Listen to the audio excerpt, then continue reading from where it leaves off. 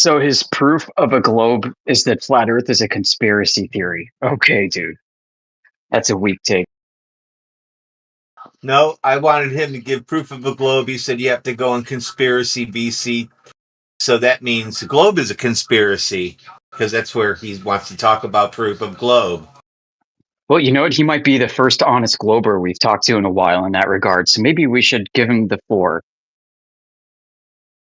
I'm trying to. I told him I'm not going to ban him. He keeps saying he's going to be banned. I've never even heard the guy before.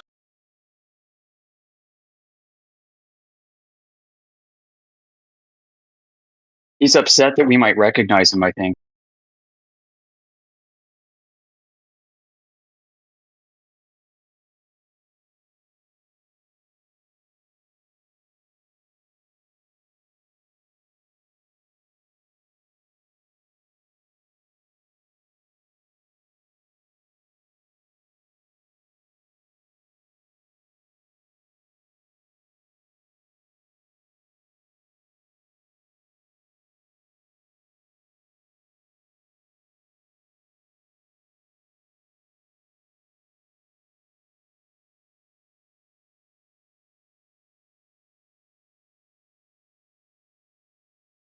So his argument's going to be a high pressure nozzle of gas in an infinite vacuum is going to cause the nozzle to move forward. It's just not going to work. Sorry, everybody.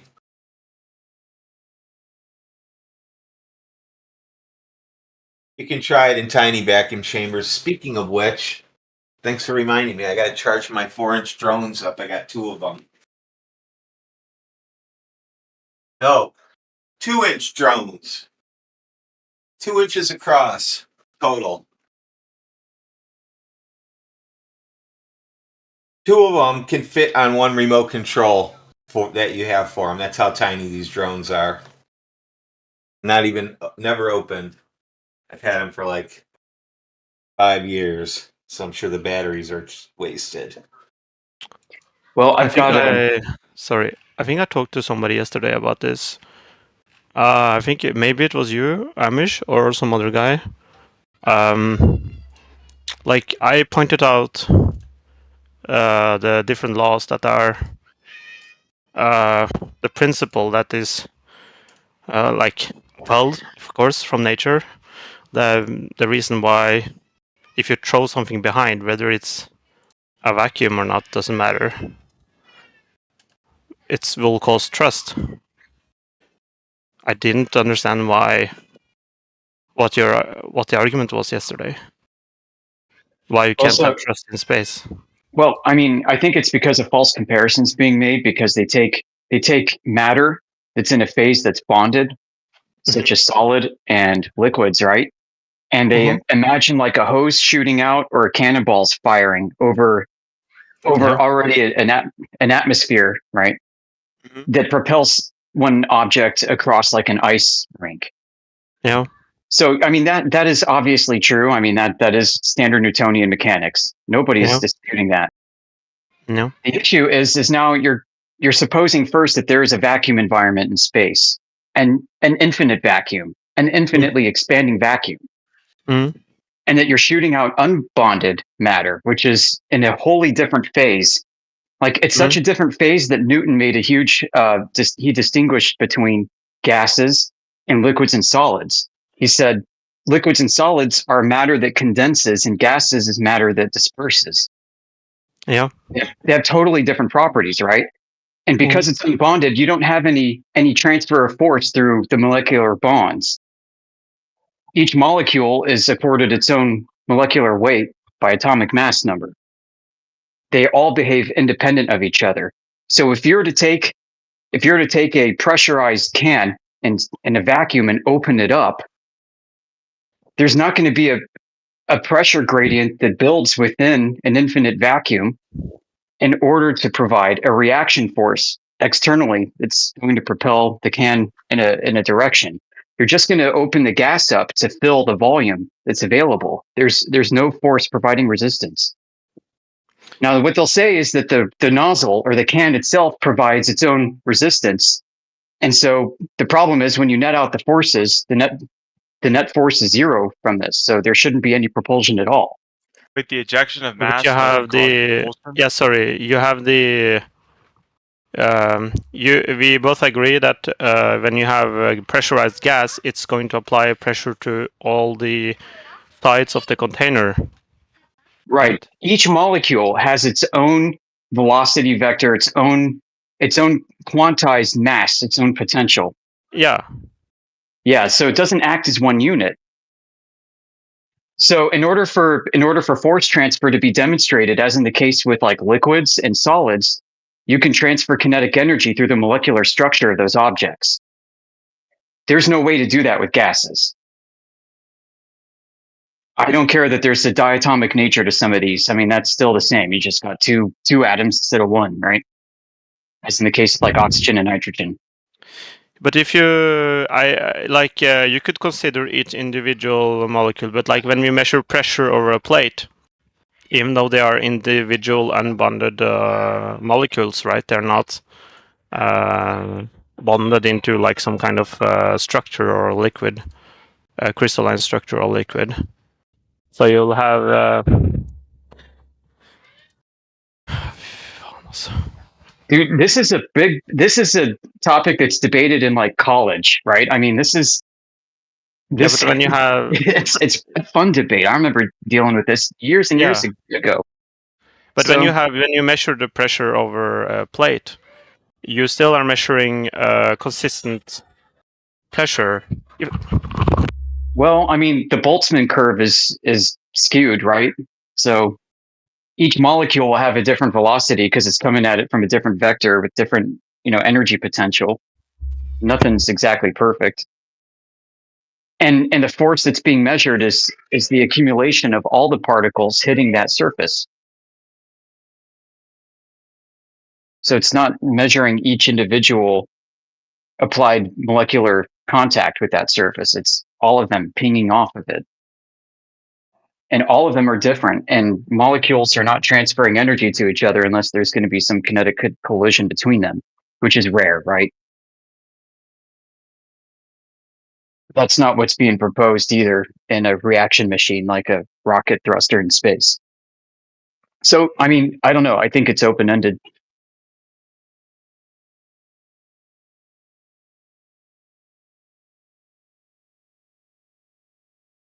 Ultimately, where this conversation needs to go with that question is to question the existence of outer space.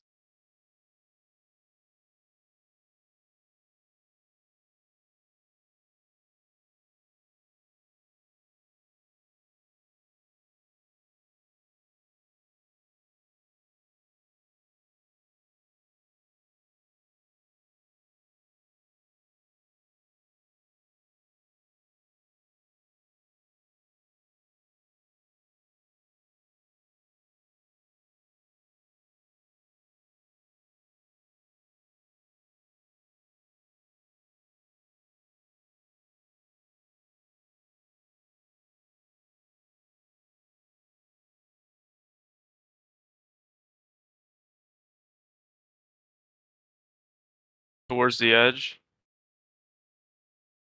The cosmos of the ever-expanding outer space vacuum, that edge? I don't know. No, the edge of the ball. The edge of the ball, well, the same one we're looking for. Yeah, just as mythical as your outer space edge of a flat universe, by the way, as phys.org and other science articles and journals are talking about right now. The universe is flat. How could that be? You have to ask them. It's their claim. If you want the articles, we can link them to you. It's your scientists that are saying that, not ours. So you believe that the universe is encompassed within the firmament? Earth is the universe. Welcome to Earth. Yeah, everything you see.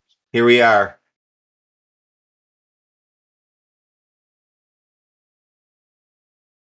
We don't make specific claims about the nature of our containment, i.e. the firmament and what it is. I don't even like to use the word firmament. To me, that's a biblical expression. It is a speculation Sunday, but I don't use that word either. Yeah. The Bible's not a science book, even though I am a Christian. But when I talk about this subject in a science form, I'm talking about science. So I'm charging that drone right now. It's 2 inches across drone, so it'll fit inside my vacuum chamber. And then what's going to happen is we're going to fire that vacuum chamber up and to pull it to -6 or approximately. That's what I am estimating that to be, roughly 5 or something in there. And then we're going to turn that drone on and watch it fly around. Now we're going to take bets on that today. People are going to bet me money what's going to happen. Oh, that's awesome. You can So you offer free Globers, nitro be to people who can prepared. debunk. You Globers, Wait, be you're prepared you're to you're send saying me the drone should actual- fly or shouldn't fly? actual Bitcoin.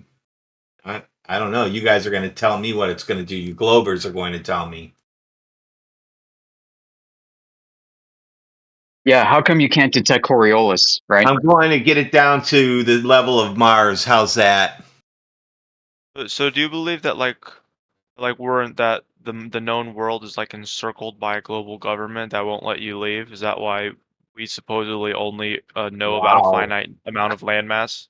Sounds like you believe that.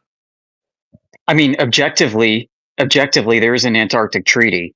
Objectively, the treaty requires each signatory member to provide their own means of securing their respective slice of Antarctica. Objectively, each respective member has promulgated policies requiring you first to obtain approval, a license, as well as an insurance, special kind of insurance in order to go down there and explore. And if you go and you get caught, you're going to go to jail and you're going to get fined out the nose. And some people have been killed. And if you go on a cruise ship, Objectively. the cruise ship already has the license and is guaranteeing they're going to watch your move every second that you're off that ship. So there's like so That's you right. think there's uncharted territory? Like if I were to go into the direction of Antarctica and if I continued like through Antarctica, there would be uncharted territory or territory not Yeah. known to us. Oh, yeah. I mean, they already tell you there is still uncharted territory in Antarctica today, even if you think you live on a ball.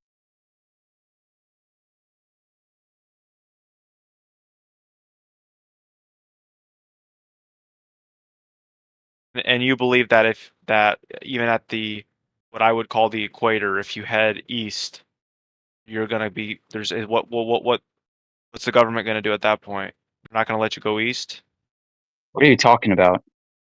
Like if you head Well, the globe east, if you globe follow model has heading, listen, if you follow a heading east or west, like a line of latitude, you're going in a circle, flat or globe, either way. really. Yeah, look at a map. Take your globe. If you got a globe at home, take a globe and hold it so that you're looking down on top of it. And look at the lines of latitude. No, They go I in big understand the circles globe around the model. north. Yeah, I posted a plane following a compass west. I know I understand the globe model, I don't understand the flat earth model. So I- like if you just I walk just in one posted a direction, you're gonna plane come on your globe model walk flying straight. west. Why is it turning to the right? I don't know. Why are you asking me Because to it's following you a think I know? compass. Because it's following a compass. If you follow Okay, a compass heading, okay, I'm not talking about following a what? compass.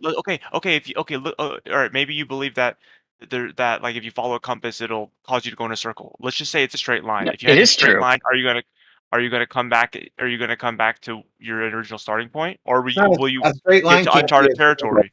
A There are straight no line straight can't lines be a on a ball. circle. Oh, so you would? I thought you were a flat earther.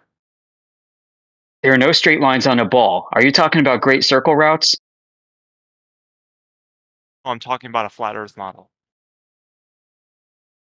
I'm a Let's proponent of look flat at- Earth. let's help you out a little bit with a compass. Let's show you what a flattened out globe looks like with a compass going around the North Pole. Will that help? Here's a flattened out globe. Dude, Here's a flattened out you globe with understand- a compass going around the North Pole, going west. dude, What? I'm not even arguing with you. I'm just Is it asking you going what in a what. circle? Is it going in a circle or is it going in a straight line? Okay, I'm just asking you if you go in a straight line. I'm not trying to defend the compass or whatever or the globe model. I'm just. How do you go You in a literally straight don't understand. line? You How do literally you wait. go You in a literally straight don't understand. line? You don't understand that I'm not arguing Oh, with you. I'm God. saying in a flat Earth model, which is what you hold, if you walk in a straight line, let's say east, will you get back to your original starting point, or will you hit uncharted territory eventually, Straight or be trapped line. by like? So if you're saying east, that means you're following a compass. I just posted what it looks like to follow a compass. You go in a circle. You can't go east in a straight line. Do you understand that? That's impossible. It's a contradiction. You don't understand. So, all right. I can only encourage you to look at what Radwin is posting. East and west are East. in Okay. circles. Okay. So we disagree about, or not disagree. We have different concepts of cardinal directions. No, we There's a don't. globe. That's a You're flattened out wrong. globe You're just going wrong. around the North Pole. I'm not, dude. I'm not making a claim. I'm literally not making a claim. I'm just asking you what happens if you go in the direction that is called Showing you Yeah, what east or happens west, you'll if you end go east or west. You want to go in a straight line, and I'm showing you that's not a straight line. So pick something. Is it a straight line, or is it going east or west? Pick one of them. Okay, so I can pull out a compass where I am. I'm near, like, let's say I'm near the equator, or not the equator. You don't believe in the equator. I can pull out a compass and say, okay, the east is that You don't seem to know what the equator Wait. even is. Define equator. Okay. What's the Like equator? east or- Define it. How is it derived? It's the middle of the poles. No, No. Halfway between the poles. Yeah, it is. There are two What it ways to means. derive it. One from the sun and one from Polaris. And they're not the same. So, Okay, I so mean, if you're going to accuse us of not knowing what the equator is and denying it, I'd ask you what it is. No, I said you don't. Because I think we know more than you about it.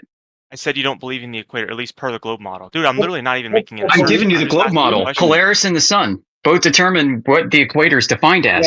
Yeah, Did you know on that the you stand globe, under dude. it? That's on the globe he's talking about. Why are The you sun being and combative? Polaris determine the equator. I'm On literally the just asking. globe. I'm just trying to ask a question. You think I'm arguing with you? If I Right. if I pull out a compass and I mark a spot that the compass points towards, that's east of my current location, right? And then I put the compass away, and then I walk in a straight line, passing through that line. No, you're not going to And then walk I in a just- straight line if you head east or west on any model. Even on the transverse Mercator map, a UTM map, east and west are straightened out for the map's sake. But that's just a projection. You're actually going in a circle, in a curve. If you head east and stay east, you will end up back to where you are if you're headed on a latitudinal bearing. Either way. Okay. I don't think you understand what I'm asking. So let's say you're standing somewhere and the house is direct, and there's a house that's directly east of you. Or let's say there's like a tree that's directly east of you, right? And then you Yeah, if walk it's towards east, the it's tree. actually a slight curve. Because latitude and longitude for east and west bearings are on curves. You're walking on a little segment of the arc. It appears straight. But in both models, it's not. In both ways of navigation, it's not. Okay, so you pull out the compass, and the compass, the eastern portion of the compass points directly towards the tree.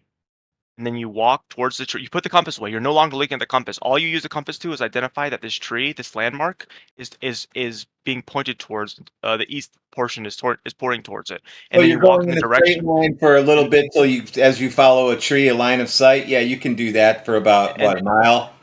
Okay. Yeah, you're still and then traveling along an arc segment.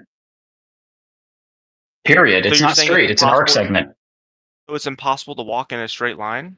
Yes, it's impossible with or without a compass to walk in a straight line On a flat Earth. on anything. So do you believe that if you at any point on the flat Earth, if you walk in any direction, you'll eventually circumnavigate the flat Earth? Go Come east back and to your west. initial position? Yeah, go east or west. Same as a globe. Isn't east and west perpendicular to north and south?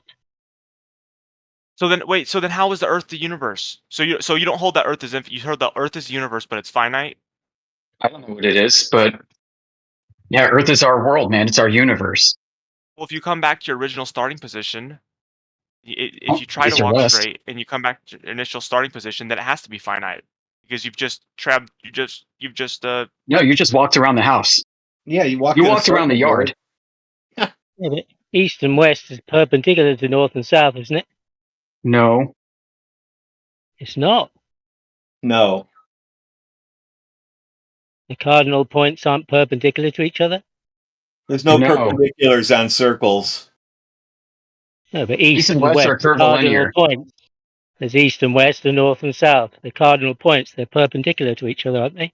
No, hey, listen, if I stay on 45 degrees north latitude, I decide to stay on that heading by whatever means, compass or GPS, whatever, I'm always turning. Even if I go 10 feet, How do you know that? because north, I mean, east is straight. what's north and west is in the straight, center of a radius. perpendicular. Do you understand that latitude? Perpendicular. Do you understand that latitude are circles? You're talking about the globe now. No, just latitude are circles. So you've got a flat Earth model then. No, that's a circular one. celestial sphere model. Latitude is a celestial sphere derivation. So east and west is perpendicular to north and south. No, it's not. Not. Well, How do you you have have a curved perpendicular things compass? on a ball? You're contradicting yourself. Perpendicularity on a You ball? said on the Come on, flat. dude. You said on both. You said on both models. It's the same. Well, because you're It still using hasn't been a spherical coordinate system in either model. Wait, it still hasn't been established how you can walk in a straight line East on and a west flat is Earth and get perpendicular back to to the north same and spot. south, not a curved compass. SpongeBob, you walk straight without using a compass and without using coordinate systems derived from a sphere. That's how. Okay, so okay, and then what happens? Do you You encounter could walk enter straight territory? if you survey. You could walk straight. If you had a couple of guys and you made triangles the whole way, you could walk a straight line. Yeah, Okay, if you and walk anybody straight, done you that? actually won't be headed perfectly east or west. You'll start to diverge, and that divergence will become more and more apparent the more straight you are over the distance you travel. Does that make And you're sense? saying you'll get back to your initial position. No, not if you go Right. perfectly straight. Okay, so if you go perfectly straight, then you'll be stopped by a government or what? Or like You'll what'll go happen? south. Yeah. But the shortest distance from A to B is a straight line, huh? That's what straight is, isn't it? Yeah, So you can straight only go lines are not the straight same south? as like navigating. So how You they don't curving? navigate straight lines if you're using latitude and longitude. You're always arcing. And how are the cardinal points that are perpendicular curving then? They're not perpendicular. East and west form giant circles around the north as a center point. Where'd you get that from? Magnetic headings. Has anybody done that then? Yeah, they make maps about this. So I on encourage both you to check out models, the National if Geospatial you go in Intelligence one Agency. direction, By the way, I was correct about the equator. I just looked it up. It's defined as an imaginary line drawn around the Earth, equally distant from both poles, which is exactly what I said. No, well, it may be, but no, that's not how it's derived. You didn't answer how it's derived. Well, you didn't Hey, ask. I gotta get going. I asked you how it's derived, and I told you from so hang Polaris on. and stuff. On both models, if you go in one direction, you'll come back to where you were. Is that what you're saying? If you're traveling east, yeah, and you stay on the same line of latitude, yeah. How can you go east and then be west? That makes no sense. Yeah, I'm with you, SpongeBob. He's bricked. I think he's got a flat UTM If you're projection going map. if you're going No, I'm east, saying what you're eventually saying you've got to makes go sense. west.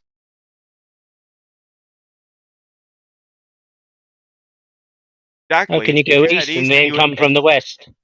Exactly. If you head east and then you arrive at your initial position, then you've started heading west at some point. How does that happen on a flat Earth? I guess you follow the compass, like I fucking said for the 10th time. Again, we're not talking about a compass. Your fault. You go to a You keep distance saying that east is and east. west. You If they're head okay. perpendicular to each other, cardinal points. Cardinal directions. On the compass, they're perpendicular.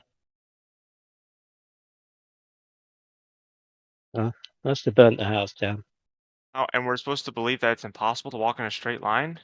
How does that work? Go do it. Let me see you do it.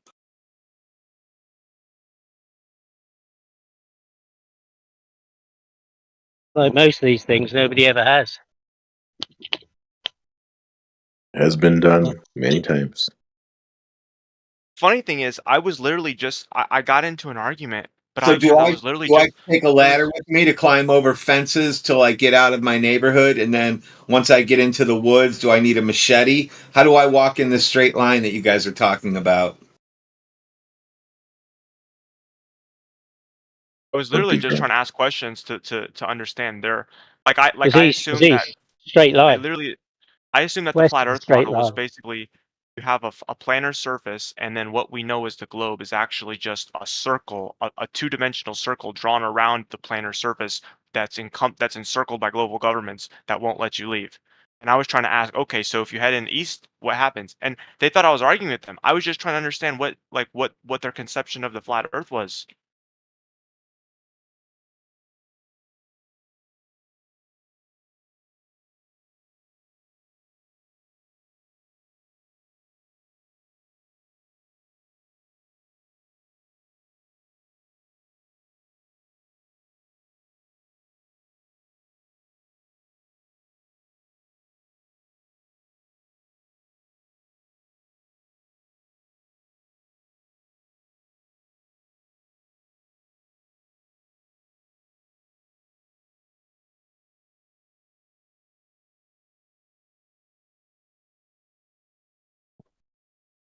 It's too early for humanity to be able to determine the shape of the Earth.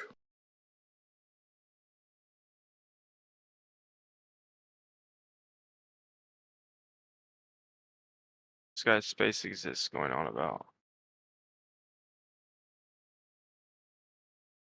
He thinks air is being held around the ball by in the vacuum of space, even though I've proven on here live demos with my vacuum chamber what happens to water in a vacuum chamber. Which the vacuum chamber would be the universe, and the water would be Earth. But so it boils. What happens? What happens? This turns to gas and dries out the inside of the vacuum chamber till it's bone dry.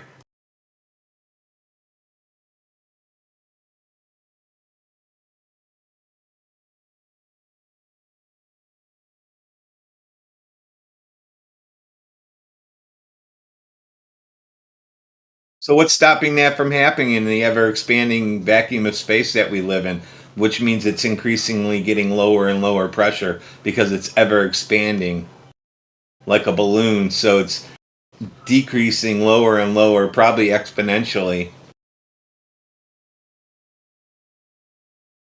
Well, maybe I guess it would be decreasing in pressure, like in terms of average pressure. But the globe model means that like you have small bits of matter that are held together by gravity, but then in between them are vacuums, right? I don't think the No. vacuum of So dead how does space that would. work? How does that work? Is there a special physics for space? Well, yeah, you have So there's a the special gravity. physics for vacuums, right? No, you have gravity that takes things and coalesces them and inside of that resists the force of What size inertia or what not size do you have to be entropy. at for gravity to start then? What's that? What size do you have to be for gravity to affect you? You have to have mass, I guess. Uh, that's it then. So you're doing mass attracts mass now again, after you've been told space time is the new thing. Space time's supposed to push air around and push air into ball shapes in a vacuum.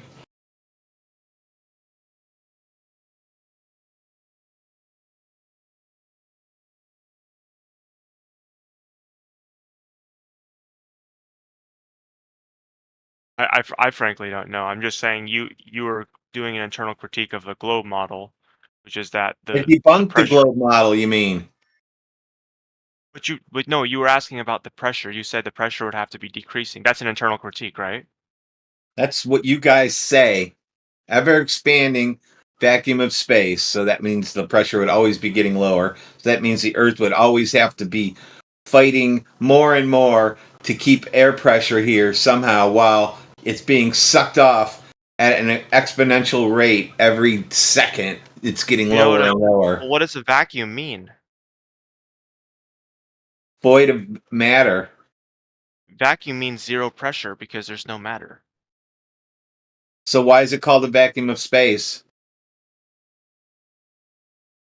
Because there's no matter. So there's no pressure, right? Yeah. So anything that has pressure would go into the no pressure, right? But for the effect of gravity. Oh, so now we added something new. Okay, what? So I defeated that already. I said air pressure keeps water in water shape, water form. No, I'm not even defending the globe model. I'm just addressing your internal critique, which is that you There's said nothing to. again. There's nothing that I critiqued. I debunked the globes in space. Water No, balls in a you vacuum. said that Water balls pressure in would a be vacuum increasing. cannot exist. I have already proven it. So you can't tell me I didn't. Dude, are you denying that you just provided an internal critique of the globe model? You said that pressure would be I've decreasing. already I'm saying the debunked globe the model globe holds model. that the space is a vacuum, which means zero pressure. You can't talk about vacuums and then say the pressure is decreasing.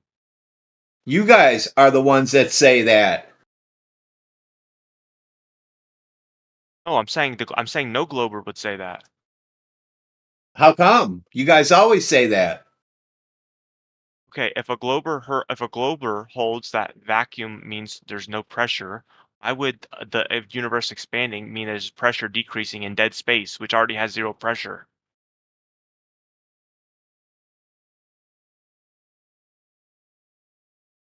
Oh well. So you got nothing.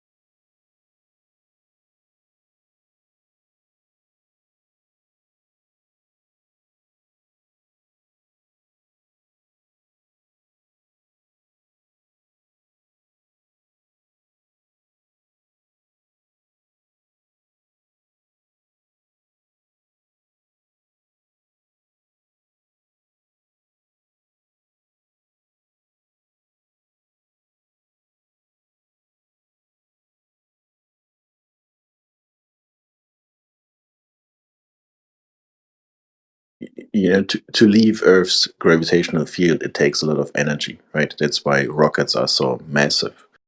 And for me, it would make sense to think that individual particles don't have enough energy to leave the Earth, because they're just floating around.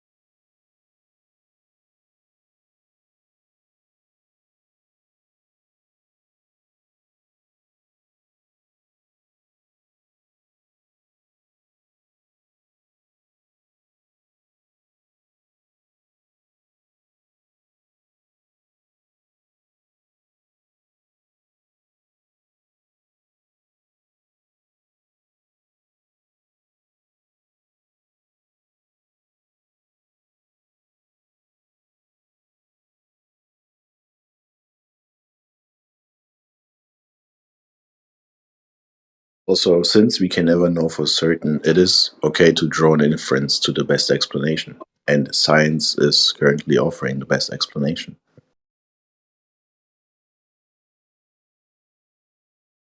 Science is giving reasonable explanations to the phenomena we are observing every day.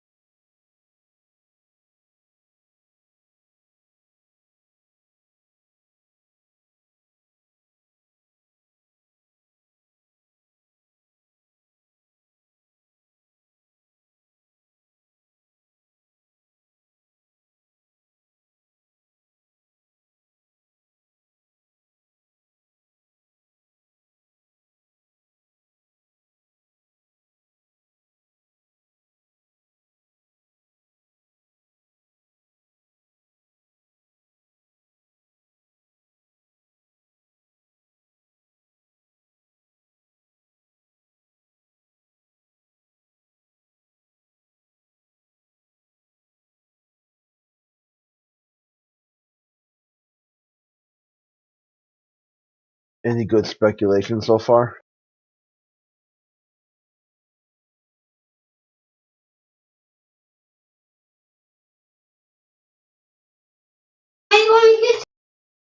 Did you see that guy Space Exist in chat? The guy who made his own channel and then kicked us out after like 5 minutes. Oh, yeah. Yeah, I didn't see him. He was in chat, huh? Yeah, he's spazzing out. Still asking people how rockets work in a vacuum.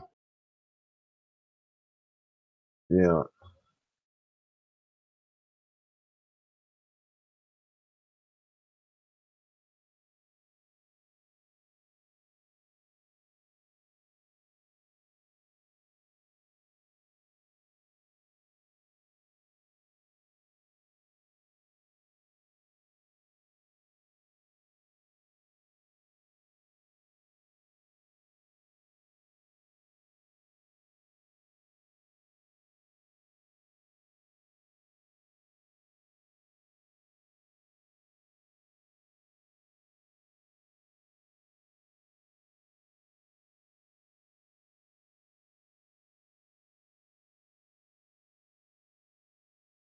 He was playing like Kerbal Space Program. And like, is this game a lie?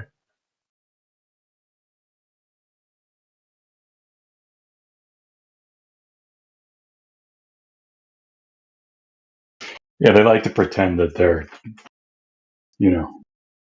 mission control for Apollo Yeah. 17, He says he's in VC. He's deeply confused. Like, I don't see him. Unless he's talking about he's a different VC. Wait, what's the problem with rockets in space? Yeah, he's in the conspiracy channel. Oh, okay. I'm gonna go down there.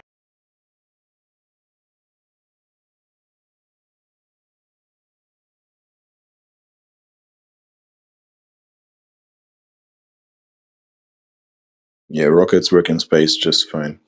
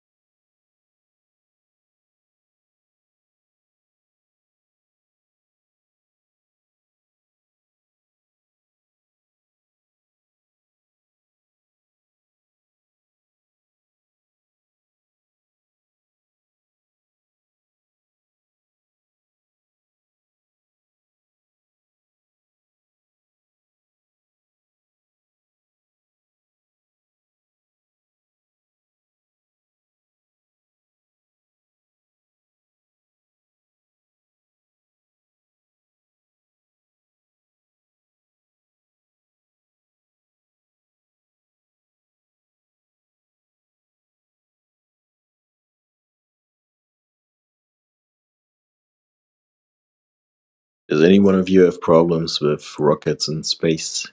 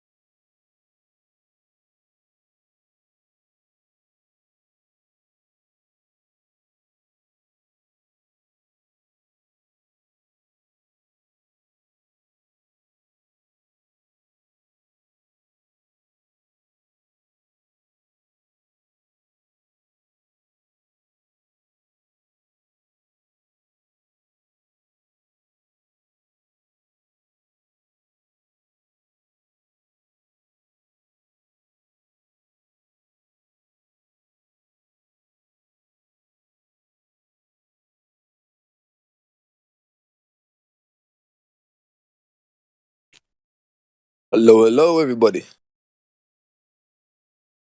Anybody awake? Yes. Hello. Good afternoon.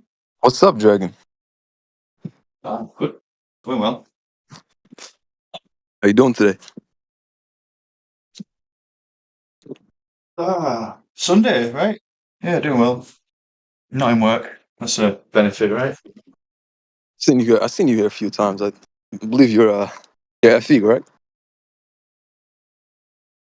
What, sorry? Oh, you're flat earther. Yes, sir. Okay, nice to know. I've So I'm walking. been in I'm this walking for a down while. a hill right now, but that's the only way I feel this curve right now. Right. How do you know you're even walking down a hill?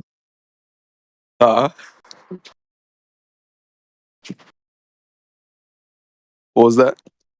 How do you know you're even walking down the hill? Yeah, that's true. Oh, good question. Well, I mean, I see that the ground is going lower as I'm walking. I mean, but right, it's still flat. Yeah, what defines the up and down? Is it the space in between the level parts, right? When you're not going down and you're not going up because it's level, right? So Well, imagine if I could like levitate and I just move straight forward. The ground would still be like underneath me if I was moving right now. Like if I was to move forward and forward. right. Everyone's asleep. Is everyone up?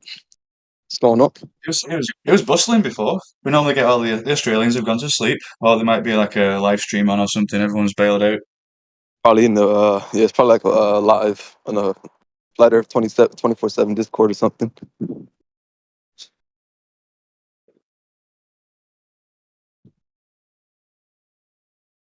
Now this is like the dead zone, to be honest. The space in between Between these most of times, the day. like 9 o'clock. Yeah, roughly, yeah.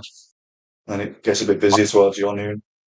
I'm in Connecticut, so I don't know if that's like I'm sure a lot of people here are from like different time zones for sure. No, a lot of Australians in here and other people from UE, EU, Europe. Yeah. Where are you from? Yep, England. Yep, there is Europe. That's honestly, I would rather be there, man. I feel like it's beautiful there. The United States is like a melting pot. I mean, England kind of is as well, but I'm in the countryside, so it's So not you, too you bad. guys, is there a lot of foreigners there? Yeah, I'd say so. In the past several years, Oh, not so interesting. much in the village I'm from, but yeah, in the town that's closest, and at the city. My local city, I think, came up with a statistic that it's what was it 50%, 53% non-white. Not being racist or anything, but like that's what my local city is right now. Oh, Like okay. 60 No, you're miles away. good. Yeah. I'm mixed. I'm Yeah, Cuban and I'm Italian. right.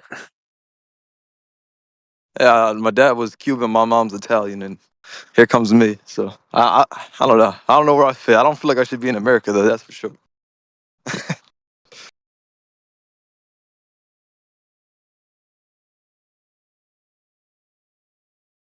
Well, you're free to What's come and live over here.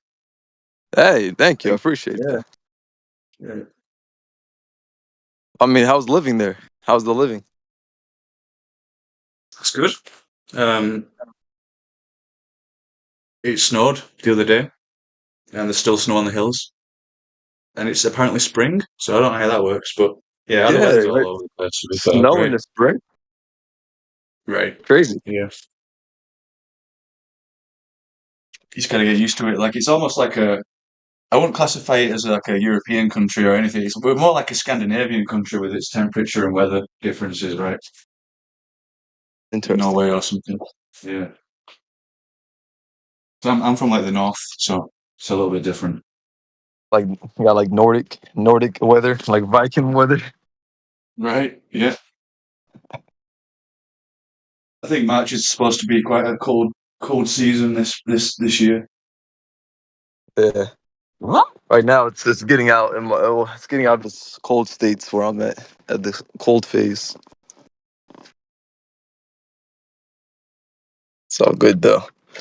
You know, nothing changes the world though. The world's still flat no matter what weather it is.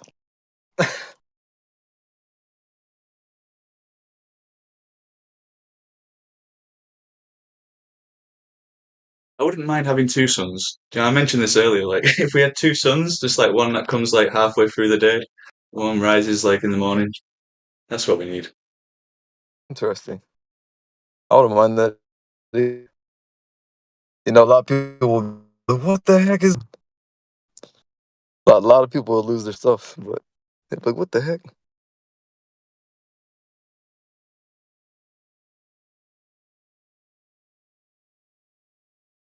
I used to work nights, and I could have I done with wanted the to show a sun. video in the chat actually. Check this video. I just posted it in the chat. You know, I can't obviously verify if it's true or not, but it's just something to look at, which is pretty interesting. I just posted it. Oh yeah, seen something similar. Look at that, 3 moons, bro, or three spherical, whatever you want to call these luminaries.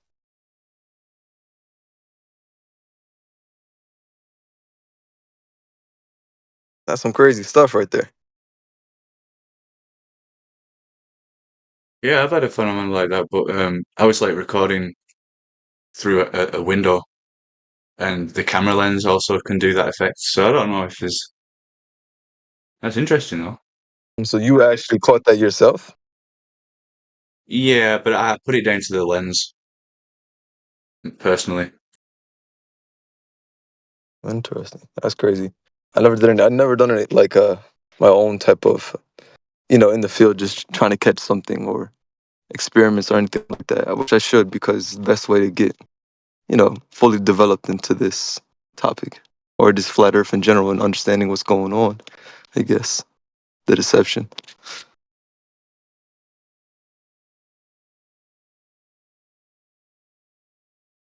Yeah, I used to create a lot of time lapses in my old house. Just hours and hours of each day, just making time lapses, the weather and weather systems and sunrises, the moon, everything, man. It was real interesting to see that kind of view of the world when it's all sped up. It's almost like there is like an ocean above us, right? We Yeah, can right. see. I mean, the stars almost prove it, or luminaries. You want to call them, or whatever you want to call these. It's crazy. It's funny you said that. I'm gonna post some. I just want to post a picture. You've probably seen this already too, but just in case, or anyone else didn't see it. Hold on. It goes on right what we were just talking about, actually.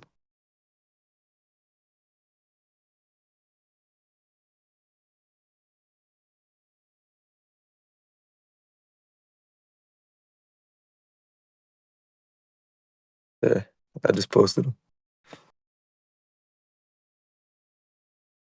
Oh yeah, yeah. I took a lot of Sirius. I love the planet. Yeah, the luminary Sirius. So amazing, man.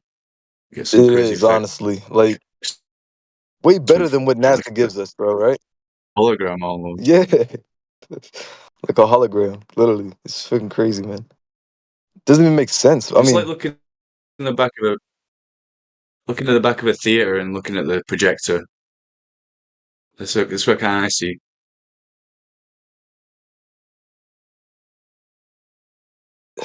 I just it's all every time I see these, bro, it's just amazing. I mean, I want to do it for myself. It'd be way better to see it in person.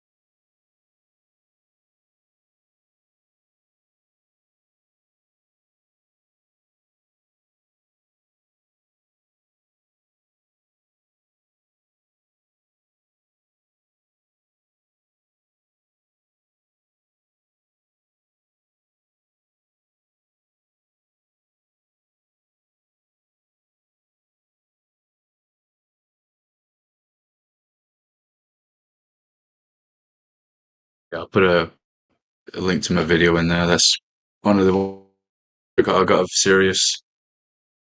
I just didn't have a tripod or anything at the time, so forgive me for my shivering because it was cold.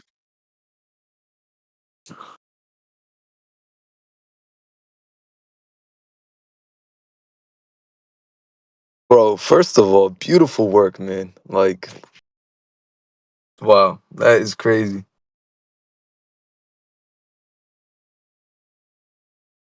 Just look at Thanks, man. that. I'm still watching it. It's just amazing, bro. Like, it's to me, it's I feel like no matter what we try to say about it, it's unexplainable.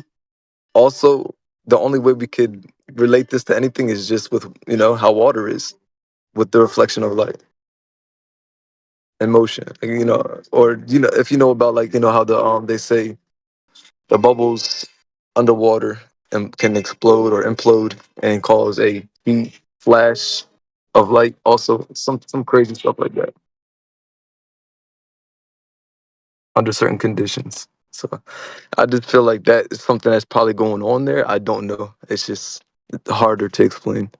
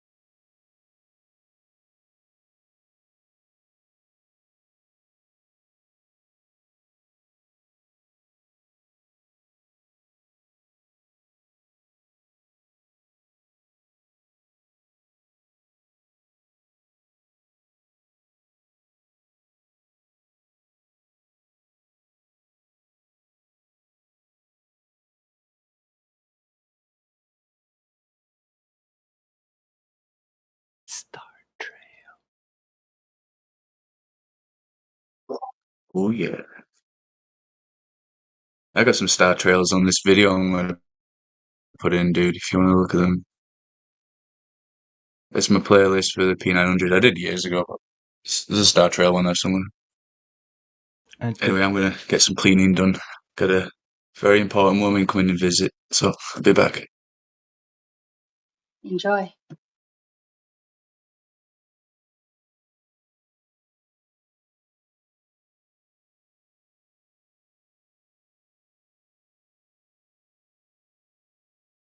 I guess I'm just gonna wait for Mr. Hector to come and ban me.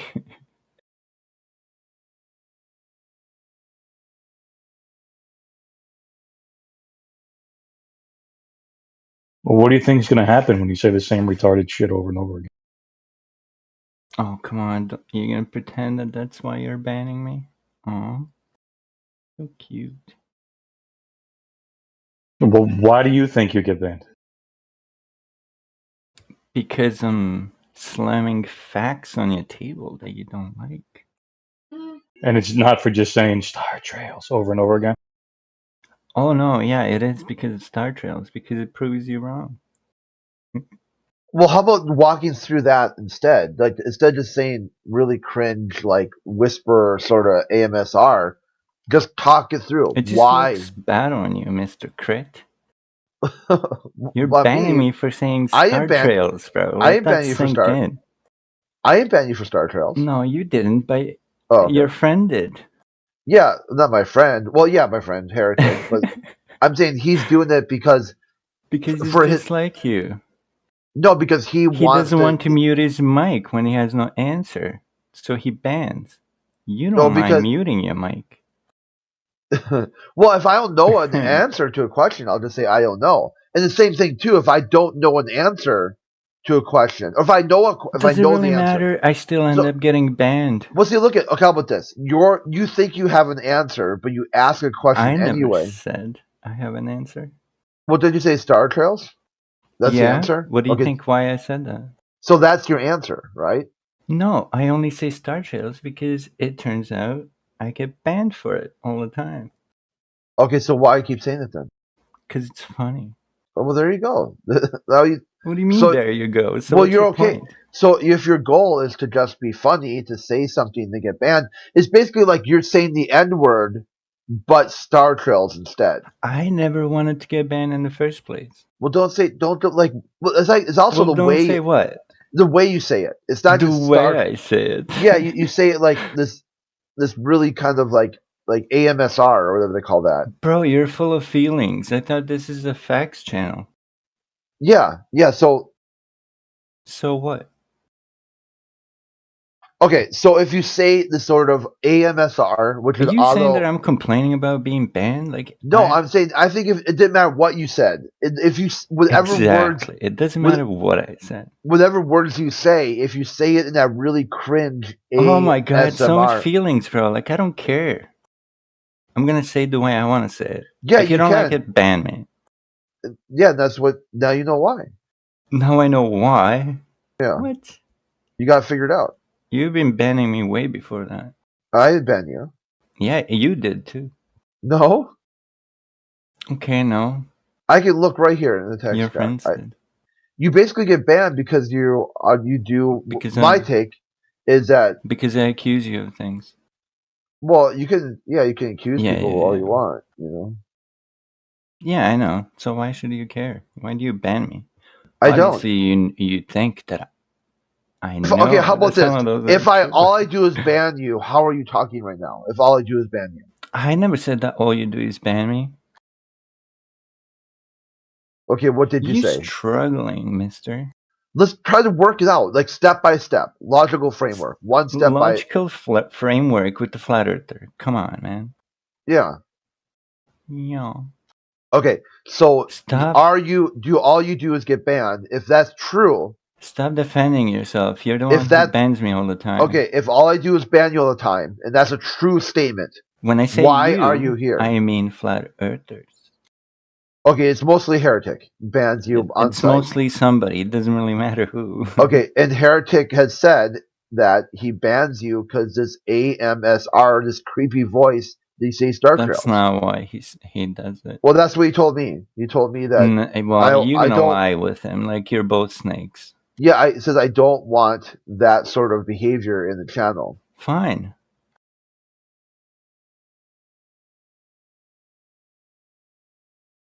Stop crying, old man.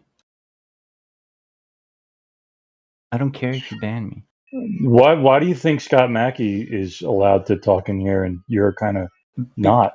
Because he knows what gets you banned, and he tries not to do that. It's not rocket science. You don't think he says Star Trails or any of the other stuff? Okay, so if he says the same thing I do, why do I get banned? Well, because you say Oh. Star Trails in an ASMR creepy bedwetter type of way. Because am I being creepy now? Like I can talk like this, but I don't.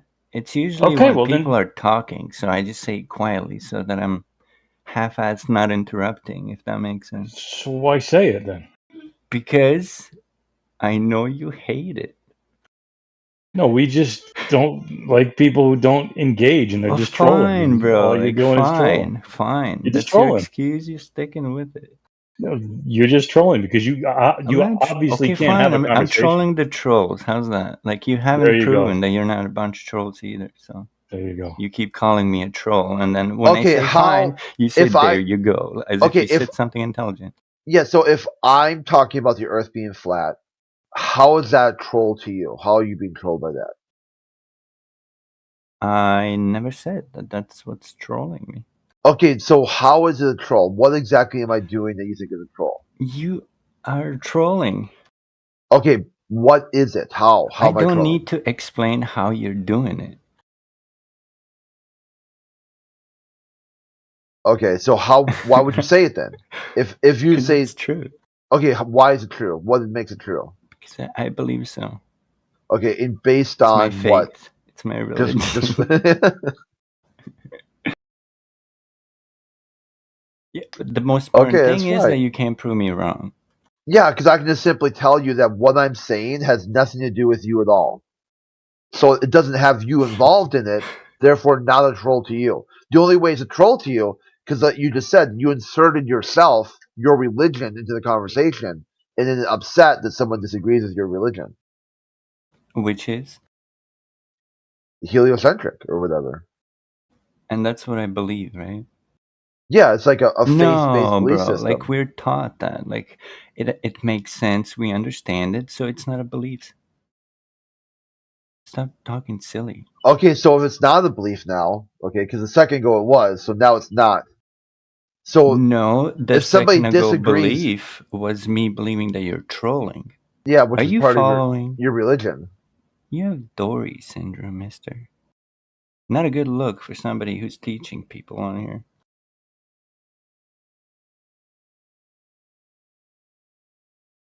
If it's something that's taught and makes sense to you, then isn't that the same thing as a religion? Is it? Vector, why are you trolling again?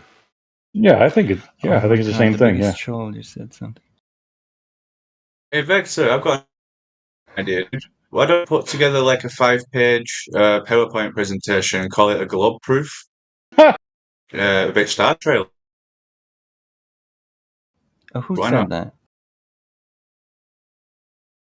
It's me, man. It looked Just do it. It looked like it was Joe. who You said want me that. to do what? You actually want me to fall for the troll? Is that what he's saying? And like defend the globe type shit? I want you to enforce this Star Trail thing you keep talking about, man. Just put a five-page presentation together and we'll watch it. Star Trails. Star Trails. Star Trails. I don't need to do any of that. You don't need to be a troll right now. What? Hi. When you step into this arena, you'll be educated. Oh my God, so cringe.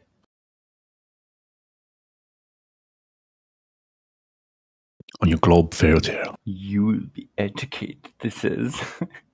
In the weirdest accent ever. Are you a woman today or a guy? I'm a woman every day. What are you talking about? Oh shit.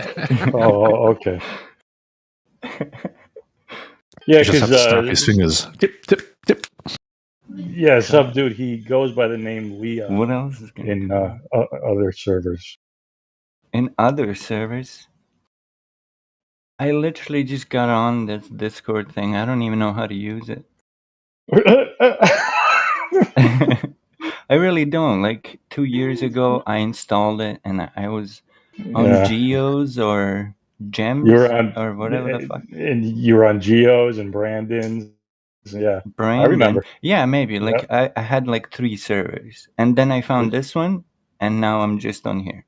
And you just love coming back, same thing every day, right? Yeah, it's Love just it. like this Star is my Trails. computer, right? Now I have Yeah, this. that's your I computer. have this open 24/7. It's just like running constantly. At You're a least hell I'm of a not here conversationalist. 24/7, but you Yeah. are. Like you're here 24/7. That's so Yeah, cringe. yeah, because it's entertaining, you know. I know it's entertaining. Like that's our proof that you're And nothing but a bunch of trolls. If you thought actually Earth was flat, like, and that's what you're doing every day, but you're on a computer in the basement or in Where's the your living proof room. of us being trolls? I haven't seen one then. We He's the don't troll, need one. man. That's the best part. We don't need one. That's You're the best proving part. it every He's day. the biggest troll here, You're but proving it every day. thanks for supporting the cause, though, Vector. You're welcome. Yeah, I hardly ever talk. You know, it's usually the people who aren't convinced that talk the most. I know you never talk. Yo, Vector, What? why don't you put a 5-page presentation Oh, about hell Star no. Trails and then another 5 pages about how No, how I'm everybody's a good. troll? I'm good. Just You do know like a all 10-page this. Like presentation. you know, Earth is a globe more than I do. Like you're all like all these old people in here. You're all certified professors by now. Old people. These old people. I'm much younger than you, man. In spirit. What? No way. I wish I was as old as you. You sound like old as fuck, man. Do I? I wish. Sound 60. God damn. I know. I'm sorry I actually did that the first time when I came in here. I gave you all your age. 60 plus. It's true.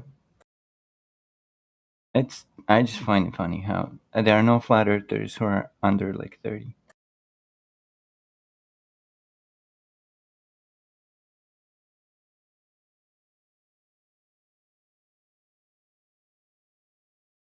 You don't find it weird? Why do you think that is, buddy? Yeah, I know. I'm trying to figure it out. It's weird that all the old people think that, eh? I know, and like nobody's like doing their own thing. They're all trolling on the internet in like a single room. I think that's more of a younger thing, eh? The trolling thing. It kind of just started in the last couple of years, actually. This trigger troll type of thing. So what do you call it? You Group guys home? make these reality videos, and you go out and you try and trick people and fuck with people all the time. Yeah, there's Seems a to lot be of like a fad, eh, with the young people. yeah. There's a lot of that. I'm not saying.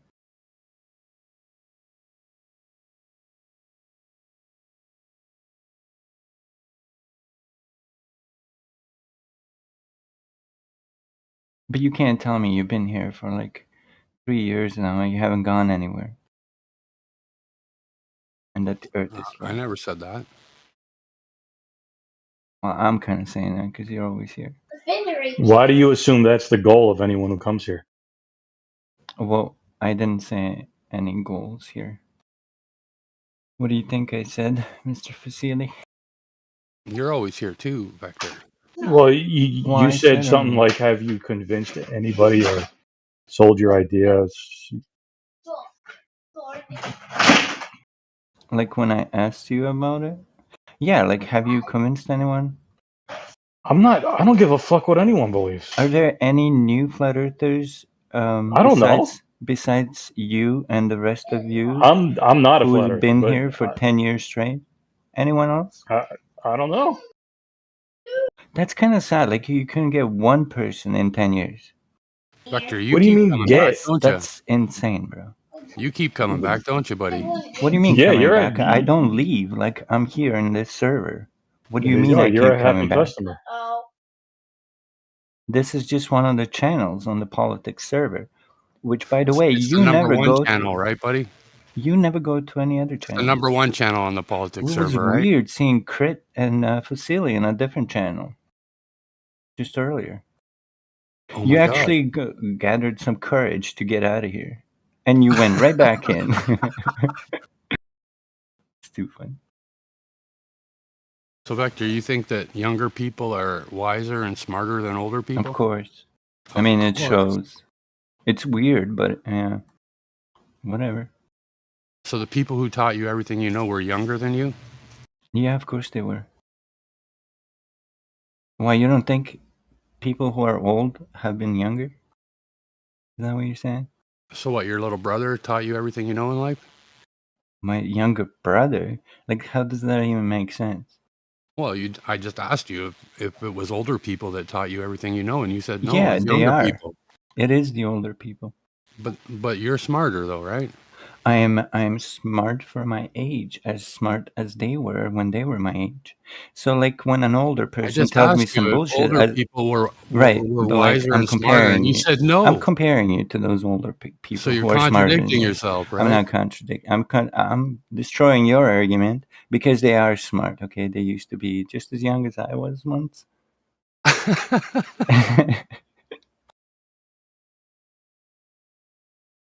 See, you're not smart enough to troll me, old man. Yeah, I can't be bothered, buddy. You No, you just contradict can't yourself do every it. Like, sentence. it's a skill If you issue. want to keep trolling and trying to trigger people, that's No, fine. it's just the way it comes off to you. Like, I already know you're a bunch of trolls. Like, this is why you're getting this attitude. That's all I. Oh, old man's getting upset. That's all I hear is. That's all I heard too. was wondering where it came from, but it could have been from anywhere, really. Star You all Trails. make similar sounds. Star Trails. Hey. Star Trails. I knew I was going to get banned for saying Star go. Trails. Falling back to your old habit, are you, Victor? My old habit, which is? You haven't changed since you've been out Why of should this I arena change? for a while. I love Nothing new the way under I the am. sun. You haven't There's no changed, you haven't improved. Why would I change? Same old Victor. There's no reason to change. Why change something that works? There's nothing new under the Star Trails.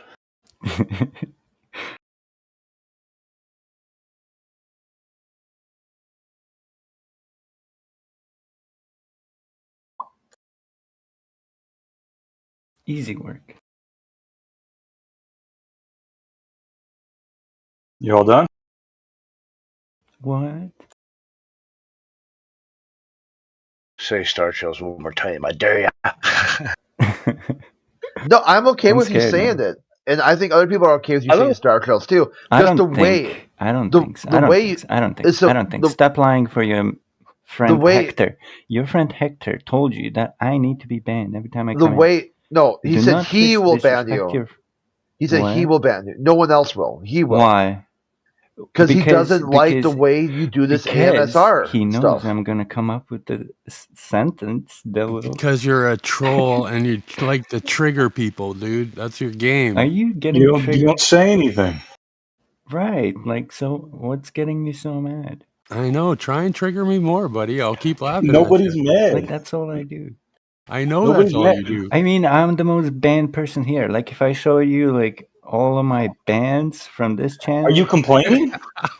His badge Why of you mad honor. I'm about- arguing yeah. your stupid ass point that you He's just said. bragging about his bands. I'm not. Why are you I'm mad not about that? complaining. Like, I Are you use happy that or- as an achievement, bro. Oh, so you're Like, happy it's, about it's it. get it, my dude. wallpaper. So you're happy about it then. It's not that I'm happy. It's expected. It proves my point. It proves Well, how about what what if you I test it? believe. So test the I hypothesis. believe, yeah, I did. I believe that you're How'd a you bunch of test it? trolls. How did I test it? I said Star Yeah, how'd Trails, you or test it? even like just showing up in Yeah, this the room. way I got you banned. say it. Okay, You say I don't Star Trails. care. I Change don't very care. Should I manipulate. should I stroke your ego while I There's say it? more than one way to say Star Trails, so change very There's more manipulate. than one way. Like, are we Yeah, saying there is my more. way? Say it. Yeah, but if you change it up, I don't you want vary, to change it. I like it the way it is. then you're never gonna know why because you I haven't changed know, very like manipulate. it's good. It makes you angry. You ban people He's for just it. about That's triggering, the dude, and point. that's all it is, buddy. It's all of this whole trigger thing with these Why are kids. you I don't know getting why, triggered man. if I'm not right? Well, I'm just trying to find a way to fix the problem, but it seems like you don't have a problem. Well, You want try to harder. get banned. I don't want to get banned, but I Okay, will get banned because Okay, how about this, of right? the things that I say. They're Yeah, let's very test factual. that. That is a testable I claim. describe your behavior and you hate it. Okay, that is a testable claim right there. No, your behavior shows how trolly you are. Okay, that is a testable claim. I'm the only one who is allowed to say that. Every time somebody else says it, you mute them. Okay, that You can't is mute a me. Like, I testable- made this. Like, I That is conditioned a you yeah, into that's a behaving the testable way you claim. are. You are not smarter than me. Oi. Okay, that is a Enough. testable I'm claim. going All to of bitch that. slap everyone in here. He's Unless really you Okay. mute me or ban me. Like, that's just what's going to happen. Okay, so you got a testable claim right there. Tough guy behind the monitor, eh? So if you don't get banned, then you lose, right? If you do get banned, then you win. Is that your Yeah. deal? Good. That- So you that's lose right making now. sense a little bit. I don't So know you're if I losing would right now. fully He's got to try hop on harder. that train. So you're losing right now, then. He's mad. I mean, if you want to ban me permanently, that's fine with me. Like, it's expected. You're a bunch But of trolls. That's what you will. because then you would eventually do. win. Yeah. You pretend like you're some, you have some arguments, troll arguments, and then when the person starts talking, you mute them right away. So, yeah, we all know you're trolls. We. Still losing. Yeah, he now he's no longer an individual. He's like a collective. We, as in, like, people coming in here to prove you wrong. Who's we? Like, You have a gang regular people. that you lead? Like, We? Regular people? Yeah, just like We are regular random people. who come in here. You think people come in here that are regular people, dude? Right, Have you heard them random talk? people. Have you heard them like freak Yeah, out? I know they get just as upset as I do. Like, Have you heard as them we talk? witness trolls having a lair here on this server, I've and never they seen just you get chill here, upset, Vector. and you don't go anywhere. Like, I don't see you. Like, no We were one. just at a conspiracy channel for like a half I hour. know, and that was like first time in like 5 years. That was weird. Like, that's why I'm here now. That's why I came Okay. in to Why are you question here? why you and Facili were. What is your purpose? Well, he said he got triggered. He saw us in a different channel. I never and he said I got was triggered. Come on, man. Don't use those words. Is that flat I Earth don't get in my triggered, bro. hometown? If I was No triggered, way. would you think I would be here? If I didn't think I'd So you got smack you triggered when you around, saw do this think I would come? VC pop up that day? Oh, too Vector. Uh,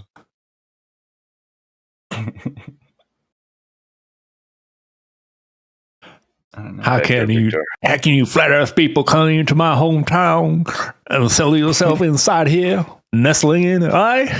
Yeah, I hate it.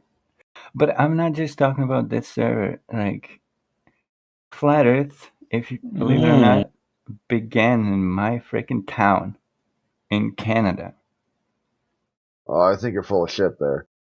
No, well, I don't know. Like, there's some strong resistance coming from here on the Flat Earth side. And I'm walking around town. I'm looking for these people, bro. You're gonna bump into Vlad sooner or later, dude. It's gonna be I all hope bad, I man. do, bro. I am actively looking for all of you. You are you? I really Holy am. shit. Like, you know I am. A guy who pretends You to be a know girl I is am, looking for bro. you. Like, You should be careful with what you I say, know. buddy, on this thing. What do you mean? That you're actively looking for all of us. It's not a good fucking. It's like Why isn't that? this is like the No. plot line of Desperately Seeking Susan.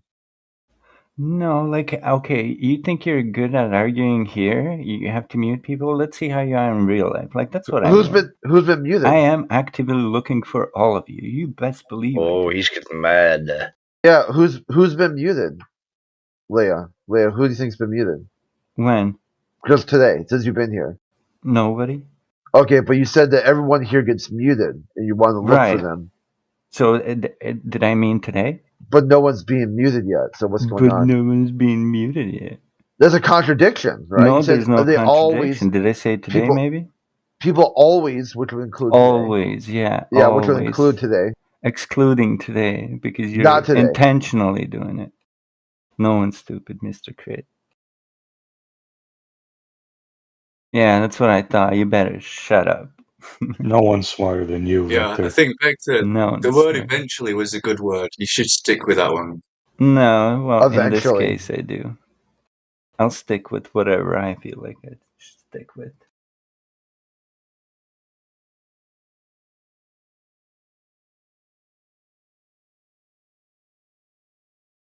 He likes hanging out with the old guys. I do. Weird.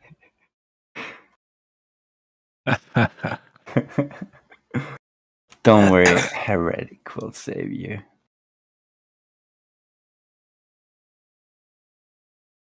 The old man is still sleeping.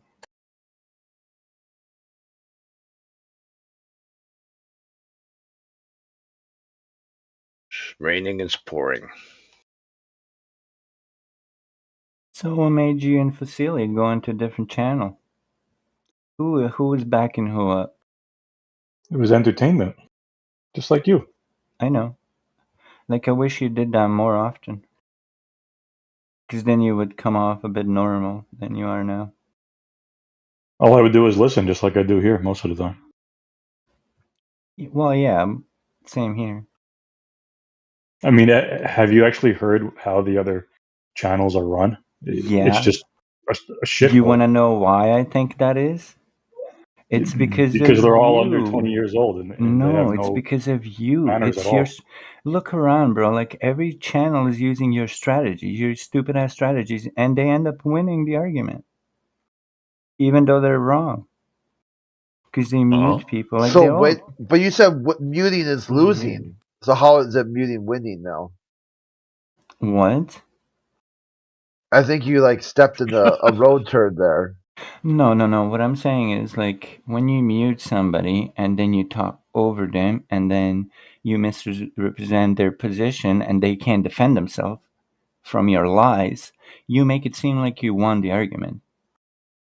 But you lost it before you even needed to do that. Are you the guy from the Daily Dose YouTube guy? No, that's not me. You sound like him, man. Do I? He Are you sounds collecting kind of some memes nice. in Like, here? I don't think I sound nice. But thank you. I take that as a compliment. Even though I hate the guy. You hate the guy? Why? No, I don't hate him. It's just his videos, whenever they come up, I've seen them all. So I have to skip them.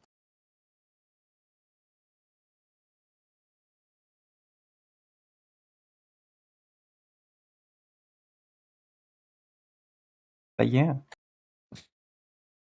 This is rather fun.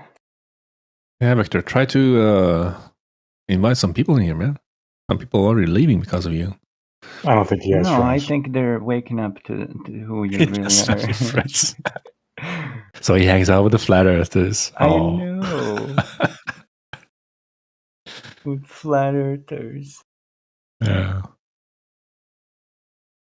I'm on all of these channels. I just flip through them. And I hate them all. It sounds like you're 'Cause running they're out of kinda- energy. Oh, what? It sounds like you're running out of energy. You've got like low energy right now. Running out? I couldn't hear the word that you said. Yeah, are you running out of energy? No, it's 10 a.m. I just woke up. I have my coffee here. I made some coffee. 10 a.m. and you just woke up. Well, an hour ago or some shit. Do you work or you go to school or? I do both, but no, I don't go to work. My work's here.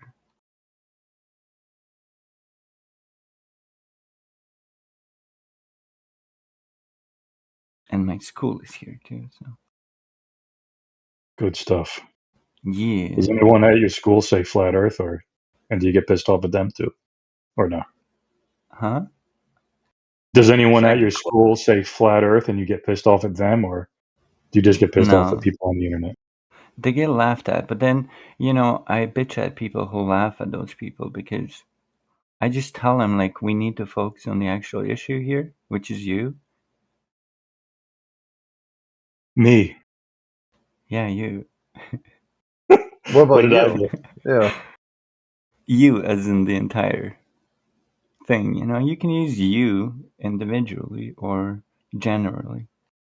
Everyone already knows how water works. I mean, this isn't anything new. I mean, Oh my god. I mean, come on.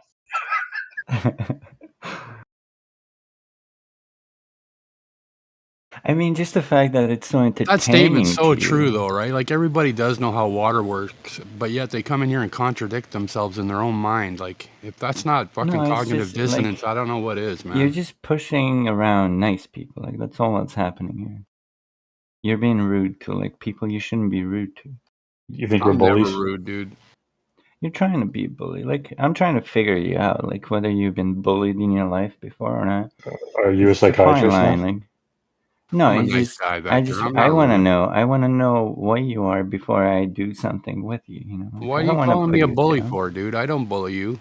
I don't want to bully you and then find out that you've been bullied your whole life. Oh, so now you're a bully. I mean, I could be one, I guess. Verbally, I don't know how that will work, but also, like, my voice is not exactly all that intimidating, is it? You said that, bully. Like a creepy serial killer. Yeah. Damn. But one of them pony fellas, or one of them fellas that dress up in fucking furry. I am actively looking for all of you, so don't be giving me ideas. Actively, eh? Actively, yeah. at home. What would like, you do sitting if at you the ever computer. actually met one of us in real life? No, but like the thing is, I know you're here, We're right? fucking. You're here. Like I know one of the people, and they have a little store, like a fishing store, and he's old, like it's an old guy. Like I'm not gonna argue with the guy. But I came in there, and he has a sticker on the glass of his whatever. And I was gonna ask him about it, but I didn't. I just left. But yeah, you convinced this guy, and this guy doesn't. He can't tie his own shoes, bro. You think people on the internet convinced him that the ground is not a ball? Yeah. And he didn't do it himself? He had Mark Sargent's thing. Well, isn't that what you did? I mean, you heard a bunch of people say the ground is a ball, so now you think the ground is a ball. No, that's No? not what happened. Oh. I learned it in school. Right, so And people told I you. didn't get past step 1 before it made sense, right? Imagine, a guy who can't tie his own shoes knows the Earth's flat, and you don't. Okay, you said literally nothing. So people told you that the ground is a ball, and you started looking for reasons to confirm that, right? Okay, so this is what happened. Okay, mom told me to go to school. I went to school. We learn about that shit in there.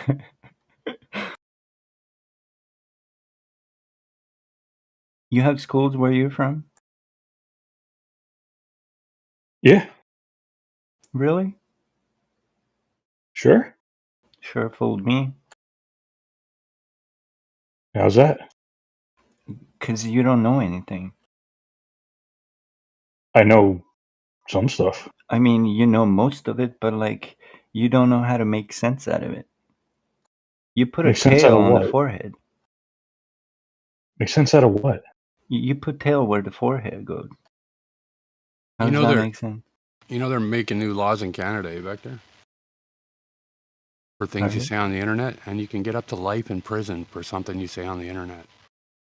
Yeah, that's the way it should be. You think so, eh? I would put all flat earthers in a single jail cell. Yeah, that's how it should be.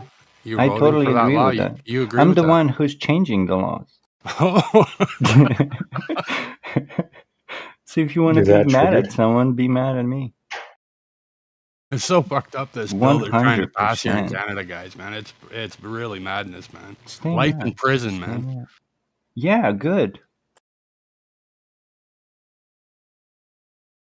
Like, there's some things that you shouldn't be saying because they can damage a We person's already have life. laws for those type of things. These are different things now. There's a kid who got expelled from school. He's not allowed to go to school anymore because he asked the teacher to bend some water for him. Was that you? No, that wasn't me. It was like, I don't know, it's like 14, 15-year-old kid that you ruined life of. Besides, you killed Mike Hughes. So that's probably an achievement. What about all the Yeah, astronauts who've been laughter killed? is the first reaction I got. What about all the astronauts who've been on killed because death they? of Mike? So what are you saying? Like you get to kill people because others have died? At No, NASA? we're saying that people But die for that's what different you reasons. just Who said, cares? bro. You just No, I said, didn't. why can't we kill people? Because NASA has killed people. No, That's who said literally that? what you just said. No, I didn't. I didn't I literally say mentioned that. Mike Hughes, and that's what you said. Bro, that's fucking weird. Vector, It's so weird. You're a bunch he's of gonna weirdos. start accusing you of fucking some kind of fucking young. Well, you should. Like, if you think I've done something, it's your right But to I'm voice just a it out. child. Don't pick on me. If I didn't do if I didn't do what you're saying that I did, I should be able to prove it. That's how things work, bro. Like you ruined the kid's life and you killed a person. You literally got wow. blood on your hands, and you think all you do is sit in here. Oh, God boy. damn, bro. Wow. We're already building jail cells for the likes of you. Dude, you're delusional, You man. think We you're get it. smart enough to get He's around very the upset. law doing your stupid little thing here. No, it's not going to work that way. We are already working on how to take you down.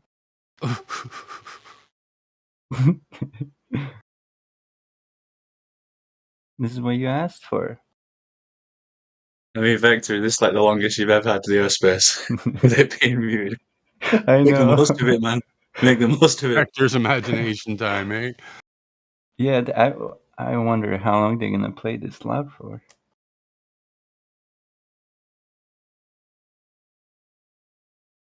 Well, like I said, I'm only here for entertainment, and you're very entertaining. Good. Right That's what I'm here for. Good. I'm here to be entertained with you, but you ban me. You know, you have to ban me. It's That because of the upsets you, things doesn't it? I say. 'Cause Well, of yeah. the Well, things I say. no, it's the way you say it. Don't like it. A lot of people Good. say the same exact Good. things you do. It's the Respect same the script. format. It's just Or different get people put down like the just kind of rest. rub us the wrong way. That's Simple all. as that. I don't care how you feel Like about Scott me. Mackey doesn't get banned. We don't care about Who your else is there? feelings. Who else is there? I can't really think of anybody else. There's Bacon. He doesn't get banned. Embo. Yeah, but you don't ban most people because Embo. if you ban Jekyll, them, like who's gonna come Manufactorum. here? You can afford to ban me because I'm reckless a lot more than I'm useful to be around. Dude, this is for more your talking. entertainment. I've 'Cause gone into channels that I you're in, push you and you're around always way quiet. too much. You're always You get- quiet in the channels if go you into. figure out a way to get to me and to push me around more than I push you around, you'd keep me around. You wouldn't ban me. Dude, I'm not going to ban you anyway. I mean, you as in Hector, your boyfriend, whatever. You feel comfortable around us. That's why you talk so much in this channel, right, Vector? No, I'll talk in any channel where there's a lot of bullshit going on. Will I you? usually stay quiet. You just talk in this But channel you're more right. than others. But you're right. This is the only channel I talk more. Like, I'm annoyed by stupid shit, right? So if something's stupid, really stupid, I'll stay quiet. Are you Jace but the unhinged version? You sound Yeah. a little bit like him. Who? JS? JS? JS. Yeah, you sound like. Who's not? I don't know your friends, I'm sorry. Yeah, I know J Ace. Yeah. Fusili knows, of course. Yeah. I know all these people. All of them. Vector keeps bending his vectors. You're all trolls, oh my god. Look at the chat. This is like You're all trolls. Such a You're all troll. trolls. You're the center of attention right now, You buddy. just hate the fact that I don't want to join your stupid ass You troll. love being here. Look I at all the do. attention you're getting. You couldn't You're possibly mean. get this much attention in your real life. That's why you're here. You can 'cause you stay can't get quiet attention. if you wanted to, but you don't want to stay quiet. You cannot get attention anywhere else. That's why you're here. I don't want attention, bro. That's why you make come it here and seem say like I want attention. But you You banned me love for it. like 2 days, and I can't come in here for like the next 2 days. What do you think I go? Do you think we're bullying you? No. Well, that's good. Like, it's your room. You can do whatever you want. You don't need a reason like to kick people out. If you don't feel like somebody's contributing to what you're trying to do here, you can kick them, ban them. Yeah.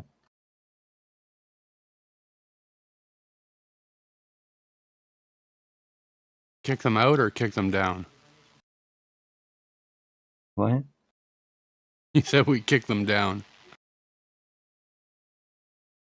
No, I say you can kick them, mute them.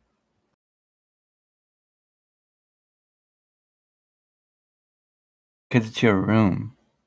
That's what I'm saying. So you kicking me or muting me doesn't bother me. It's like, Well, it's not my room, and I've never kicked you. oh, well, it kind of is your room. Nah. Are You, you you know, more? the more you say it doesn't bother you, the more I suspect it does bother you. What? Getting kicked or banned? Yeah. I've said I it mean, like like, 80 times. when you kick me or ban me, yeah, I can't come in here and say Star Trails. If I get bothered, it's because of that. Now, you said that you do not go into vegan rooms and say, like, ribeye steaks, because you say that they have actual arguments, right? No, no. The reason why I don't go in there is because I didn't know it was ran by this one girl, and when I started saying things about why we should eat animals, she got upset and she got like, she got mad at me. She said a bunch of shit and then kicked me out, muted me, right? And then later I saw that almost everyone goes in there and bullies that girl, right? So ever since I stopped doing it.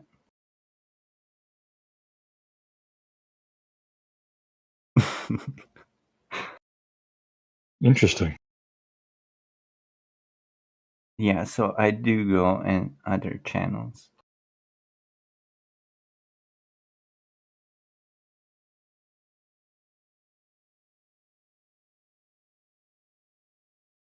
Do you say any other like inflammatory things just to get like attention in other channels? Inflammatory things. Don't go under that Or is it just basket. here? What's inflammatory that I say in here? Well, you say we're just a bunch of Star trolls. trails? Is that inflammatory? Does that No, you put say fire under your feet, old man? Yeah, I know it well, does. you call us a bunch of trolls, and Well, you haven't exactly proven that you are. we like kill people, and Well, collectively, you've said things that ended up in somebody's death, yes. wow. Wow, what? What's funny, mister? You realize how insane that is to say? No, I don't. Why don't you tell me why what I said You was think insane? that someone died because they didn't think the ground was a ball? That's the only reason they died? You see how the way you put it is so disingenuous, mister. Oh, here, guys, let's go to the evidence. Like, let's not have a conversation about the conversation. Let's have the conversation. He doesn't have conversations. No, Well, like, here, let's just there's ask no him. point having a conversation about globe or flat Earth because there's nothing you're gonna agree with. But like you sit here every day. Well, what's the point of being here, dude? Like, at that point, why don't you even leave? Okay, let this Like, why don't sink you just in. You leave at sit that here every point? day, but you agree with nothing. So why are you here? Yeah, but dude, this is the place for the Unless it's to kill conversation. people. Are you here to What are you kill talking people? about, dude? Okay, Mr. Hugs is dead. Dude, chill, Okay. chill, Are relax. we waiting until No, take a more breath, people die? dude, or I'll put you Like, on mute. what is the end goal? All right. Let me show Are you you why I'm done? banned. Let me show you why I'm banned. Show you? Show me? Like, what the fuck are you talking about, dude? Chill. No, it's just gonna progressively get worse and worse until you ban me. That's your fate now. Yeah, so you're a This is loser, what's is what you're gonna saying. happen. No, I'm just gonna say more and more truthful things until you get fed up and ban me.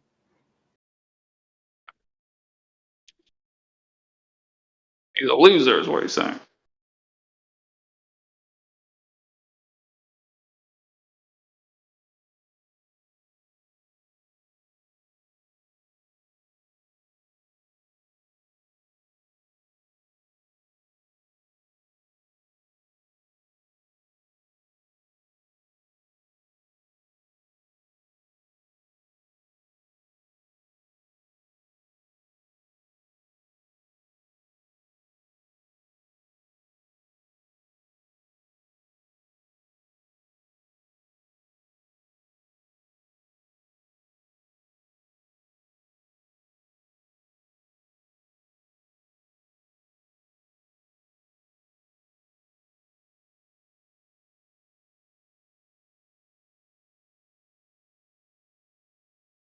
Yeah, I think that word eventually was a good one he should have used.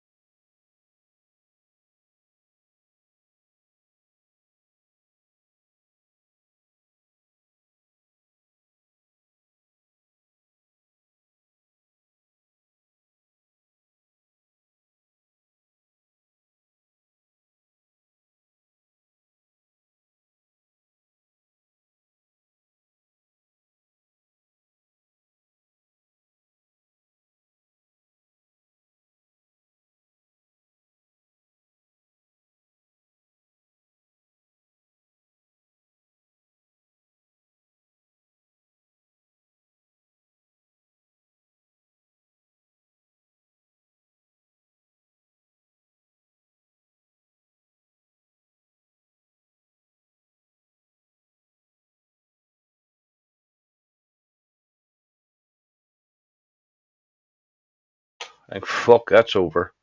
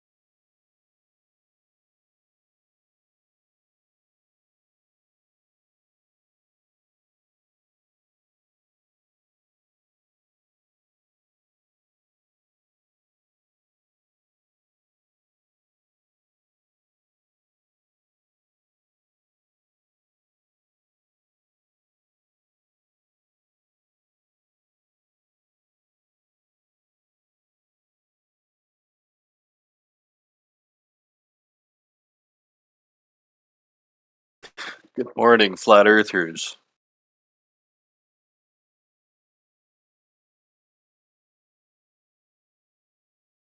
Is anybody here?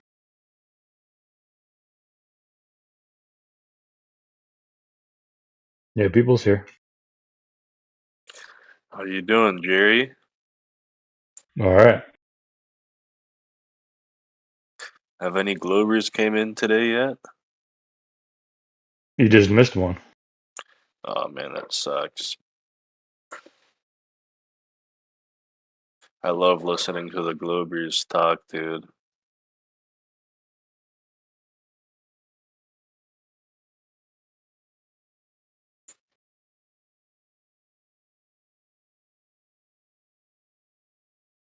Yeah, it depends on the Glober, really.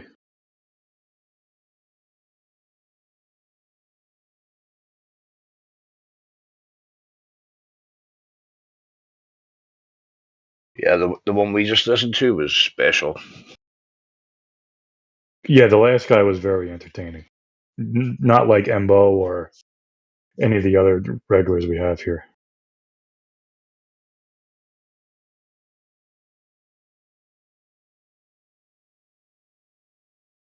He likes to walk around Canada looking for flatheads.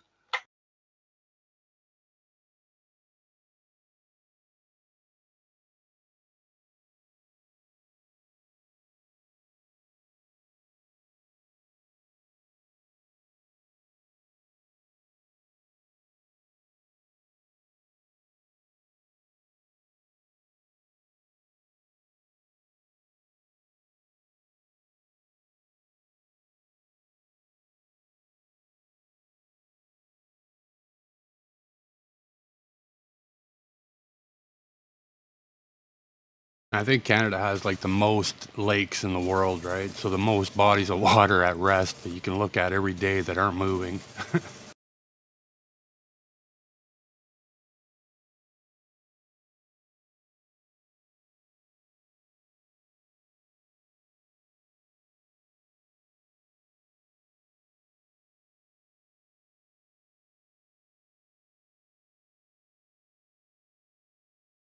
The proof is all around them.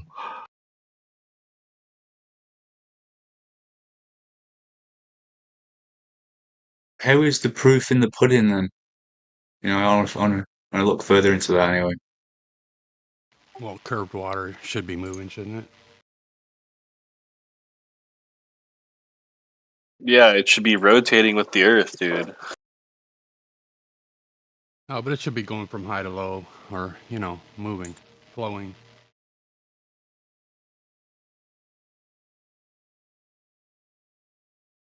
You get your wee round boys washed for the special female visitor turquoise. Huh? Oh yeah, I said What? that. Didn't I? Yeah, Yeah, I that's said what we know. that. Get the Oh wee yeah. round boys washed. What we say over here. You says I have to go and clean myself up. We would call that getting the wee round boys washed. Oh, all right, I'm with you.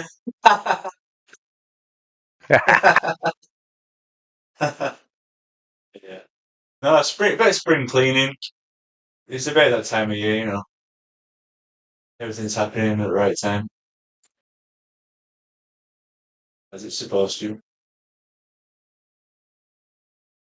It's heating up, man. What was it, 9.5 degrees today? I was sweltered. Right.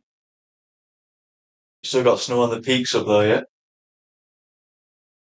There was some snow down south there yesterday or the day before. There was still snow.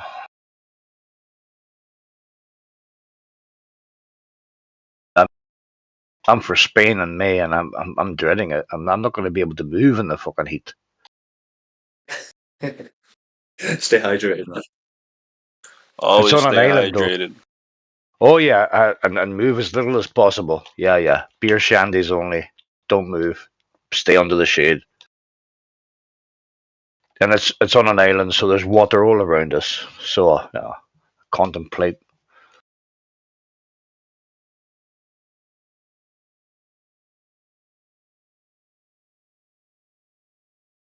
Watch the water moving with the spin of the earth, and the big yachts doing the same thing, and it's amazing.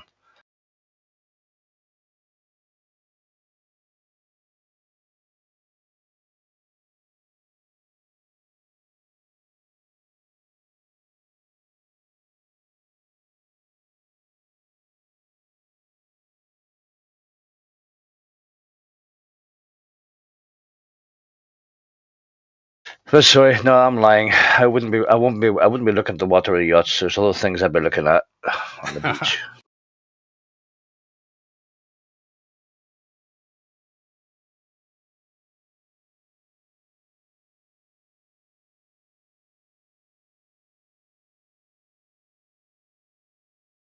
Tell you what, man, I'm gonna have to get a warmer place if I'm gonna keep my lady impressed, Maybe move. Flat Earthers Move is offering Globers the chance to win free Discord Nitro if they can prove the ball. Lifetime. No, 1 month, bro. Ah, fuck. That's not good. Well.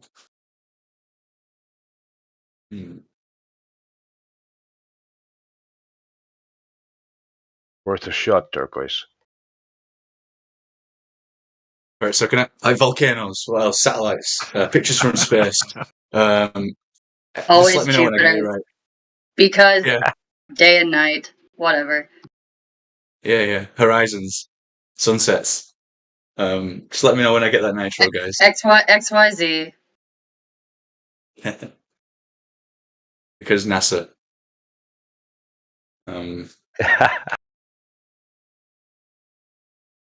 I can just hear the buzzer going. Well,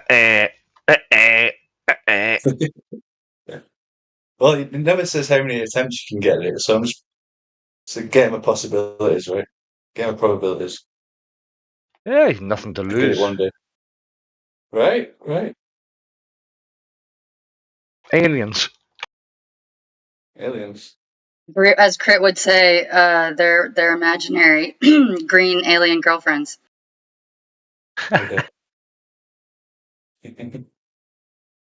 Worth a shot. Flat Earth pilots. Blue beam. What else? Volcanoes. I've said that already. Never mind. Because rocket. Yeah. Lawrence of Arabia, British Beatlemania. The moon landing, duh. Oh yeah. That should be a good one. Because I bought moon rocks from a convenience store in New York City.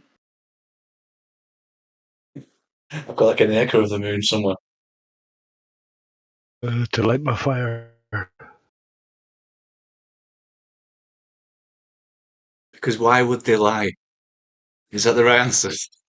Is that the right? I swear that's got to be in the top 3 of the first or second immediate responses. Like what? Yeah.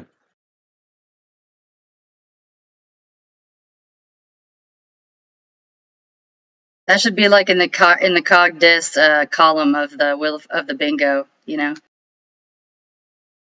Yeah, it doesn't. They don't always jump to that question. It's like a troubleshooting tree, and eventually they get there. Where they're like, "I've got no more answers." I consider that just like a stupid, fake person targeting question. When they say that, I'm done talking to them. I'm like, okay, waiting for just somebody to take some bait. Somebody to take some bait. No thanks. Bye. Yeah. Why would yeah? Gravity.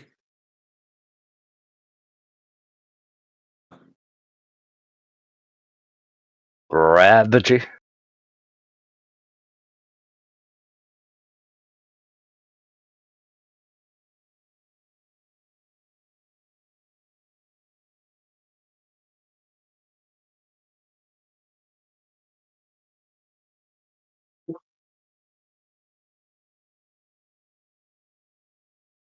I know We're all why. British. Because the activity button on Discord is a rocket ship, so that's exactly why.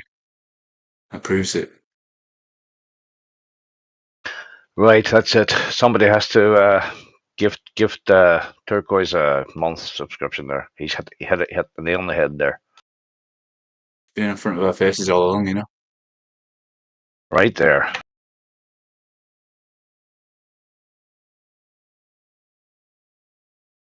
Yeah, Rocket. Yeah, therefore.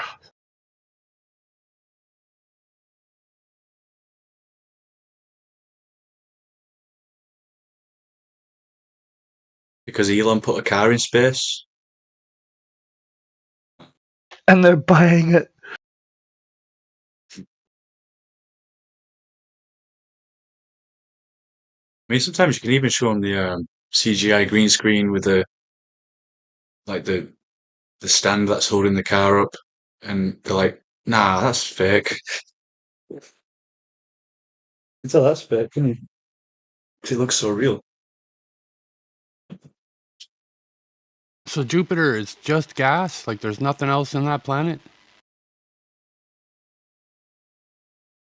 Not yet. Well, wouldn't Until it know. I doesn't haven't fit been the there. equation. Yeah.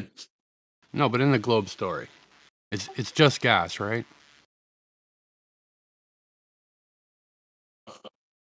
Like just a ball of gas. Or is there a crust on No, it? it's just gas on the surface, and then in the globe fairy tale, once you get like I don't know something like roughly 500 miles down from the surface of like Jupiter or Saturn, they say it's liquid, but it's super dense liquid that would crush anyone or anything that we have. Yeah. But there's no crust there, like there's no ore or any kind of mineral, it's all gas. Well, that there might. Well, the way they describe it in their fairy tale is that there may be minerals there, but it wouldn't be in a form that you could pick up with your hand. It'd be in a liquid form or gas form. I see.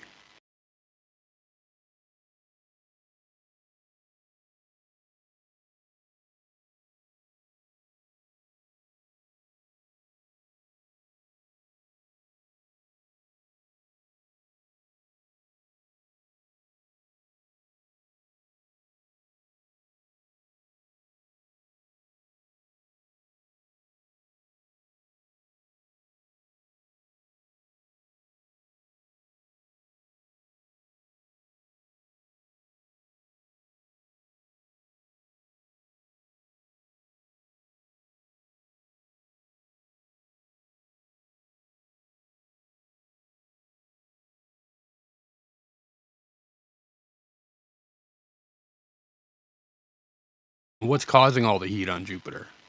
Just like it's spinning motion or friction or like why do they get the heat and we don't? I think in their paradigm, it has to do with the more matter, like matter, like a larger amount of matter pushing down on itself creates heat, and then in their paradigm, a large enough amount of matter pressing down on itself creates a star.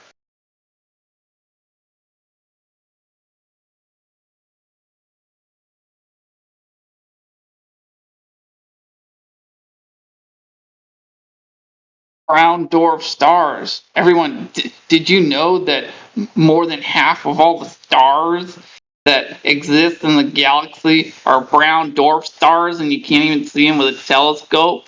But it's more than half of them. You guys want to get on a spaceship and go see a brown dwarf star?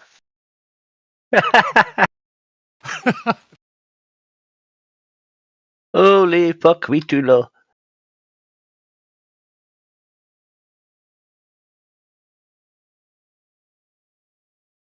It's kind of a funny thing that they call them brown dwarf stars because they're actually kind of red for the most part, but they sort of look brown depending on how you see them.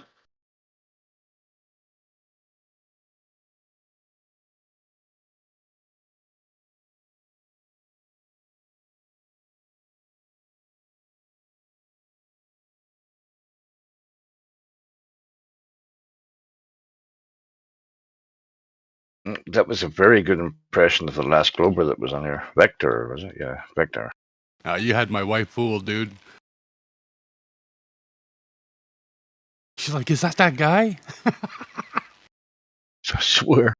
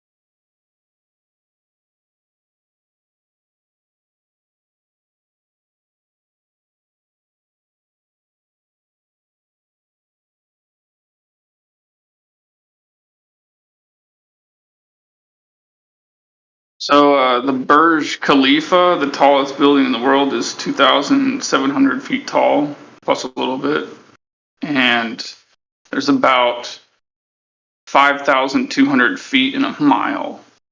So that means that the Burj Khalifa is, approximately half a mile tall. And the reason why I'm saying this is because that's a building that we're building upward. That we've already, as a people, mankind has accomplished the task of building a structure freestanding half a mile tall.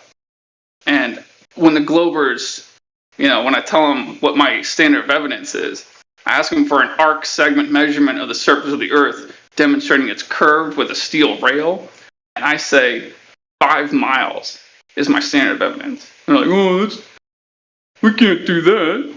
That's impossible. Like, think about that for a second.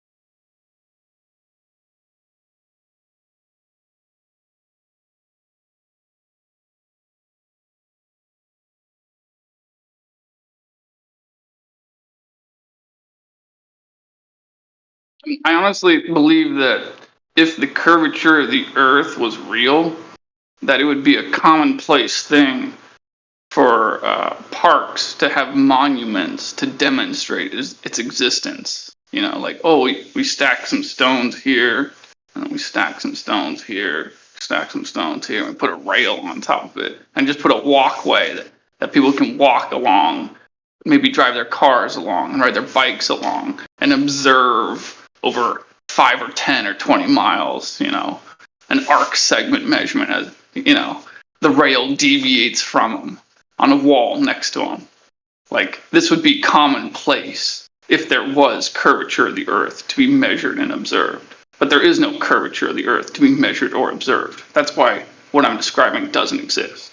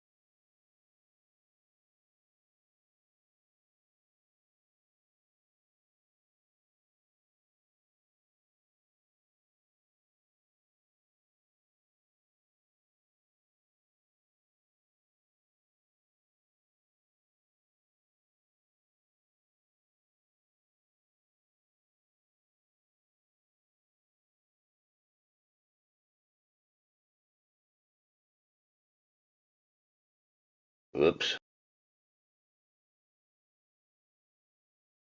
Canadian furries back.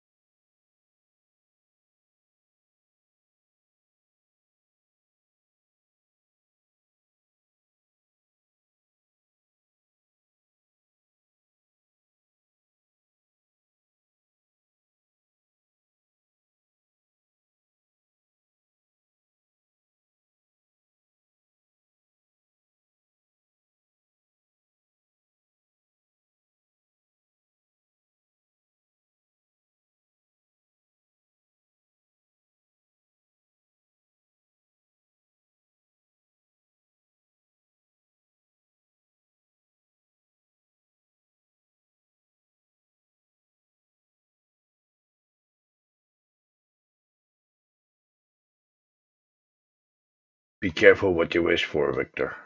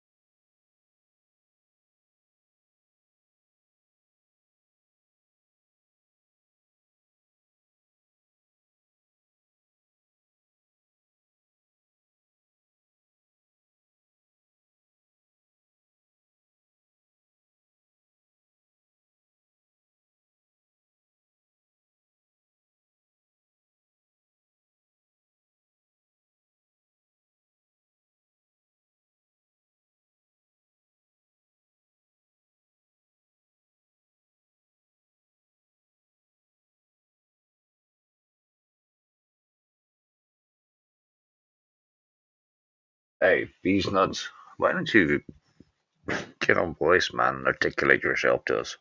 We'd love to hear you.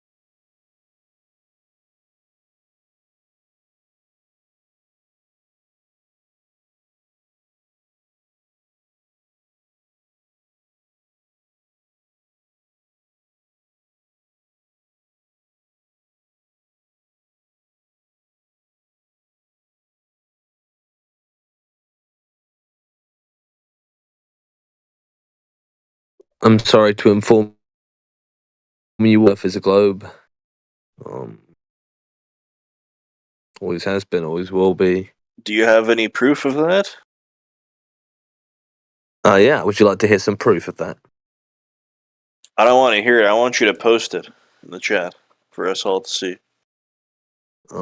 Why post it? Okay, what proof do you have for the Earth being a ball? Boats going over the horizon. Okay, do you know what the horizon is? That's where the sky meets the earth. Yeah. How does the sky meet the Earth on a ball? Well, the sky's certainly not falling.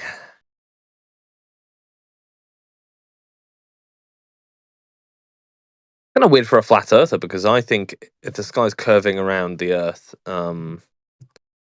signals to me it's probably a sphere as well. So because you see ships Why is going this over a horizon, that makes the Earth sky a not ball.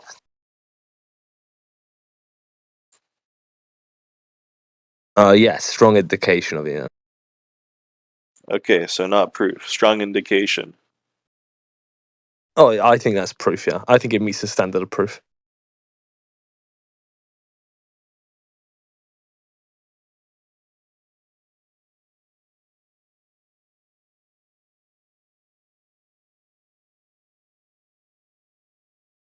I know you're not a flat earther, though, so you can drop that LARP right now, Goldust.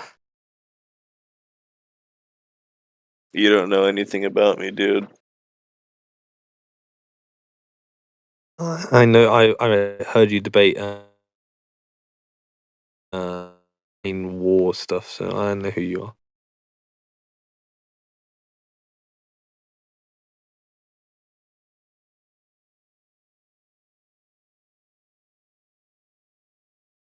I want Captain Something Wong to talk, because he's like the dumbest flat earther I know, so it's like easy pickings, really.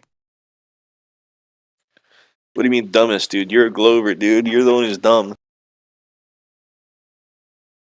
Well, look, as you know, being a globby yourself, that You can have stupid globers, you can have stupid flat I'm not a earthers, you can have glober. intelligent flat earthers, intelligent globers.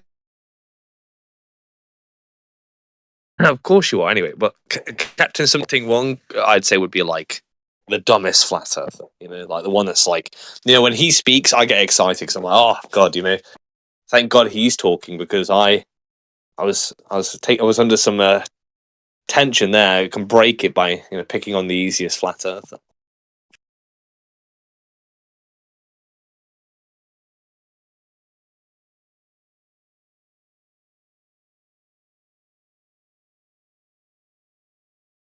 So was that your second point to the proof? Is ad hominem somebody? Yeah, that's how he proves that there's curvature on the Earth, dude. That's how smart this guy is.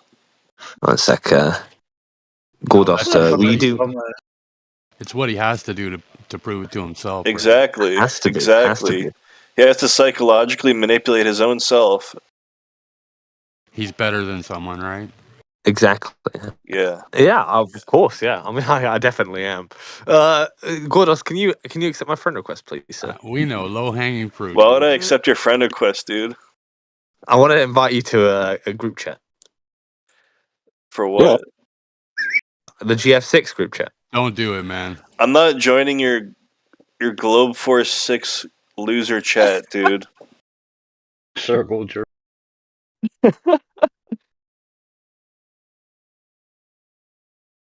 Well, if you ever change your mind, just let me know. It's the OnlyFans for Globers. It is OnlyFans. As a matter of fact, I'm gonna block you. Well, that's very hurtful.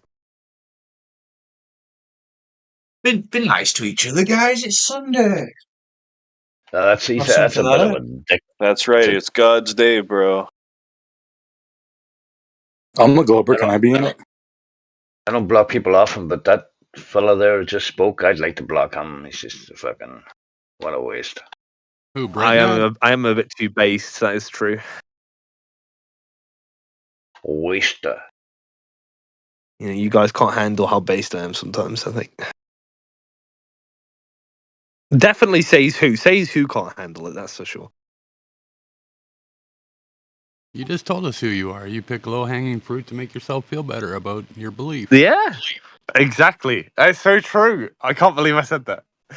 Oh, perfect. But you, I know That's it's why I Sunday don't. That's and why I that, but don't debate you, sub dude, because you're like one of the top tier flat earthers. But No, Cats is you something debate wrong. me, It's though, like right? It's why you do Huh? debate me, though. It's why you do debate me, though, right? I don't debate you. I just dance around you. You scared, bro? Yeah, I'm scared of Subdude. I'm scared of Subdude, Jerry. Where's the fear coming from? I'm scared of Quetzalcoatl, but not for his intellect, because he sounds very masculine. That's kind of scary. Quetzalcoatl. So where's the fear coming from? Why are you The scared? fear, where does it come from? Well, it's a shape. A shape Fear, doesn't no come fear. from anywhere. Fear. Yeah, where does the sphere come from? I couldn't. It's a shape. What do you want me to say? Fucking English, motherfucker. Do you speak it? Yeah. Where does this sphere come from? It's abstract. There you go. there's nothing to fear but the sphere itself. They say, don't they? Oh, he said fear, not sphere. Oh, right, I understand. Oh, Where does the fucking fear light come bulb from? moment. Can Sunday morning Yeah, well, philosophy? Quetzalcoatl is just, he's just scary, He wears a big mask and everything. Yeah. I feel sorry for Captain Something Wrong because, like, he has Why the have you got a nerdiest hard on for voice. this? Why have you got a hard on for Captain? Like, what's wrong with you, bro? Sorry for him because he has the nerdiest voice, but he's so stupid. Wow, dude. Wow, that's just. Yo, this guy's pretty rude. Yeah, that's fucking wrong. Like, No, I'm based. This is what being You're based not is. based. You're acting like a loser. I think he's a bully. I'm not a bully. What Tell do- you what what, do- I'm what do we do with bullies? opposite of a bully. I second the bully thing. I'm not a bully. I just have a very extroverted personality. He likes picking on the little kids, right?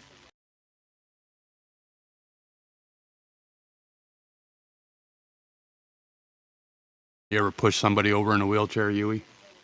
Yeah, I steal flat earthers' lunch money all the time. We know.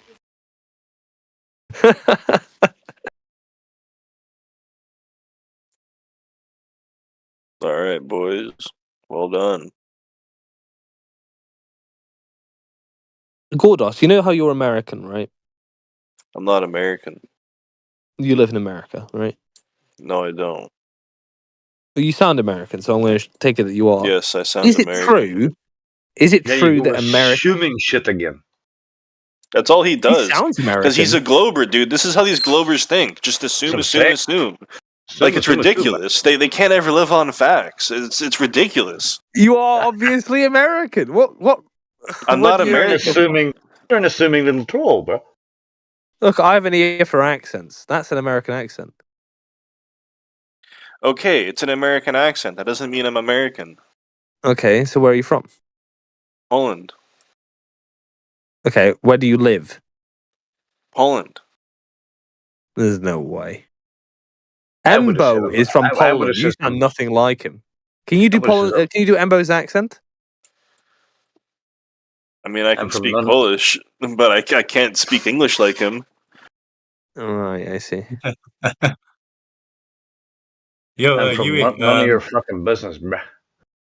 you've got competition by doing Get Baguette's accent by Says Who. He's got a really good one, man. Really What did good. he do? Says he does Get Baguette to the T. Oh, okay. Do you have like a clip of it or something? Just ask him next time he's here, man. No, I'd like. Yeah, I I'm know. very I interested. talk to Embo. I talk to Embo a lot. No, Embo's in the group chat. You should join. No, I'm And not Peter's joining there. your Two Globe Polish Force people. group chat. You know, goat fuckers. It's goat fuckers 6. That's Okay, it. That's the dude. one. This guy's messed up in the head. No, Get Beget. The issue with Get Beget is that like he's managed to talk so slowly for so long that even flat earthers can't stand it. It's like, yeah, no, the I love Get Earth is Beget. not a globe, moron. And you just think, oh my god, kill me! You are stupid. Gravity is bullshit. That's brilliant. That's good. That's good. That is fucking. That's it's on the mark there.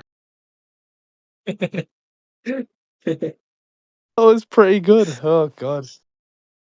I don't know. I was 'Cause I blown away think with like Says Who's impression, man. You need to summon him. yeah, I think that like I think someone told me that he said something like, well, you know, I've got a lot of time. I could take my time Oh, because I I've got told you time this. in like in the afterlife or something. I don't know what it was. And No, and I I told thought you. I like, told you this. He admitted yeah, it, what man. was it? He said it's because he believes we're eternal, or that he's Yeah, eternal, yeah. and he doesn't have. Imagine if He's you not rushing don't think things. we're eternal. All right, imagine if you don't think we're eternal, and you have to sit through that.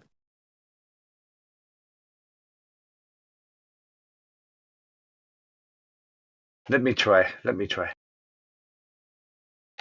Gravity is bullshit. That was the noise.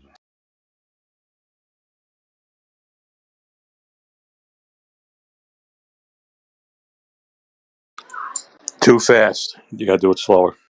I learned from the master. I can do one. Hello, my baby.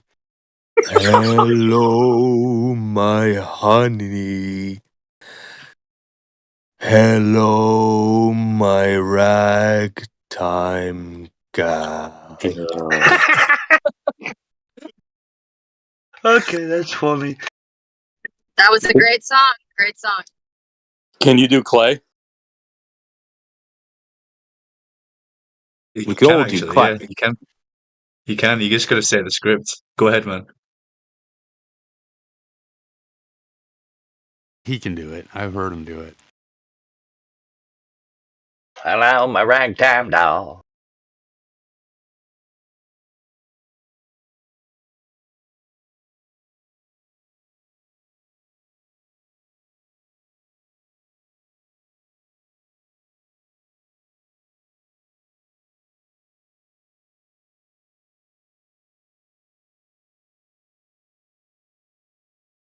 Sometimes I can't distinguish between says who and subdued. I forget which one I'm talking to sometimes.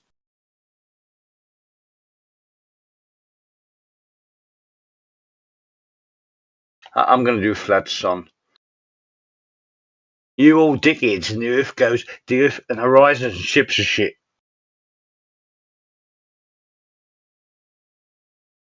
Oh, I can do some Ting Wong's accent. Okay, ready? Duh, duh, duh, duh.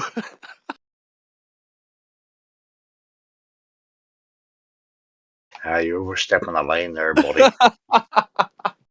Definitely a Okay, I'll bully. stop. I You're give a up. bully, I dude. surrender. Like you're only up until a point, and then you overstep a line. Like, No, there's no lines. Bully's got to be against the TOS, man. No, I mean, look, it's the internet. You know, we've all been here since it's been around. So you fucking bully, man. You fucking bully, man. yeah. Are you Irish, Nestor the Jester? Maybe. Like UK Irish or Irish Irish? Irish. So you're the ones that got away. Well, I have to give you fucking points there because most people think I'm from Scotland. Yeah, well, I'm British. You know, I'm British, not, I can or tell what? these things. Yeah, British. Someone asked if I Although was Scottish I this have morning. They ancestors were like, from Ireland. My great grandparents were from Ireland and the Isle of Man. So that's why you're so funny. Sorry. Yeah. Most That's why Americans you're have so some funny kind of like up until a link point. with family. And they have a link in Ireland or Scotland somewhere, don't Aye. We were the greatest recreators ever in history, ever. they? Right? Think the railroads, you know, all this and that, yeah. Navvies.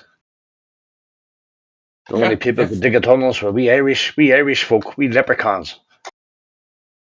I guess that's where the tinge of ginger comes from in my beard, right? Oh yeah. You should be proud of that. I am. Nestor, could you say 33 for me? 33. Yeah, I thought so. That's Pete Shea to say that. He's from the south, so. Potato! 33. Pagoda. Hee.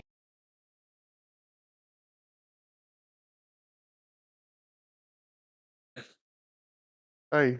Apparently, the Irish accent is one of the sexiest in the world. You know, girls really like it. Can I ask a question for the No, Flat Earth fuck off. Society? Go ahead, Bar.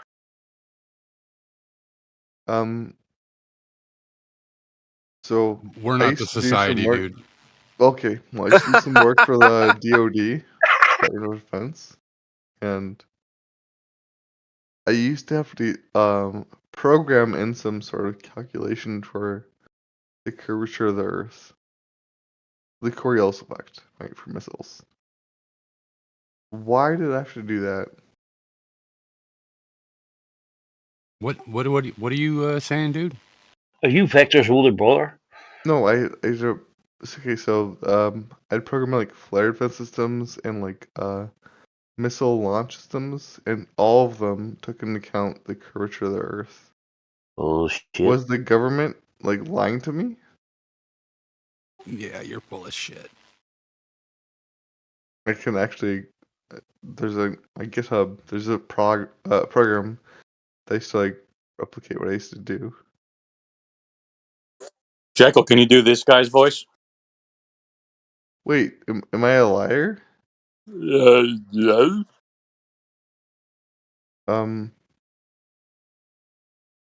Do snipers not have to calculate Coriolis effect their bullets? Do airplanes have to? Yeah, only snipers and ballistic fucking launches have to fucking take it into effect, right? Okay, wait, no, I'm a programmer. I did like certain shit for like missiles and stuff. How about There's helicopters? literally a library for like Coriolis effect. How about helicopters? Am I lying right now or no? Do helicopters have to account for it? Definitely not. Snipers don't. They shoot a mile, and they don't have to count for Coriolis. They count for wind, and dropping the bullet. How about yes, drones? helicopters do, but it's a very low force. How about drones? Yes, but it's no. Airplanes? Definitely yes. Really? So a flight west is faster than a flight east if you're in the northern hemisphere, is it? No, because like, Because why? we're in a car right now. Let's just Oh, like we're you're in a a car. train. Very fast. If you're like on a train moving 100 miles an hour to the east, No. We're talking about the Earth moving underneath stuff, right? yeah, we're saying there's a model right now. Like there's a model that like proves something. The model suggests you're in a car moving 100 miles an hour to the east. Okay, We're gonna go 1 mile an hour. Go ahead. according to you, airplanes. So flights west are shorter than flights east because the Wait, ground is why are they moving. shorter?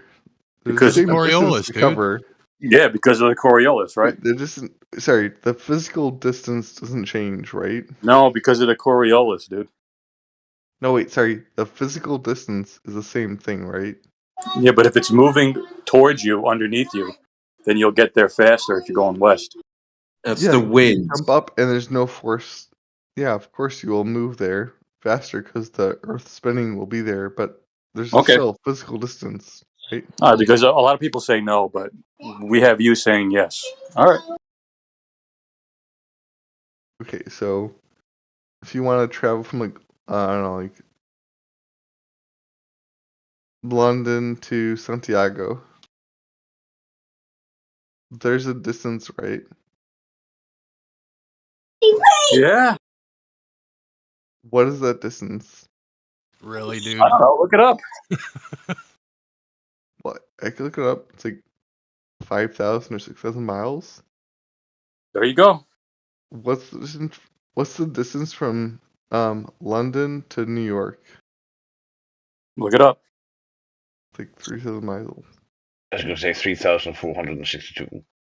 Okay, so if I draw that on a map, on the flat Earth map, it should be Oh, like we gotta move to a 15,000 flat miles. Earth map, do we? Well, yeah, like Which like, flat Earth map are you using there, buddy? I got a flat Earth map. no, I'm saying the map doesn't make sense. 'Cause, like I can like by your own definition, then from me It doesn't flying make sense in from your reality, dude. Why do you got to compare it to another reality? because the other reality is wrong. And yours is right.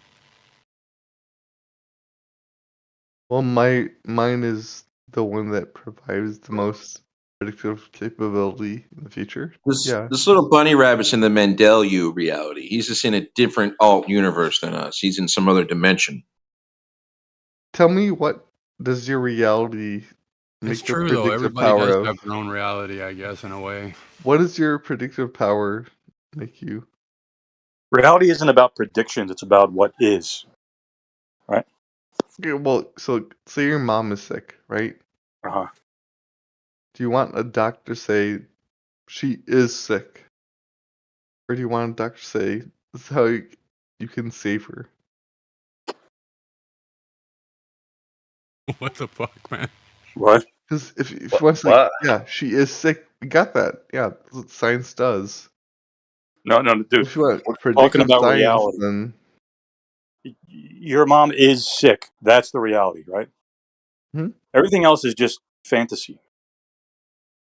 got it. Guesswork. She's pneumonia. Right. So water does establish a horizontal Guesswork. plane of reference. Guesswork. Yeah. Like Michio Kaku said. By the seat of Pneumonia. Just guesswork. That's what he said. So what we do know is that water establishes a horizontal plane of reference at rest, Okay, what's horizontal mean to you? parallel to the plane of the horizon. Okay. Perpendicular to vertical. Plane? Yep. What's your reference plane? Horizontal. 2 points of equal elevation. What's your reference plane? That's it. It is the reference plane. Water. If I was a woodmaker, right, I would set a certain place in my wood shop that's very clean and very clear, where nothing can interfere. We could find the horizontal plane of horizon, right?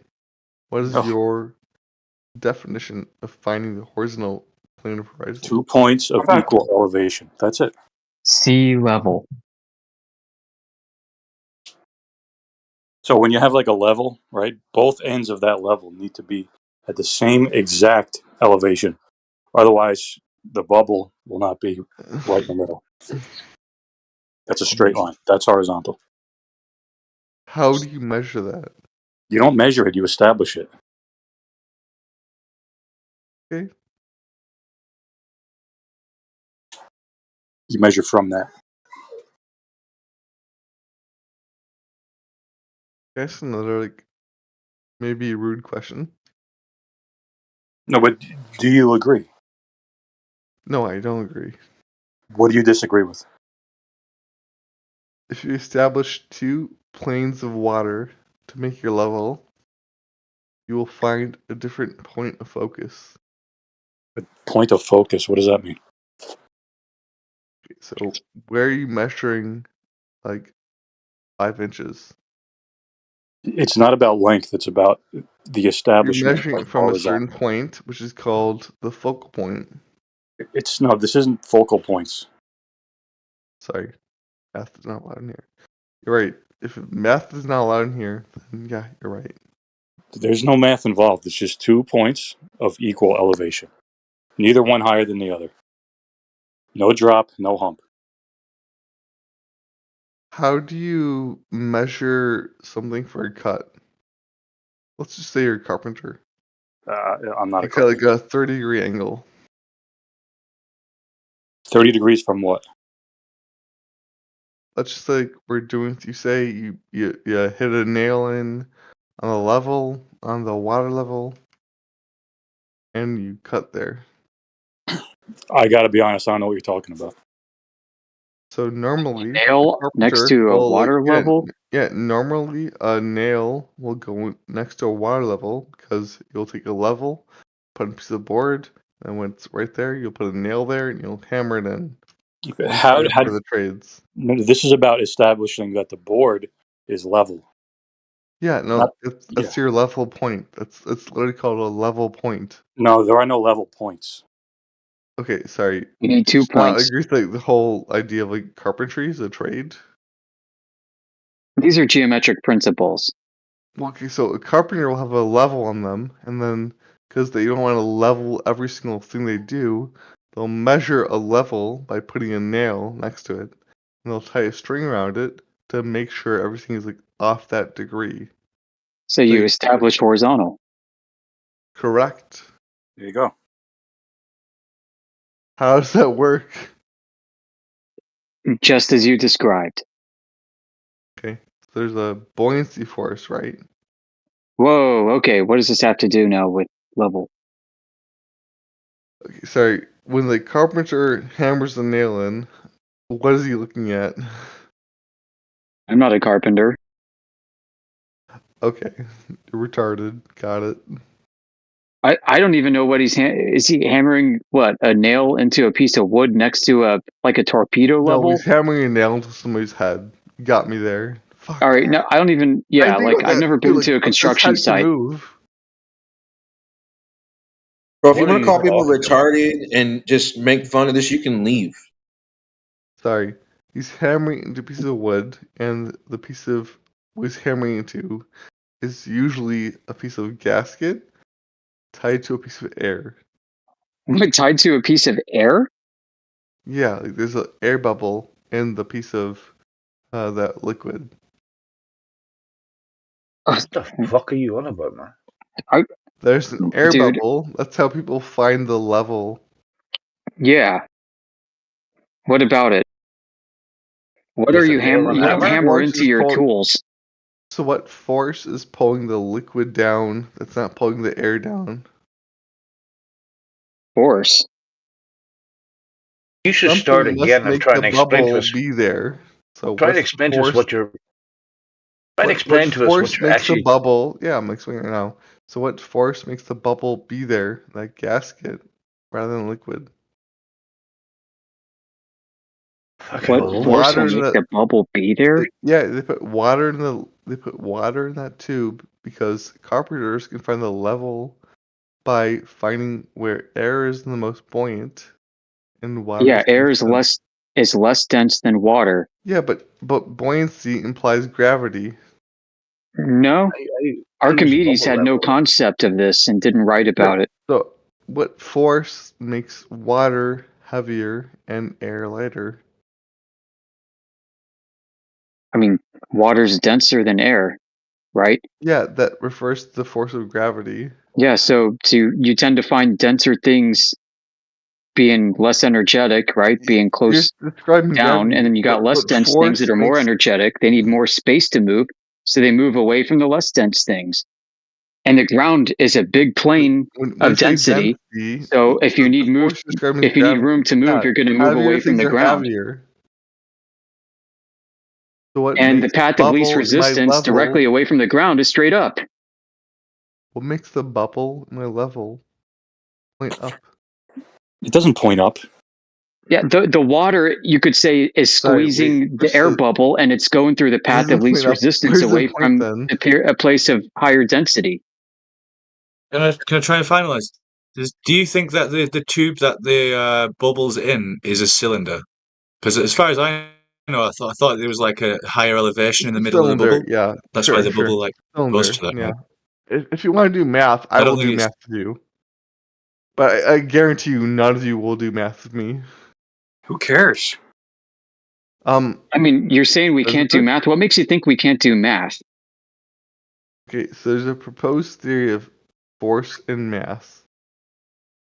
Yeah, we know this, but gravity's not a force. What is the force that makes the bubble appear?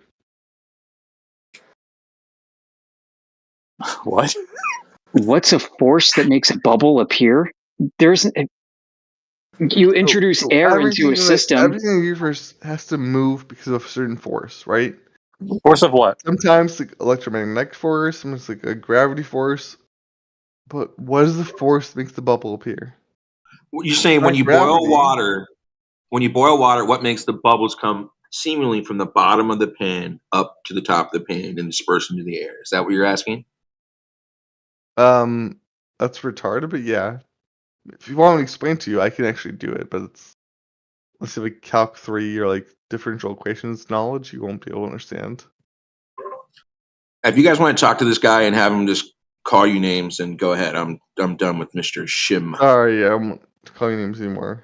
But the actual understanding of like how bubbles like actually No, pop into buoyancy is air. an actual force. Gravity is not. So Buoyancy is a force. I don't know what you're talking about. What's the buoyancy like? Okay, how do you determine buoyancy's force? I don't know if he knows what Through he's talking relative about. density. Relative density, as Archimedes described, he didn't involve any force of What's your gravity in his number? equations. He just had relative density. What's your number for 33. like a kilogram of a mass pushing down the water? What's your number? Pushing down? So gravity's a push, not a pull? If I have like a kilogram of like iron, I put it in water, which buoyancy force is it feeling? Wait, which buoyancy force? I have What? a kilogram. I have a hard time understanding you at all, man. I have a kilogram of smooth iron. I put it in water. It's gonna have some sort of buoyancy force against it. What is the buoyancy force?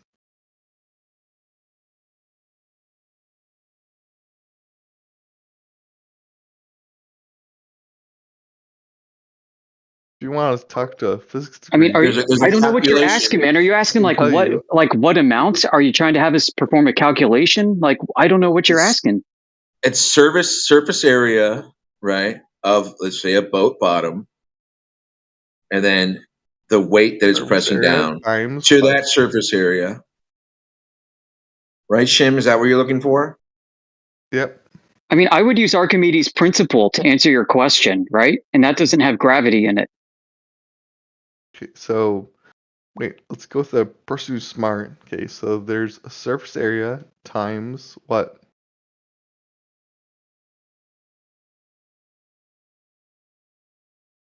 Times mass. Okay, what is mass a measurement of? Density and volume. What is density a measurement of? Energy level. Okay.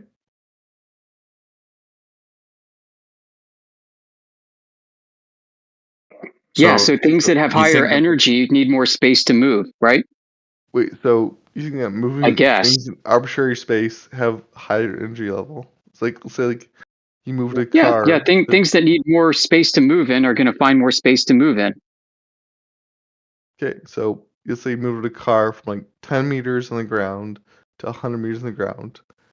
Does that have a higher energy level? Do you speak English? I do. I actually have a physics degree if you want to talk to me. All right, so say your question again. If you move a car from like the ground level to like let's say like a 10th level apartment level, does the car have more energy? Yeah, if you pick something up, right, you put energy into it. Okay, so yeah, and that's why when you drop it, it returns to the state that it was in, right? So it goes back to a state of inertia. What force causes that energy level? You move the car. No, not Potential me. energy It's not like turns it's not into like kinetic energy once it hits the ground, right? Yeah. So what causes that? What causes that potential energy? You Or caused just it by like- moving the car to a higher elevation. No, I moved against a force, and that Against a force? What force?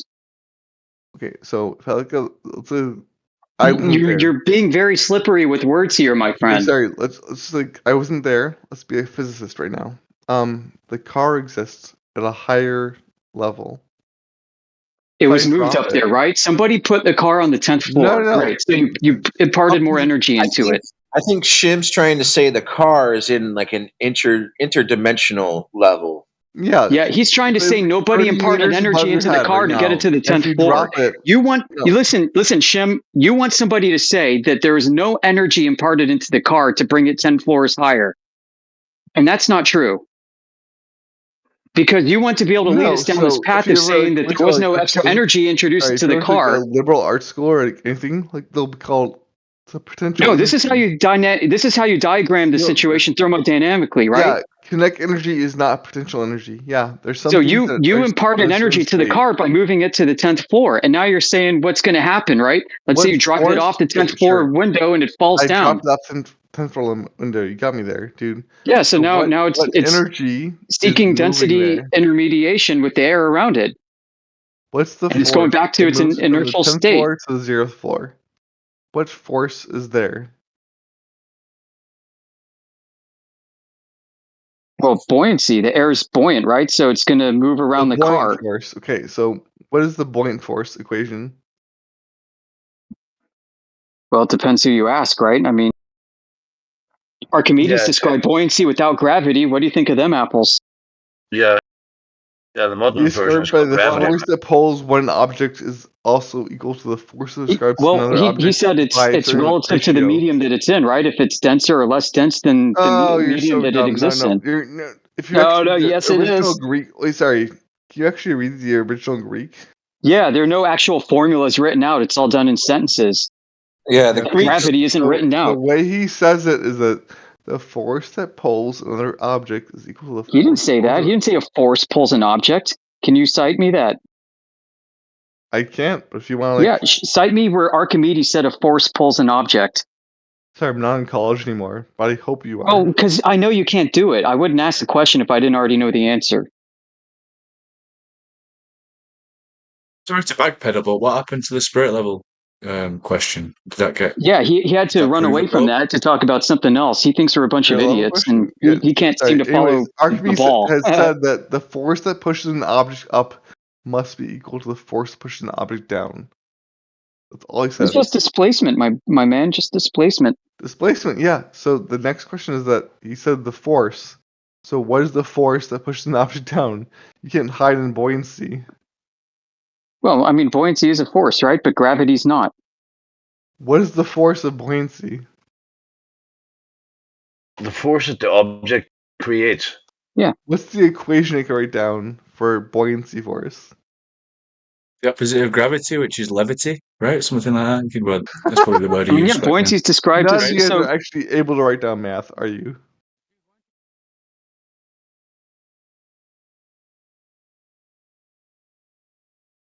It's like it's just semantics version, like forward and backwards. It's just human created words to No, describe this is a motion. mathematical language that's been created so we can talk to each other. Not even like talk Japanese or Chinese or English. There's a reason we have buoyancy force as an equation. By the way, the equation for buoyancy force is only about gravity.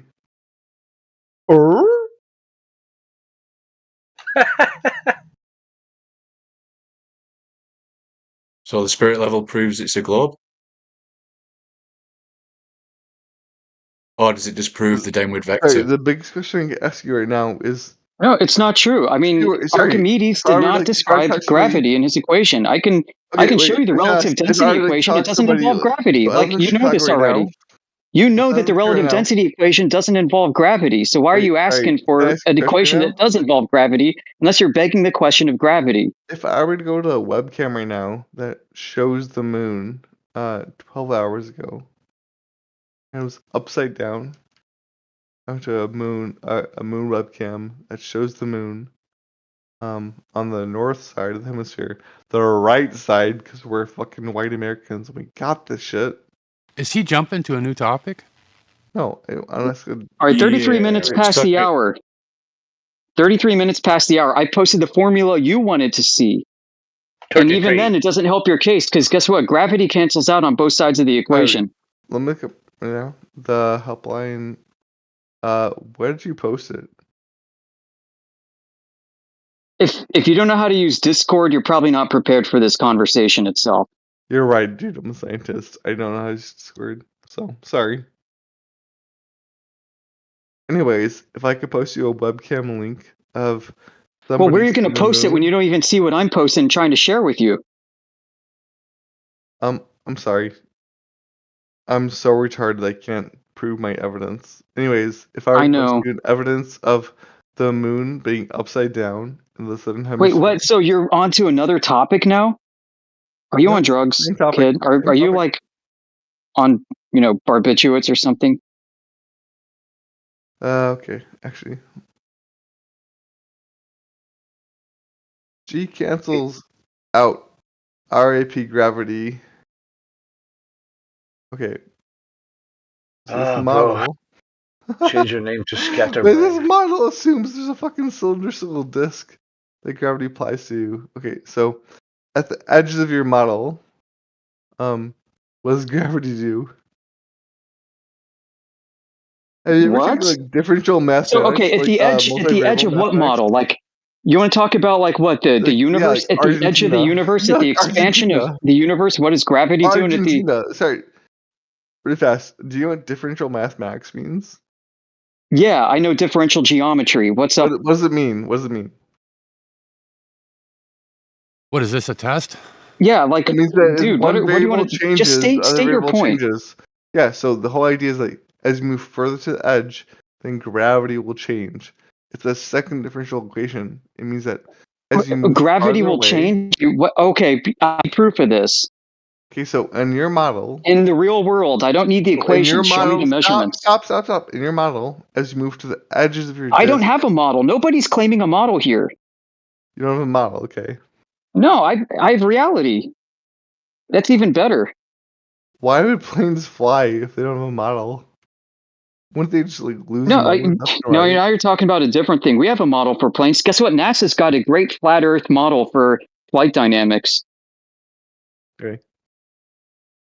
So I mean, what's your point? I want you to address this one thing. If I were to go in the southern hemisphere, the moon would be upside down, right?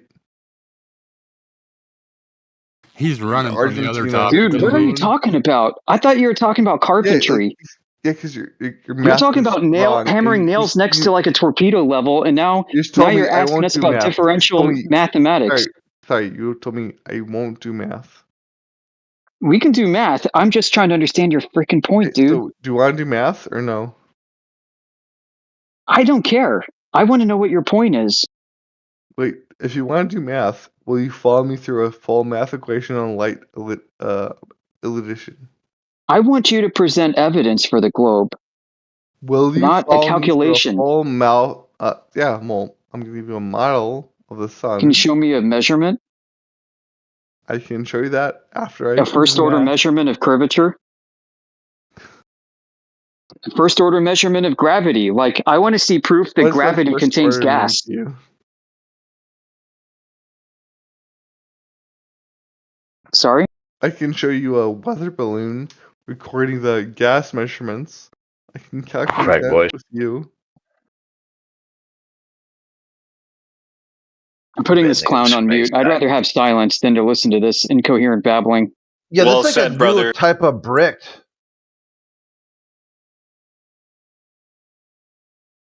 If anyone else wants to talk to him, feel free to take him off mute. I'm kind of stepping out for a minute because I got to do some things. Yeah, I could Feel try. free, See- Crit. Yeah, see what he's got. Crit loves it. Well, I want to find, like, I'm kind of curious where he's coming from. Yeah, I'm frustrated and frothy. Crit's fresh. He's going at this with a new angle. Take it away, Crit. All right, so Slim, right? Or what do you go by? Shim? Oh, you still there? He's still there. He's not muted. Okay, so what's going on, dude? So tell me all about your day. So you But logged into Discord. one thing Hold on, real quick. Hold on. You log into Discord, join the politics channel, Mhm. see all the different channels people talking on.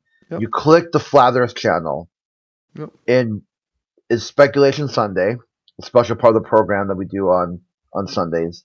You missed a certain crucial part there. Yeah, do I you do have a I do DoD work for missiles. Do you have a speculation you want to present? Sure. Do you work for the Defense Missile Agency? Sorry, what do you think DoD stands for? Department of Defense. So what? Do you work for like the Missile Defense Agency or something, or what? No, we just help produce, manufacture, and chips that are going to be able to calculate their target better. Oh, so you work for what? One of the major aerospace defense firms? Northrop Grumman subsidiary. Yeah, Oh, okay, cool. I used to work for Lockheed Martin. they are shit. I have 2 patents to my name that actually talk about like how to simulate Lockheed Martin's failing. Anyways, All right, the keep main thing coping. is that okay, so if it was a flat Earth, we would change our programs. And I'm not opposed to a flat Earth. I'm just telling you right now. Money talks. I'm required to program in the curvature of the Earth, as you want to call it. Well, okay, Or well, can you show that, or is it preparatory? Yeah, I'm not gonna show a fucking top secret document. No. So if we'll it's just just regular call it- ballistics, why is it top Yeah. secret? Inadmissible. Then. Okay, so you have no idea how like the clearance of the government works. So that's what I have talk to about that a lot literally too, leave where my physical where people location say right now I have to go to not Palestine. Sorry, Palatine, yeah, Palatine, Illinois, and like log into like a certain location, and then there I can program that shit. That's how like, close it is. However, it's like so dumb to me that somebody would say the Earth is flat when like our missiles literally calculate the like curvature of the Earth. Because you don't understand what the coordinate reference system is and what it represents and how it's derived. You accept it as on face value of what it's claimed to what's be. the coordinate reference? Okay, so let's say like Well, pick one. Is this ECEF and ECEI? Stop. If I was if I had to launch a missile from here to Australia, how many miles would it be? I don't know. One of the flat Earth? You could tell me. I mean, the distance is the distance, regardless of flat or globe. What's your point? So the measurement can tell us if your model is true or not. All right, how do you measure it? How do you measure that distance? Well, there's a velocity the missile has. Well, how do you know where the missile actually is? It pings a satellite. All right, so what coordinate system is being used? Cartesian. Cartesian? Yep. Bro. So like east north up or east north down, right? East north up, east north down, derived from ECEF and it's like ECI. every single game engine you've ever seen. Can you propose to me a different coordinate system? I'm at so yeah. I mean, I'm aware of that Cartesian coordinates are used in navigation systems. Typically, it's done when you have like an ECEF or ECI reference frame, and you're doing a conversion to east north up or east north down. What does ECIF stand for? All right, I think you're full of shit. You don't work for Northrop Grumman. You don't do any of this. You don't. If you don't know the answer to this stuff, that would highlight that you don't really work in these things. Because you should be able to understand the. No, dude. You should know the jargon. Acronyms. You should know the jargon. Yeah, sure. So you don't know it. What does LORAD stand for? Do you know it or you don't know it? What does LORAD stand for? Okay, in my epistemology, when someone asks me, what does LORAD stand for? If you don't know it, you're like not part of the. When someone asks me about their what does LORAD stand for, dude? You mean like the LORAN system? You can't even say it right. It's LORAN. LORAD. LOARD. It's an acronym. Yeah, I think this guy's done, man. He's an expert who asks other people about his expertise. Yeah, I think you really exposed him there. As soon as you use an acronym, he should know, and he didn't know it. Oh, who you're exposing now? Did you mute them? And now you're talking shit about them while you mute them, you little man?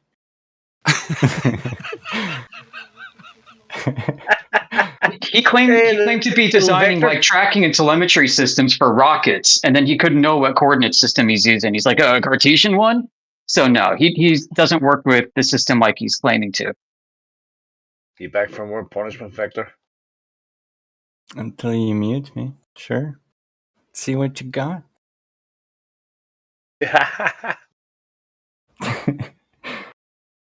You fucking loop, bro. Let's see what you got. Yeah, and we don't need any top secret information to like prove flat Earth. That's just stupid. I mean, we have reality. You can go outside objectively and measure it. So we don't need whistleblowers. You can keep all that crap. You can keep the heat off of our community and leave that where it is. Nobody's going to ask you for it. I know. Everyone just thinks the Earth is flat, right? It's They literally the entire globe thinking that the Earth is flat. You convinced everyone. Why are you still here? He doubled down on the LORAD thing after you corrected him to LORAN. Yeah, it's quite bizarre for something to be that wrong and think they're that right. I know. You must be trolling. Duh. I have a question. How about can you form it in the framework of a speculation? So if one were to not really have a firm opinion to either side, what would be a good method of like starting looking into like the whole potentiality of a flat Earth? Star Trails. Just Star do Trails? that. Yeah, just Go ahead, Vector. Go explain the Star Trails thing. Yeah, go up north as far as you can, preferably to the pole itself. And then look up, take a picture. Yeah, go get a boat. Then go down to equator, and then you'll see the stars moving the way the globe, the bands. And then say the Earth is moving instead. No, and then go down to the south as far as you can go, preferably to the cap itself, and then you can see because then like it doesn't matter which way you face, it's still going to turn the same way, right? Like this is what flat Earth trolls are baiting people with. Yeah, east to west. The stars move east to west everywhere on Earth. No. Yeah, he was asking for a way. The stars move east to west. So I Do you don't know deny why star you're trails, looking Vector? at. But like, how do you get two different star trails? Like, one's turning one way and the other one's turning the other way. All How do right, you get Vector, that? I want you to picture yourself at the equator, like you I said. did, okay. When you And look up, are you seeing stars moving one direction, and then on the other side of the equator, are you seeing the stars moving the other direction? Like looking at cars on a road where cars are moving that's one not the way and then same, cars are bro. moving the other way. Well, that's what I'm talking about. It's So your you think bullshit when you go to the strategy. equator, you're going to see that in the sky? You're going to see Right. stars coming at you and then stars moving away from you along the equator? No. Like, once you see the the star that's in the center of the circular motion, right? You have to see the circular motion, right? Because then it doesn't matter which way you face. Like, you can turn all the way around and they will still be going in the same direction, right? But if you just get like half-ass up there and then you turn around, yeah, you can make them see him and appear, but you're not facing north anymore. So the stars do are moving in the understand same direction. You're the one that turns your perspective and vantage point. Right. So like, if you Yeah, so the do stars that, don't that's change cheating, direction. right? So that's cheating. If you do that, that's cheating. So what we're trying to do is prevent these flatter trolls not to do that. And the one way to do that is to force them to face same direction each time, which is north, right? So if you face the same direction, then you can't turn around and then make it seem like it's going the other way. Well, we agree with that. We never disagreed with that. If everyone looks at north, you're going to see a counterclockwise rotation. And the stars move counterclockwise when you're looking north. Right. But bottom line is they move east to west. My speculation is, why would it be important? Nah, they don't move east to west. Okay, hold on. Let's get It's a one globe, person. bro. And the north is not exactly in the center, right? So you're saying the stars aren't moving east to west? No, that's not what I'm saying. That's what you literally just What said. I'm saying is, you said I'm they actually are being. not moving east to I'm west. actually. It's actually a globe. That's So what if you I'm at the just said. equator, the stars are rising in the east and setting in the west. Yes or no, Vector? What? Say that again. If I'm at the equator and I'm staring east, all the stars are moving up over my head, correct? And Sun no, and there's moon too too. much. There's too much wiggle room there. Like Too much wiggle room. I'm at the equator. Let's say I'm at the equator on the equinox. on North Pole. I'm saying, let's say I'm at the equator and I'm at the equinox and I'm staring east and I'm waiting for the sun has set and now the stars are coming out. They're all going to move up and over my head and then down behind me in the west. Okay, let's put that aside for a second. Let's say you're facing north instead. No, it's the same thing, but you're facing north. Right. The stars are moving in the same direction. It's like being in a car, What okay? Let's say I'm driving in a car and I can What see through my car, I can see What the left direction? wheel turning You said clockwise this- and I see the right wheel turning counterclockwise and both wheels are moving my car in the same direction. We're trying That's to exactly avoid. like the stars. No, I'm at that's the the bullshit equator, I we're look trying- left you're and I look dragging me right. into bullshit. They're It's both not gonna work making for you. circles in the same You will need to direction. stop talking now. I You need are to stop facing- talking. Are you serious facing about north. that? You're facing north. Yeah, I'm facing north, so it's You're like I'm at the looking at my equator. left wheel of my car. Stop talking. You're facing north. You're at the equator. Which way are stars moving? East to west. You're on North Pole. Which way are stars moving? Around. East to west. You're below Yeah, equator. they still go east to west. You're below equator going towards Antarctica. Which way are the stars moving? You're still facing north, by the way.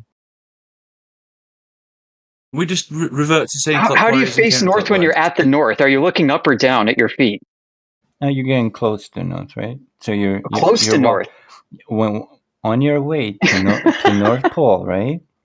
On your way to the North Pole, you are going to the north, right? Once you get there, you stop. So stop your bullshit acrobatics with me, bro. It's not gonna Bullshit work. acrobatics. Okay, so I'm at the north. How do I look north when I'm at the north? You're not looking. You don't have to look north. All right, so which way am I looking now? You can look anyway. See, that's the Okay. point, right? Let's say I'm You looking can at turn the yourself Greenwich whichever way Meridian. you I'm want. looking down the Greenwich Meridian. You have to look up. You have to see the stars down. Well, that's in the sky anyway. The Greenwich Meridian is calling in you the sky. dumbass, but like if the shoe fits. All right, so what am I looking for? So which way are the stars moving? From east to west. Same direction that they were before. Yeah. Which is? If you want to put it relative to Polaris, counterclockwise. Okay. So when you look up in the sky at the South Pole, like Antarctica, right? You're looking up, which way are they turning? Clockwise. As opposed to counterclockwise at the North Right. Pole. It's like I said, you got two wheels on a car. You look left, it's moving clockwise. You look right, it's moving counterclockwise. Both are moving in the same direction to push your car in the same direction. Yeah, but you're doing something there that you're not doing on the Earth. What? I'm looking left and I'm looking You're right. changing your perspective. You just told us you have to change perspectives. You have to go to the north in one scenario, and then you got to go to the south in another scenario. Do you know what you did in those two scenarios? Walking on the ball is not changing the perspective. Yeah, it is. You go to a new place. Right. Yeah, you're looking left, which is north, or you're looking right, which is south. You're totally looking. Let's say my car is facing east, Vector. My car is facing east, and I look left towards the north at my left wheel, and I look right towards the south at my right wheel. Anything you're saying, okay? Because you're just basing off of bullshit that you think you sold me, but you didn't. All right. Do we have anyone who's not mentally retarded that would like to talk to us? So I have some questions. Yeah, someone has speculation that. Oh. Was that Manufactorum? Yeah, I was going to clear up the whole Star Trails thing, but you can talk to that guy, I guess. No, go ahead, man. Yeah, so the point is, if you're at the North Pole and you look straight up, you see that counterclockwise rotation, right? And in the case with the wheels, with the car, you look at one wheel, you see it rotating counterclockwise. In order to see the other wheel rotating clockwise, you have to turn 180 degrees, right? So to do that, you have to look north instead of south. Yeah, but if you're at the North Pole and you look straight up, you're going to see that counterclockwise rotation. To see the clockwise rotation, you have to look 180 degrees opposite direction, which means what to you? You're looking the other way. So the same rotation go in the same direction. You're looking at it from the opposite vantage point. Right. So through your feet, right? Through the Earth, through my feet. Only if you're on a globe. 180 degrees. You're begging the question of a globe now. No. On a flat Earth, even you'd have to look 180 degrees away from straight up at the North Pole.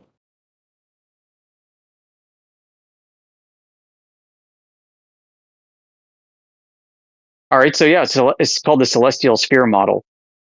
Okay. So if you go, let's say you're at the equator, right? And you're looking south. Nobody, by the way, sees the south from the north either. You have to move. You have to change your perspective. It's like being in a really big car. I get that, right? You can't see it from where you are, but that's what the stars are doing as a whole, kind of, right? They're all moving sort of in unison, yeah? Sure. There may be 3 points of rotation that third one we don't know about. That you could also stand under, and it's rotating its direction. There could be a fourth point of rotation. Who knows? Speculation Sunday. Okay. How does that work? I don't know. The stars do what they do. Earth is flat. Take a chill pill.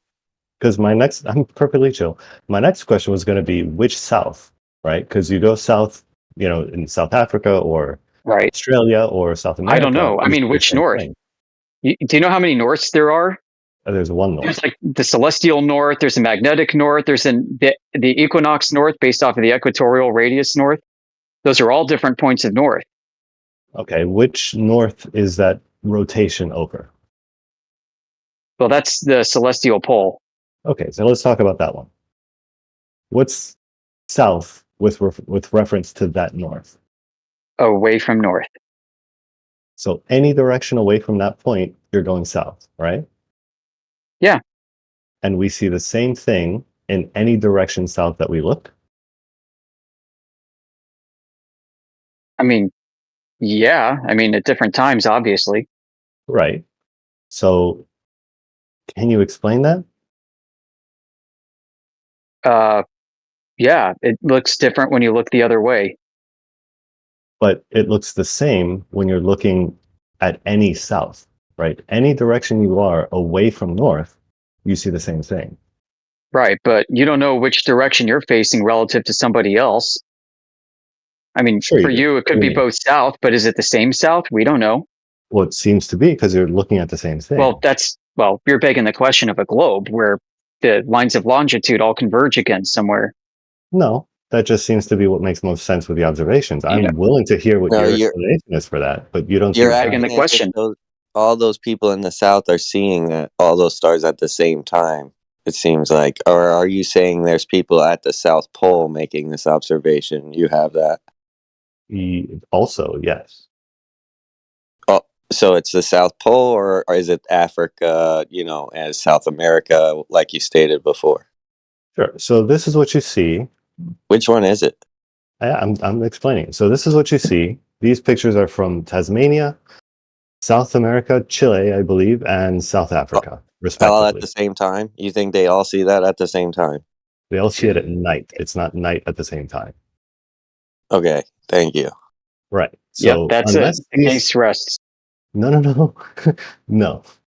Well, for us, it if does. it was a ball, they would all see it at the same time, dude. Okay. So you are in Tasmania. Because I mean, Alaska and all these places see it at the same time. So you're in Tasmania, right? This first one with the tower, and you're looking at this, right? These star trails depict the movement of those stars, right? Are you then suggesting that when it becomes day, this entire rotating body of stars somehow drifts along the horizon to South America? What are you talking about? I'm talking about we can see the movement here. If you're suggesting that because it's a different time, these stars have moved to a different location to repeat this circular dance they do. Wait, are you saying the stars aren't moving with... Yeah, the stars definitely move with time. You don't think that? No, this is how they move. This is showing their movement. So I'm trying to ask you, what is the significance of these observations being made at different times? What does that mean to you? What does that resolve? It means it's not a singular point like you're suggesting. That you're saying this is happening in one location, and or it's happening at all three locations at one time, and we're just correcting you, saying that's not happening at all three locations at one time. Well, it is though. And you also have to prove that they're looking in the same point in space, and that's left to be determined. Well, they're seeing the same stars. At different times, correct? That's right. But the stars don't move when you're not looking like, Mario ghosts, right? Those are the same stars. It's just they're blocked by the daylight. And when it's night again, you see them again. When it's night somewhere else, they see the same stars that you saw a couple hours earlier. Yeah. And all of those places you're saying are looking the same direction. Correct. Is that correct? It seems to be if they're seeing the same thing. But then why are the star rotations in different parts of the sky in all those pictures? What do you mean different parts of the sky? Go ahead and look at your pictures. Uh-huh. Are they in the same exact portion of the sky? I mean, we don't even have the azimuths on these pictures to even tell, but like just by me looking at it, one is like up higher, one's closer to the horizon, and then the other one I can't even see the horizon. Like I don't even know what this taking is different years. Right. So that would be the elevation to that center rotation, right? That's just a function of the latitude that they were looking from.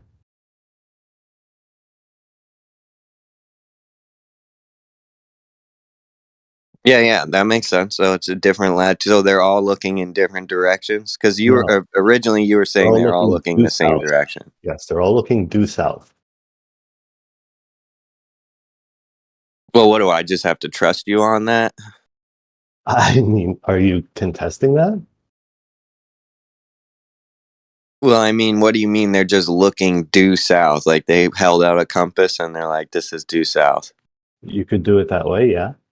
Because, like, if you were to go to the north, do you think you're underneath Polaris at that point? No, but you would still be looking. Okay, so then why would the south be that way? It's the same as the north. If you go north and you look north, if you're in the northern, if you're above the equator, right, you're going to look north and you're going to see all the stars rotating around the North Pole, the pole star.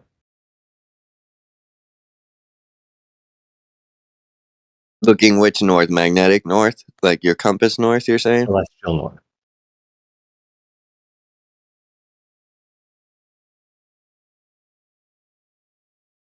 Yeah, so when you're looking that north, like what are you using to determine you're looking north? Your compass? You could do that, sure. Okay, so you'd have to take declination into effect? Yeah. So these guys are looking south with the compass and they took declination into effect, is what you're saying? No, I think they're just shooting at the center of rotation. So we don't even know what direction they're looking. It's just like a guess. No. We're just guessing it's definitely south because that's where we believe the center of rotation is. We know. Right. I feel like you're reaching. Do you really not think we know this? Well, I mean, you just admitted that if we were to go to the north and end up like where the compass stops, we're not going to have Polaris right above us. Where the compass stops? No. No, like when you get there and you look up, Polaris is not going to be 90 degrees above your head. No, it's going to be pretty close though. Is it? Yeah. How many degrees off? Because every degree is 69 miles. So I'm not entirely sure how many degrees off. Okay, so if it's 4 degrees off, you call that pretty close? Yeah. Yeah. Okay. We have a different definition of pretty close because 4 times 70 is freaking 280 miles off, dude. So do you think that difference would be enough to justify South Africa? No, to me, it just Chile, seems like you have no idea what you're talking about because when you're asked specifics, you're like, I don't know, it's pretty close. It's kind of like this. It's kind of like that. We know it's kind of close. It's kind of about. You're asking me specifics of the people that took the photos. I don't think that's relevant. Okay, my bad. Then I'll disengage. But is that, I mean... He's not asking specifics of the people, like what sneakers were they wearing. No, not those specifics. He was asking me if they went there with a compass. Okay. Yeah, I don't You think stated the direction they shot the shot, dude, and then you're upset because I asked you what compass. Like what? No, I'm not upset at all. I'm just wondering how much of a discrepancy do you think would resolve this back to a flat Earth? Because I don't think that there's enough here. It doesn't. There's no. You're saying resolve it back to no measurements prove that. Like this is really just people who believe in an ideology about the sky, and so they think that what they're seeing is because of their ideology about the sky. I don't know. So it's not like we made any claims to what's happening. You're just saying, well, you can't explain it. No explanation will lead back to. That's a ridiculous statement. It wasn't a globe in the beginning. Okay, let me say this then, since that's maybe too vague. Any flat Earth conception where south radiates out from some northern point cannot make sense of this observation with what we know of optics and light and stars and leaving out stars, optics and light. Well, you don't have it. I mean, again, it's been years and no one has been able to validate that, people in 3 different locations in the South are seeing the same thing. You guys just say that. It's like, it might very well be true. Because there's one time where I asked, okay, well, how is that evidenced? And now I'm just kind of assumptive in thinking that no one will ever tell me because I've asked it so many times. Well, how it's evidence, I think I've explained. As far as if it's true, I guess since it's Speculation Sunday, if this were true, that people in those locations are seeing this when they're looking south, what would that make any difference to you? At the same time, right? I don't see why that matters. No. When it's night. That does matter. That's a huge point. Why? What's happening when they're not looking? Are these stars drifting across to the other country? First of all, it isn't the same time. in all three locations. Well, you know what?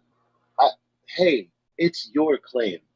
If you don't think that the time matters, I don't care. I don't have a claim. Okay. Not in this regard. Like I have measurements, things, observations, things like that. I don't. That this what you're showing me and what you're saying and implies doesn't undo my measurements and my arguments. Oh, I mean, that's fair enough, I guess. Is Yes, it and we don't want to make any manufactured? Is it speculations fair about enough? things we can't test. No, I mean, he's So basically who telling you knows he's what the got his stars idea, are? and that's going to be that. I feel as though a large part of what's making you unsettled right now is that you have to have stars to be a certain thing. No, whatever it is they are, regardless of what they Right? are, I'm What if talking they're about how they manifested by the sun temporarily, move. only for the night? Okay, if Speculation that Sunday. So hey, sure, if that were the case, would the light coming from them, whatever it is that they are, however they're manifested, would that make that light somehow different from any other light that we observe in the world? we have no idea what this is. So for all we know, yeah. For all we know, I mean, this is something that's borderline metaphysical. So how is We that can't not go just test what special these pleading? are. So we have a whole thing that describes how we observe light, how light behaves, and you're saying that this wouldn't apply to this observation. It would We just don't have know to what throw that away stuff is everything. up there, man. That's why. Right. Okay, so we don't know what it is, so the light that it produces is different from all the other light that we observe in the world. It's behaving in a way that we can't test. So how is that not just a case of special pleading? It's observable reality. We can't test what these things are. That's not a special pleading. That's objective fact.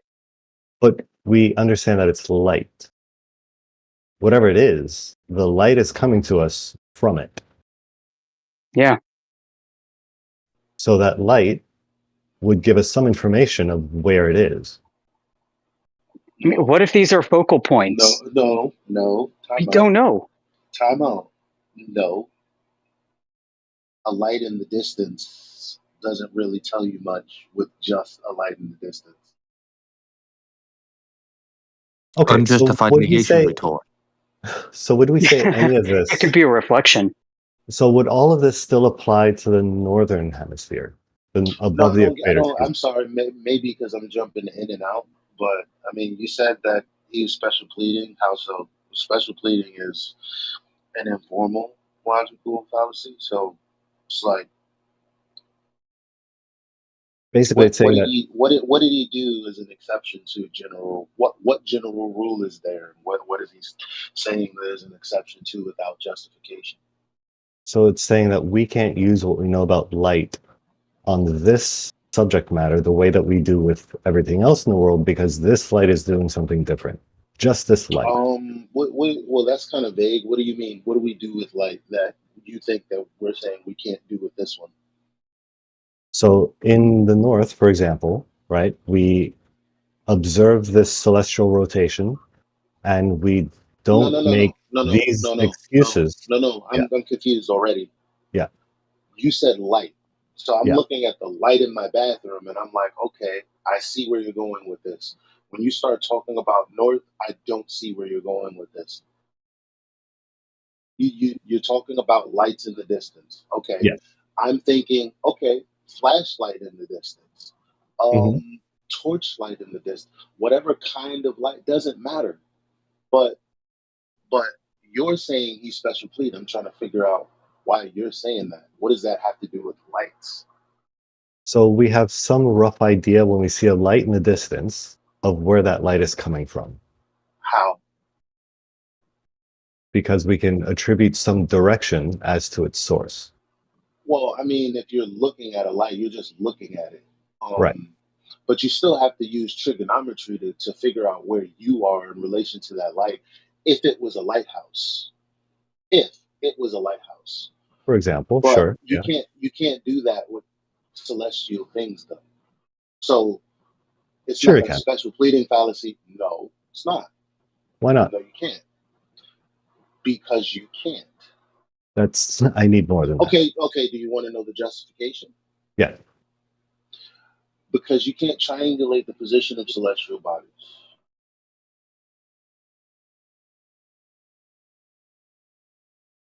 So you can't To a use degree, you trig. can. To a degree is not it's not the same thing. I think it is the same thing. I think we have the Because same you margin can't of error with the lighthouse, but that margin of error translates to a whole lot no more what because I'm of the saying distance. is a light that we've made from a lighthouse, you can use trig on that. You can't use the same exact method on something in the sky. As a matter of I think fact, it can. we already know they don't because, I mean, God damn it, we've been reading celestial navigation manuals or celestial navigation literature to people for I don't know how many months now. And one thing that is exactly not the same is like if you would use trig on, I don't know, a terrestrial object like a lighthouse. It's not the same. Well, I So I'm think that trying to the only figure out. So I'm difference. trying to figure out. Yeah. I'm trying to figure out how you like what information because you're saying so we can't use the light in the sky the way we would any other normal light. Well, first of all, no, you can't. No, Well, I no think the people don't. difference is, the difference though is that we can calculate the distance to the lighthouse, where we can't do that with stars, but we can get the direction in both cases. That's the only Yeah, difference, but really. the only reason you get a direction in celestial navigation is if you have two or more stars. No. I'm not talking about your position. I'm talking about the direction that the light is Well, you coming. don't know what direction you're looking until you get where you are on a line of position. You don't know what That's direction not you're true. looking when you're. How not? The stars move. So the stars move in relation to the earth. So if you want to know Mhm. where you are, you have to know what direction you're looking when you're looking at a star. That's Yeah, absolutely 100%. Okay, so when you say yeah, you were wrong. no, you do know You don't just the look at a direction light you're and go, looking. "Well, I'm looking in this direction." Like you don't Yeah, know what sure you do. direction it is in relation to the earth. Yes, you do. Well, you just agreed with me, and now you said sure. So No, again, I I'll repeat didn't. I myself. was disagreeing with So, that part of it. so you okay? So let me get this straight. You told him he was special pleading, hmm but now we're bickering back and forth about you needing to have two or more lights in the sky to understand your direction on the earth, your No, bearing, and you're no. saying no. You don't Excuse need me. that to know your direction, not the direction you're looking in. Yeah, you do. Unless you're looking at, I don't know, the North Star, which is only in one direction. Every other star you most absolutely do have to. But we know how to find north, south, east, and west, right? Without using stars. There's ways to Using, do that. yeah, using terrestrial objects, yes. Yeah. So we don't So need to again, know. so again, you can't do the same thing with lights in the sky that you can do with lights on the ground. Only when it comes to the distance. No, you just said we can't determine the distance of a light in the sky. You said Correct. that. That's I what agreed. we can't do with stars. We can't determine the distance, but we can determine the direction. Okay, so what's that got to do with you telling him he is special pleading? Because I'm arguing that we can tell the direction that central rotation point is in, and he No, seems to be that's highly suggesting. different. Rotation of something and the nature of it itself is obviously different. Because you told me the special pleading, it was about lights. It's not about the rotation of lights. It's about where that light is coming from, the direction it's coming from. It's not about the rotation of lights. My claim of special pleading was it's about where is that rotation happening. And he's saying we can't know that because we don't know what they are. I think regardless of what they are, we can know where it's happening. I don't know if did you say that? No, I didn't mention anything about its location, like suspended in 3D space. Which No, that we was the would, implication. in order, well, in order Well, for us no, to know no, no, that, no, we'd no, no, also no. have to know Hold the on, hold on, medium. hold on, hold on, hold on, hold on. You can't call them out for special pleading off of an implication. This is what I'm saying. If you're just No, no. honest from the beginning, Oh, if you're oh, just honest from the beginning, so if you okay. were Let just me explain. honest from the beginning, we would have figured out that you're trying to infer, No, okay. Explain, that and maybe you can tell me but where. with his own words and with his own rhetoric, he didn't commit that fallacy. Now, the bottom line is No, you're hold on, hold claiming. on. No, I have to Yeah, answer that. you could have asked me my position on this, and I would have told you, but you didn't. Okay, let me tell you what I've understood, and you can tell me where I'm wrong.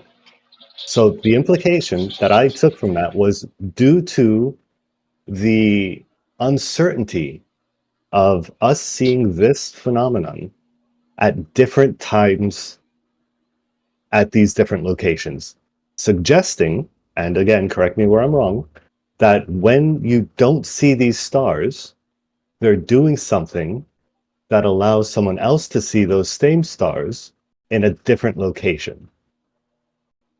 The whole thing was based on us not seeing them when we're seeing them somewhere else. When someone else, somewhere else at another time is seeing them. That was what the linchpin to that argument. What's the okay? So you basically said when you don't see stars, it's because they're somewhere else, right? There was something like that was the implication, yeah. Okay, how is that an argument? Everybody knows that. That they're That's just a somewhere else truism. when we don't see them? Yeah, or how about this? When you don't see a rainbow, is it because the rainbow is somewhere else? No. We don't know what the stars are. What if they're an optical effect? That was my point when I said, what if the stars are manifested by the sun for a time? So I don't think you picked up on that. So an optical effect like rainbows, like an emergent phenomenon, so to speak. Yeah, I'm speculating for the point of illustrating that we don't know what these are. Okay, The sun, so stars, all of it. So every other emergent phenomenon like rainbows seem to be dependent on some kind of variable that we can track. Yeah, Like we know how refraction. rainbows are made, right? Refraction, yes. So it has to do with your angle to a light source and something in between you and a light source, something solid for the light to refract. Correct. So these don't seem to be reliant on those I kinds of get you. variables. I get Okay. you, but I don't understand the overall like conversation, I guess, because I mean you're saying something is not congruent with uh the Earth being flat. But again, we have measurements that prove that it's not the globe that they claim, and just not talking about the globe at all, we also measure it flat. And I'm not just talking about from here to the other end of my house. So so you're saying, well, that you know, not to regard that right now, but we have these observations. Don't know when, because I don't think that's relevant. You said that. But at some point, these locations in the south see the same stars and they're in different directions. How's that possible on the flat Earth? Is Well, your they would question. be different directions on a flat Earth. Well, first of all, I don't know if the bottom line is I need to know which direction these people were looking and at what time. South. I need to They're know looking. which direction. I need to know what bearing these people are looking and at what time. So they're all looking Relative to south. each other would help. Relative to each other's orientation. So south Well, south that is not relative to south each is other is not what exactly I'm what's in south is contention. not what I'm asking for. So in order to stop this from becoming an argument or something where you decide you don't want to carry on the conversation, just accept that I'm saying south is not the same Sufficient. thing as what bearing, what exactly, what direction are they looking? It's not everything from north is south. That is very vague. Well, not everything, right? You can be in the south and look north. Everything from north is south. Is in the south. Everything opposite north is south. Right. Yes. Correct. So that's a very vague thing to be saying. Now, Well, what you're no. saying, what your claim is, you have these three different people in these three different Well, locations. sorry, just real I'm quick. just trying to There's I'm only just trying to get the direct look. Listen, the only reason I'm asking you this is because you don't have the information. So you not having the information means that the conversation can't continue that's because not what that you means. think no, it does mean that Okay. because There's only one. I'm asking you for something that I you're saying understand. is irrelevant. Okay. So I'm when you say asking you for everything, something that you're saying is irrelevant, and hmm so the conversation can't go on because you want me to accept what you're saying without you actually showing us that what you're saying is the truth. well, no, right now I'm just trying to clarify what you said that was wrong. So when you say everything opposite of north is south, that's correct. But when There I you go. say they're looking south, you're trying to make it seem like they're looking in like any direction. Oh, that's not north, but that's not true. Yeah, There's only one yeah. I mean, opposite of because north. if I'm in the north, I can look at both Brazil and Australia. It's not the same fucking direction, dog. If you're at the North Pole, both of those would be south. If you're They're not the any, same direction, though. It's not the same I line of sight. understand that. I understand So if that. it's What I'm not the saying same line is, of sight, so hold if you on. What understand that, I did understand that, and I acknowledge that. then I just want to know the line of sight. Where they're I looking at. understand that. I You keep acknowledge that. saying that's irrelevant. And I'm saying, well, if you're saying that that's irrelevant, it's because you don't have the information. And because that's the information that I want in order for me to agree with you, it's not unreasonable. I mean, but if you I'm think it's trying to explain unreasonable, to you that's fine. why you asking that information is irrelevant. Well, you already said it though, sir. No, but I'm trying to explain it to you because you don't seem No, to but you agree. already explained it. I don't think not this. I just didn't accept it. You No, you explained didn't it. I just didn't. understand it, and that's No, clear from you your last explained. example. So if I repeat it to you again, because you said, okay, that's I basically what I said. suspect it'll still be wrong. So if you do, Because you're not listening to my explanation. So I suspect you're going to repeat the same thing you just did, which I was trying to clarify why that was incorrect. well, you already did. Nothing that I said was incorrect. All I said was I want something that you're saying is relevant. That's And not me being incorrect. what you said was That's if you look at South America and what was the other one? Africa? it's not the same bearing. Right. And you said they would both be south. And I'm saying that's only true at the North Pole. If you're Exactly. south of the North Pole, they would not both be south. They would still be different directions, but they wouldn't both be south. Okay, so if you're both in the south, is Brazil and Africa in the same direction? If they're both in the south, if you're say I don't know in Africa looking at Brazil, you're in Brazil looking at Africa. Is that the same direction? No. So it matters, right? Or the observation of South America and Africa, yeah, that matters. Okay, so I just want to know which direction these people are looking at. They're all looking south. Okay. You're saying I don't see that. why anything more than that changes this situation. I would like to see. I'm never seeing someone give information on this happening. They just say it like you know how many times that we've had people around the world go live at the same time. I just want a video of that. Nobody's saying they're Just at the be same time. It's not going to be nighttime in all these places at the same time. oh no shit right. Right. So what does that change? And So the answer the other people gave, they're not seeing the stars in the same direction because they're moving. but these show the movement. This is how they're moving, right? They're not gliding across the horizon. Which doesn't like correlate to the star. ground by any means. There's no reason to take because these stars do this means the ground is doing something. There's no reason to even think that far. That's a crazy That's not jump really in what There he's, logic. that's not what he's absolutely saying. is. Oh well, that is. No, I I am guess he saying that. would. Yes, it's Yes, he would say that. our No, but orientation to them that is important. okay, Our but orientation is based on our ground position. this doesn't change the fact that there's no curvature. Number one, but number two, with this argument, you're saying, well, they're all looking south, but not at the same time. Correct. I don't see why that changes, though. Because the sky is moving. Yes, this shows how the sky is moving. And for this to be, and for them to see these stars across a flat plane at different times of the day, which is to say nighttime for each observer, they wouldn't be moving this way. They would be shifting across the stars, across the sky, sort of linearly, right? They would be going. I don't get it. Yeah, it's because you think what we think Earth is a flat Earth map.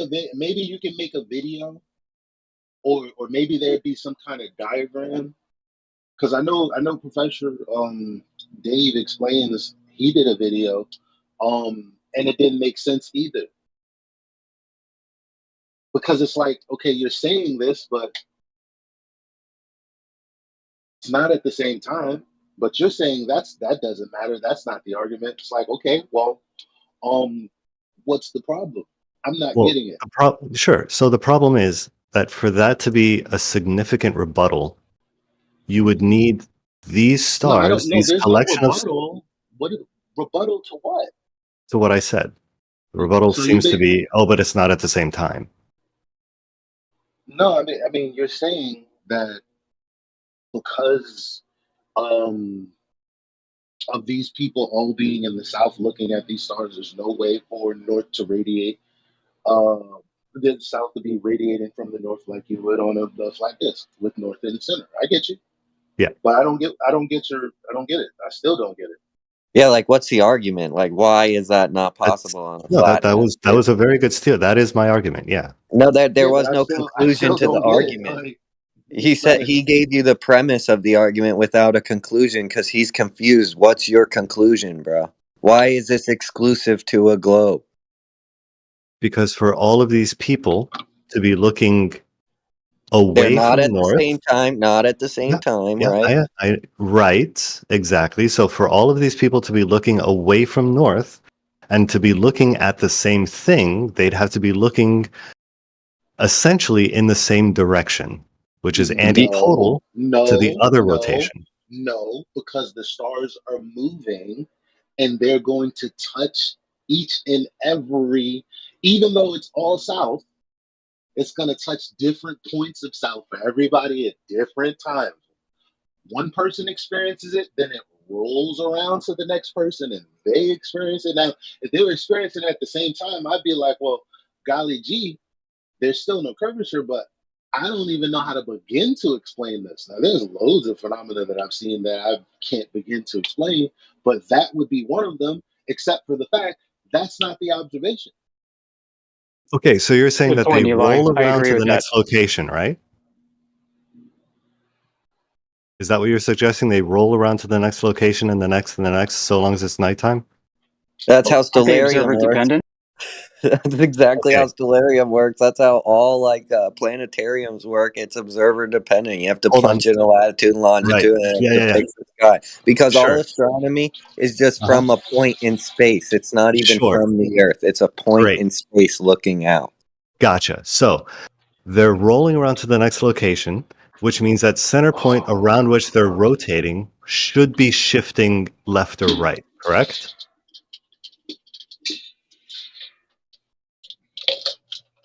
The center of the rotation should be moving across the horizon as those other stars rotate around it, correct? I mean, I've seen videos of them making arcs. I'm talking about the center point. In the north. Well, there is no real center point, though. That's another fun thing. It's the point at which everything else is rotating. But even in your own pictures, it's not in the same location in the sky. So yeah, what you just said is what's happening. Yeah, exactly. The center point is in the same location. It's not moving during the time of that time lapse. Is it at the same angle on the horizon in every picture? No. In each location, it's at the same point. Okay. So it's not moving left or right. It's a photo. It's not moving left or right. Well, we can't triangulate it, so we don't know where it actually is at the same. But we know if it's moving. Quotes. That's all we're talking about right now. We know if it's moving. Because if we move, yeah. So, I'm sorry, a truck was passing by. Can I ask you a question? Are you saying? Is your point that the stars in the south don't move. Not all of them, just the ones on the southern cross or whatever. They don't move east to west. They do on a globe, but they No, don't on a flat. no. Do they go east to west? Not on a flat plane. No. Just in your vision, do they go from east to west? In my vision, no, not in those photos. So what do they do? They're rotating. This is from a time lapse, though, dude. No, like if you're just watching the stars and they move, what direction do they move? Cardinal what direction. I mean by that. This is what I mean. All right, you see that photo? That's what I mean by that. Some are moving east to west, some are not. So this makes sense because we're looking sort of on the other side of that rotation on a globe, but if it were flat, I don't know what it would mean to be moving east to west for the ones at the bottom.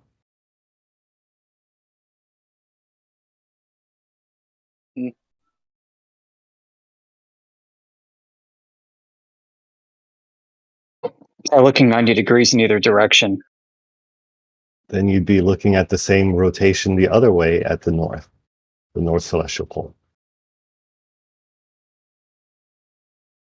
Which kind of brings us back to the start where I said if you're at the North Pole looking up to see this, you'd have to be looking, so to speak, straight down through your feet, right? This would be antipodal. Is that the case, though? Is it antipodal? Because there are people that take this picture from the equator and it does not look antipodal.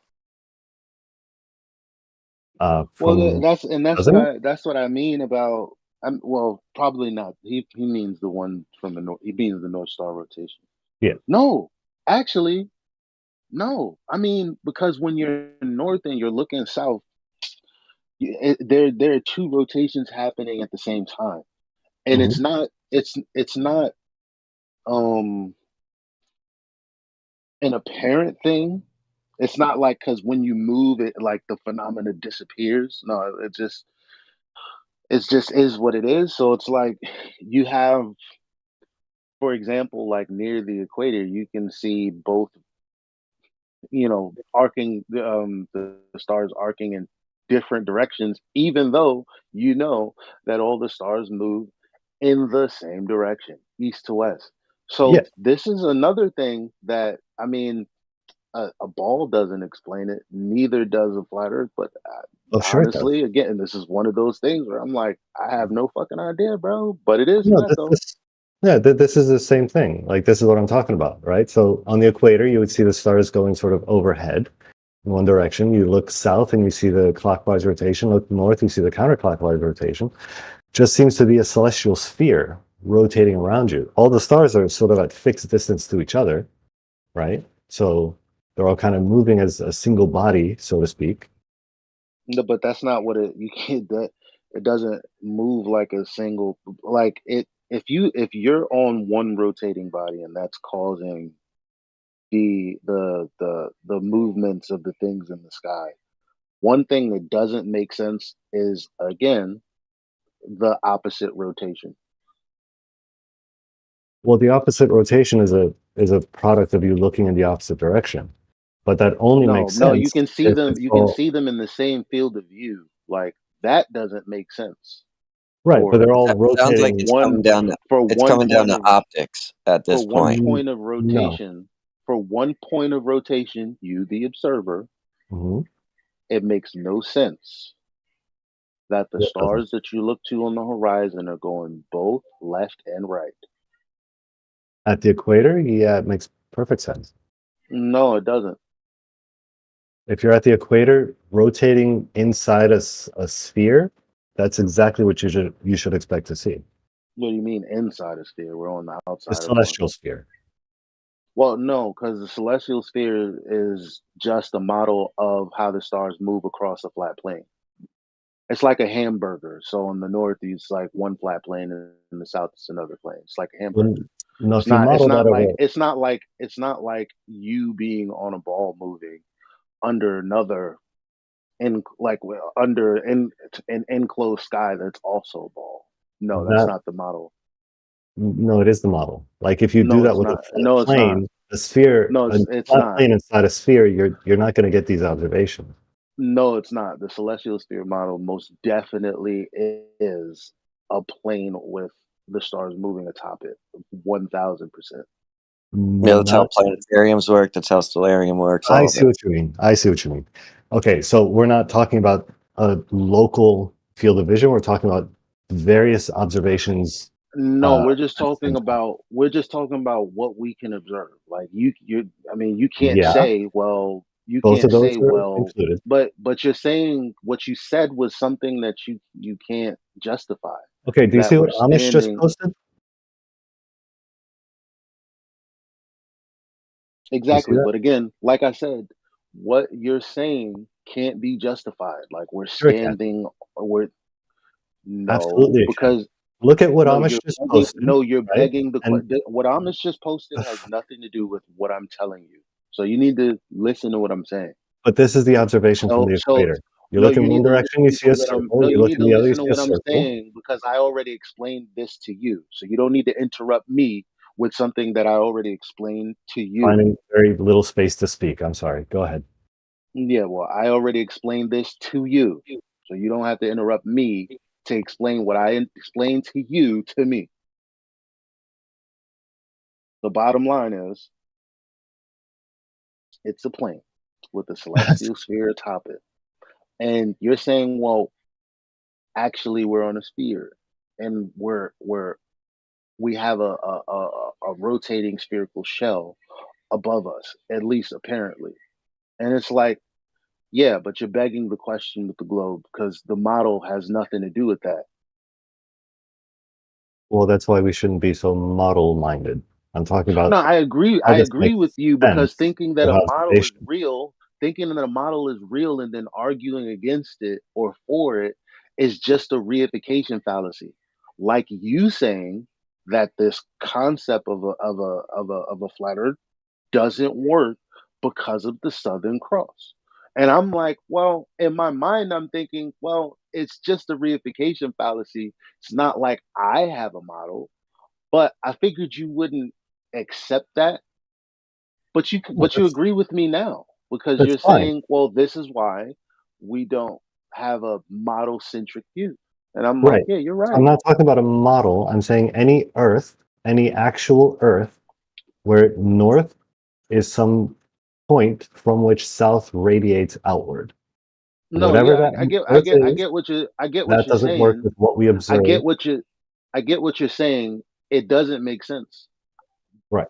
But it still measures flat though, and they do still use a flat model atop with the celestial sphere atop that. So Locally, all sure. I'm saying is just because it doesn't make sense,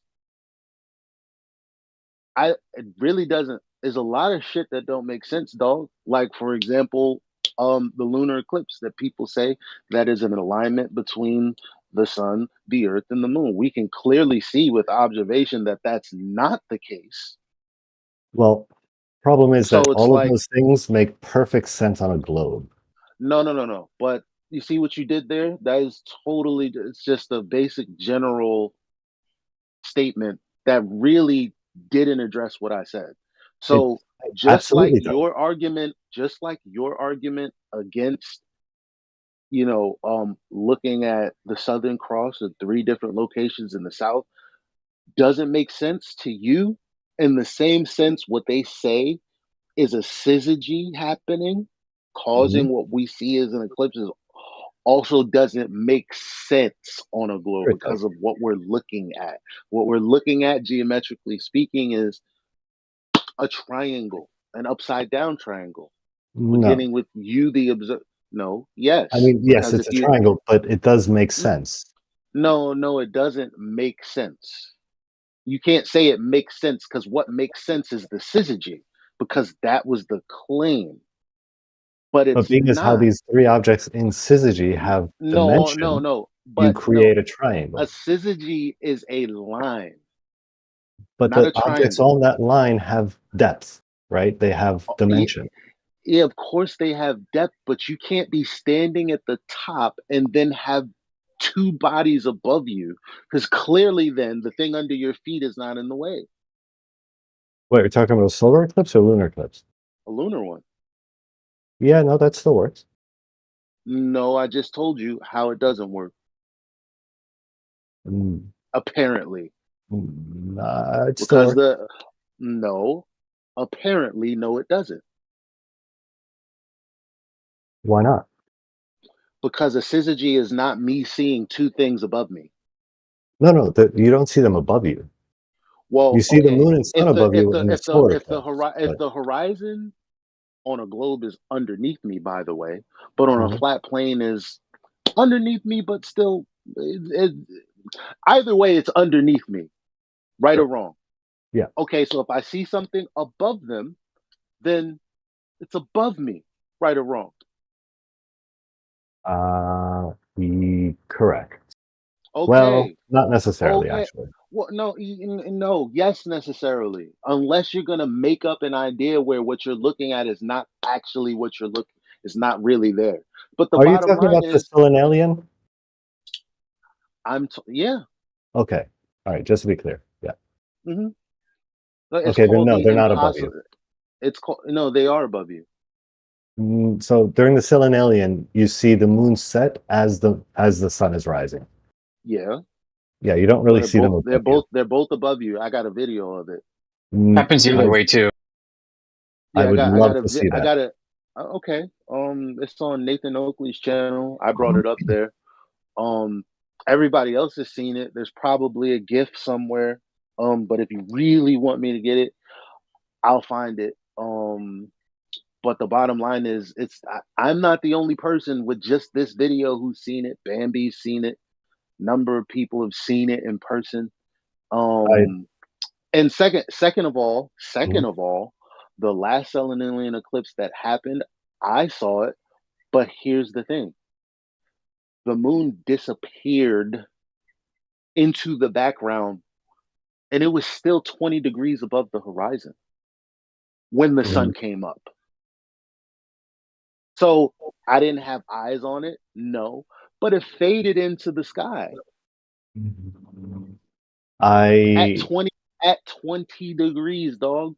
Yeah. So just not to again, the simple point is these two objects are above me. They claim it's a syzygy. What I observed was not a syzygy, obviously. Makes no sense. I have doubts as to your measurements, but if you have that video, I'd be curious to see that, because I've heard claims of both being like high above the horizon, but every video I've seen, one is setting as the other is rising. 20 degrees is not high. And It's second of all, high enough. I think that would be significant. It's not that high, dude. It's not. But the bottom line is, I definitely, like I said, when the sun came up, the moon faded into the sky. Sure. It was a wash, but the sun was up. Well, according to time and date, which is built off of the movements of the sun, right? According to that, the sun was already up. Now I didn't see it. Now I didn't see it at this point. Do also take into consideration refraction. I didn't see it at this. Yeah. So when they tell me it's coming up at a specific time, it's up. Yeah, that's when you should see it. Because they've accounted, right? Maybe they did that before, and then you were like, "Well, I was expecting it at 4:30," and they're like, "Oh yeah, we said 4:30, but you got to account for it." That'd be stupid, right? Right. Okay, so like I said, last time I was looking at the eclipse, the moon was still in the sky, the sun was up. I just didn't have a clear because I live in the city, and there are buildings all around me blocking my horizon. Yeah, and my understanding is that when the sun is setting with standard refraction, it's already set. Right? When you see the sun hit the horizon, it's already below it. Like that's standard refraction gives us at least that much, right? Is that because it's 8 minutes behind? No. It's also a form of refraction that hasn't been proven. Yeah, you're gonna invoke magic bendy light. Yeah, that's true, because the sun never actually goes below the horizon either. They claim it does, but you can't see it. So when it disappears above, So when it disappears above the horizon, it's because it already set. That's what they say. Yeah, it's Okay, all bullshit that's for fair real. enough, but you can't then use the globe model to debunk the globe model if you're going to say that those aspects of it are sort No, of. you absolutely can if you put it into a modus tollens. You absolutely can put the claims that people make directly into modus tollens. Yes, you can. But not if you're going to say it doesn't make sense. No, but it doesn't make sense because of the modus tollens. That means it makes no logical consistency. Yeah, it's That's what not illogical. making sense means. No, well, not making sense means that, and not making sense also means that you can't detect it with any of your senses. I don't know if that's what that means. Well, nonsense means no sense. We have 5. I feel like that's a bit of a stretch. But I mean, I take your greater meaning. I don't know that. Nonsense means no sense. So if All right. someone is saying something and you say that's nonsense, it's because apparently in any way that you can observe, you're not observing the truth of their claim. That's why people call people nonsensical, because you're saying something that I can't evidence personally. So it's Yeah, nonsense. that's doing a lot of heavy lifting in that definition. Well, right. But what I That's was not really saying how we was use that word, I guess I would say. right, but nonsense in the sense of what I was saying was exactly what I said. Nonsense, meaning it's illogical. That I agree with. Yeah, the sense thing is a little weird. Well, I don't know why, because I just told you it's very easy. If somebody says something exists and you can't sense it in any way with any of your senses, it doesn't exist. Maybe I think I would contest not. that. Maybe not. It doesn't exist, but most definitely you don't have any justification for saying it does. Sure. Yeah. Because I you can agree with that. claim that there's some sense that you felt, and I'm like, okay, well, give it to me, and you're like, well, okay, it's nonsense. Yeah, I mean, I'll give you that one. I think there's other ways to detect things that we can't sense physically, but in this sense, you can totally put a bullshit claim into the modus tollens. Yes. yeah, no, yes, but to say that it doesn't make sense because the globe says something that hasn't been proven. Well, that's what because makes the it proof not that you're make. asking That's for what is makes it based on not the make flat sense. Earth, though. No, it doesn't. Not at all. Well, there's a claim on the table that has nothing to do with flat Earth. And I'm like, okay, well, here's the claim.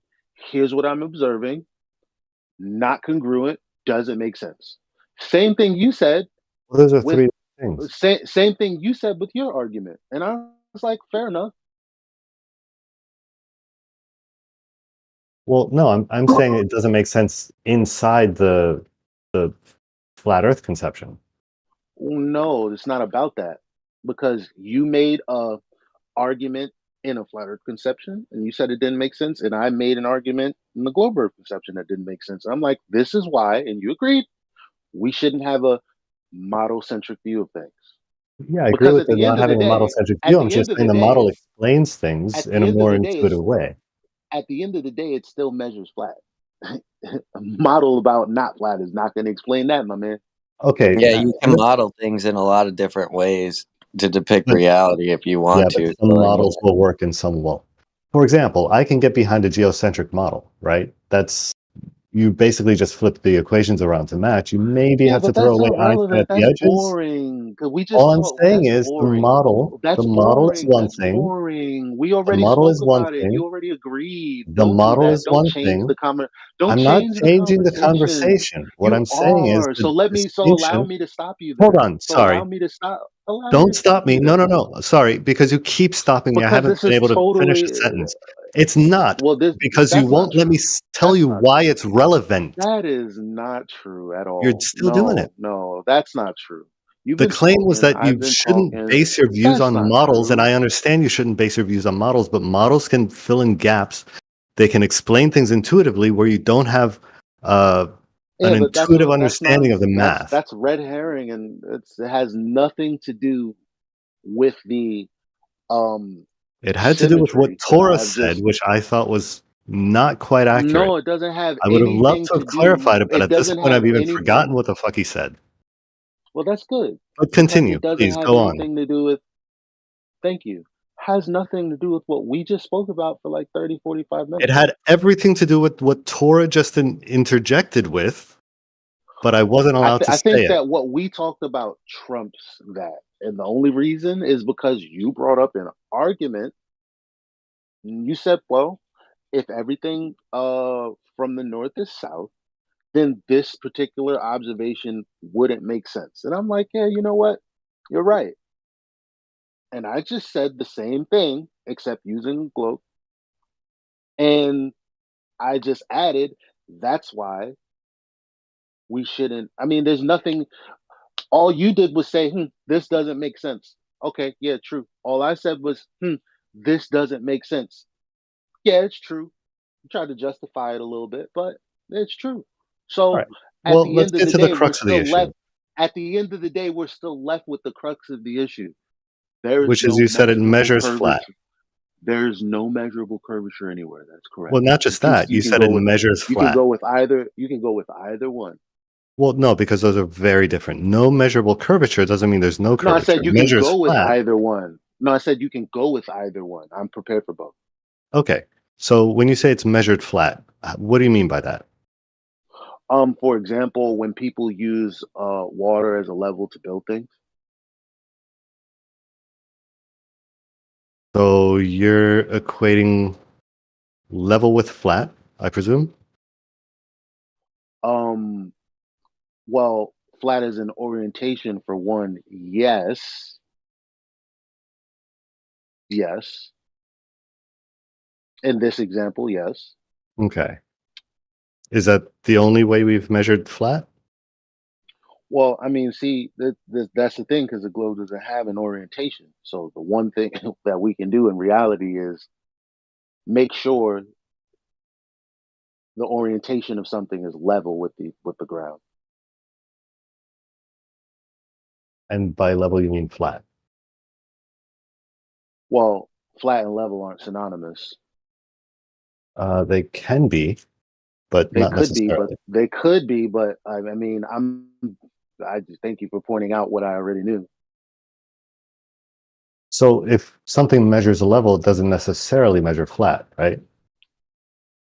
Well, in this case, because of the orientation, yes, it does. What do you mean by that?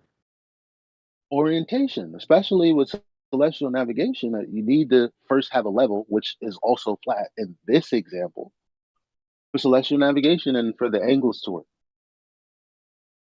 But does that flat need to be the Earth? It's in reference to the Earth, yes, because you're going to have geometric points that are on the Earth that are not your location. Sure. So in reference Okay. to can mean a couple of different things. I think what's important when talking about something measuring a certain way is that measurements can be of different aspects of a thing, right? So we can measure the height of something, we can measure something's temperature, we can measure its Yeah. weight. But you understand that you can, especially in celestial navigation. Now, height doesn't mean height like I'm 6'2". It doesn't mean that. It means your altitude above the plane you're standing on. Mm-hmm. So that's what we're talking about. We're talking about an elevation angle above a plane, above a horizontal, above the horizon. Okay. And from there, Well, not really from there, because obviously, if there was no angular distance between the flat and the thing you're observing, then this conversation wouldn't even be happening. Okay, so the angular distance is from the angle created is between you, a point at the horizon, and a point above your head, right? Namely, some star or something. Mm-hmm. So the point from you to the horizon is a straight line. How do we know that that straight line corresponds to the flatness of the Earth? You know what a radius is? Yes. Okay, so you have the GP of the star that's uh, extended out from you to that point. That's a radius. It's a distance Mhm. directly in correspondence with the angle you took. Um, yes. Yes. Well, sorry. Say the first part again. The distance from you to. The distance from you to the geometric point that a star is overhead. Oh Yeah, no. that's a radius. That's a radius. Um. Yeah. Not in Yeah. Euclidean geometry. No. Yeah, it is. No. It is a Well, radius, but it's a spherical okay. radius. No, it's not. That doesn't make any sense whatsoever. What is a spherical radius of rate? Whether it's a sphere or whether you have a sphere or a circle, in both instances, a radius is a line from the center to the out, to the perimeter of the circle or the Would you sphere. say It's it's in still every it's the case same. has to be a straight line? That's what a radius is. It's Okay, then I from this. disagree. It's a well. Okay, give me a citation. I'll get you a citation. For Like, which part? well, because of okay. You get a radius. You get a citation for a radius being curved, Okay. and then the justification for it as well. Yeah.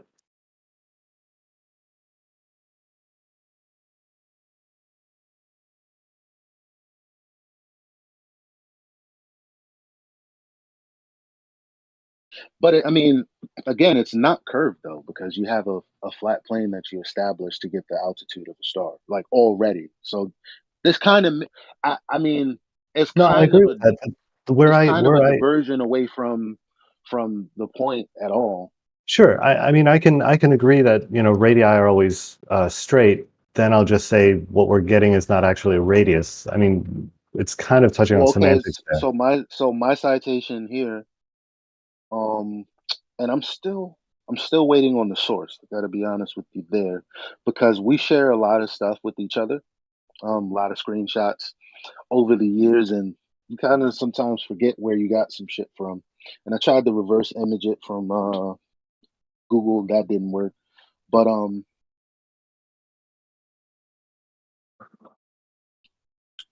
one second. Where did I send him? Right. See,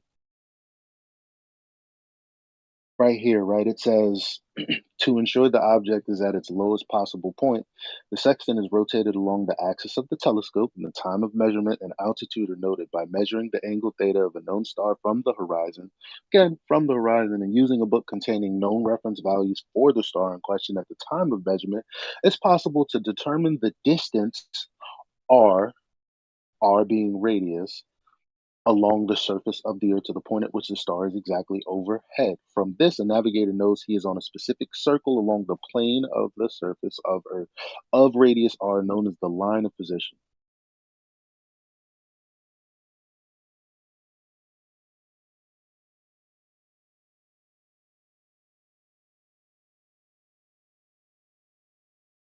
Yeah, I heard you. I'm still looking for mine. That's fine. That's fine.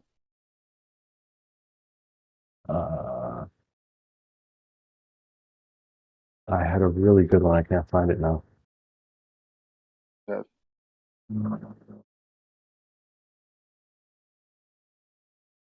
You do know that Manufactotum is an expert in physics, right?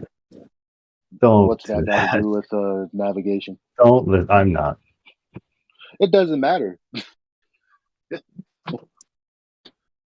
He's a professor at Harvard. 2 seconds. We're not talking about science and physics or theoretical physics for that matter, so it's irrelevant, right? He just needs to be good at math, I guess. Yeah, Manufactotum knows what he's talking about. That's good. I would wish that for everyone.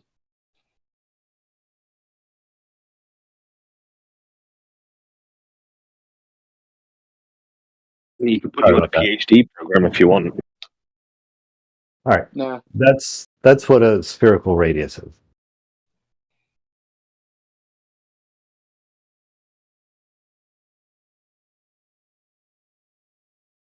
where are we at? But again, I mean, it's more a semantic issue. I'm not going to No, so, believe I it. mean, mine I is just not think, really a semantic issue. For me, it's an observer taking an angle measurement where the right. baseline has to be flat. And on top of that, it's directly related to a point on the surface. Like, and that GP is going to be on that Well, plane not that you're going to. directly, I would say. Well, But when you say I that it mean, corresponds to okay, you to get the well. surface That of the is Earth, semantic. that's That is semantic because clearly, like, it doesn't matter if I have a plane at my feet or a plane at 30,000 feet in the sky. They're going to be parallel to each other. Something that's not possible, right? but If that that's weren't the exactly what I case. don't think has been actually demonstrated. What do That's you just mean? an assumption. What do you mean? It's So the fact that that level, you can't disprove it because you can take an angular measurement uh of Polaris at the equator and it'll still be the same no matter how high you go. well, you can do that at any point on the Earth. Like your elevation doesn't much affect the angle that you're getting. Yeah, I know. That's what I'm saying. That's what I'm saying. So you saying, well, it's not necessarily it doesn't mean that it's a plane. No, but because all levels are parallel, um, that's exactly what that means. What, As a are matter of all fact, levels parallel? as a matter of fact, that's Because also in that my has not been citation. demonstrated. That's also in my citation because remember, level is the level is the plane that the radius is going to be on, right? So Um, keep no. what do you mean no, bro? So what are we doing with the level portion of all this? Which Like, level what do you portion? mean no? So the level portion that we're using is only used to take the angle measurement to the star. That's Yeah, all we use that from for. from the plane. From the plane that we've constructed from our horizontal, but that Right, doesn't correspond to the surface of the but Earth. they're all parallel. Yes, it does because you have a. Even if you look at even if, bro, I play videos all the time of this other random dude that's talking about the meridian passage or how you use the sun at noon and all this, that, and the third. He already lays it out that we're working with the celestial sphere in a plane and that the points from the observer zenith is going to be 90 degrees all the way across from where the observer is to the end of the rational horizon, which again is a plane where there will be values for you to determine where you are And this guy and says how that the far away. GP of that star is on that same plane? Listen, from this, a navigator knows he is on a specific circle along the plane of the surface of Earth of radius r. So what you're saying just bastardizes the one sentence I just read because you're trying to say, well, it's not a real horizontal plane. Like, obviously, you're just getting an angle, which that Right. angle needs to be horizontal, but it has nothing to do with the surface of the Earth. No, that's bullshit because the radius is the straight line distance from you to the GP of the star in question. But that's It not is. all this says, right? So this is how I know that I'm right, right? Because it says by examining a second star, a second radius can be deduced. Now, mind you, this one is level just like the other one. What do you mean it's a level? Well, you had to get the tool level, right? Hmm. To create, okay, thank you. So But that doesn't mean the when circle is going to be level to the first circle you created. oh well, I mean, again, what you're saying is bastardizing this citation because it says he does not know his direction from this point. However, by examining a second star, a second radius can be deduced. The navigator now knows he's at one of the points where both circular functions meet. In the case that there is only one real route, he knows his position, although this is only possible if the radii are parallel. Just like I said. If the radii are parallel. Just like I said. Oh my God. Is there like a diagram that goes with that? Yeah, sure. Let's hold on.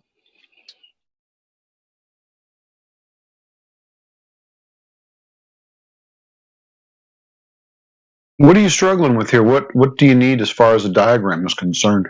Well, I mean, because he's gonna look at like this construction of what he would assume. Let me not do that. Well, Let me not not do assume. that. So this is I'm how I trying to find. understand. I'm trying to find you. Sure. Well, See, while see you do this? that, let me just answer No, this guy. no, I have it right here. I have All it right. right here.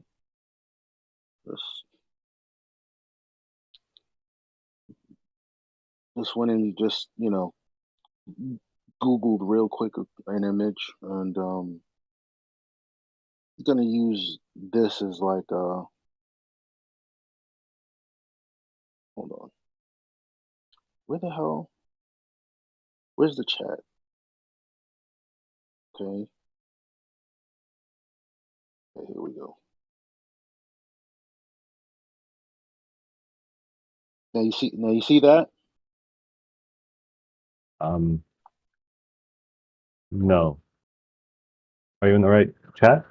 Oh, I'm in memes, for God's sakes. Why am I in memes?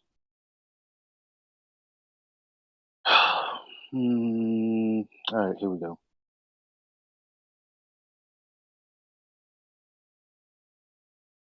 See that? Okay. Yeah.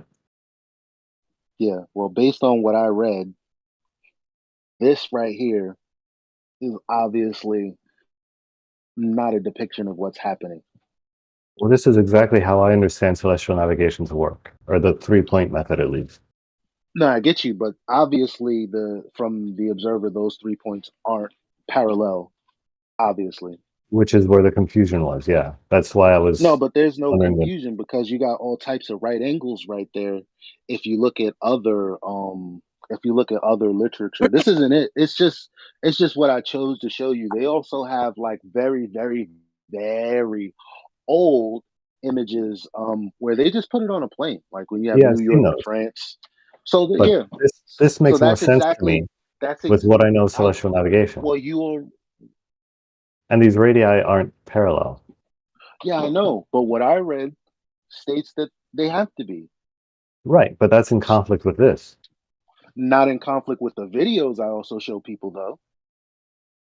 So Okay, when I'm listening to someone talk about what they do practically, or when I read literature and I'm like, yeah, that makes sense because obviously you have these angles, right? And so to have an elevation angle, you do need a plane. You're like, yeah, but that doesn't really have to do with the ground. I'm like, well, if that's the case, then the other subsequent steps that one would take to get his fix, it just at least from this diagram makes no sense. Right, but this is what's typically, like, as far as I understand celestial navigation, this is what you're doing when you take those measurements. Yeah, but you're not. What do you, bro? You saying this is what you're doing is not telling me anything. What you're Well, so, actually okay, doing is taking 3 elevation angle measurements that right? require 3 planes that will be parallel to each other, Not according to this image. according to my sources, not according to this, because you don't have right angles on the surface of the sphere. But if they Obviously. were, as you described, all laid out, these 3 circles, they were all laid out on the same plane. The distance from your position where these 3 intersect to the GP, to any of these GPs, wouldn't be that same relation of angles to 60 nautical miles, right? That would be a different calculation. I don't But know. the I reason don't know that if this I don't works, know if that's the case.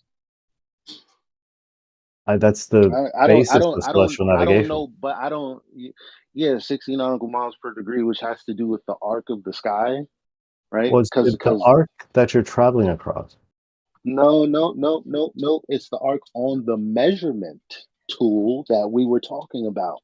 Right, yes, but then you multiply it by that relationship. It's kind of like a glorified protractor. That's something else that they've called it. And so again, the curve is actually like the curve on a protractor is not real. It's just your angle on the plane you're standing on to what the stars are to you. That's it. So that angle is based on your latitude, but the latitude is built angle off of of elevation. an elevation angle, or the minimum elevation angle that you get to Polaris. That's where that came from. Again, utilizing a plane to do that. Well, no, it's not utilizing a Yeah. plane is the point, because that elevation angle to Polaris is going to be at an equal declination each time, right? It goes down by 1 degree every 60 nautical miles. That doesn't happen on a flat plane. Well, I don't know what you mean by that. Well, sorry. Like as you get further by 60 nautical miles, it goes down 1 degree in the sky. Yeah, okay, that's something that you can observe as you're taking these angle measurements every 60 degrees, every 60 miles. You're seeing a degree shift. Right. What's that got to do with the globe? It just has to do with whatever the sky's doing, bro. I don't get it. Well, it's Because to do again, with our orientation like to it. you're measuring the degrees of how high something is in the sky from the plane that you're standing on. From your position on the ground. Well, I mean, when you say your position, well, it is a plane from your position. That's for sure. At your position, it locally because you need looks like a plane. No, you need it not looks like. That's what you require for an angle, because you can't have a curved adjacent. You don't require the ground to be flat, just your reference to be flat. We can construct a reference and take an angle from that. So There's so no what is correlation between the two. what is a GP? The GP is the point on the ground where you look straight up and see that star. Oh, so the ground position. So when you're taking an angular measurement to a ground position, you're telling me it has nothing to do with the ground? I don't think you take it to the ground position. Well, you do, because it's the altitude above the ground position is what you're measuring. No, you're looking at the elevation angle from your position. Yeah, the elevation from the horizon, from the ground. But the horizon is not the ground position of the star. No, the horizon is not, but it's on the horizontal plane. Not the same horizontal plane that you find the GP. Listen. You said it had nothing to do with the ground. A GP is a ground position that's going to also be on this plane in the model. But we're not talking about models right now. We're just talking about measurements. And so this is the altitude above the ground that you're standing on. So that makes no sense if the adjacent is curved. Makes all the sense in the world if you want to say, well, actually you're creating a horizontal, but it has nothing to do with the ground. Except for the fact that you're measuring an angle from the ground position to its position in the sky. You're not measuring from the ground position of the star. So where's 90 degrees coming from? 90 degrees in the calculation you do, or 90 degrees? No, where's 90 degrees coming from? Like, yeah, I guess with the calculation, I mean, you have to minus it. Why? Yeah. So that's because what you actually want is your co-altitude, right? You don't want the elevation angle. You want that elevation down from your zenith, because that's what gives you the multiplier to the 60 nautical miles to get the distance to that GP. And that, again, is the relationship of that 1 degree per 60 nautical mile. It's just weird that you're trying to say that it has nothing to do with the ground when, I mean, it's so many things that I can post. I'm about to start like posting crazy. Eli, yeah. it's a bit more spiritual with this guy, because he understands what you're saying. He doesn't want to use the idea, because he's trying to work things out, like let's say the math on a piece of paper, right, or on a computer screen or whatever. But but he's he's not not trying to taking do the that reference. because he's saying, well, the model is not really the ground.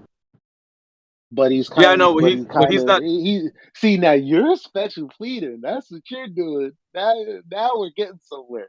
Like now Listen, this is listen. special pleading. Am I? So he's Yeah. dividing. He's Nah, probably dividing not. the I just idea that you're working something out. Yeah, but he's dividing something that you're working out over, like, let's say, a conversation. You're kind of breaking up, man. Let's go out somewhere. Am I coming through? Am I breaking up? You're a little better you're now, I good. Hello? think. Yeah, coming. Oh You're yeah. coming in now. So he's not doing it in practical reality. He's just doing it like in a conversation form. So Well, no, what I'm talking if about you is the practical application. to say, okay, about it. Hold on a minute. Hold on. Now that we've spoken about it, let's go out into the field, right? Let's go take some, let's go take a trip on the sea. Am I lagging? Yeah, A little I'll bit. sit back. Yeah, I'm lagging. it's spotty.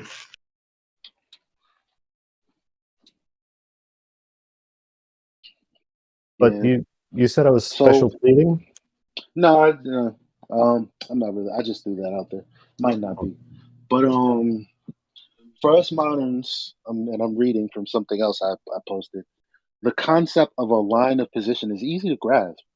Ooh, shit, easy to grasp? I don't know about that. Tie a string at the top of a high straight pole. Tie the other end to your shoe. Walk all around the pole while keeping the string taut. The string will form the same angle from the base of the pole to your shoe, then to the top of the pole, everywhere along your path. That is a circle of equal altitude. This is the angle you will measure with your sextant. If you take any small segment or arc of that circle, then it will seem almost a straight line, and that is your line of position. So when you take a sextant reading, you know that you're somewhere on the circumference of a circle that goes around the geographical position of the body, with the center being the GP of the body. You also know that the azimuth, the bearing of that body, will be a line drawn from the GP to your position and perpendicular to the tangent of the circle of position at your position. So this is wrong too, right? You will also know that the azimuth z, the bearing of that body, will be a line drawn from the GP to your position and perpendicular to the tangent of the circle at your position. Technically, that's not wrong, but I don't think. Blue Planet Cruising School is wrong, right? No, I'm trying to parse this. All right, I'll give you the space. I won't be an ass. I mean, technically, they're not wrong. I don't think this requires that line to be straight, though. But even No, if it's it is straight, exactly that's what that's what they're saying. So that's what they're saying. They even gave you an illustration of it. There's tons of these out there. I just happen to find one of them. yeah. So the bottom line is this is saying exactly what I was saying that you're saying wasn't true. So Well, that's how what does that this 90 make you what I see was saying not true? because that's where that 90 degree would be, obviously. You can Well, the now 90 degree would be to to the have a star. correlationship or what's the word transformation mathematically, right? The same thing that the ground is doing would have to be the same thing the sky is doing. Yeah, but that doesn't work. Like the math on Well, that doesn't work. I don't. The math on what doesn't work. If you I mean, I'm just talking consider about this like what a they do square, practically, and you're like, I don't. Yeah, I mean, that's no, the also. Hold math on. that you do Let me practically, I'm saying. let me get you that as well. It's funny that you said that about the square, and it's like, are they trying to deceive me, or are they trying to confuse me? Because I don't get it. Yeah, No. you're not going to claim an actual geometric height to the star either, are you? We're not talking about heights of stars here in No, he this didn't say nothing manufactotum. about that. You're fucking up the conversation. Says who? He didn't say nothing about that. You did. Don't go on a tangent into Nowhereville. I'm just making sure he's not going to try and pull that Yeah, shit. don't make sure. Don't make sure. Just listen to when he does. I'd appreciate it. No problem. Now, where the fuck is this box, man? Let's start from the bottom. No, it's in one of these.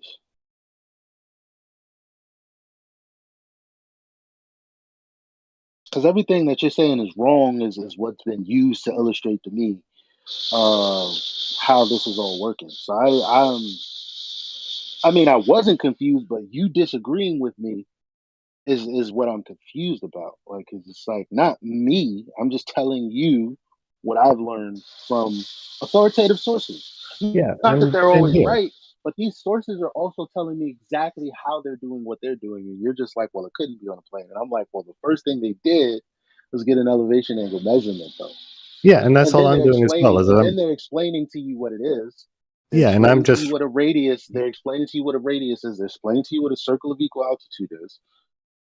They're explaining to you what a line of position is. They explain to you that if you wanted to get a fix, you would need 2 or 3 of them. yeah, They have to and be this has all been parallel. explained to me like They have to. practically. They have to be parallel. And so, but everything that I said has an element of something that you disagree with.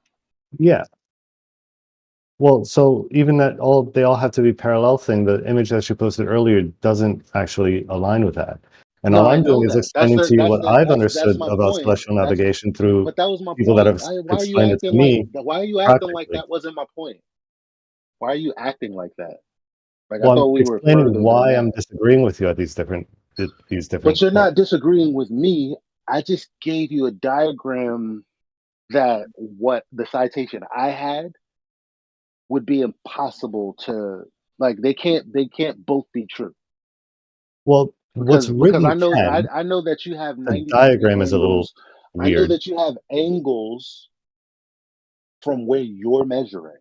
Nobody's at the center of Earth. Nobody's so these angles that you're measuring and these correlationships from your position and the things that are happening in the sky have nothing to do with The Earth. so say you. Because you're like, well, the ground position isn't really on the plane. And I'm like, well, Right. what are you talking about? Not the plane that you use to take the elevation measurement.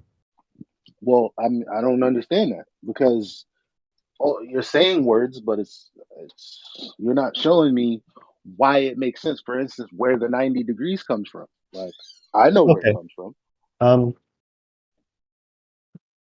So I see what you've posted. I've seen this before. This is the one I like to use because this explains where the 90 comes from. So what you're actually after when you do these elevation measurements is at 35 degrees, right? But from the horizon, Where's the 90 degrees at? it's Explain 35 that. plus 55. But where is the 90 degrees? It's from the zenith to the celestial horizon. Which is flat. The Hence celestial, 90 degrees perpendicular to you. right. Right. So you take the 90 and you subtract 55, right? And you Why get do the we have to 35. go further than that? Further than what? Well, you just said, for all intents and purposes, the angles, right? Those are the Mhm. intents and purposes. You have a straight line from your zenith to the ZP zenith or the star, perpendicular to you, 90 degrees. Not And there's a easy. correlationship between the angles that you measured and these angles that you're transpose or transform or whatever the fuck it is in math. I'm not that great at that. Right? Yeah, no. Because you're saying it Use would that create a again? box and that's wrong, but that's what I'm looking for, the box, right? Mm, I know where to find it.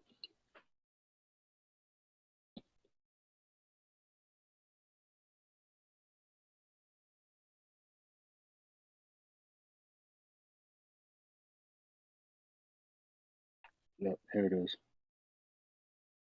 Here's another one. Oh, weren't we talking about whether the stars move? Yeah, I'm gonna add that too. Cause why not? I think we kind of exhausted that one. Well, I mean, it's just an article. We don't have to argue. I'm just reading. You not in. You haven't disagree with anything like any belief or ideology of mine. I haven't given you one. Oh, this I'm was just an giving article. you giving you what I know to be true. Hey, Eli, am I coming in? Yeah. Now? All right. I just wanted to tell you that I don't know if he knows this. He's not disagreeing with you. He's disagreeing with the information that has been proposed by those who have put that information out about celestial navigation. So he's disagreeing with that. He's not. I think he's arguing with you, like you're misrepresenting, but you're just a messenger. I'm not saying he's I don't know misrepresenting. if he gets that. Well, he's asking you questions relevant to the information he's telling you about, and you're saying that's incorrect. So when you say that, you're actually disputing the fact that the people that do celestial navigation, which I don't think you have ever been on the seas, and have done this, can verify it. Because So you're why? only arguing from a conversation standpoint and saying that's incorrect, but you're not doing the work actually in the field, which would be the people left up to the mariners who have been doing this all their life. It's different, right? So what I'm disagreeing with is, I think, his interpretation of what he's talking about. And my disagreement comes from those who have taught this to me, who have done this practically in real life. So it's not me having done it personally. He's just telling you. He's just basically telling you. He's just telling you the information. You're saying, I know, I don't believe that's the case. He's just telling you what it is. He's not interpreting it. He's just telling you what he's reading. I'm hearing him. He's just reading what he's saying, and he's giving it to you, and you say you disagree with it. Why is that? I don't understand the reasoning behind that. Why do you disagree with it? Are you disagreeing with the information based on the experts that put that information out, or I'm listening to you disagree with the information, not with Eli. He's just telling you he's not saying, okay, that's what the article says, but here's what I think. He didn't do that, did he? So this is the first thing he's posted that says, I'm answering your question. I'm answering your question. Alpha, I'm answering your question. Directly answering your question. Okay, is he interpreting the information, or is he just relaying a message to you? This is the first thing he's posted that said the thing that I disagreed with him on, because nothing he said before this post said this thing. Thus far, it has been, to my ears, an interpretation. And that is the thing he's circled in red that says the angle measured with the sextant, in reality, the one corner of a right triangle formed by U's celestial body and its geographical position on Earth. That was the implication of the other stuff that he read that I think is incorrect. And my interpretation of that was his interpretation of what he was reading. Does that clarify? Yeah, I wanted you to know that he isn't interpreting anything. He's just relaying information, because he has a bunch of articles, videos that can show you that people that have been doing this are basically, he's just telling you. He doesn't have a dog in the fight to say, I'm going to change what I think they mean into what I think it means. He doesn't do that. Nobody Eli thinks doesn't they're do that. doing that. People misinterpret all the time. Bro, you just said he's interpreting information, and that's what you thought he was doing. That's right. You said, I thought he was right. So don't say that he didn't say that, because that's what you said earlier, that you think he's interpreting information. He's not doing that. He was, and that's until why he posted this.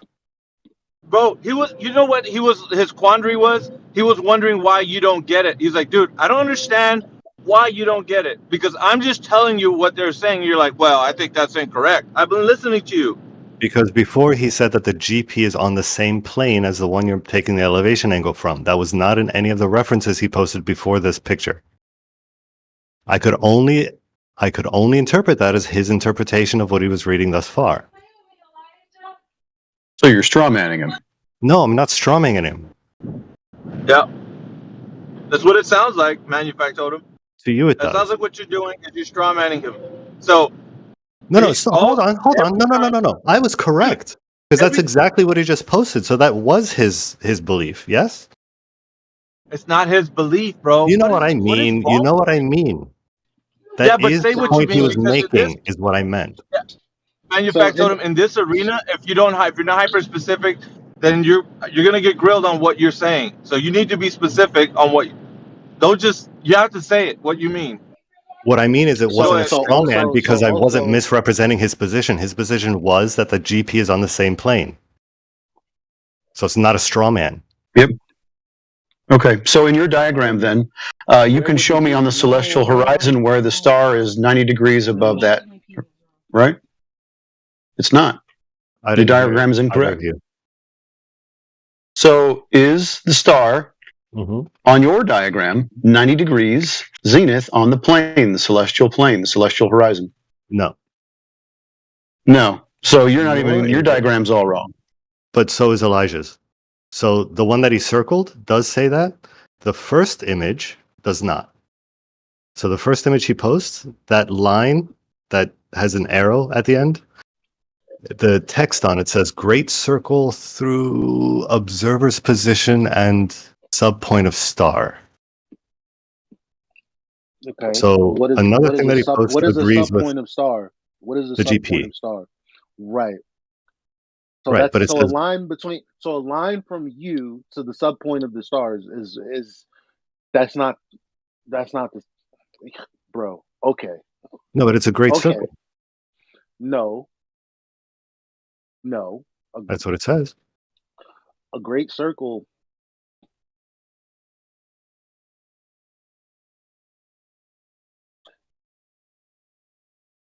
Yeah, okay, maybe that's what it says. So what?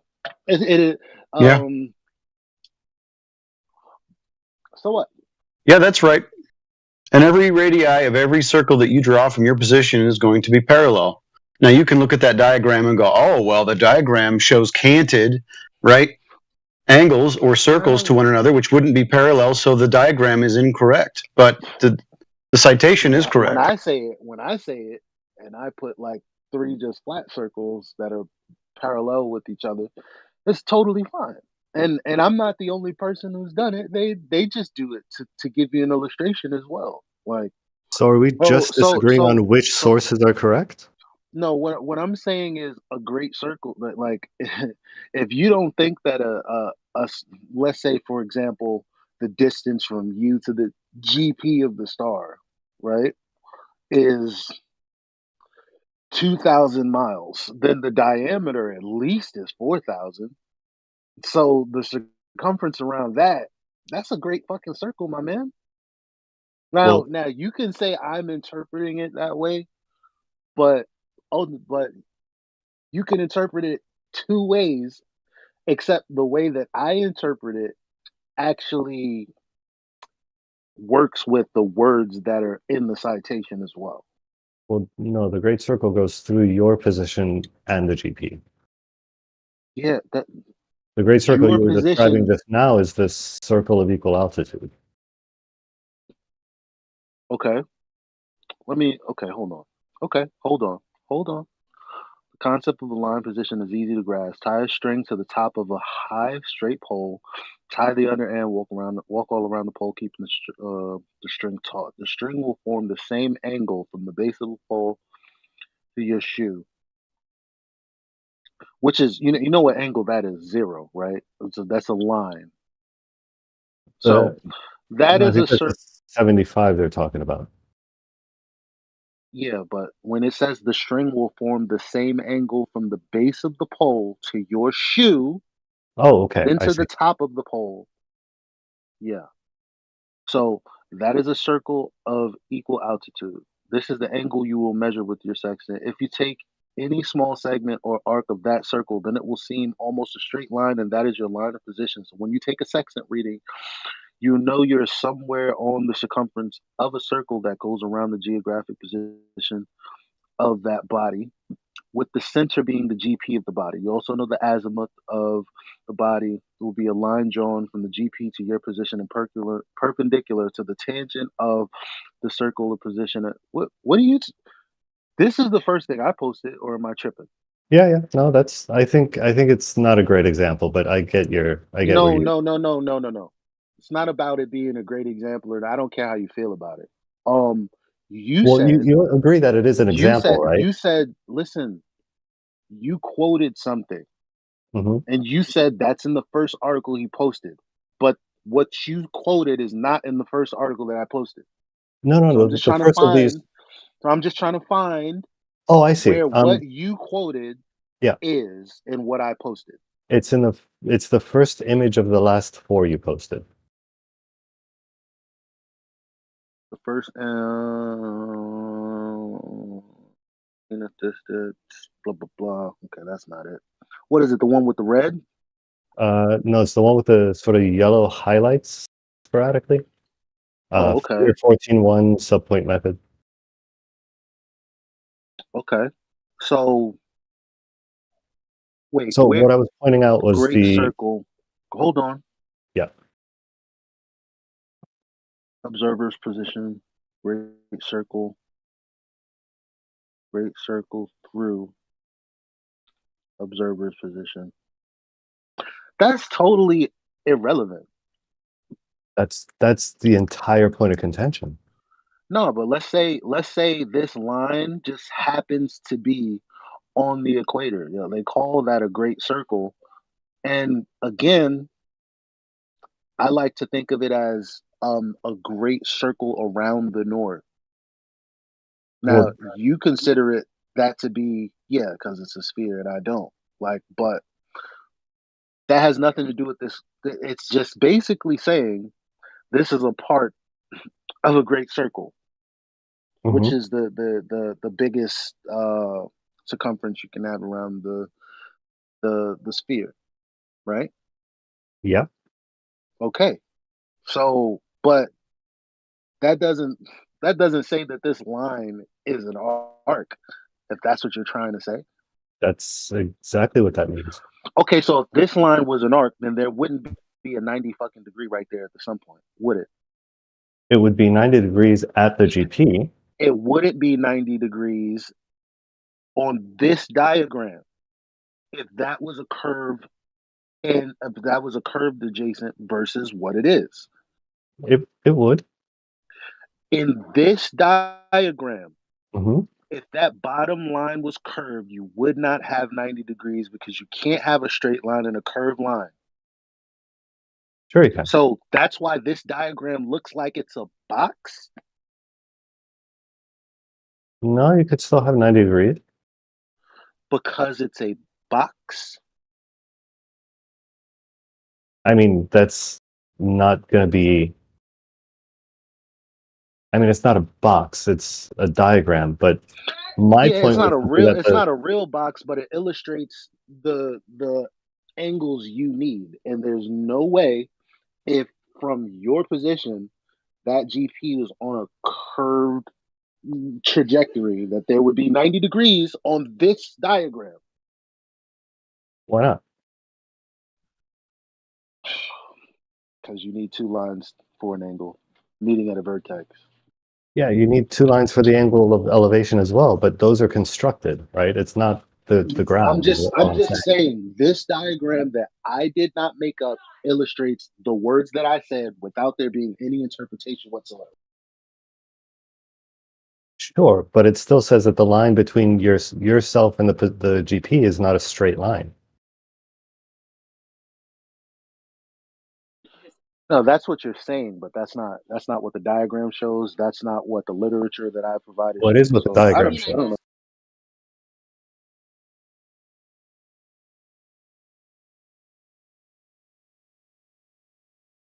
I mean, it's literally what the diagram shows.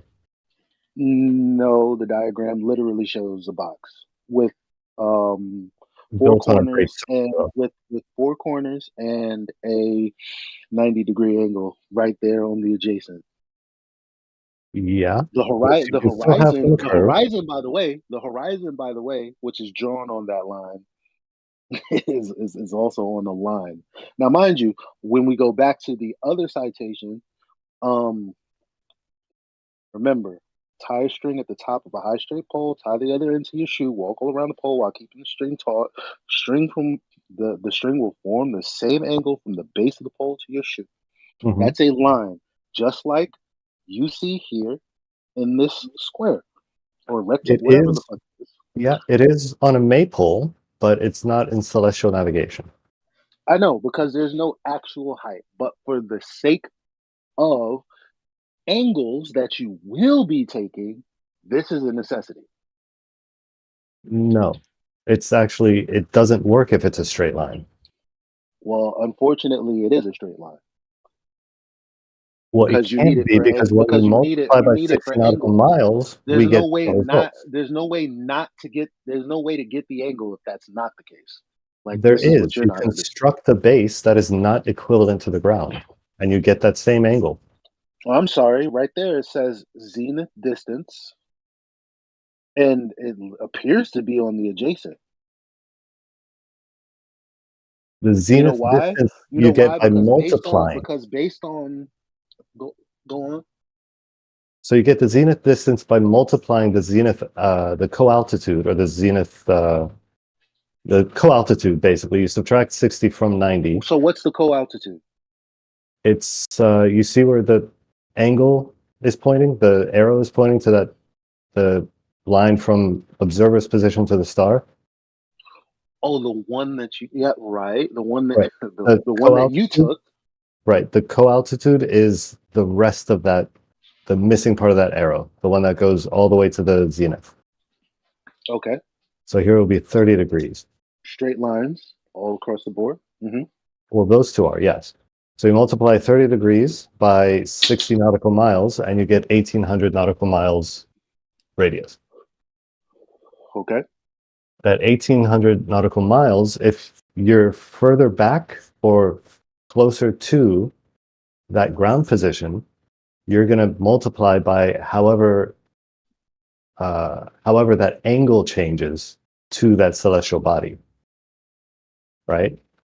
Yeah. Which, if you draw this diagram, the same diagram, you draw it for the different observations. Oh no, I got another one with This is going to change height. that'll yeah, I got another one for you too.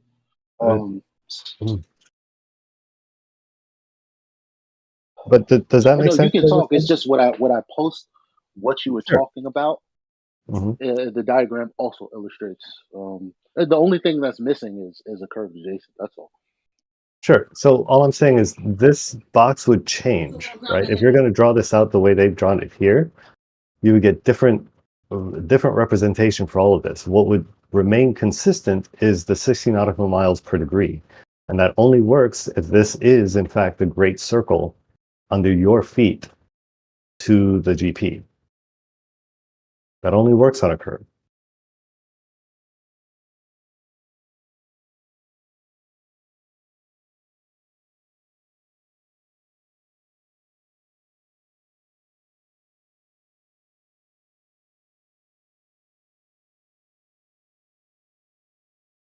So the arc in the sky is a one-to-one relationship with the surface of the Earth? The arc in, what do you mean the arc in the sky?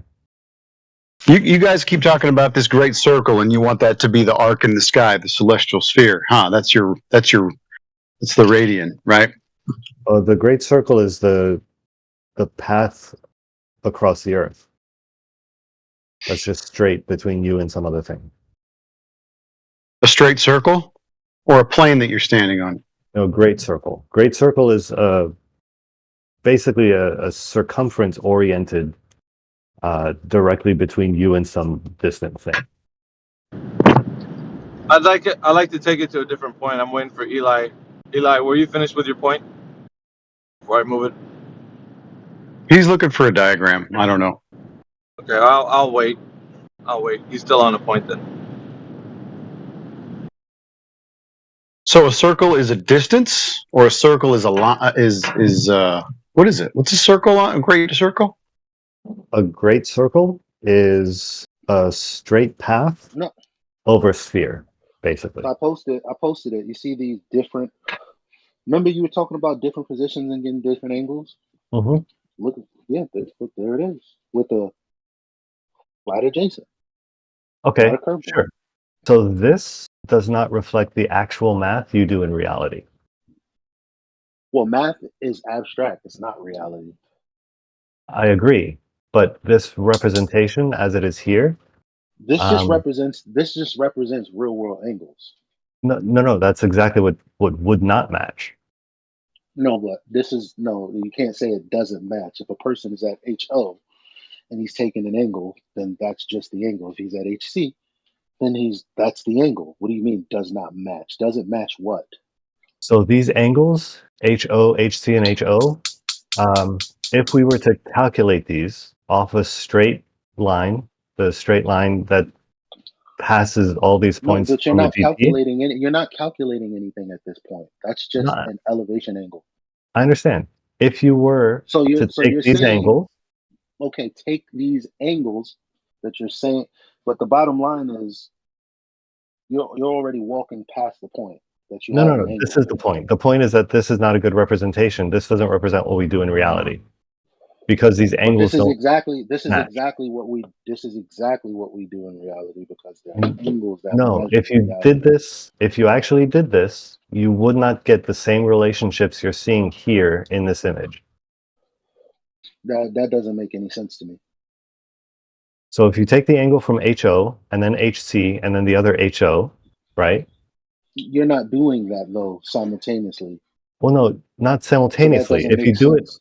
as you're No, traveling, if you so have if you three do it as people you're taking them, traveling and if you do it as you're traveling, okay, you're gonna get different results. right? The same as you As get shown different in results here. as shown in this diagram. Right, but the different results are not going to be these kinds of results. No, the different results, no. The different result is a result of you being in a different location. No. So That's being in a literally what different this. location on a Hold on. flat Is line HO? and being in a Hold on. different Is location over HO? a curve are going to be Is different. HO and HC the same angle? No, Okay. Is HO and HC the same position?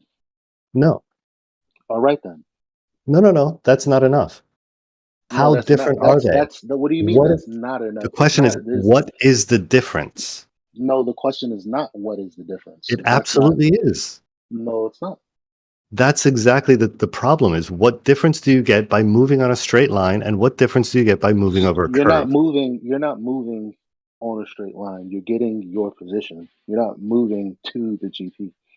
Okay, That's not let me what you're doing. rephrase. What's the difference between the angles at these points over a line and what's the difference of these angles over a curve? There's no such thing because all you have is two straight lines. You don't have a line and a curve adjacent. Okay, let me rephrase again. What's the difference between these angles over a straight line and what's the difference between these angles in reality? They are not the same. It's the same thing. Yeah, it is No, the same thing. no, you're Yeah, it is the incorrect. same Do it. I'm Try and not get your incorrect. position from a star and see if you get the same thing. Excuse me. If HO is 70 degrees, then it's 70 degrees minus the co-altitude, right? So there's no correction of this angle.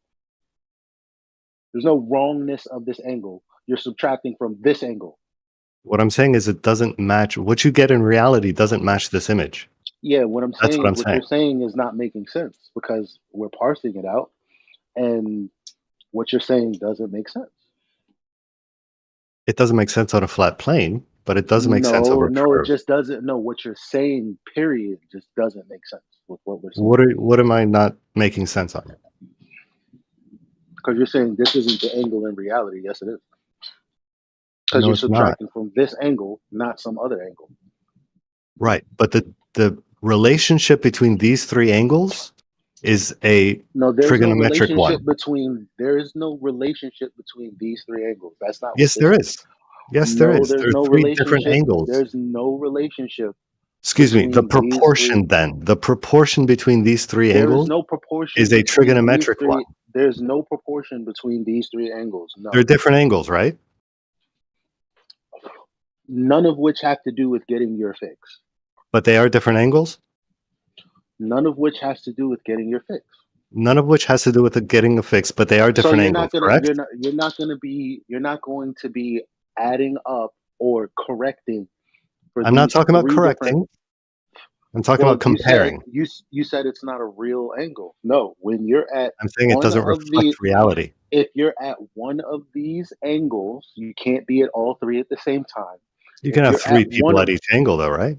but you're not going to be doing that when you're navigating from your position. You're not going to be talking to someone else somewhere else What does that matter? because that's your argument. No, I'm saying that there are angles at these specific locations. If you are at that point, It's you can get an irrelevant to angle to that celestial star. navigation. It's irrelevant to celestial navigation because you're just using one of them. That's very relevant. No, because you're saying that the angle that you would get from HO is not the angle in reality. And No, yes, no, it is I'm because saying you'll be no, I'm not subtracting saying it's from it. not the angle in reality. That And is what if you you just get said. that angle, then the relationship of the other two angles is incorrect in this image. Okay, that has nothing to do with celestial navigation because you're not Sure going it to be does. using. Well, why don't you go ahead and you cite where what you're saying is useful in navigation? You give that to me, and I'll be happy to concede. Well, I mean, it's in the image that you posted. No, it's not. No, it's not. Sure it is. No, it's not. The I need you to usefulness get me is a. in the I need you to get me multiplication a. of the I need you to Coy get me not a altitude. diagram. I need you to get me a citation of a methodology in navigation that includes the words that you just said. That's what I want. Well, it's not about the words, it's about their meaning. What I'm saying is you multiply the co-altitude by 60 nautical miles. no. But what you're That saying has relationship is in nothing to do. every celestial navigation manual. Okay, All of them. what that's not saying. That's not saying what you just said, though. So It is. That no, relationship it's is not. exactly how we know it's a curve. No, it's That's what not that means. because what you said is the angle in reality is not the same as the angle here, and I'm like, no, that's not true. Correct, because that angle is changing as it gets closer and closer by trigonometric function. Yeah, but What we that's have now in reality show is a me now linear show me one. now show me show me in a citation where what you just said is a part of the methodology for celestial navigation. If you can't, I'll just hand it over to Miggy. Yeah, I'm about to jump in as soon as he's done with that. He's done because he's already trying not to give it No, I'm getting your citation. by trying to Yeah, reword himself. I heard what he said, Eli, and basically he didn't give you what you asked for, which was a citation. He said because I'm getting it now. this is him saying it. This is him saying it. It's the meaning, not the words. That's what he said. Manufactotum. I'm getting it now. 2024. No, that's not what you said earlier. You said it's the meaning, did you not? The You said meaning we don't behind the have word. to. Yeah. If you want the You didn't. exact, You didn't. if you're Yeah, that's looking what he asked for for, a isn't it? citation that That's what quotes he asked me for. directly, why would you ask for that? You want a You. citation that's quoting Well, Nathan? no, Why? I quoted you right now, but what you said about why you didn't need to bring him a citation. I didn't need to bring up a citation that said those words exactly, because the no meaning. citation is going to be Not, quoting me. No, what I no, asked you not for, quoting you. Because the diagram Quote, articulates what I'm saying, and what I'm saying is just what I'm citing. So you're saying that what I'm citing is incorrect.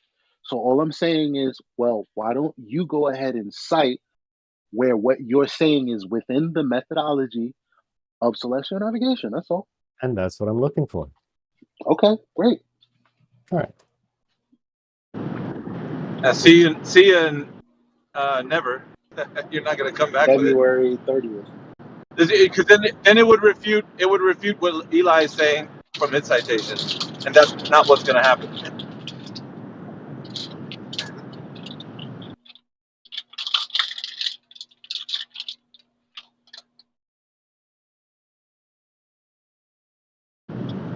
Yeah, good work, Eli. It takes some time to break the back of that cognitive dissonance, but Mind sometimes you, you manage to get a breakthrough. the 1 in 60 rule has to do with your bearing. The thing I was asking him about with the people in the South that he said was irrelevant. Funny enough. Yeah, that's the point that Yakubianite usually brings in here when he comes in. They think that it's a gotcha. Honestly, these guys. All right, there you go, right inside chat.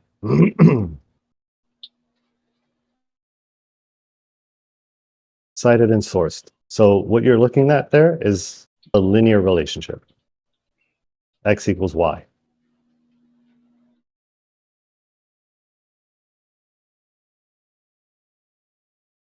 And by that principle, we can multiply the co-altitude by 60 nautical miles, and we get the distance of the GP. This is not a citation of what you said relating to my diagram.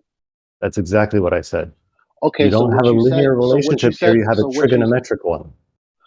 So I need you to tell me specifically why someone would be, right, moving along the radius to get 3 different points that should be congruent if it were a plane. I'm not saying you would be doing that while moving. I'm saying the relationship between these three angles would in reality be a linear one, not a trigonometric one. But I said you're taking an elevation angle, and so if your elevation to a star, or the star's elevation above the plane that you're standing on is 70, then that's the angle. You said that's not the angle in reality. No, that's not what I said. You said it's not the angle in reality. The angle that you take. If the line was curved, is what you said. Not from one. Exactly. I'm saying the relationship of this distance. As you get further from that, you would have a linear relationship. In reality, what you're showing here in this image is a trigonometric one.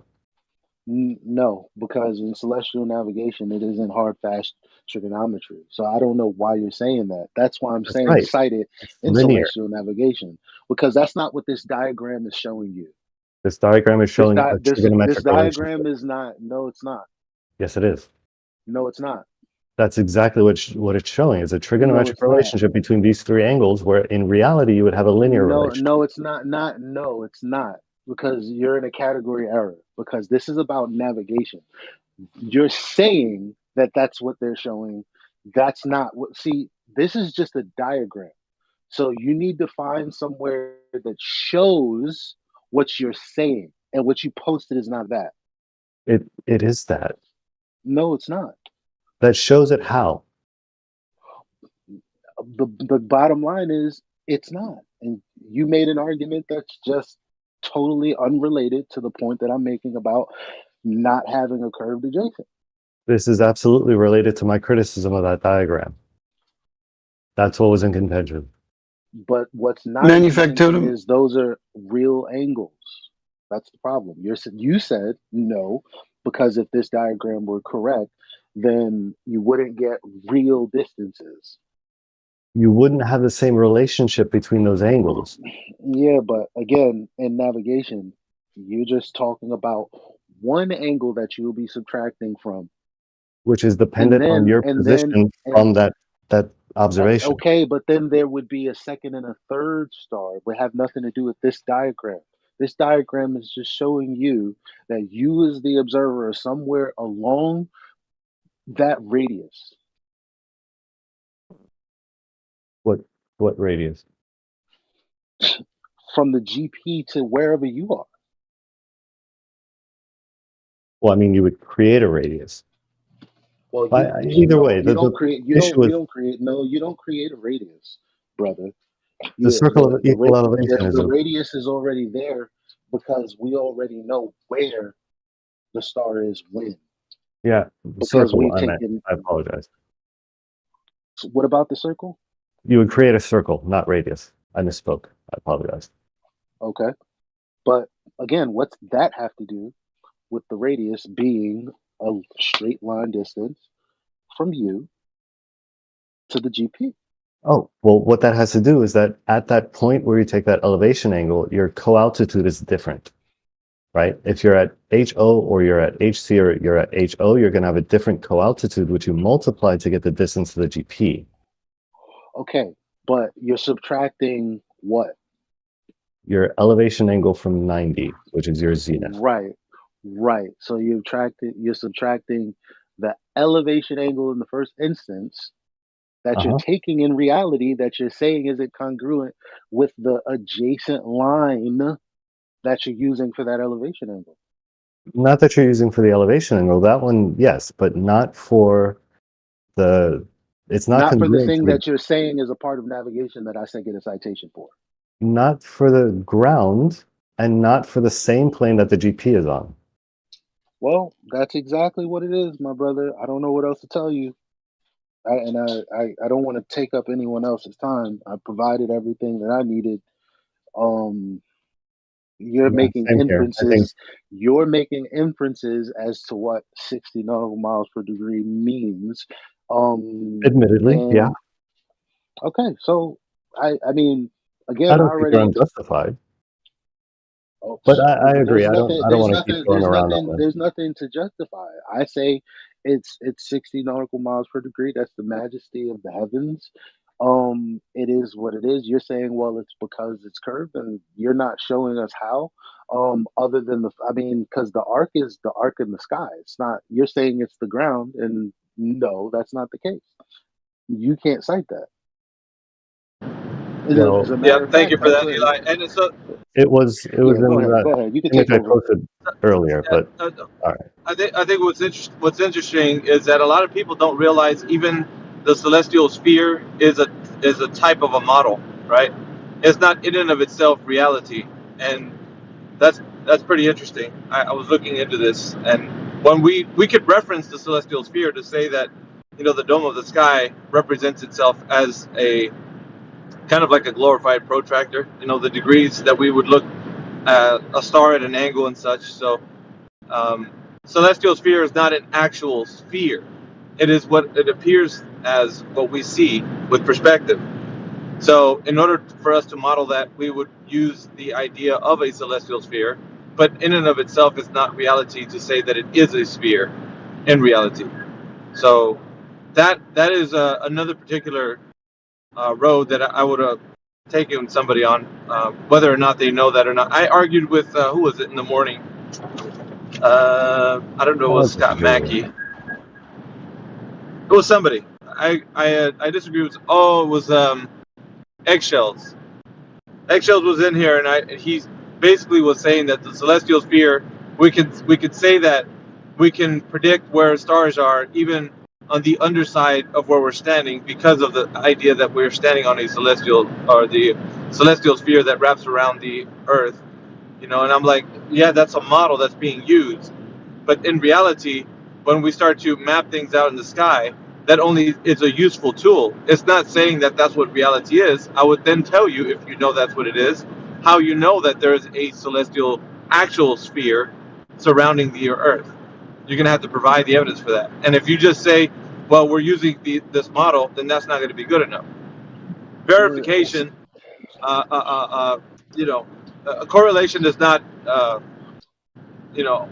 it's not going to verify anything. You're just making a correlation of what you think in the model identifies us being able to use the locations of stars and such in the sky. So anyway, that was just an argument that I was intrigued on having, because a lot of the time, because we could say celestial sphere and be right in using the model and that, but it's not going to, in and of itself, is not verified to say that it's an actual sphere. If that makes any sense to everybody that's listening. Yeah, and the evidence of that is that you can get in a plane and go up 30,000 feet, and that sphere will follow you up because the distances and the angles are the same. Yeah, dude, man, thank you for saying that. That's a great point, which is the reason why it's important, right? Yep. And we were discussing that in the morning. So Eggshells was trying to refute what I was saying, and I was like, "There's no way, you can't do it. You can't verify that the idea that you're using a celestial sphere model is then to say that it's an actual sphere." He's like, "Well, it works." I'm like, "That doesn't matter. You're not verifying it, man. You're doing a correlation to what you think the dome of the sky and saying that represent." Because I would say it like that. I would say be like, well, for everybody, they have a perspective, right, wherever they are on the Earth. Their vantage point of wherever the person's standing is different for everyone else. So, and that's why everybody's dome of perspective changes, right? So everybody has like this dome of perspective wherever you are, and it's different for everyone geographically on the Earth. So it's not going to be the same. So you can't represent a giant ball, because that giant ball would then have to conform itself to being the same for everyone. Like, you know what I mean? As a sphere would. But you Yo, can't Miggy, verify that. Anyway. the way I've seen it is that everybody's got their own perspective on the location on Earth, and you pretty much see like 50% of this celestial sphere wherever you are. Therefore, you can imply, or like Eggshells was implying to you, that you can imply that the rest of it is on the underside of the Earth, below the horizon, right? And it mathematically it works like that. Yeah, that's more or less the idea. But you know, having somebody that's saying they're inferring or they're correlating at best is not actually verifying the thing that they say that they know is happening. So we can't go based on that. Like, if you want to stick to something such as empiricism, there's no way that you're going to say in any way that you could verify that, is it? Well, the way I'd do it is you get somebody on the complete opposite side of the Earth geometrically, and then their zenith would be the opposite star, antipodal to your star on the celestial sphere. Yeah, but that's I know, but what that's doing, okay, there's a lot of holes in that you don't know, Turquoise. So the holes that I'm going to poke through what you're saying is, do you know what the entire Earth looks like in its entirety? Yes or no? No, but from a coordinate system, I can indicate the opposite side. Right. So no. Yeah. So The opposite would side. anybody? Yeah, would anybody? Not just you, but would anybody? Can anybody come in here and say, I know what the whole entire Earth looks like? I don't care if you say astronaut or who. Like, it doesn't matter who. Like, I'm ignoring the ground right now, dude. I'm just concentrating on the sky, right? So the sky, from a sky point I know, of view. but no, but I guess let's not skip out on what I'm saying, right? Can anybody verify that is the case? That they know the entire Earth's layout, continent size, everything to proportions. You know, like, can anybody tell you the orientation of how the layout is overall I think from it's the whole possible, entire man. Earth? Yeah, I don't know if one person knows it all, but it's all wrote down, isn't Right. it? So, right, you think it's possible, but that's not what the question is. The question is, can anybody tell me what the whole entire Earth's orientation from landmass, continents, and the sizes of those, to tell me that they're going to depict an entire worldview, so they can give it to me and say that this is what the whole Earth looks like, for them to say, I'm on the other side of where you're standing, antipodal to your position. Can anybody tell me that? I think so. I do think so. Well, Yeah, I do think so. that's fine. Listen, that's fine that you have hopes and beliefs, but this room is not built on that. Everybody's hopes and beliefs are dashed when confronted with the basic understanding if you know something or you don't. So your belief in thinking that there's somebody that has the magical answer is not going to be the answer to what I'm asking for. Unless somebody comes in here and says, my claim is that I know the entire layout of the whole Earth because I know I've seen it for myself. I know the correct proportions to the continents in relation to each other, and I can tell you the orientation and such. No one's going to be able to come in here and say that because nobody has ever seen it. Because So when everyone you will say, get muted anyway.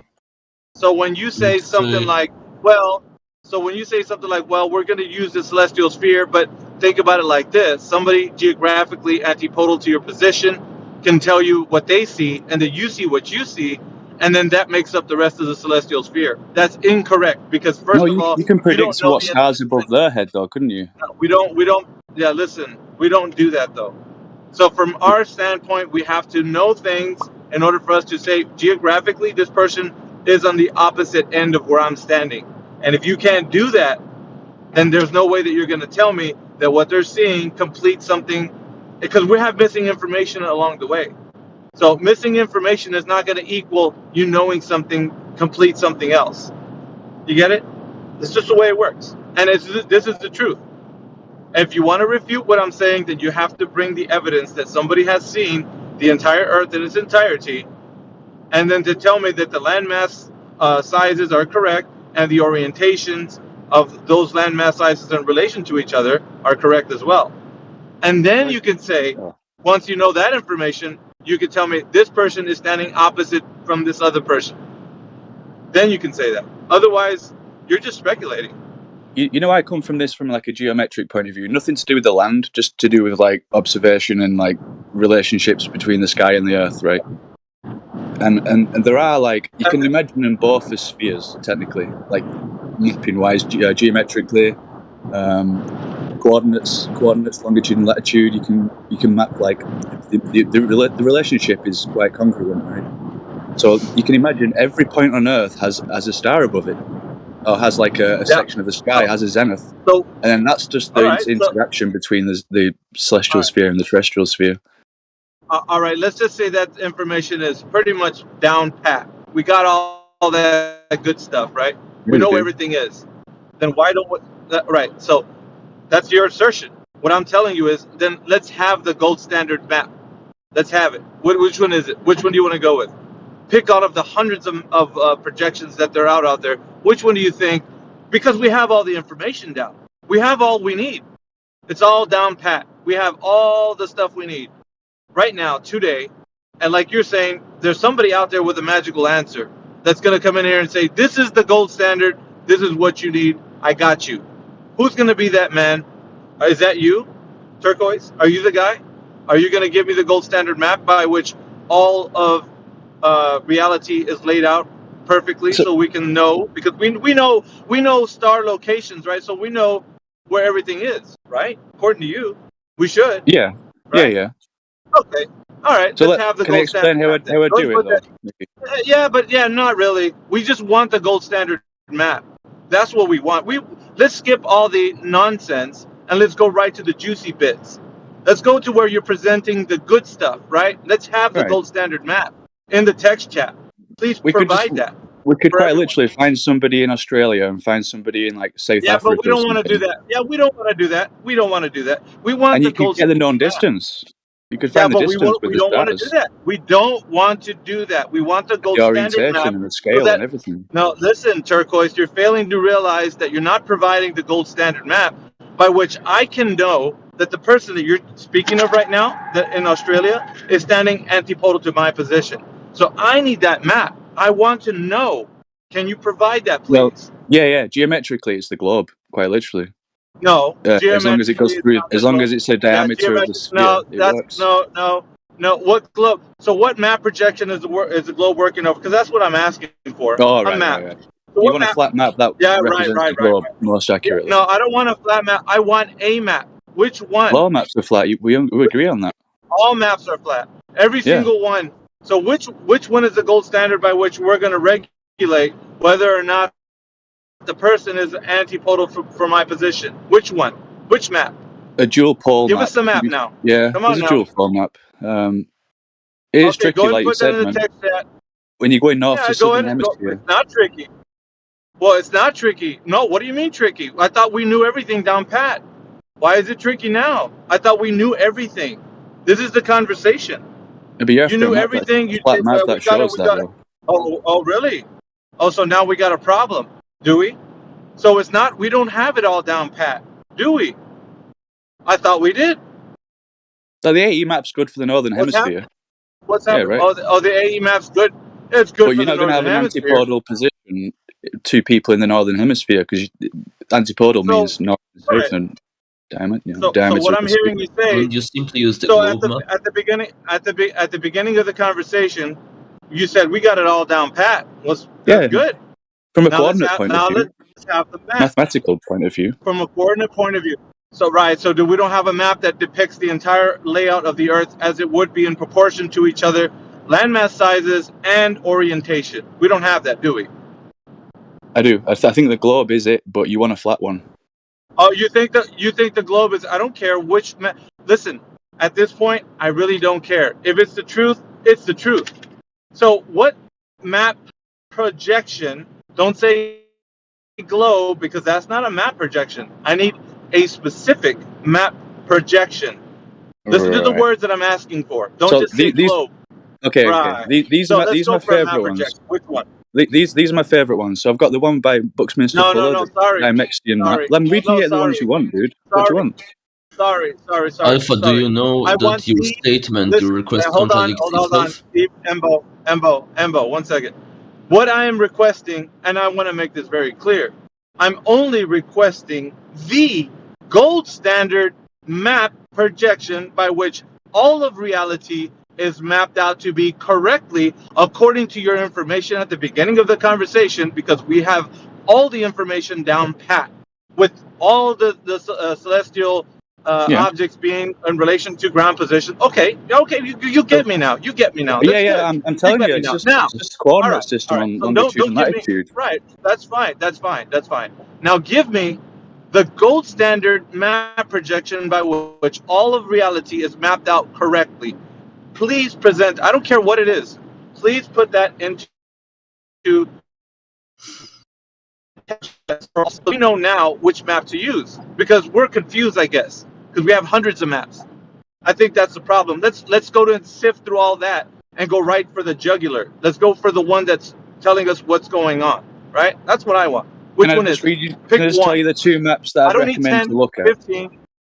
Yeah, Alpha, I've got I two think maps. the Yeah, a few problem. maps isn't going to One get us second, there. Ambo. Yeah. One second, Ambo. Yeah, a few. Oh, sorry. Sorry, let him talk. I got two Go maps. ahead. Let me just Go ahead, Trevor. tell everybody these two maps, right? So you got the Dimaxian map, which is the most accurate to scale and size. Although it's not orientation is not correct, but it's the most size and scale, right? Oh. Made by Buckminster Fuller. Okay.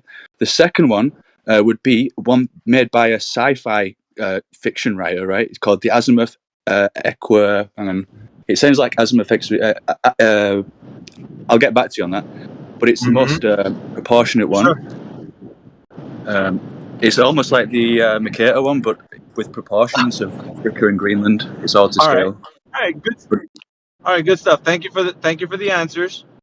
Now, the question is, who verified those to be true? Who did that? It's called the Azimuth equivalent. No, that's not my. That's not. Yeah. Thank you for that. Thank you for that. Name it. We don't need the name anymore. Who verified those maps? It's just longitude and latitude coordinate system, man. Just the projection of that on those flat maps. Answer my question, please. People Who verified those maps? People who use celestial navigation. Yeah, that's ambiguous. That's no one. Give me some names. Who verified those maps? Sailors. Everybody who uses maps. You don't have a map of the globe. Everybody. So yeah, when all you're trying to people, navigate everyone, the Earth, you don't just have like Joe Blow down the street. So anyone, everyone. No answer to the question. Just ambiguous. Once again, which is what we get from people who just make assertions that they don't have any relevant information to give us the actual answer to what I'm specifically asking for. Interesting. Thank you for giving a non-answer to the question. Once again, we don't have an answer. We have ambiguity. That's all we got. I don't like that. I like for specifics. I want to know who, when, where, what, why, right. how. You could use the everything. AE map. I'll submit to the Yeah, AE map, right? You could use the AE map to figure it out, right? You could get a compass. You could get a compass. You could get the distance to like Australia from the center. You put the point in the North Pole, and you get the distance to North Pole, and then you just 180 degrees that to the other side of the Earth, and that would be the location on the other side. Okay, was that the gold standard map that I requested? Was that the gold standard map that I requested? Okay, it's not. So therefore, the question in theory, but it's the fact that the lines are expanding and the landmass is not visual scale, but it is coordinately to scale. The question goes unanswered, Turquoise. That was your long-winded way around to saying, "Well, I don't know." But let me answer that for you because it seems like you guys struggle with that. Your question has no answer because you rejected the proper answer to that question. Not that I rejected. No.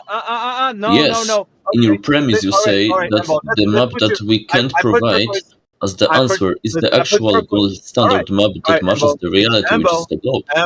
You excluded the real answer in the premise and forced us answers. Okay, here's what we're going to do. We're going to stop you from monologuing, and I need the answer. I don't care how I get it. I just need it. So give it. So are you the man who's going to tell me the gold standard map? Go ahead. Give us the map. You're next. You're in the hot seat, Embo. I had turquoise. Now it's you. Give us the map. I want to hear which one it is because we're going to look into it. Go ahead. I already said it's a globe.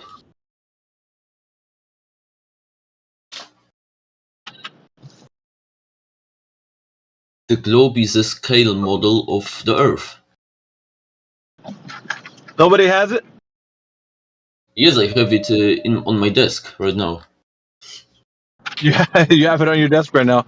Well, in Yeah. all of time, you've had the magical answer to the question that everybody's been trying to ask: which map projection can we use to then relate to the Earth perfectly?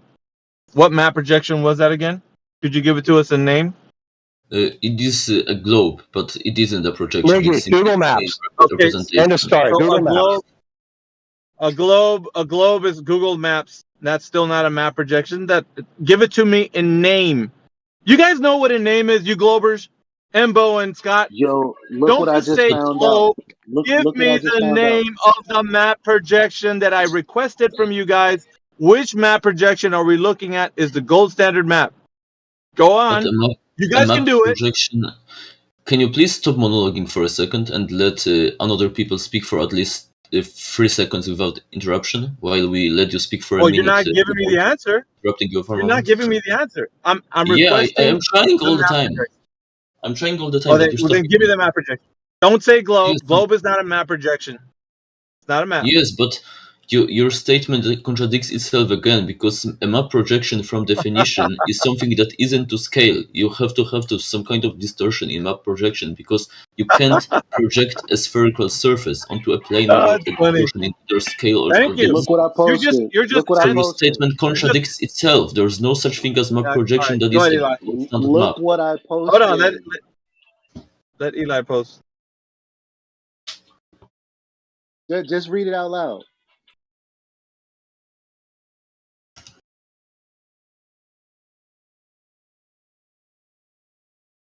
All right, let me pull it up.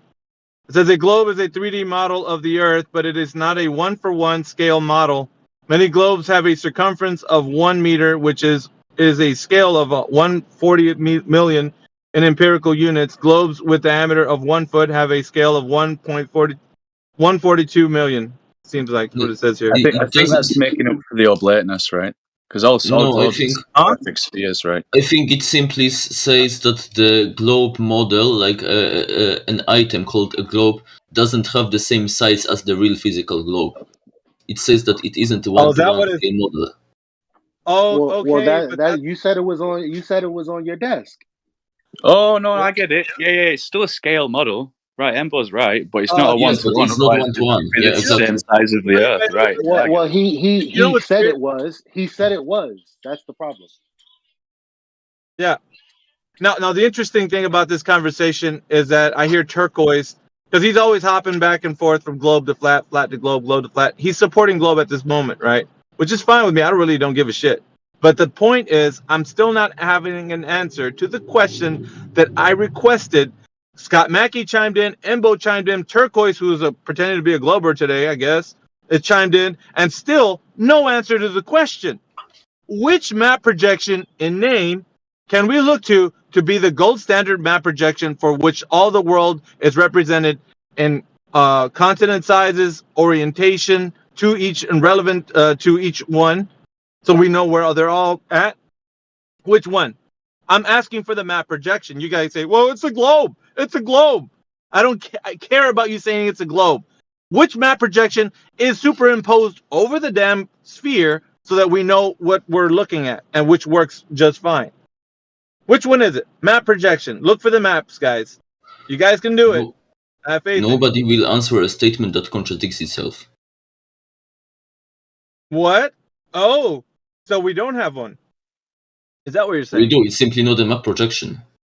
So it would contradict what the is it? premise. You would have to give up. So it's not a map projection. So nobody in cartography can figure this out. Somebody in, like, let's say Discord can. Like Embo. No, we have. It's Scott called Mackey. a globe. It's simply a separate thing from map projections. It's a scale model of All right. the planet. So, scale model of what? So you're saying that because of a globe, we know that the Earth is all laid out the way it is, right? Because of a globe. Is that correct? Yes, basically. All right, But not basically. even because So what is it? he said it's a scale model. What is? A globe. Like a globe, not in the meaning of actual Earth, but like a model. Like the item that represents like a Oh, small that's scale. what he's asking for. Where? Show That's me. what I'm asking for, dude. Yes, The so fuck, I'm dude. trying to say the answer all the time. You reject it simply. So I don't Oh, know really? what to do. Yeah. You didn't give me what I requested, yet I'm rejecting it. How's that work in your world, Embo? Because You didn't asked give me for what I map requested, projection, and then you and say I'm rejecting. Of a course map I'm projection rejecting is what not you're a giving scale me model from because it's not definition. what I listen, Embo. Of course I'm rejecting what you gave me because it's not what I asked for. See how that works? When you give me what I asked for, I won't reject it. But you haven't done so, so I'm rejecting it. Does that make Yes, sense? because what you asked for Yes. isn't logically sound. It's not logically sound. Why not? Yes. Yeah, well, Phil, Because can I just say, man, I'm not taking the globe side. I'm just taking my experience from maps Yeah, you are. and projections. No, dude, I love maps, man. You do this all this time. Turquoise, I'm used to it by now. You just back and forth. You don't really hold a position. You just want to play both sides. That's fine. I don't give a shit. It doesn't matter to me. But the thing is, I'm still asking for the thing no one's giving me. And 3 people have chimed in. No answer still to the question. And we're just waiting. I mean, obviously you guys have an answer, but it's not the one that's requested. How about that? If I understand that correctly, your question was, is there a scale map that represents the distances and the scales between all points of Earth perfectly, and that has to be a map projection? And I would say that this question contradicts itself due to the fact that map projection, which is what you request, from definition cannot be that thing. All right. It can't represent these distances perfectly. All right. I'll go with that. But here's the thing that was being said prior to you saying what you just said right now. When Turquoise was speaking, he said all we got to do, right, is get somebody in Australia, antipodal from your position. I'm like, whoa, hold on. How do I know that guy is antipodal from my position? Give me some layout here. I need to know geographically where I stand and where that person stands so that I know we're representing the continents correctly and he's exactly directly apart from me, so I can know that he's in a distance like in the opposite of where I'm standing. So in order for me to do that, I need to see the layout. Give me the entire map. I want to know where that person is, where I am at geographically, and then we're going to say, okay, he's standing over there, I'm over here, I get it. But there isn't a map according to you, Embo, because like you said, it's illogical. Oh, really? So then why are people in here defending the Mercator projection, right? Because that's what the superimposed over the Earth as a globe. It's a Mercator projection, but you guys don't seem to have the answer to that, do you? You never do. It's a globe. Yeah, but what's the map projection that they're using superimposed over the sphere of the globe, or the old Blade spheroid? I don't really care how you name it. You're also You don't way know out of that. date You with that guys don't. information, You're Alpha. missing. A globe You're isn't the missing the projection. information where that's supported. I'm not. Did I say that? Didn't say that. I talked about the map projection that's being used superimposed over a Blade spheroid. Why do or you a need sphere. a map projection if you have a scale map model? Why do you request Oh something that my is God. worse in the Listen, quality of describing the surface? Here's when what you have the perfect Embo, representation, here's what you don't listen, dude. You don't get this, do you? The whatever globe that you're looking at, doesn't matter which one it is. It's using a specific type of map projection superimposed over a sphere. You don't know that. You think that it's just a globe, dude. It's just a globe. That's all we call it. It's a globe. No, it's a something that's been charted out, map projection superimposed over a sphere. It's a specific type of map projection. It's in name. You can name it. And that's what's superimposed over the sphere. That specific map projection. Which one And do we so use right you now, guys don't Alpha? know that. I'm asking the question. Which one are we using? In name. Give me the name of the map projection that's superimposed over the sphere that would qualify you to say that this is the map projection we're using, superimposed over the sphere, that we can say, because you know that maps are flat. DK6, But then I if you want to say. well, you can give me an answer. I don't care what. This is what I'm asking for. Maybe you can give it to me. I mean, obviously the three other Globers couldn't. But if you can, let's go from there. How about that? We can look at it here. I'm just a minute. reasonable.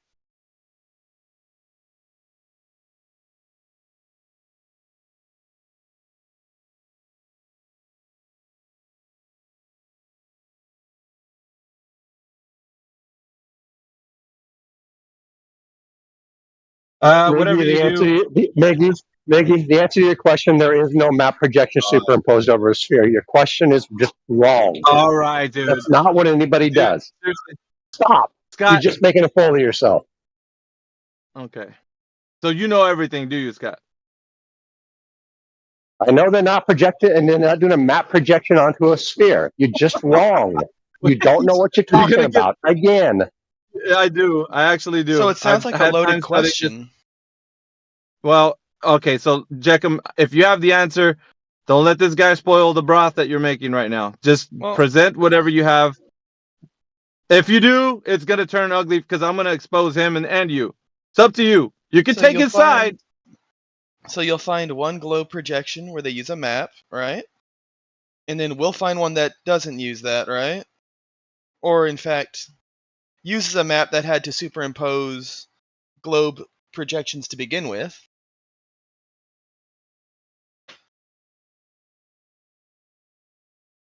Is that about how this game's going to get played? No, it's going to get played by you giving me something in name. I need to know what map projection we're looking at first. And then if you say that it's over a sphere, that's something else you're going to have to qualify. But at this point, I don't know what map projection we're looking at because every single one has a different use case. And you trust me, you can actually look this up. I'm not just blowing smoke up your ass, Scott. Go and look it up yourself. You think that you know what you're talking about, Scott? You sound so smart, but you don't know this information?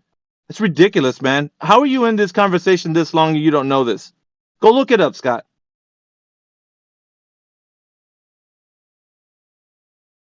Do you know why there are different map projections?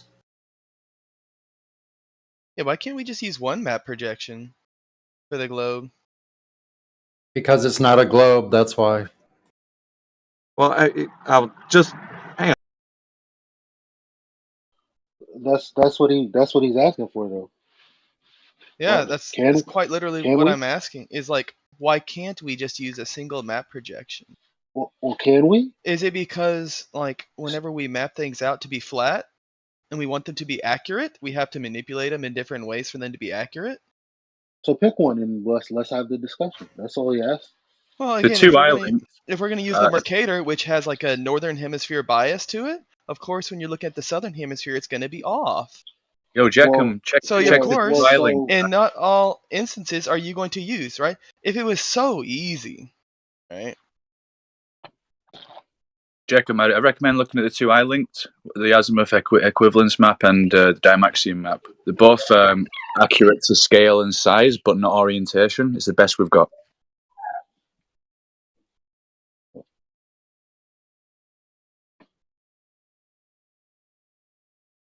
The azimuth equidistant map is good for orientation, but only from one point on Earth, which is the center. I didn't say that. It's called an azimuth. It's spelled differently, man. It's equivalence map. It's the one made by a sci-fi author, and it's pretty much to scale and size. It's like a Mercator or a Peterson map, kind of. It's very, very similar, but accurate in the northern and some of the hemisphere. Mm-hmm. It's like a rectangular map, essentially. So, are you asking for a circular map or a rectangular map? That's my main question. Well, the main question is it's not like you can't provide what Earth is square? You can't provide what you guys typically ask for. I think is one of the underlying points. Yeah, and it's just exposing that there's no flat map either that's accurate. Like the AE map's the best we've got, right? And it's really it's not accurate in the south, so. Yeah, there's no such thing, but there's no such thing. But the reason we asked the question is because it's been asked of us so many times, and we tried to point out that it's really an erroneous question because nobody knows. And so, in a roundabout way, that's what this conversation is about. We're saying, well, nobody knows. Like, we can do this and this and this. I'm like, yeah, but I mean, can't we just agree that what Miggy said nobody knows is the case? Like, the problem is, I've looked at a lot of maps. I like maps and I like projections, right? And I've noticed that there's always some kind of like bias, or there's some kind of like distortions with every single one I've seen. And the most accurate ones are the two I just linked: the size and scale. Orientation is always a problem when you try and put them two together. True. All right, I'm back. Got on my good Yeah, mic. we all said that. Yakubi and I, you're agreeing with the points that Miggy basically made. So You're maybe asking you for should flat ask map. him. Used to Maybe be you I a don't should think you're ask. quite understanding what I'm saying. Well, it's because If the Earth that's was how the truly conversation flat, progressed. That's how the conversation progressed. It's not about, you saying if this was this. It's like, no. you're really quiet. Can you turn up your mic? The question. Ask it again, Miggy. Maybe better if you're back. Right, yeah. I'm going to bring the context in here. It all started with me talking about the celestial sphere and seeing if we can verify, because I said it was a model, right? I'm just going to give you the kind of the segue into why we're talking about what we're saying now. So we talked about the celestial sphere and verifying that if it's an actual sphere or if it's just a model being represented by how we see from our Domo perspective. Now, a question was raised by Turquoise Dragon, who came in here and said, well, we can have somebody standing in Australia and then verify it from there. And I was like, wait a minute. Before you get there, I said, that's riddled with problems. I said, first of all, you have to figure out how I know that person is apparently on the opposite side of the earth for me. So how do I know the layout of the earth is exactly how you guys are represented it? So that, because you're basically standing on a presupposition that the earth's layout is exactly the way it looks like on these map projections, right? So if you're saying that celestial sphere, basically, like you could just geometrically, but we're not look going on to the even side of the celestial Yeah, sphere, coordinate wise. we're not going to Okay. get into that. We're not going to. I'm telling the people where we're at with the conversation. So, and then I was like, you have to figure out if there's a specific map projection to know, like, this guy is standing geographically on another part of the earth that's opposite from where I'm standing. How do I exactly know that? So I need to figure out what map projection represents the earth correctly in landmass sizes and orientation to, and relative to one another. So which map projection can we look at that's going to depict the exact true scale so that we can know exactly where everybody is? Because in his defense, or what he was saying, not his defense, but what he was saying was, with the stars and knowing coordinate systems, we know exactly where ground positions are to know where everything is on Earth, so that we can have like a map. Because he says, I believe there's a map out there, or at least his idea of where he thinks, there's a true map Right. out there. That's something. But Can I just finalize? I can never say that size and scale can be correct, but trying to put that with orientation is a problem when you make a flat map. No, size and scale both together are always going to have warping on your 2D maps. Well, no, considering not that it even is coming from a sphere. that, Jeckham. Listen, not even that. What I'm saying is, if I don't care if you put it on the sphere, dude. Like, you have to listen to what I'm asking for. If something is represented in a true form, then I need whatever that is, the gold standard map projection that you're going to use to superimpose over that sphere to say, look, this is the map projection we're going to use, because that's what we're using right now over the globe. This map projection, because obviously some cartographer figured it out, and now we're going to look into seeing what his work was, and if he got all the systems correct, to then say in relation to one another, we know the scale, we know the size. And you just outlined a problem that I know that happens in cartography. So, like, the issue is, if you think that a globe is going to, or a sphere is going to solve that issue, then I need to know how. So if that was to anybody who thinks the Earth's a globe, for you longtime anti-flat earthers that are in here, I need you to represent that in a way that I know that you can't just say, well, this guy is antipodal from this one. No. You need to know, first of all, what map projection are we, so we can understand geographically if this person actually is where you say they are, to represent itself as the Earth's true form. So I need to know the map projection in name. Give it to me. Which one is it? And then we're going to say, well, it works only on the globe. Well, which one is that? Well, hold on. You're trying to ask us to go from a 3D representation to a 2D and ask which one of the 2D representations is No, most accurate? you're missing. No. If you said the map projection that's being used on the sphere being a 3D, right? Then which one is it? No. I don't care. I I'm don't saying care that if we're you not put it on using the a sphere. projection. So okay. I think what's getting missed here is that you think the globe is in and of itself a map projection. I think that's the case. I'm not assuming. I don't want to assume too much, but can you guys affirm? Do you guys think the globe is its own map projection? Yeah, I believe that we've mapped out the globe using things like satellites and the such. Okay, so we don't need map projections any longer. No maps. Yeah, we haven't used that shit in like forever. Really? Yeah. So there isn't a map projection that would follow. Now, you need to stand by your words because you can't say I didn't say that later on. Okay. Right? So let's go for it. Yeah, What you let's got? go for it. What model would you say the Earth as a globe would represent the Earth continent sizes, landmass sizes, and everything correctly? Which one? What model of the globe? Let Mhm. me understand your section. What model of the globe would represent Yes. all of the continent sizes? I have to look into Yeah. that one, Chief. Okay, I'm not I gonna don't know press the you for it exact now. thing by I'm name. not gonna press you for it now. What I will say is, if you guys don't know, please go and research that. Come back and bring that in here.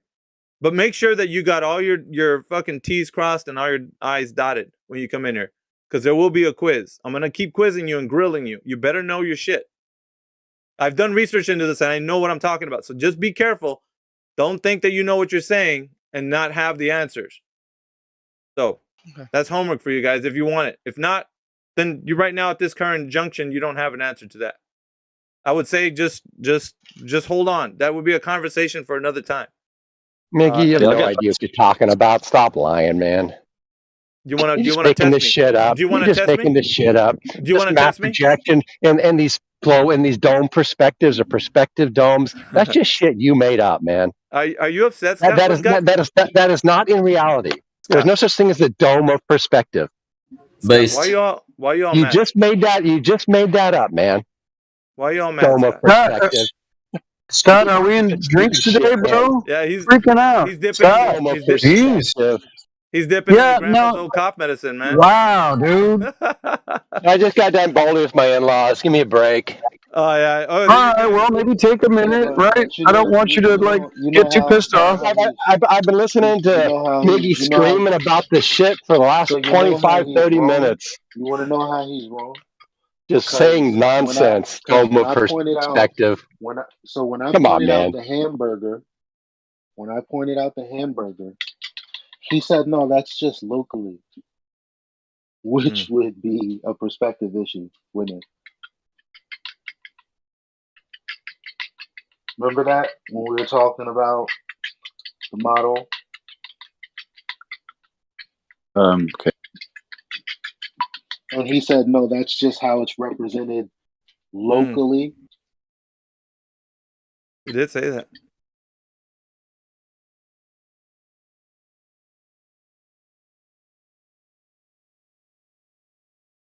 Scott's starting to hear of all this flat Earth nonsense, aren't you, Scott?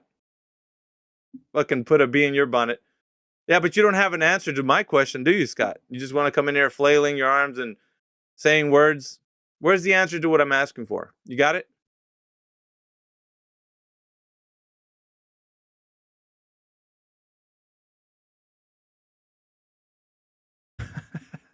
Look at Talon. You guys are writhing in chat, dude. Every time I come in here, I love it. It's exciting. I love how you writhe. Who's right? Trust me, I love it. Not you, Jeckum, not unless you want to. But the rest of the look at, and I'm gonna point it out. Look at Talon. Alpha will be asking for the thickness of the paint on the theodolite and what Home Depot they bought it from. No, I'm not asking for that shit. I want to know what model number so we can know what type of accuracy we're working with.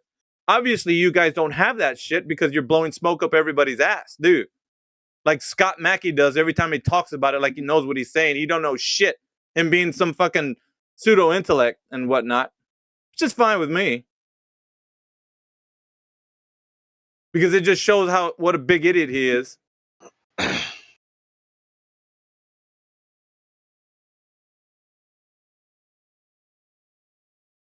about that, Scott? And Talon. fucking writhing in chat?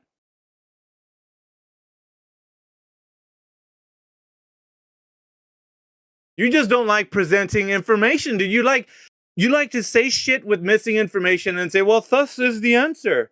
I don't give a shit. I don't have to measure shit. I don't have to know the model. I don't have to know accuracy. I don't got to know anything. I just got to click my heels 3 times and say the earth is a globe. The earth is a globe. The earth is a globe. And voila.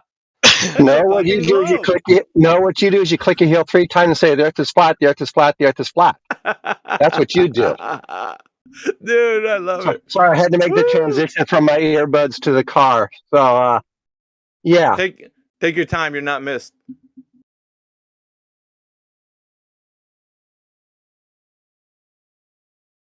Guys, nobody wants to hear fucking you talk about shit you don't know what you're saying about anyway. Mic check. Ah, fuck me. We hear you, man. I think I hear something. All right. Yeah, you keep harping on endlessly about this map projection. You don't even know it's the other way around. All these map projections are from the globe to the flat. It doesn't work the other way around. That's just the way they did it. The people who made these maps made it from the globe. They didn't make the globe from the maps. How could you be in this so long and still not know this? That's just begging the question, isn't it? Yeah, it is begging the question. No, it's not begging the question. It's how they made the maps. How the fuck can you make a map not knowing the fucking radius, diameter, and circumference, you dumbass? That's what they figured out first, and that's what they figured out first, and then they made the map. Yes. Who figured it out? People before us. People. Look at his ambiguous.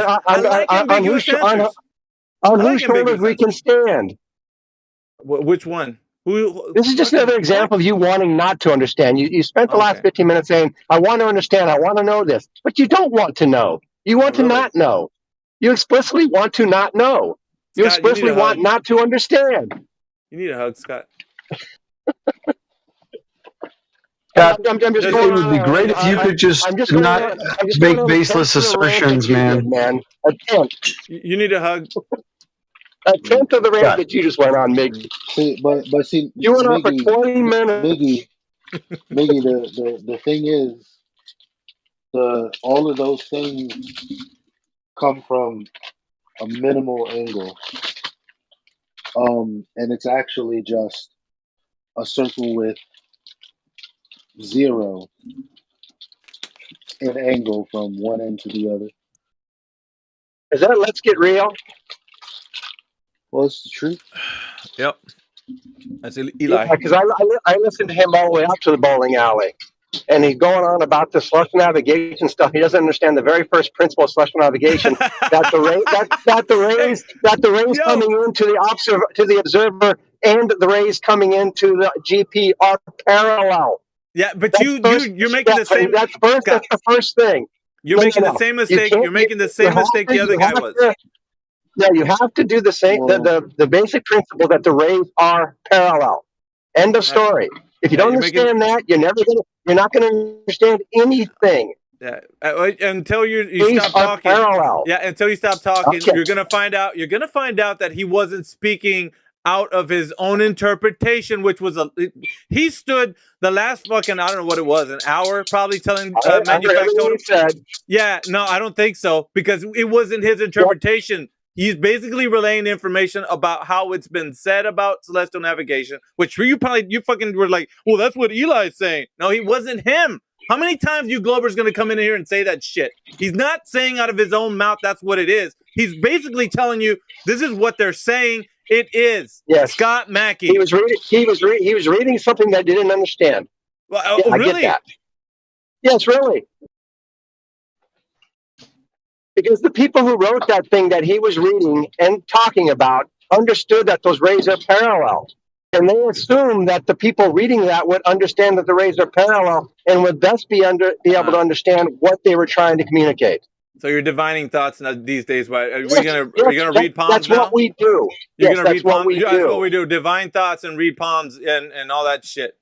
Fucking Whenever you're interpreting what someone else said, You have to know the So you're context in which they're interpreting. saying it. So you're interpreting, not We him. were both. We are all Bullshit, interpreting. dude. No, we're not. He's Interpretation fucking is reading. inevitable. He was It is reading the inevitable. shit You straight have to interpret. out of the No, text, dude.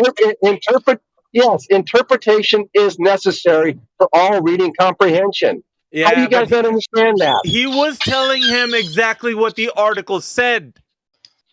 Right? Yes, I know. And the people who wrote the article wrote it in a context in which they understood or thought they would understand that the people reading it would know that the rays are parallel. So they got to read between the lines, do they? No, not read between the lines. Just take the start of the start of the class instead of coming in the middle of the class. If you take the start This of the fucking class, guy. you take the start of the class. That's when they tell you that the rays are parallel. So he missed the first block of instructions Yes, and he just skipped to did. the end. Yes, he did. All right, Yes, he did. That's your analysis of what you heard. Yes, and You therefore fucking- he misunderstood what he was reading because he Okay. missed the start of the class. He All right, showed so- up late. What's your justification for that? He showed up because I know I was at the start of the class. I know what they meant. What's the justification for that? How are you justifying what you're saying? How do you justify that you saying he doesn't know what he's talking about? Justify it right now. Go to that same documentation he had and read the first couple chapters. I heard him say all the. I know where his information comes from because I heard him say it 1,000 times to you fucking guys. What the fuck, dude? But go to the start of the documentation and see where it says the rays are parallel. It'll say it. I guarantee it. It'll say in that document. All right. Well, just put the he had citation. those rays are parallel. All right, put your money where your mouth is, Scott, and put the citation. He can put it. He can put it. Bullshit. No, it's your claim that he's saying no. You charged him with not doing the correct. I know. Well, then Well, fucking let's put see if he- yeah. let's see if he's- let's see if he can man up. No, Let's see bullshit. if he can man up No. and If you post have his a own documentation and prove he didn't quote mine. He quote mine. He came in the middle of class. No, wait a minute. Wait, you just charged him with something that you can't prove. So it's on you. You're the one charging him. So fucking prove it in the text chat. What do you want to bet I can Put prove the it? fucking citation of what you're saying in the text chat. Put your money where your mouth is. What do you want to bet I will prove I'm asking you it? to do that. I'm asking you. What do you want to bet I'll prove it? Man up. Come on. I don't know. I'm not fucking need to bet nothing. Just put it in the text Grow chat. a pair. Don't keep blow. Tell me what you want. What do you want to bet? I will prove it. Don't keep What do you bloviating. want to bet? I will prove it. Do it now. What are you waiting for? Just Yeah, do it. I know. Run away. I know you won't. Fucking run Because away. you know I'm I'm asking right. you to post it. You know Just I'm fucking right. This post is it. why you won't bet. You Then know post I'm it. right. I don't need to bet. You Just already fucking know post it. I'm right. If you're gonna Bet prove your and point, post it. just do it. If you're gonna prove your point, just fucking do it. Just post that shit in the text chat. I'm in a car right now, driving home from the bowling alley. All right. But whenever you got time, stop what you're doing. All right. Right? All right, When so you got time, stop what you're doing and post that shit. Yeah. That's all. How about if whatever? So real. Let's get real. Post the source, and I will go to the source, No, and he I doesn't will need to do find that. it. No, he doesn't Oh, need he to do doesn't that need to post his own source. because Now I you need to told guess him, what his no, source no. is. Now I need to what the guess fuck what are his you source charging? is? What are you charging him with? What are you charging him right now with? Because you're I'm the going one. You're the one. to say that wherever he got his information from, there was something at the start of that said those rays are parallel. That's my assertion. And so, if you want to say he has a source that doesn't have that, post the source, and I will go to that source, and I will show you at the start of that source, it says the rays are parallel. He did post that. So if you want to find Well, out, I'm in a car right now. No, wait a minute. It's on you though, Scott, because he posted the so- information. But if you said so at the we're beginning of that taking- information it started that way, then you got to prove it. So we're taking angular measurements to rays of light, are we? Yes, we are. Okay. Parallel rays of light to the GP and the observer. Fucking rays of light, dude. You're Well, fucking yeah, insane, Scott. So the parallel nature would be you would have 90 degrees above you, and there would also be 90 degrees above No. the GP as well. No, unless the Earth curve. Listen. I already know what you're going to say. Go ahead. Listen, all the way to the center of the Earth, where it is a equatorial plane, correct? That's the assertion, isn't it? I have no idea what you just said, so it can't be my assertion. Oh, okay. Well, There's I two don't know ways what to he's. look at it. My It's two assertion ways. is that It's if it's 2 ways to look at it, Scott Mackey. You can do it the easy way, and you can do it the complicated way. So say it the navigators. I don't know. Well, What do I know? you know what he's charging you with, right? At the beginning of that information, that it starts off by saying what his assertion is, and I don't know what the fuck he needs to go. Listen, you charged him with something, and because he already posted the diagram and such, and all the information that was relevant to what he was talking to Manufact told him about. And if you have a disagreement with that, it's your job to go back to where he posted that and find the source, and then go to find. Because you can't just say that he's taking something out of context unless you provide evidence of how he's doing it. And then your charge becomes complete by you actually providing that evidence. Well, I did. So when I do this, Biggie, what are you going to say? Then I'll say that you were correct. That and what you said was correct because you provided the evidence. But if you listen, and that goes for anybody. It's not just you. If you charge somebody with something that's saying they said it incorrectly, it's not what the information they posted. All you got to do simply is just post where it says in the article they put at the beginning that it says what you said. That's it. So if I can show you in every bit of documentation that talks about celestial navigation that they say the lines are parallel. Will you then reject celestial navigation? No, dude. And I bet you will. I bet you will then say they're wrong. You said that in what he posted. That's my bet. No. Wait, let's go back to the conversation, Scott. You said in what he posted, you bet. Yeah, I want to bet you some money. In what he posted, that at the beginning of that article, it says that rays are parallel. That's what you said. Yeah. Yes. So then there you go. Now you're gonna have to provide the evidence in the beginning of that article. That's what it said. And then once you do, then we'll see that. But all I'm asking you to do is I want to get you on the record of saying, what are you going to say after I show you that? Are you then going to reject celestial navigation? No, I don't need to. Because they say it's parallel. No. But the point is that if it says what you're saying it says in the beginning of the article that he posted, right? Then I would agree that what you said is exactly what you said is correct. That's all I'm going to say. Not that celestial navigation is correct. Just that what you said is correct about what. And therefore, celestial navigation requires a globe Earth. Right? No. If the rays are parallel, the only way you can get an angle between one and not the other is if the Earth curves. That's it. That's the only way. The rays. Well, you only get one. If the rays are parallel. You only get one angle, Scott. Then you calculate the rest. So you're only actually measuring one. Nope. There's two angles. There's two rays. There's one hitting the GP, and there's one hitting the observer. Well, you're not two measuring this. You have one angle that you're measuring. That's all, Scott. That's 100% true. Yeah, I know, because you know the GP is 90. You don't have to measure it. I have to point this out. Rays are just a reification. They're conceptual only. Damn, man. Yeah, we know. But that is the only way we see. Light rays hitting our eyes, coming from a source. That's it. There's no other way of seeing. Hold on, what the fuck does that guy even mean? Like what? Rays are a reification? I don't know. They're just a concept. You can show me a ray. Show me a ray. Show you a ray? Yeah, show me a ray. Yeah, a ray of light. Yeah, show it to me. I have to show you a light. Here, I'll bring you a laser pointer. Open your eyes. Is that a fucking ray? It's not a point. Everything you see is a ray of light hitting your eye. It's a stupid argument. It's a dumb argument. It depends on how you define it. Okay, so what Sezu is trying to say is that as far as what's his name again? Scott. The refraction dude that we're always quoting. He said, in reality, they don't really exist. It's theoretical, and I think that's what Sezu's trying to say. But it's not relevant right now. Well, yeah, it's a sidebar convo, but back to the point, right?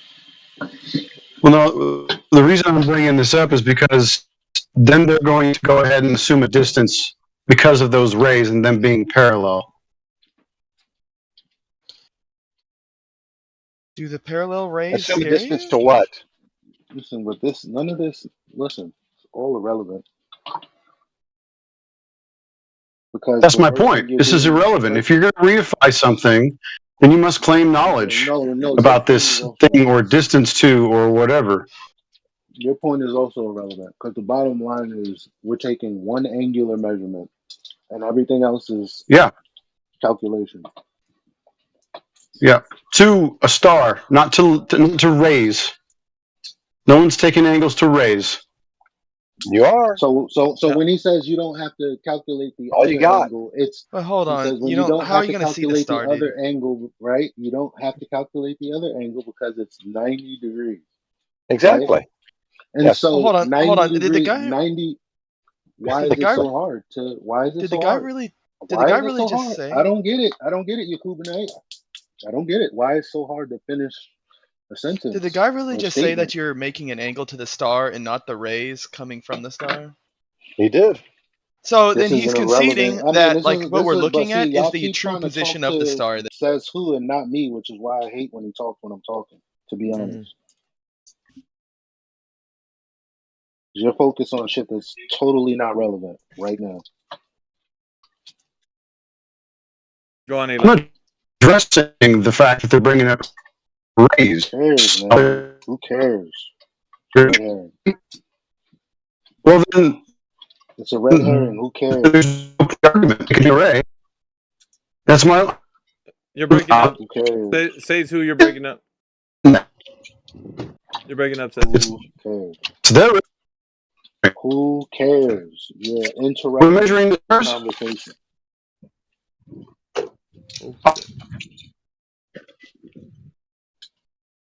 You were breaking up real bad, says who. Anyways, at the end of the day, when you got one angle, you, and then another angle, 90, not you, he says both those lines are parallel to what? Well, that would be the center of the equatorial plane. Okay? No. No, they're parallel to each other. Well, That's what parallel means. Okay, parallel, which would mean that they would both hit the equatorial plane at 90 degrees. Both. Bro, y'all niggas are 30 years old and are fucking schizo as fuck. Stop arguing over the fucking planet, you weird ass niggas. God damn. Every day I get on this shit, yo, you niggas are constantly bitching over the planet. Every day you go to McDonald's and say, damn, stop selling them fucking burgers. That makes a lot of sense. All you gotta do is Lucky. All you gotta do is come in here and have a good argument, man. That's all. We'll unmute you, man. Just listen, dude. All you gotta do is come in here and have a good argument. That's it. If you want to stand in this room, all you gotta do is come in. If you're gonna come in hot, man, we're just gonna mute you. They'll do it in any other room. Just have an argument. That's it. Yep. I'm gonna give you the benefit of the doubt, Lucky. I'm gonna unmute you, but if you continue, I'm gonna keep you muted, man. It's as simple as that. I don't believe anybody should be muted, but if you continue to disrupt, you will be muted again. All right, you a W admin. That's all I just wanted to say. But yeah, that's cool. Love you, bro. Fine. So, are we measuring an angle from the star or from the rays coming from the star?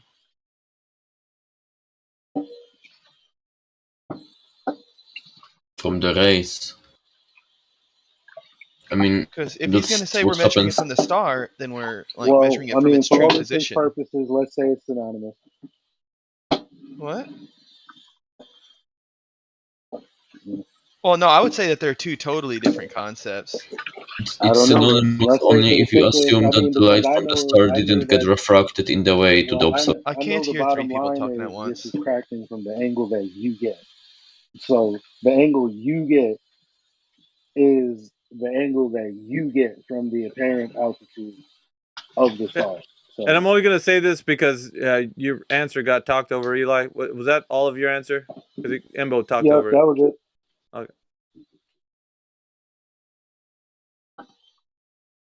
That was it. I don't think Jeckham heard all of it. Anyway, I don't know if you want to respond to that or not. Oh, I didn't hear it all. Kind of got talked over. Shit. All right. Fuck it. Does anybody in here that's brand new to this channel have an argument for the Earth being a globe? If you do, go ahead and present your claim, number one, and number two, present your evidence. So if you're in here and you're brand new to the channel, present your claim, then present your evidence. If you want to have an argument and you want to stand in this room, go ahead and do so. If not, then we'll just continue back with the people we've been talking to. We got Tennis in the room. Tennis, welcome. If you're brand new to this channel, if you want to unmute your mic and say what's up. What else we got in here that's brand new? I think that's it. He's the only new guy.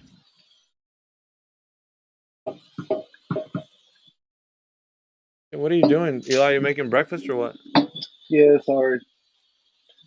It sounds like you just finished eating though. Oh shit. It's the cleanup phase. Hey, what up, Sonny? Hey, what's up? Hey. I was listening for about the last hour, off and on. Yeah, very interesting.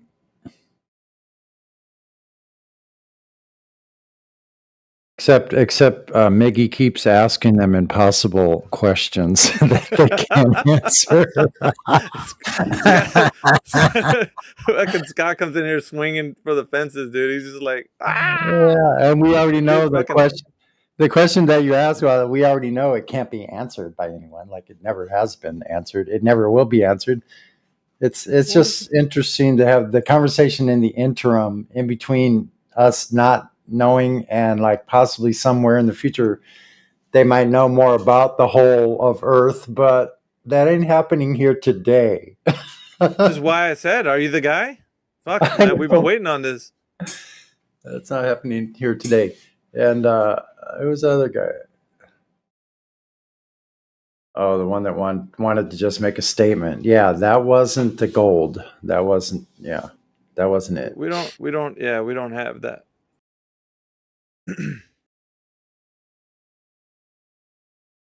But I mean, that's a fascinating topic.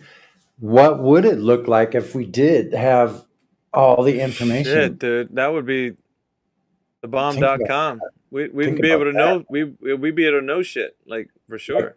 Yeah, like just for instance, what if somebody started filling in the blanks? Like someone actually made a clandestine exploration, and they found some outer perimeter or something like that, or outer lands that. Now that's still not the whole answer, but let's say they found the perimeters of the container itself. Now that's a big deal. Well, you know, Scott Mackey is rolling his There's eyeballs a gold right standard. It's called Google Maps. There's no place on there.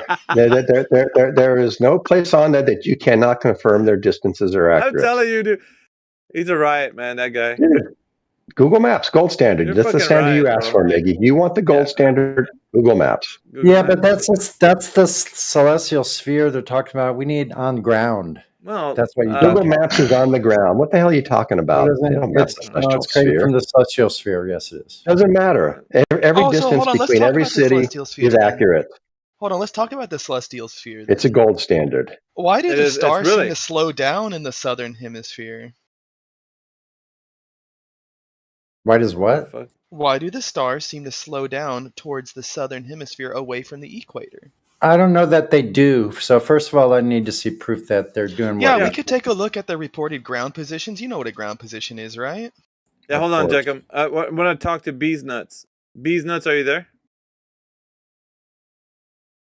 He's brand new. It looks like I haven't seen that guy. Bees Nuts, are you there? Go ahead and unmute your mic, man. Talking to new people that are jumping in the chat. If not, I'll let you guys. Give me a sec, he says. We gotta hear these new convos, man. We fucking got these old dance partners. We got. There's also Goose 8843. Goose, what's up, man? Shout out to the new people. If you're brand new to the channel, man, say what's up. Yeah, we're just saying hi to new people. Just real quick, I need to know what their position is. So if they're coming in, the first one dipped. Wanting to speak. Bee's knees dipped, and Goose is still here. They don't like when they're called. Yeah, I'm just vibing. Big vibe. Big vibe, big vibe. Hey, so I mean, have you been in this channel before, Goose? Yep. All right. So, what is your position on the topic of the conversations that we have in here. Do you think the Earth's a globe? I do. Yep. You do. Okay. So would you say that you could do it in a claim form? Like, I know that the Earth is a I'm not globe. here to argue, man. I'm just here to chill. Well, Big it's not an chill guy. argument. It's not an argument. Yeah, it's good, man. But like, here's the thing: if you think that the Earth is a globe, obviously something's holding you to that understanding, right? So if you say, "I know it's a globe," and my evidence is whatever you think the evidence is, but what do you think the evidence would be that you think it's a globe, Goose? Dude, you're baiting me, bro. Why are you doing that? Baiting you. I just want to know. Like, I ask everyone that's brand new because that's the whole room. Like, the room is built on us engaging with each other. Like, how can we know why people think what they think if we don't know what they think? Right? You have to tell me. Like, what holds your mind to the Earth as a globe?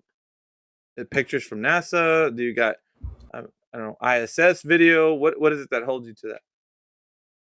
A lot of things, man. I just don't want to get into it because why?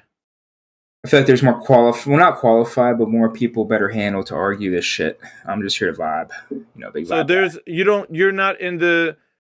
I mean, you feel like you're not intelligible enough to say an answer. I don't get it. I think most people generally could be able to speak, for themselves, and say, like, I think the Earth is a globe because, some guy showed me a picture or whatever. I don't know. Can't think for you, man. You got to think for yourself. That's the entirety of science, in my opinion. But yeah. What part though? Like, what part got you to think that it's still a globe? What specifically? Because there's many parts, right? What people say science is, like, which one?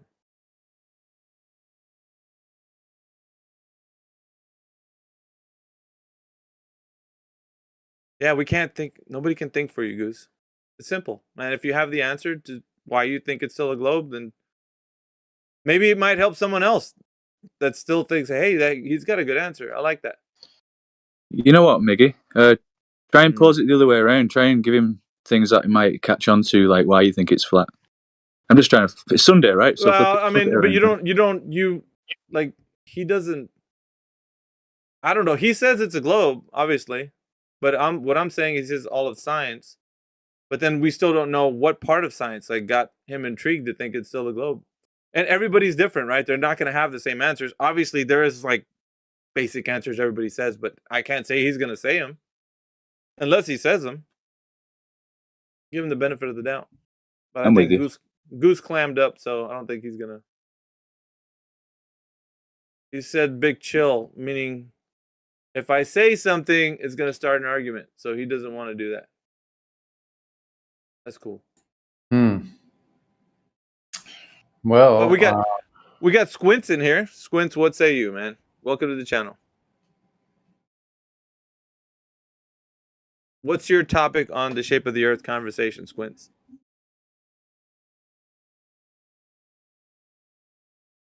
Oh, he's got a lot of tags under his name. Our Discord admin still offering free nitro. Right. For that sweet globe proof, yeah. Oh, really? Squints. I'll throw him a Dogecoin or two as well. Really? Oh, dude, we got. I don't know if Goose wants to take the. We got offers on the table, man. But not that you have to do it. Just. I'm vibing. He's vibing. I don't know, you guys with your new, you youngsters, you young whippersnappers. That's my line. That's what Sonny would say. But check it out, man, because everybody has their own mind to think of whatever you. So I don't know, dude. I don't know what sparks your interest in thinking that the Earth is still a globe today. If no one's ever given you any evidence, if they just shown you images, if you think images are evidence, I mean that's something, right? I don't know if that's what you think. Someone shows you a picture of something and you're like, dude, I'm convinced. Is that how that works? I don't know. Maybe. How about get off the subject of shape and be like, what makes you think we're spinning, rotating, and moving around the sun? That's a good one. Yeah, because that's the chill position. Yeah, it's to chill and in all house. Or this one. What reason do I have to believe or think that I'm not on a flat stationary Earth? Hey, who says that? That's Captain Something Wong. Oh, it's Captain something wrong. Yeah, Orion. Yeah, he's the one that Orion's the one that actually he's made that point. That's his. Yep. Yeah. He copyrighted that. You got to pay him royalty fees for that using that. But that's a good one because really, it is. Then you have to look around and go like, really, what reason do I have? Do I have any? I can't. Like honestly. We got East. We got East in the chat. What's up, East? You new guys that are joining the channel, man. Say what's up. Unmute your mic. We got Tennis. What's going on, Tennis? What's up? What's up, man? So the topic of the room is, you think the Earth is a globe, and if you think it is, do you have any evidence for it? I think it is just purely out of ignorance and growing up around it, and I agree with the previous argument that person just said, where it says, I don't have any. There's no reason for me to believe against it. It doesn't really affect my life. Doesn't affect. You're indifferent about the whole topic. You just come in here for the funsies. No, I'm here for a proper debate. I'm hoping there's like someone on either side. So it seems like there's already someone that, like you, for example, that would be a proper debater for the. Well, hold on. How would you know if it would affect your life one way or another if you're just admittedly duped already? Well, let's say like tomorrow I do realize that, let's say the world. Yeah, let's cross that bridge. Let's cross that bridge when you get there. Oh, well, that's fine. Like, listen, it's fine that he wants to come in here and just listen to a proper debate. I'm all cool with that. If somebody would take up the mantle of doing that, like I would say, the best one you're going to hear, from my opinion, is somebody who's coming in here with information that would support the claim, right? So number one, you'd have to state it as a claim, right? They'd have to come in here and say, this is my claim that the Earth is a globe or an oblate spheroid or a perfect sphere, whatever it is, right? And then followed by their evidence to back it up. And then we'll go through it systematically and then figure out or not if they can provide the information to substantiate the claim, right? That's all we're saying here. If you think it's a globe, that's good. Many people have a lot of thoughts about things.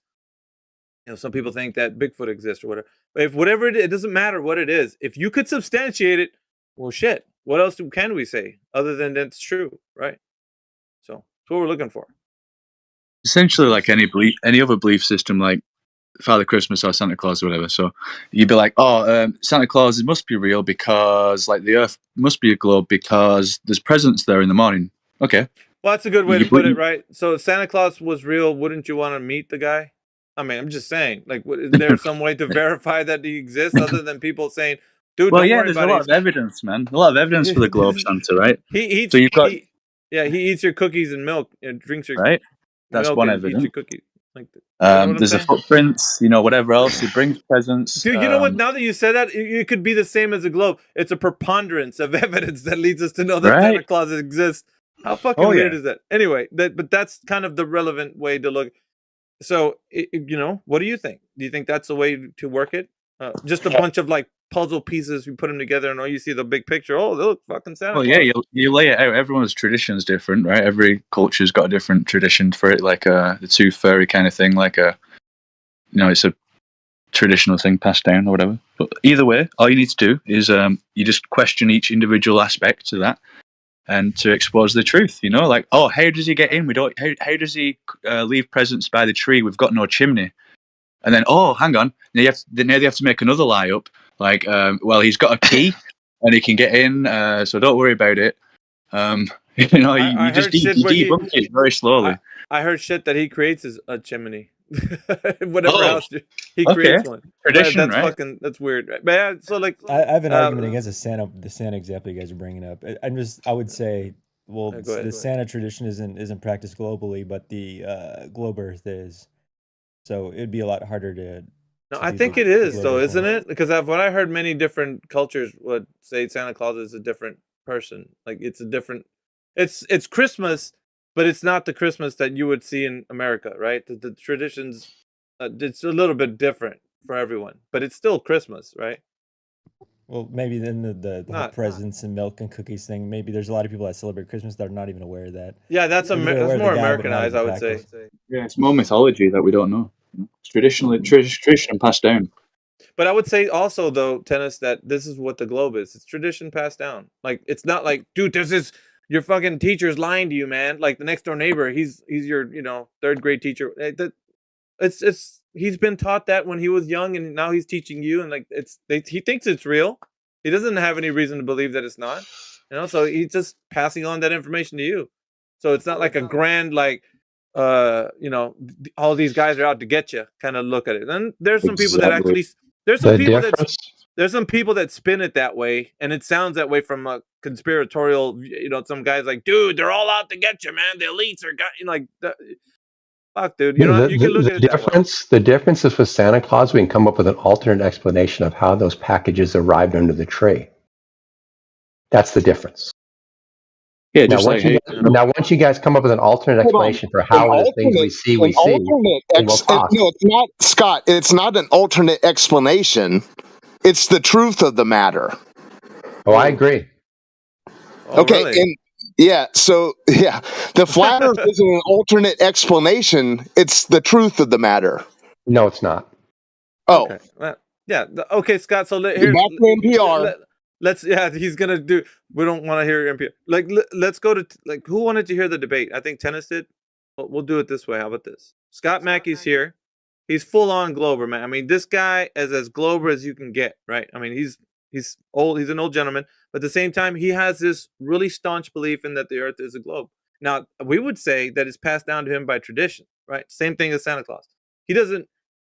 Not that he doesn't realize it, he's just in a full-on understanding in his mind that it is a globe, right? So we let him present the claim and then present the evidence. And then you can see for yourself. How about that? So whoever wants to hear a debate. I mean, if he wants to take up the mantle of that, I don't know. But I would just say, Scott Mackey, go ahead and present your claim and then present your evidence behind it. So what are the presents we're trying to explain, to use the metaphor? Well, let's just put it in claim form, right? What do you think the Earth is? I'll do it this way. What are the presents we're trying to? What is the data? What is the evidence we're trying to explain? Let's work. This is how we're going to do it. We're going to first move into the claim form. What is the claim that you think the Earth is? The conclusion is the globe. Okay, it's a globe. So that's the conclusion. Right. So that's your claim. No, it's the conclusion. No, it's a claim. So either you're going to be able to form it in a claim saying, I think the Earth is a globe, and I can support it with evidence, right? And it doesn't matter. I can do that. Okay, yes. So it's a globe, right? That's your claim. It's a globe. So now let's move to the evidence part. So what is the evidence you have to support the Earth as a globe? And you use your best one because the guy's listening to you, so he wants to hear a good reciprocal zenith angles. We can show that verticals are not parallel. Okay, and let me ask the gentleman, do you, the one who's third-party listener, do you understand what he just said? Or do you want him to explain? We want the audience to actually participate. If you guys are catching on to what he's saying, because he's speaking at a level where he's already thinking that everybody knows what he's saying, right? Scott's one of those that he thinks you already should know what he's saying, or at least some people do. Now, I take silence as maybe you don't know what he's saying. So I would ask Scott, can you do it in a way that would help people understand, in layman's terms, what you just said? Break it down for the audience, Scott. Well, this one does require 10th grade geometry in order to understand, but basically the idea is you take two parallel lines and you transect those lines with another line, and you take the alternate interior angles in those lines, those angles will add to 180 degrees. And to use it more simple, you think of a football field goalpost, right? You have the crossbar and you have the verticals. If you take the angle of from the one crossbar to the one vertical, and the other angle from the other crossbar to the other vertical, they should be 180 degrees if the uprights are parallel. If the angles are greater than 100 degrees, those uprights are diverging from each other. Okay. Has anybody ever done this measurement? Yes. Okay. But no, not me. That's your next question. No, not me. Well, no, I don't think that's what I was going to say. I'm going to ask who's done that. Well, we've been through this, but for the audience, we're doing it for the audience today, at least right now. There's a guy on the internet who goes by Main Surveyor who says he's done it. He's posted his results for everybody to see, and for all the flat earthers just summarily reject. All right, so and say he didn't do what he did, but that's the evidence. We can work at it. Main Surveyor. Yeah, we can work at it to where you can help the people listening right now. There's some people that want to hear a debate, but they want to know too. Also, I would say, because I'm a diviner too, just like you. They want to know where the information is located. So can you post that information relevant to what you just said is the answer for everyone in the text chat? Perhaps they want to click on it too and see for themselves. All right, let's see if I can find it again. I'm eating my lunch. I got back from Well, bowling. you know what? Like, but no, I'll do it right now. I'll do it right if you now. can't do it, all right. Well, I was only asking if you could.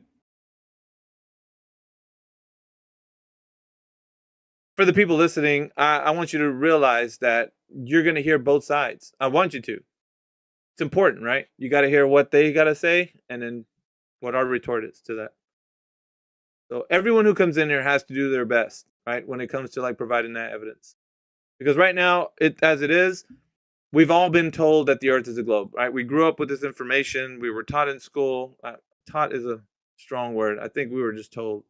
So taught is something that you can be able to articulate in a way that you can understand, you know, what you're saying. I would venture off to say that most people that talk about this don't know what they're saying.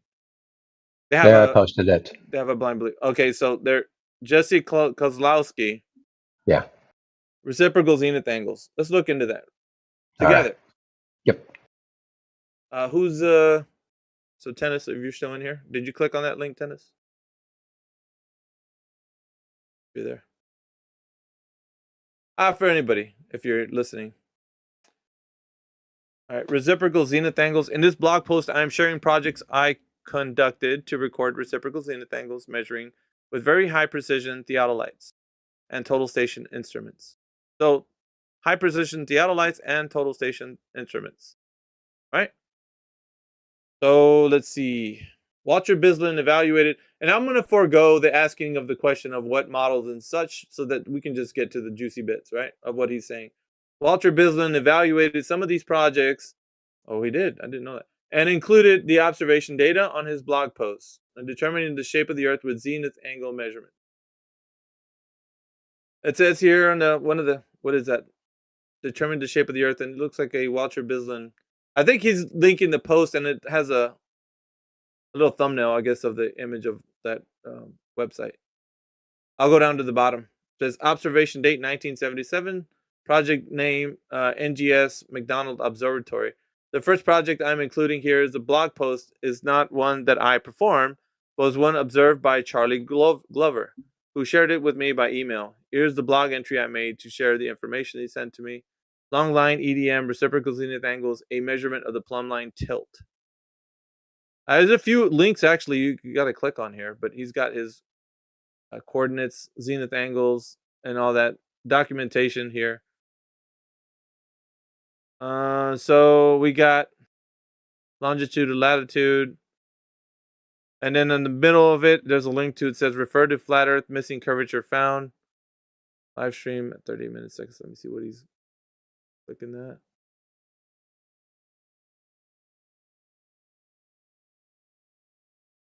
I think that's him speaking, actually.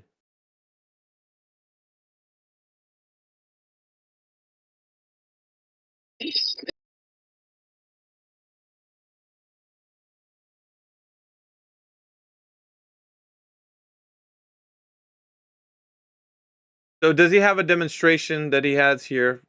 He's got a bunch of coordinates and whatnot. Where he's showing how it's working over the Earth. I don't know. I'm scrolling all the way down. There it is. You have to go all the way to the bottom. I'm going to take a screenshot of this, post it in the text chat.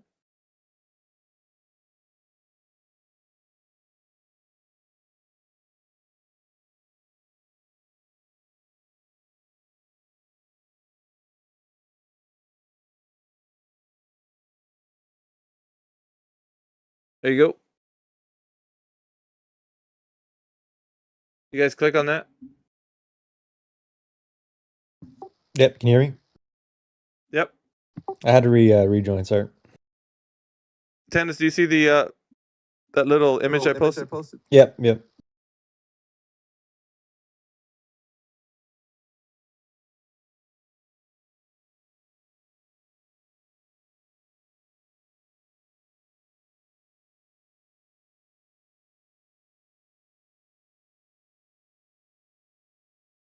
it's a lot of information compacted into all of this, so it would probably take some time for you to look through it, right? Sift through it. But this is his stance as to why he's saying that the Earth is measured to have curvature. Right, yeah, I got that. I was trying to mention it earlier, but my mic wasn't working. So we're looking at distances, right? If you're looking at where it says on the top of the Hagerstown MD Airport, Waynesboro, Pennsylvania. See that? The very top of the coordinates that are being given? Yep. Okay. So we all understand that from this aspect that the land does have elevation change or topography. I guess we should all have that understanding, right? Or no? We should all be in some sort of agreement that we know landmass, whatever continent you're talking about would have elevation change. Would you agree or disagree with that, Tennis? I agree. Okay. So I think we're in a good place there. So how could you then say the Earth is curving at that specific rate if we have all of these elevation changes already? How is it possible? You would somehow have to account for the change by mapping the distance that you're trying to measure. Mm-hmm. But I'm not a scientist, so I'm not exactly sure what tools you could have at your disposal to do that.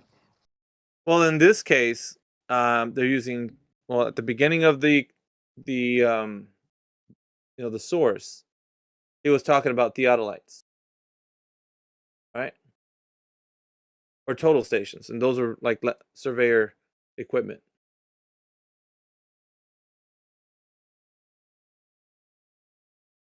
Sorry, was this something that was Scott going to be? I'm sure you guys had this conversation already, but I'm not sure what the response Scott had on Do you it. have any? Ask him any questions you like, Tennis.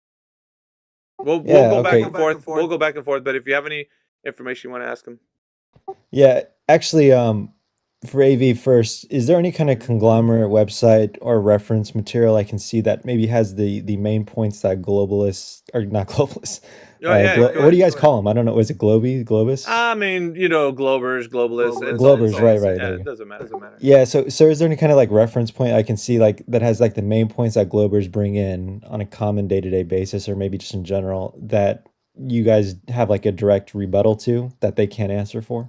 Sure. I would say it this way, man, and I'll give it to you this because this is kind of a thing that this guy brings up. So Scott Mackey would differ from another guy who's another Glober who would bring up, but I would say it this way. I usually frame it in 3 very succinct points, right? So the first point is who's ever measured the curvature of the Earth anytime in history, as in the drop over the distance. So I would say on a geometric shape, right? If we're standing on an oblate spheroid, then we would know exactly how much drop there would be relative from my position off to the horizon. So if the Earth is indeed curving like everybody claims that it is, then there would be a specific drop rate over from where I'm standing over to the horizon.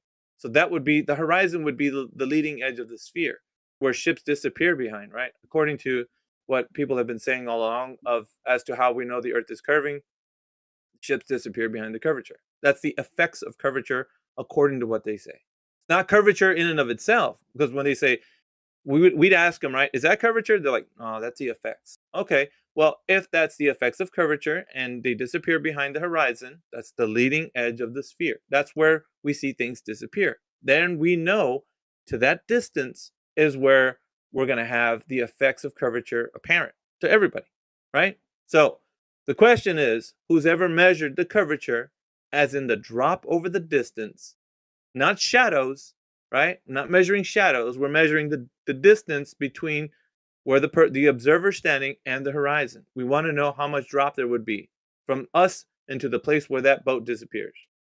Most important, right? So if somebody can produce that information, then we have ourselves, and indeed, we're standing on a geometric shape.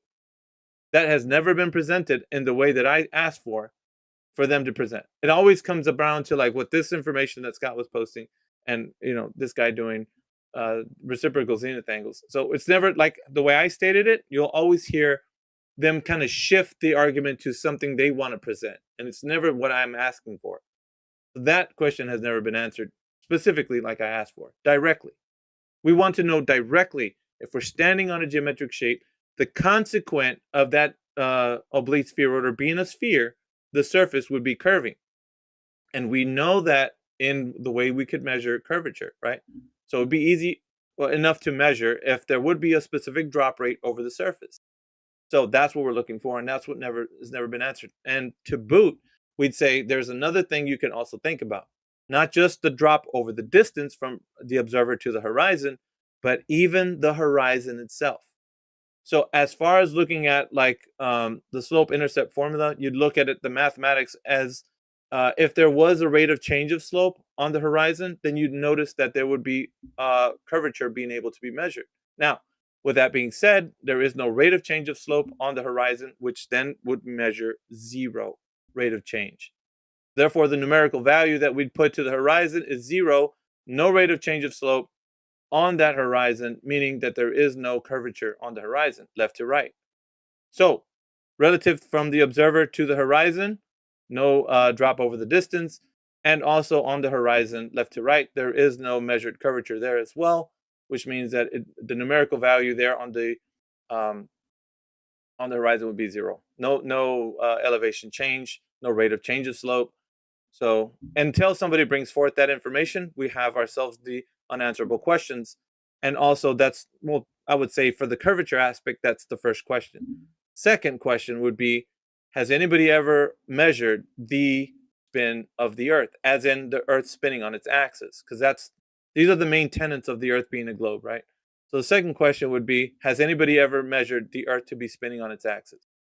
And so that would go to, anyone who's ever said that, yes, we have measured the Earth to spin on its axis, and this is the person who's measured it and such. So you'd have to be able to support that information with the evidence by which somebody's ever done the method, or the persons that said that ever done it themselves. These questions are unanswered. So still, that's the second one, right? Like, it can get into a lot more specifics when the Glober comes in here and starts to say a bunch of other things. We can get into that, but that's the second question, right? Spin of the Earth. And the third one is the idea that people either believe or they know that the Earth is in a cosmic vacuum. Now, by cosmic vacuum, I mean that the cosmos appear as to everybody, right? When you look at the night sky, as if we're in some type of, galactic universe, right? So Milky Way and such. So if that is the case, and if we are in a space vacuum, do you believe that we are, or do you know that we are? And if you know that we are, then the question would be, how is it possible to have gas pressure without a container? Because in all instances, the Earth having gas pressure on its surface at 14 psi is, or at least somewhere around there, measured to be about 14 psi on the surface. We would say that in order to have pressure, right, you'd have to have the necessary antecedent as a conditional statement, the container. So otherwise, you couldn't achieve gas pressure. So in every form that we see the ideal gas laws being presented to us, we know that pressure over the force of the area, right, that the gas pressure fills, like the volume, we know that there had to be a specific volume for you to achieve gas pressure. If you didn't have volume, then there's no gas pressure achieved. So in a way to say, like, you can blow air out in front of your face, but it would just keep filling the space, right? The force of the air that comes out of your mouth from your lungs would go to fill the space, right? But if you put it into a balloon, then you have volume, right? You have an area where it could fill and expand into, right? So it starts to become pressurized in that small area. And so therefore, if once you let go of that nozzle of the balloon, what happens is the air rushes out into any unavailable space, because the high pressure inside of that balloon rushes out into the lower pressure outside, meaning that you'd have to have a container in order for there to be pressure in the first instance, which we say in a closed system you have to have. So they would say that some people, right, some Globers would say it's a closed system, but not really. Some others would say it's an open system, and so forth. So what the question is, can you have gas pressure without a container? The third question, if you think you actually know you're in a cosmic vacuum. The first question, curvature. Second question, spin of the Earth. Third question, cosmic vacuum. They're unanswered thus far. I try to stay as succinct as I could possible, because I know that sometimes these things actually tend to get a little bit more into the weeds when you hear a Glober coming in here. But yeah. So anyway, I don't know if that helped or not, Dennis. I try to do my best, man. No, yeah, I appreciate it. So that's the arguments for the flat Earth side. So then I would just like to see, I guess, what is the counter evidence to those claims from Sure, the sure. Glober perspective. And obviously, I'm not expecting like someone to just completely have to produce these results every single time someone brings it up. But if let there's me any kind of reference material on the internet that's, like, for example, like I've listened to a lot of vegan debates.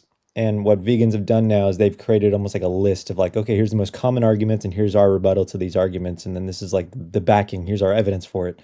So then there could be like a reference point. Okay, then we can start off of this plane of where the vegans have established their claims. And then anyone that's like an omnivore can come in and argue against those points now that they've been established and agreed upon widely amongst the vegan community, right? So I don't know, something like that.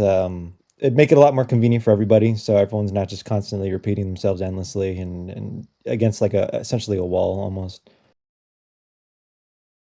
Yeah, I agree. The reason, go ahead, Eli. the reason it doesn't exist is because there isn't a real answer to the questions we've asked. Because if there were, then instead of Professor Dave and Simon Dan and all of these other like individuals saying what they're saying, they would be saying, hey, listen, this is their argument. This is the refutation for it. As a matter of fact, for 5+ years, there's a show in the morning that airs around 8 o'clock. Well, it airs at 9 o'clock, but there's a before show that starts around 8 here in the East Coast. And so that show is aired every day except for Saturday and Sunday and some of the days that there were computer issues and yada, yada, yada, faithfully. And their housekeeping questions and the housekeeping questions are the same every day. And there's no one online. Now, there are people online who argued vehemently against all of the people on the panel. But if you were to go to any of those videos and refutations, they don't actually ever address the points that we're making. How can you have gas pressure without a container? What is the evidence for the radius of the Earth? What is the evidence for the horizon being physical Earth curve? Et cetera, et cetera. It's important to note that we've been doing it at the 24. Eli's talking about a program with Nathan Oakley, and they have a show. But it's important to note that 24/7 Discord, we've been championing these points for quite some time, and we're the body of people that actually have been standing against like the people that come in here and say that they have evidence when they don't. So what we tend to do in here is have the discussion or debate or argument or what, however you want to call it, with the people so that you can see for yourself. Like, I actually want you to come in here for a couple of sessions, Tennis, and just listen to what happens. Because a lot of the times, like when we stick to the nature of our reality and then how we can navigate, or the way we would say is like when somebody asks, well, how do you know the Earth is flat, right? Just straight out of hand, like, you tell me, how is it possible that we know? Well, first, the observation of the Earth itself, right, is the first step. We observe the Earth as a flat stationary plane. Well, the second would be we measure it as such, as like outlined with talking about on the horizon, right? And third, we navigate across as it's a flat and stationary plane. Although that part, you'd probably get a lot of backlash from the Globers who say, no, we don't, and such. But I assure you, when pilots navigate across the Earth, and mariners, they're assuming, now I would say it this way, right? They assume the Earth to be a flat and stationary plane for practical purposes, but they don't factor in the globe as in like well, we got to figure out how much curve we're navigating across. They don't negotiate over a curve, right? Pilots don't. So for the practical purposes, they fly over the Earth as if it were assumed to be a flat and stationary plane. Now, that being said, the pilot not in and of themselves saying, now there are some that do know that the Earth is flat and stationary, but outside of that, everybody else, they could think that the Earth is a globe all the same, but they're still navigating across as if we're assuming that it's a flat and stationary plane. And it's They in the don't. handbooks too. It's in their handbooks too. So they do. And a lot of the rebuttals that we get from these guys, like the ones that just chimed in right now, they don't, is that they don't realize that they're just doing a job. They're not saying like, hey, let's get into a flat earth debate up in the sky. Like they don't care for that. They're just going from one The place Earth is to a another donut. with local charts, you know? So They fly over great circular routes based on the globe. yeah, assume. They're thinking that they're flying over a great circle, Embo. They don't know that they are. They are based on the globe, so Yeah, that claim yeah. is completely invalid. So the practicality of it is that when we've talked to pilots, Embo, have you? No, not really. Okay. Only. Well, that's what I'm one saying. here. The thing about it is they're not saying that the Earth is flat and it's stationary. They're not saying that. The pilots could indeed say, "Dude, I'm flying over a globe, bro. Like it's a great circle course." But they assume that they're flying over a flat and stationary Earth for practical purposes. Just for that reason alone, for practicality. I don't care what they say or what they think. I care about what happens actually, and actually, when you trace the path That's of what these I'm airplanes, telling they you, use great circle Embo. They routes. actually are saying to everybody, I'm practically using the Earth as if it's flat and steady. You're not listening to what I'm saying, Embo? Is this like going in one ear out the other? They're using the Earth practically that way. They're not saying that it is, right? They're assuming that it is. You get it now? Yes, but like I don't want to repeat what I'm saying because I hopefully it lands. I'm not saying that the pilots are saying, dude, the Earth is flat. I'm not saying that.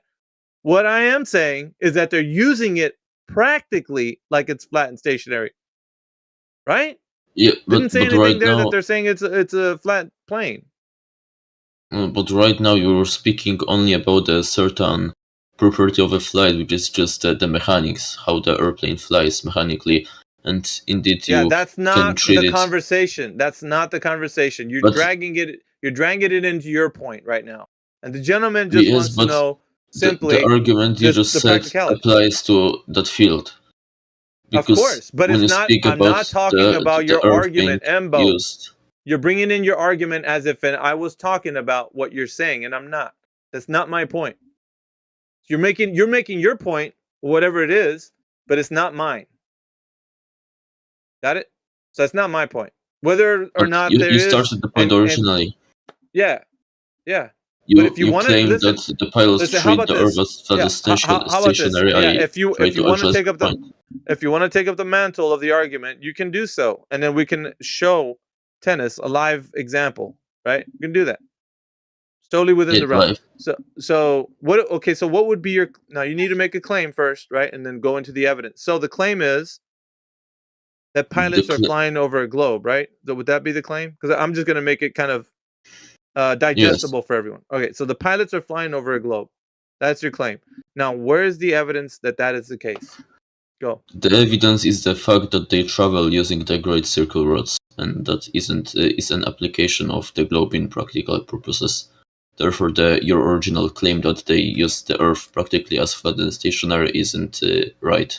Okay, It what isn't is true. what is the great circle route? I'm just being redundant for the case of the audience, not because I don't know what it is. What is the great So, circle route? when you have a plane that comes through the center of the Earth or any other sphere, and that plane it intersects that sphere at its surface, it would create a circle, and that circle would have a circumference of the sphere itself, and an arc, like a fragment of that great circle, would be the great circle route, and that route would be the shortest distance between 2 points on the surface of a sphere. Okay, the surface of a sphere. So, before we move further, is there any evidence that we know that they're producing the information that solidifies the fact that pilots know, because of this information that you just said, it's evidence of an actual sphere?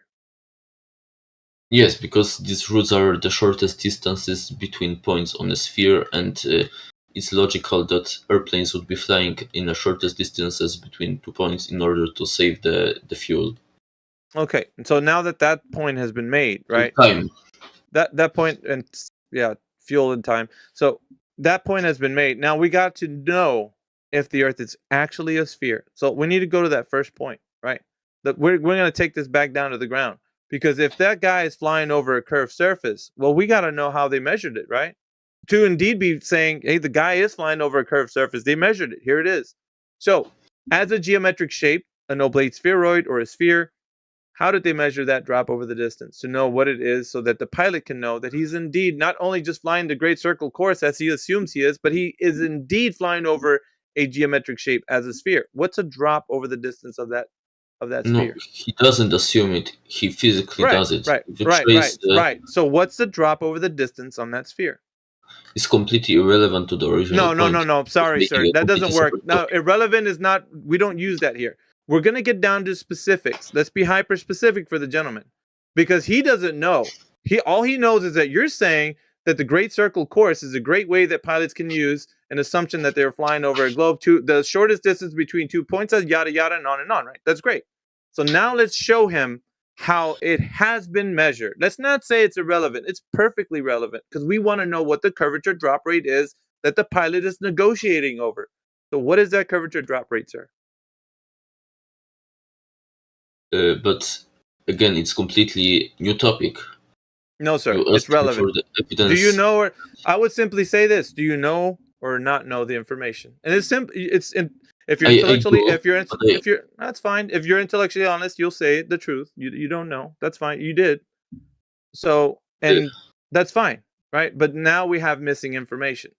So now the pilot assumes he's flying over the great circle course, but as a matter of fact, he doesn't really know it's a great circle, because number one, there's no understanding of how much drop over the distance there is. So he doesn't know if it's an actual spheroid that he's flying over.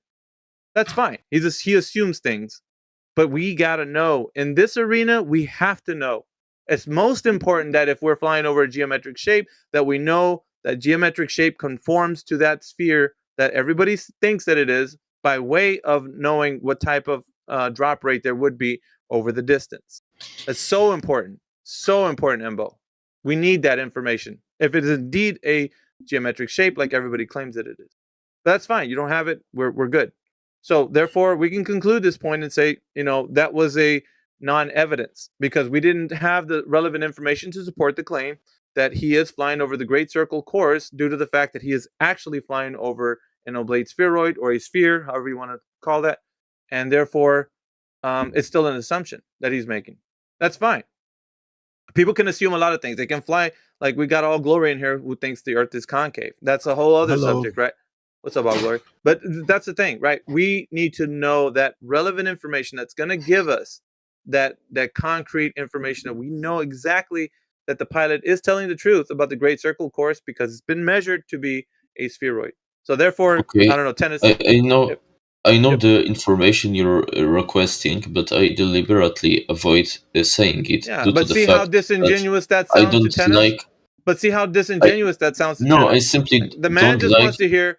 The man just wants to. Yeah, I don't. This. How do you know what he Embo, wants to hear? Embo, I are because speaking to him right now. a third party perspective just wants to hear the facts. Let's hear the facts. Make all the statements that you want, and I give you the room to do so. I'm not going to crowd you. I want you to tell him how it's been measured.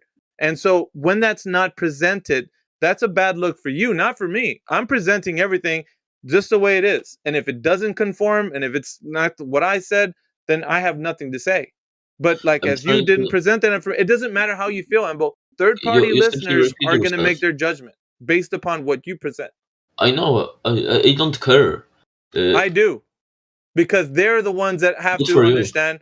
Yeah, I do. So if you're not in it for that, you're not in it for truth, sir. You're in here just to win an argument. And that's not what we're here for. All of us in here, we want to show people how that's not the case. The Earth as a globe. Now, you're only advocating for the position, right? You didn't make the claim. Like, you're not the one that made the idea that the Earth is a globe. Now, that came to you by way of tradition, right? You were told that. You believe it. Now it's your epistemology.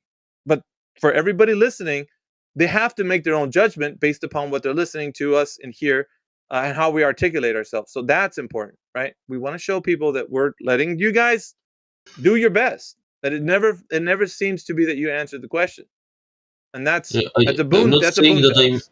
trying to avoid the conversation. I'm You simply just saying did, sir. when I said You just said did. that I don't care.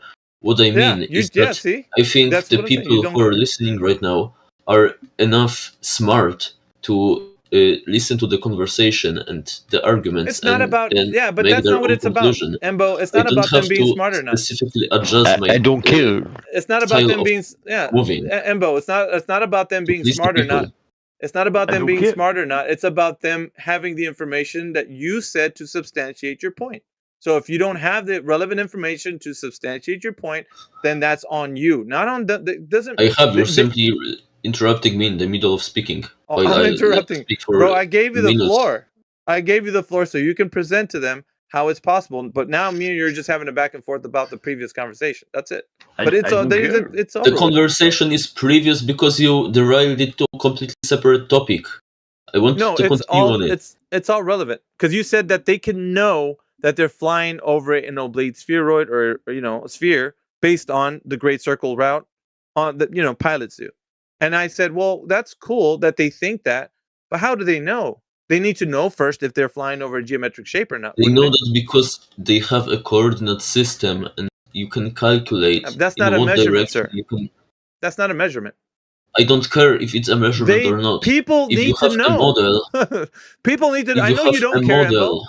You don't then care. you People care, okay. right? You don't. If you People okay, do. if you all okay, stop interrupting me. I'm going to try doing the same thing to you and see how much you can take that without muting me for getting triggered.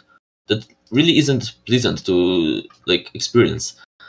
So when you have some kind of model, like let's say that globe, in order to prove it, you don't have to derive that model from the beginning by yourself, so by the measurements.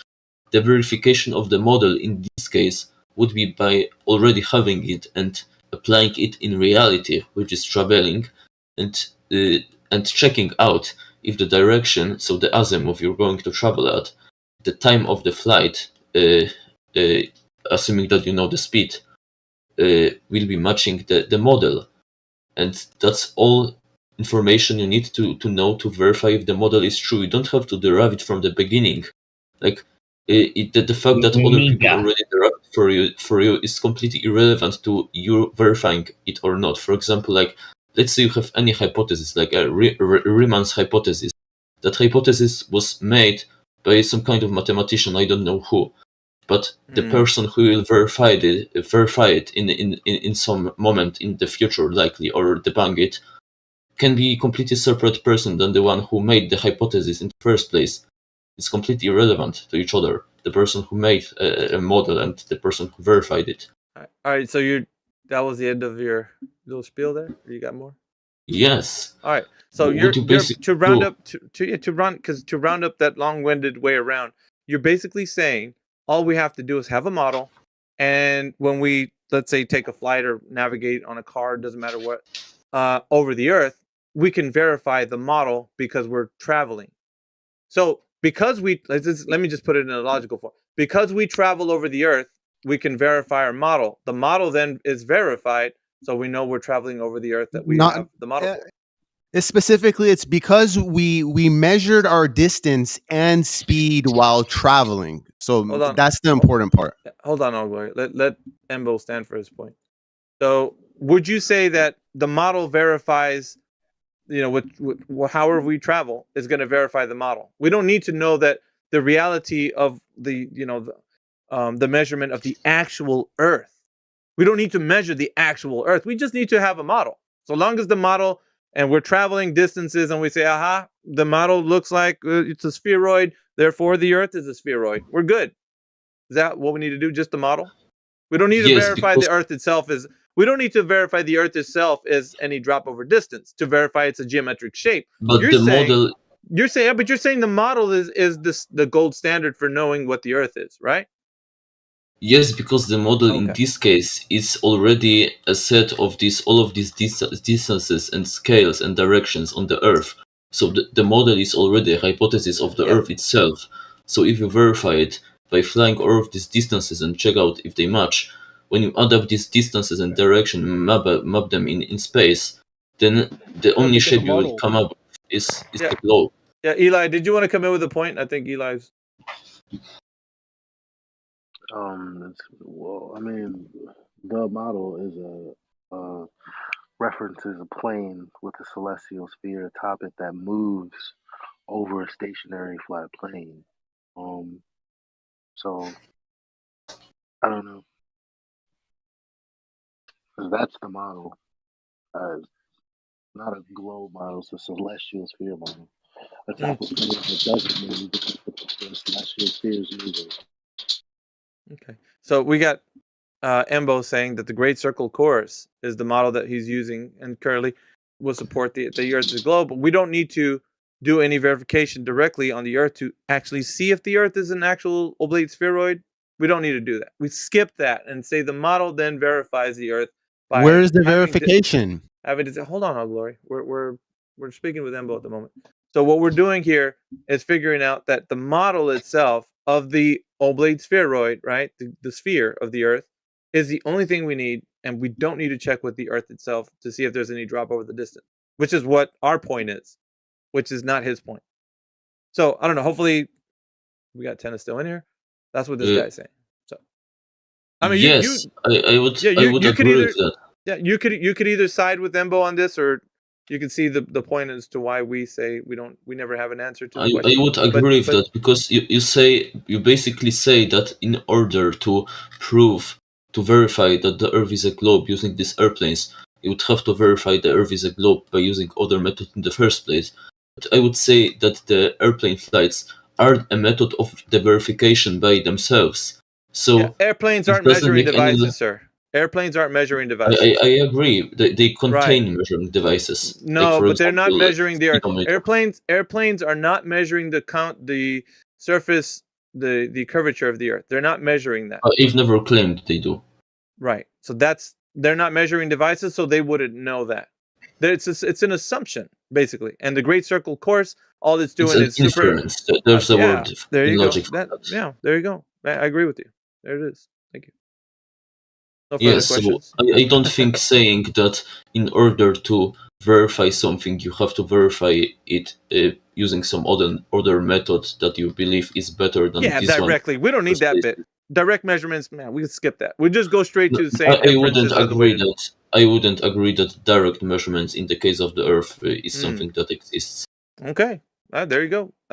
A direct measurement would be something like putting a measuring tape over a shape, and you can do that with Earth. Well, that's redundant. Every sir. single Nobody in 22. Nobody in 2024 thinks that.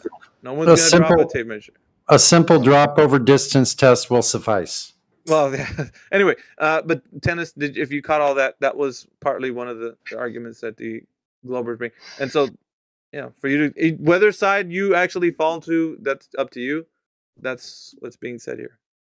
Hopefully that was something you can take in. Yeah, but that's not true what he said. The radius of Earth is extrapolated from an elevation angle from the equator, or to Polaris from its lowest point, which gives us the equator line, the largest circle. Problem is that you can still see Polaris 1 degree south of the equator, giving us even a greater circle, greater than the radius of an Earth, with a 3959 miles. That's problem for the globe. So what? Well, I mean, but hold on a second, gentlemen. I just want to let Tennis, are you there? I believe you're there or not. Just want to. Yeah, can you hear me? Yeah. So hopefully you just kind of like listening to the back and forth, because this is Embo's just one guy, but there's many more that come in here. So stick around, man. There's going to be a lot more conversations that come forward. But yeah, actually, that leads to an interesting point, because if I guess the airline industry is currently operating off of like the foundation of, like, let's say the globe Earth kind of theory, then if someone was to come in, they're not. I just told you it's a celestial sphere. It's not a real. It's the sky. The sky is curved and it moves atop a plane, and that's the system they use. Okay, so there wouldn't be a way to theoretically come in, let's say someone that was like a subvert, kind of like a flat earther, to kind of recalculate or reevaluate the plane times and the travel times and make their own system.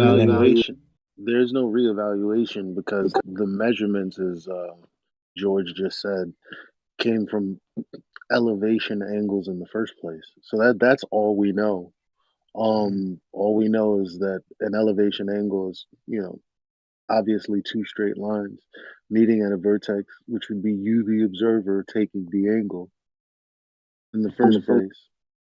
But that has nothing to do with a globe. It has to do with angles to a celestial sphere model atop a horizontal plane that the observer is standing on. Not just my words. Again, this is just what's used. Gotcha. Okay, so then by that means what they're operating off of is sound scientific logic. It's just not proof of a globe Earth, right? Correct. Yes. Gotcha. Okay, That is correct. But it becomes more clear when you Because understand. there's another thing to note. You can't actually validate distances through air travel or sea travel, and obviously, to go coast to coast, you need to do one of these two things. That's why there's always some sort of differential when you land somewhere, or if you're going back, it being a longer duration or a shorter duration, because it's like an average, because it wouldn't be like a ground distance measurement, which would be pretty, I mean, that would be a measurement. But when you do it in the air and or by sea, it's more of a calculation kind of thing. Yeah, planes don't travel in straight lines. Neither Yeah, do well, boats, I mean, neither do cars, neither do trains. What, they don't? No, they don't travel in straight lines. They're traveling a zigzaggy path depending on where the gust of winds are blowing and the wind changes. They have to change Oh, their well, yeah. acceleration. They have to change.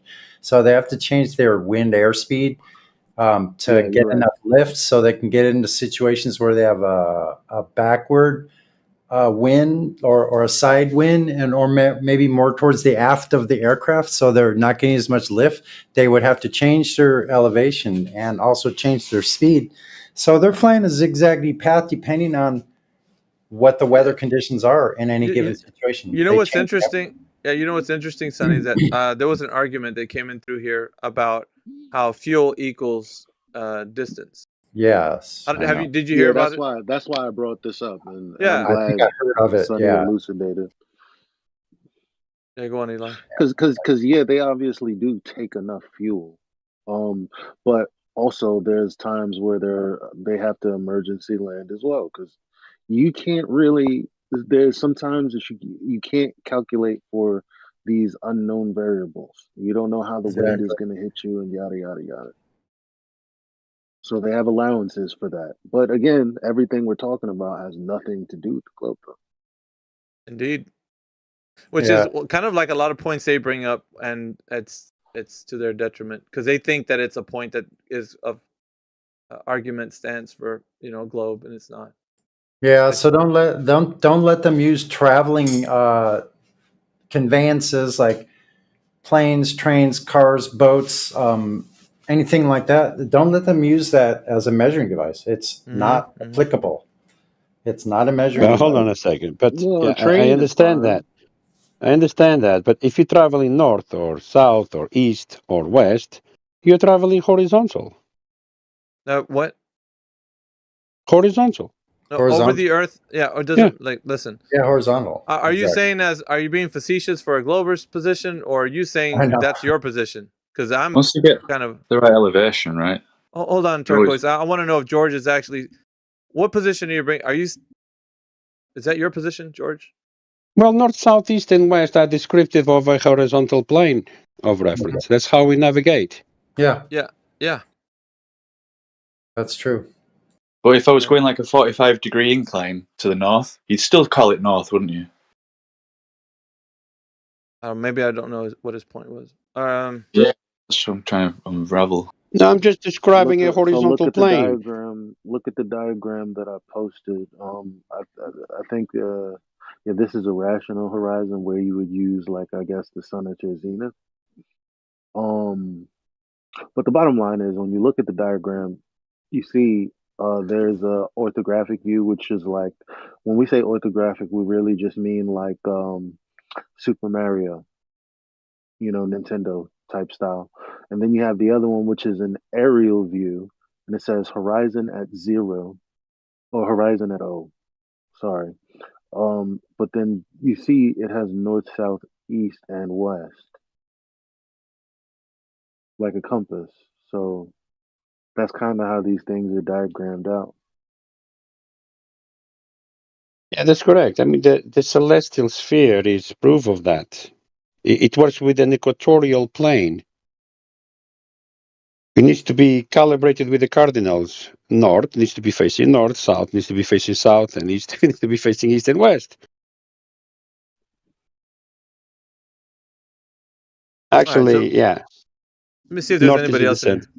So, if you're brand new to the channel, welcome to the channel. This is 24/7 Flat Earth discussions, and we have people that think that the Earth is a globe in 2024. If you also think that the Earth is a globe, it's something simple that you can do. Just provide a claim. Well, I think the Earth's a globe, or an oblate spheroid, or whatever it is that you're claiming about the globe, and then back it up with evidence. That would be step 1 and step 2, right? Step 1, present your claim of the Earth. Step 2, go ahead and present your evidence. The point that George brought up against but the observations of Polaris beyond the limitation of the gray circle that Ambo was talking about, that debunks what Ambo's claim right there. And debunks the globe because it's dependent on that equator line, which is based on the radius. Yeah, I said it was a problem for the globe when George finished saying that. So Yeah, I heard you. Yeah, and it's a really good point, actually. Yeah. Well, Well, it hasn't been personally, brought up I don't often, think but it we is a do. problem. Can I just say something? I don't think it would be a problem. So, like, at the equator, you're going to say it's 90 degree relative to the Polaris, right? Or at the 0 point of the horizon, so you can't see it. But there is this thing called refraction, and they do say that you do see the sun on the horizon, but it's already set. You know, there's already like 10 degrees of angular There is no difference. refraction. There is no refraction in geometry, man. What are you talking about? What do you mean? The refraction is why you can see it below the ideal equator. geometry is what they're using, Turquoise. So to So you can see it. support the globe, they're using ideal geometry. And when it's used against them to say that, well, we see Polaris at a further distance, then it debunks their ideal geometry. So it's not what they're saying. But they're trying to hold to that position, that it's ideal geometry. That's why George brought it up. It debunks their I can't hesitate to say model because they don't have one. But yeah, it debunks what they're saying. So are we down for refraction? Or are we against refraction? No. Listen. They would say that the standard way to look at where Polaris is due to the fact they're using ideal geometry. That's why they say they could see the, at the equator, they would be able to see Polaris. So like it becomes not apparent that after the equator that you can see it, then it becomes a debunk on ideal geometry according to the Earth as a globe. Yeah, because listen. If you see it beyond, if you see it beyond the equator, up to 60 miles, right? And that's all. That's just like an observation you can always observe. Well, then, I mean, that would be the new minimum. So the fact that you can see it, whether it be refracted there always beyond the 3,959 miles, that would just make the 3,959 mile radius arbitrary, because that was supposed to be based off of a minimum observation. So you're talking about just 1 degree? If Just that's 1 not degree. the minimum, if that's not the it's based off of the geometry, like they said. So Yeah, if the 90 degrees geometry is better. based off of Yeah, I what get you're it, man. looking. What I'm you're sorry, all was thinking is that I talking too? it Was works I if talking there's. too slow, or because you interrupted me a little bit, bro? Was that I don't. Why did you do that? I'm sorry, my dude. So the bottom line is, if they're basing the equator on an observation, and the observation goes beyond 3,959 miles, then it's arbitrary. But the equator has nothing to do with the angle to Polaris. Essentially, it's got more confirming properties, like at the equator, at the equinox, No, at that's how it was built. the zenith That's and how the it was, solar no, moon. that's It's how all it to was do with built the sun, though. dude. But that's how latitudes are built on the globe though. Like so, It's all that's to do with the exactly sun. how it. But that's the origin of how it was built. So you can't say there's no. What I'm talking about is essentially how latitudes and everything on the globe is built. The way Where I the see it is coordinate systems come from that minimum angle the to that celestial distance sphere is the is equator. listen, bro. You're not responding to what I'm saying. I'm saying if the observation is here's the minimal angle. This is 3,950, whatever it is, right? But then the observation is beyond that. You can still see that. Then 3,959 miles is not the minimum angle. I mean, it's not the minimum. It's not the minimum distance. So if it's not the minimum distance based off of observation, then you can't say where geometrically that is, especially if what you're claiming is, well, actually, we're not actually looking at the star in its real position. Well, how do you know that? What would justify that? Because you only have one observation. Can I just clarify what we're all understanding? So, if there were no Why do atmosphere you need to whatsoever, clarify? because we're talking geometry, man, and this is Who complicated for needs? some. Well, why do you need to clarify what I'm asking, or what I'm pointing out? I just Why want do you need to like? Because Alpha Veritas did say you guys always try to change it from what we're actually saying, and then this is like a common occurrence with you for sure. No, this is just my understanding of geometry and trying to figure out if we're on the same level or not, or the same page of what we're talking about. So if the Earth, so picture this, right? The Earth and the equator, okay? With no atmosphere, Polaris should be on the horizon, okay? 0 elevation. With refraction, it'll be either, be able to see at like 90 degrees or whatever you said. You said like 60 miles over the equator, it can be visible. That's just 1 degree of the curvature, right? I'm not backing up the globe, I'm backing up the sky. And the celestial sphere essentially has an equator, and that equator is the ecliptic. And there's a correlation between the ecliptic and the celestial equator, and that's where we get the equator of the Earth, the mean zone of the sun throughout the year. Angles derived from Polaris, it's just geometric, man. Like 90 degrees. Let me find you an image. But I hope you understand that what everyone's talking about is without atmosphere, you shouldn't be able to see it below the equator. But with atmosphere, things are different, right? And also Hold on, stop, Polaris. Jimsy. Stop, Jimsy. Go ahead. Please.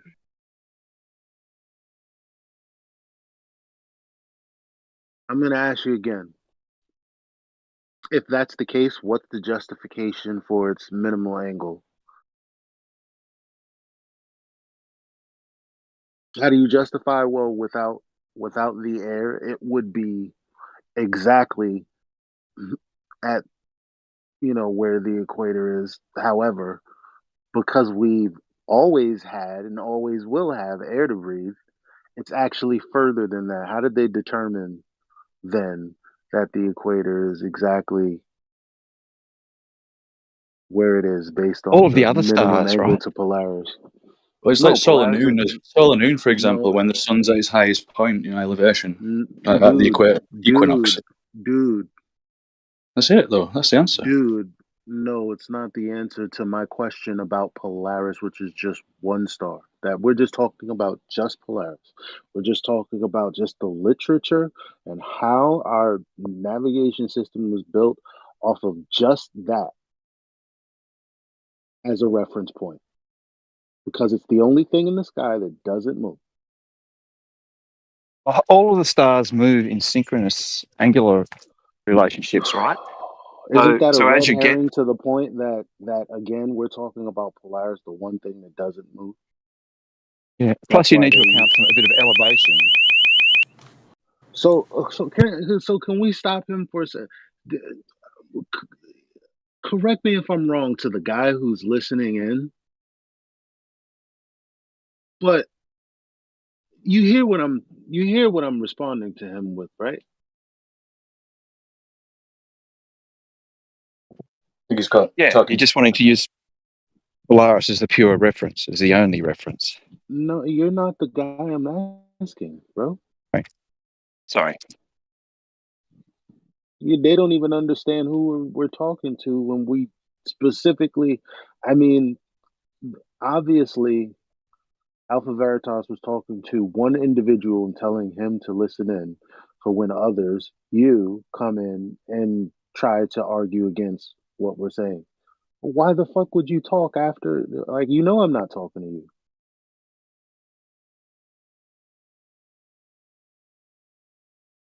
Just weird.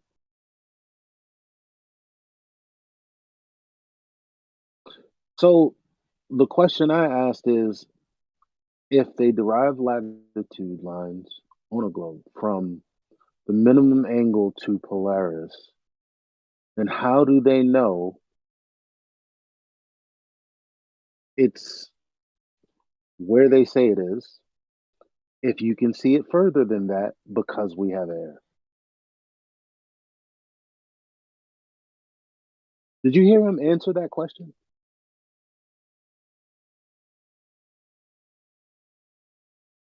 Are you still there?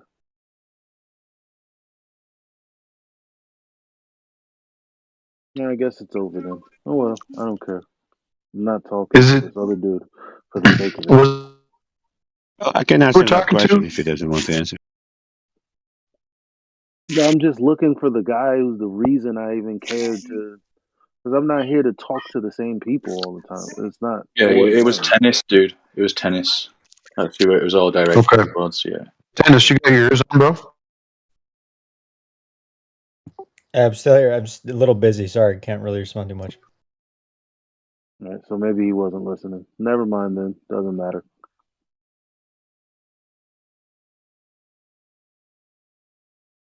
Their globe stops on the equator.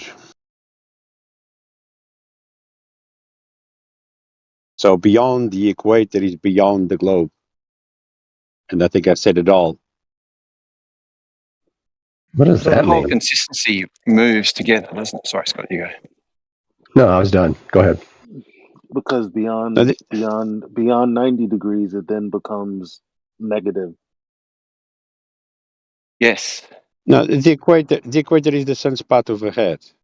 So it stops at the sun's path overhead. Problem is, if you continue beyond the sun's path overhead, you can still see Polaris. But the sun's path overhead is the limitation, the demarcation of the globe, the equator part, halfway. All the stars around and near Polaris move synchronously with Polaris. They move down as you go south, they move down at the same angle. So when you lose visibility of Polaris, all the ones moving with it continue to go down at the same rate. So you have a reference you can track all the way. How does this in any way address what he just said? That Polaris is not the only reference that we have. That the whole But he pattern just said continues using normally. the sun and the minimum angle. If the minimum angle with which the sun is overhead is not actually is beyond what the globe claims, then it's No. the end. And you're just saying, well, So there's other ways to do stuff, and it's like, what are you talking? Like, you're not really even having the same conversation we're having. the sun's directly overhead on the equator at the equinox, isn't it? And well,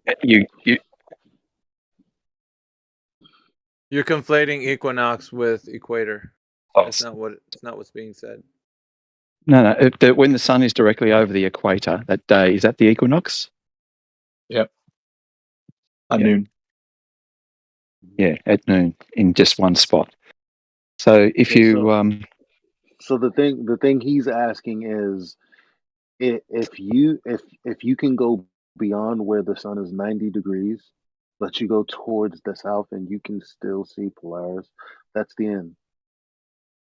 Yeah, except a little bit of altitude will change that as well, right? Because you'll be That's not able what to No, look. you're adding a no, that's qualifier. not even true. That's not even true.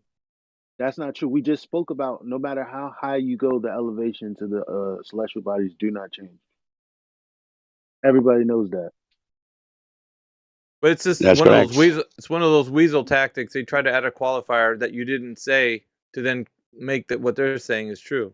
But he's still wrong. That's a disingenuous. He's still wrong, and he did that, and he's still wrong. It's the Daza special. Yeah, I'll check that out because I know that you don't.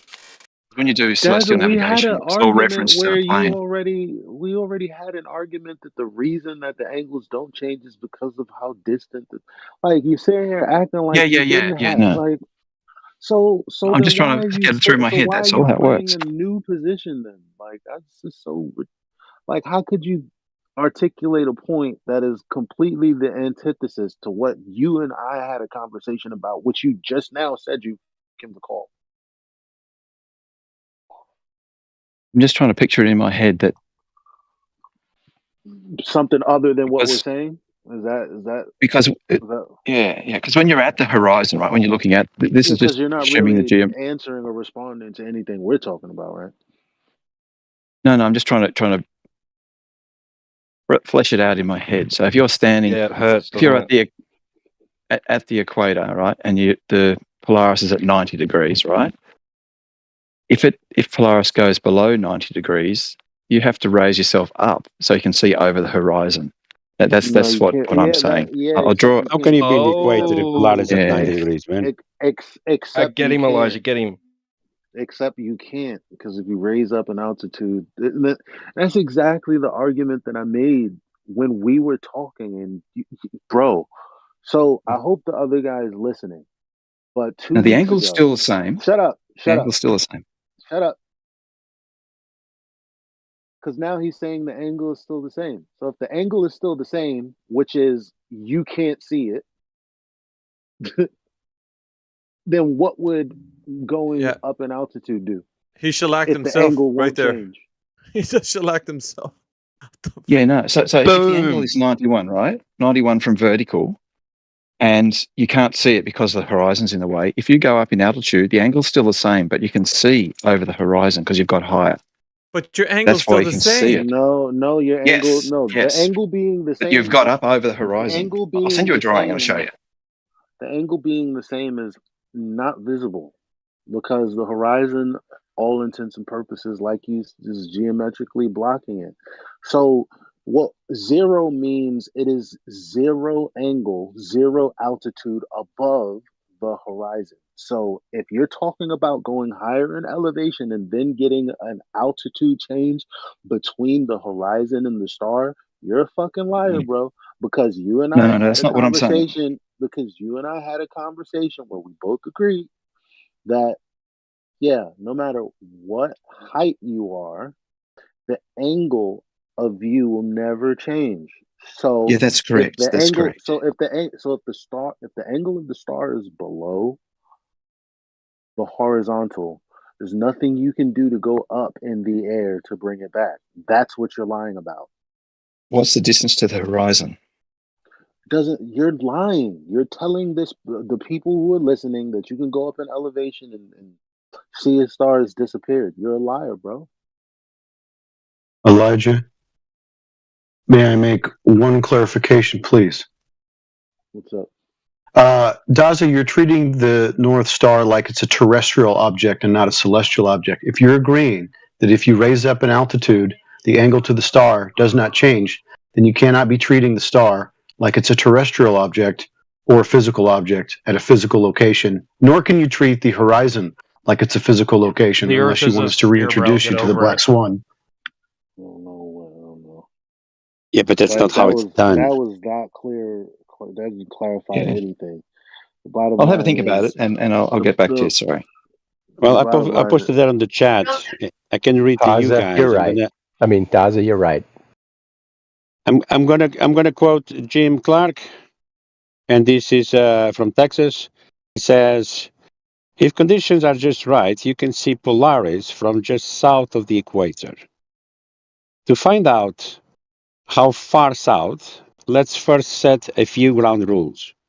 We assume hypothetical sky gazer viewing from sea level with perfectly flat horizon towards the north, and well further assume ideal sky conditions that allow our observer to see second magnitude star, like Polaris, right on the horizon.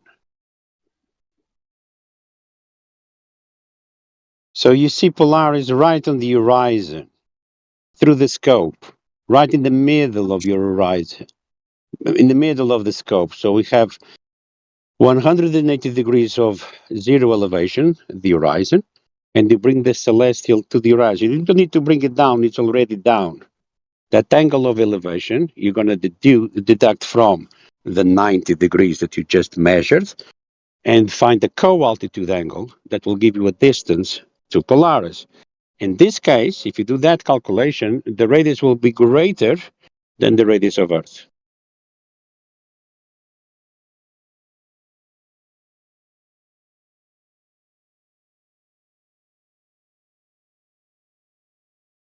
Very clearly stated.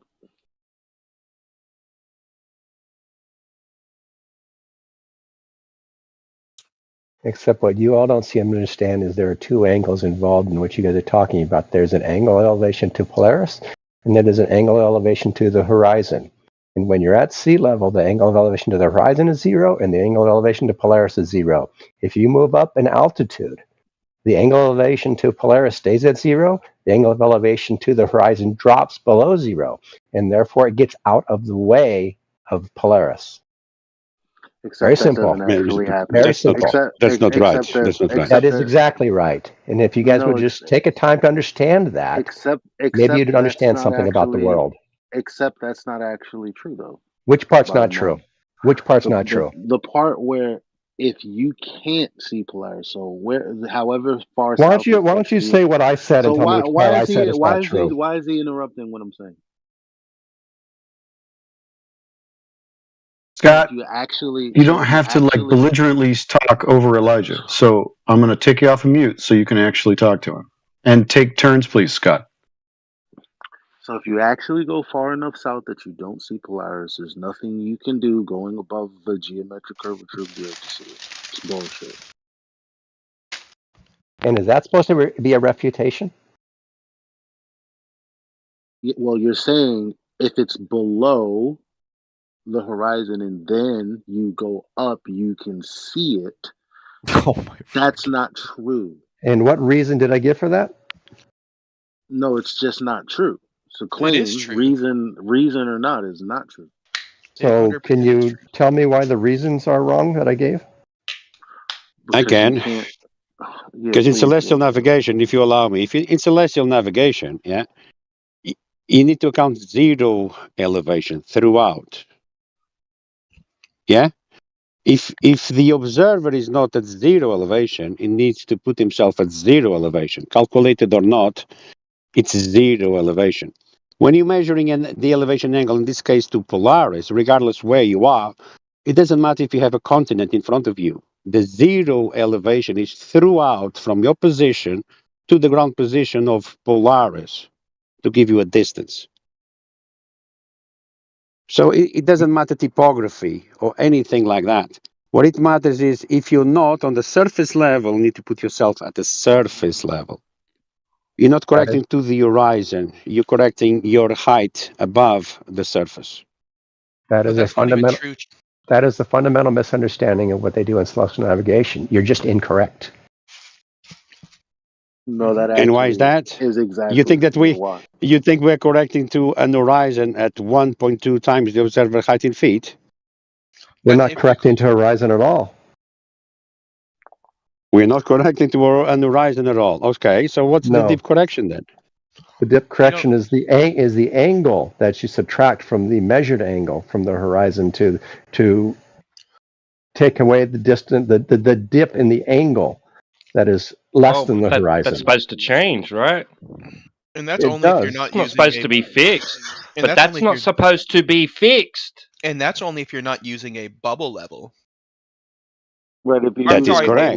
a bubble if you're sextant, I should yeah, say. if A you're bubble using a section. Yeah. bubble, then yes, you have zero That's angle. why the correction. Mhm. That's why the correction doesn't stop on the horizon. It continues to the GP. You're correcting to the GP You're not. because you are above the height of the GP. That is incorrect. You're not pointing at the GP, dude. Yep. That's just wrong. It's not how celestial navigation works. The distance is between you and the GP. You know the Yeah. location of the GP from the almanac. Mm-hmm. But So you're Did you say you're not but pointing you at the but GP? correct. that. You are not pointing at the GP. Are you Yes. pointing to the left or are you pointing Oh, to the really? right? No, you point at the No, star no. usually. You're pointing When at you the bring star. the celestial, to the horizon, you are aiming at the GP. Incorrect. You are aiming at that Yes, you are. 90 It's degree. called You bringing the celestial it's down, called just the kissing. horizon mirror. That is Yeah, incorrect. you bring the celestial mirror with the celestial on. Yeah, just kissing the horizon at 90 degree angle. The same 90 degree that you're going to deduct the angle reading from. That is all incorrect. Scott, is No, the that's GP not. in the direction you are No, looking? no, no. It You're is, right. yes. You're right to It go. is. Aha, there you go. Thank you. But it's not forming a triangle. But again, like what he's saying is right. You're saying he's wrong, and he just described to you what you would do with the sextant tool. How could But he you be wrong? because you are not forming a line that goes directly to the ground position, is what he's saying. Mm-hmm. That's exactly what you're doing. That's It's not exactly though. what you're not doing. Yeah, because you're lining up the angle with you're Negative, taking Ghost the Rider. angle. You're taking the angle using the mirror to bring it down Yeah, to to the the horizon. horizontal. Shut up. Okay. To the Sorry. horizontal plane of the tool. Which again is not Which pointing. Okay. Can you just finish your Which thought in you one use sentence? the horizon to do. So I don't know why you're saying he's wrong. Because his statement is that you are pointing your thing at Well, the I ground just told position, I which just the mirror told does you. not line up with the ground position. Well, I just told you. The And mirror I'm is telling bringing you, the sun down to the horizon. It's the line of yes, sight we to the agree. horizon. It brings it down to the horizon, which is not pointing Why at the is he ground position. so insufferable? Yeah, I'm just because I'm You're finishing my just you're thought just doing process. nothing but just talking in the middle of me talking. Hi, Kettle. I'm Pot.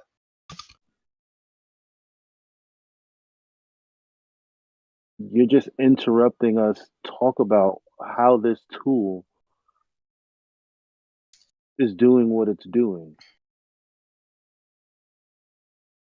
We're correcting your misunderstanding of what the tool, of how the tool is used. Well, there's a horizon mirror. You're using the horizon as a reference, and you're bringing the sun down to the horizon. Correct. Okay. For what purpose? To find the angle of elevation from the horizon line. Mm-hmm. Not the The horizon angle of line, to the the tangent angle of line. elevation. Well, that's the horizon line. The And angle of elevation of the sun above the GP on the horizontal plane that you're standing on. What part of the Let him get scope away you with bring that, it down Elijah. to? Don't let them get away with that. A tangent line. Yeah, tangent is a straight is a line of sight to the geometric horizon. You guys don't have that. No, it's not. yes, we do. Yeah, it is. No, No, the the tangent that you tangent is the form. horizon. The The tangent that you horizon form is and from your feet onwards, right? So whenever you do your no, subtraction, there's not. you There's are not. There's forming your not. There's not. angle of your tangent beneath your feet. Yes. That's not correct, sir. No, The that's not tangent right. is the horizon and the celestial just kissing. So the lowest No, part of that's the not it sun either. is touching the horizon. That's the tangent that you measure 90 degrees from. Why do you rock the sextant? Do you know? Why is a requirement for the nautical sextant to be rocked? To To be make sure rocked? it's at its lowest point, Yes. or to make sure that it either just touches at its lowest point, or to make sure that your middle point, if you're doing the math from the center The of the middle sun or the point. moon. That's correct. 90 again, degrees. No. What do you mean no? Well, you said the middle Zero point. elevation, just like a protractor, left No, to there's right. You two have ways you can do it. zero elevation at There are the two horizon. ways You you can bring do the it. celestial Okay. just kissing 90 degrees. This is why I power through y'all, because y'all power through us. But anyway, like I was saying, there's two ways to do it. You can either have the moon, if you're using the moon or the sun, just barely touch the bottom in its little arc that it'll form when you rock it, or you'll have the very center touch the bottom. Either way, you can account and do the math for Nevertheless, both. it's 90 degrees to the surface. Nevertheless. You're measuring a 90-degree angle. With your scope, you're looking to a 180 degrees, left to right or right to left, with zero elevation, like a protractor baseline. Zero elevation. You're bringing the celestial right in the middle at 180 degrees. You rock your sextant, you make sure your sextant is parallel to the horizon, and you say mark.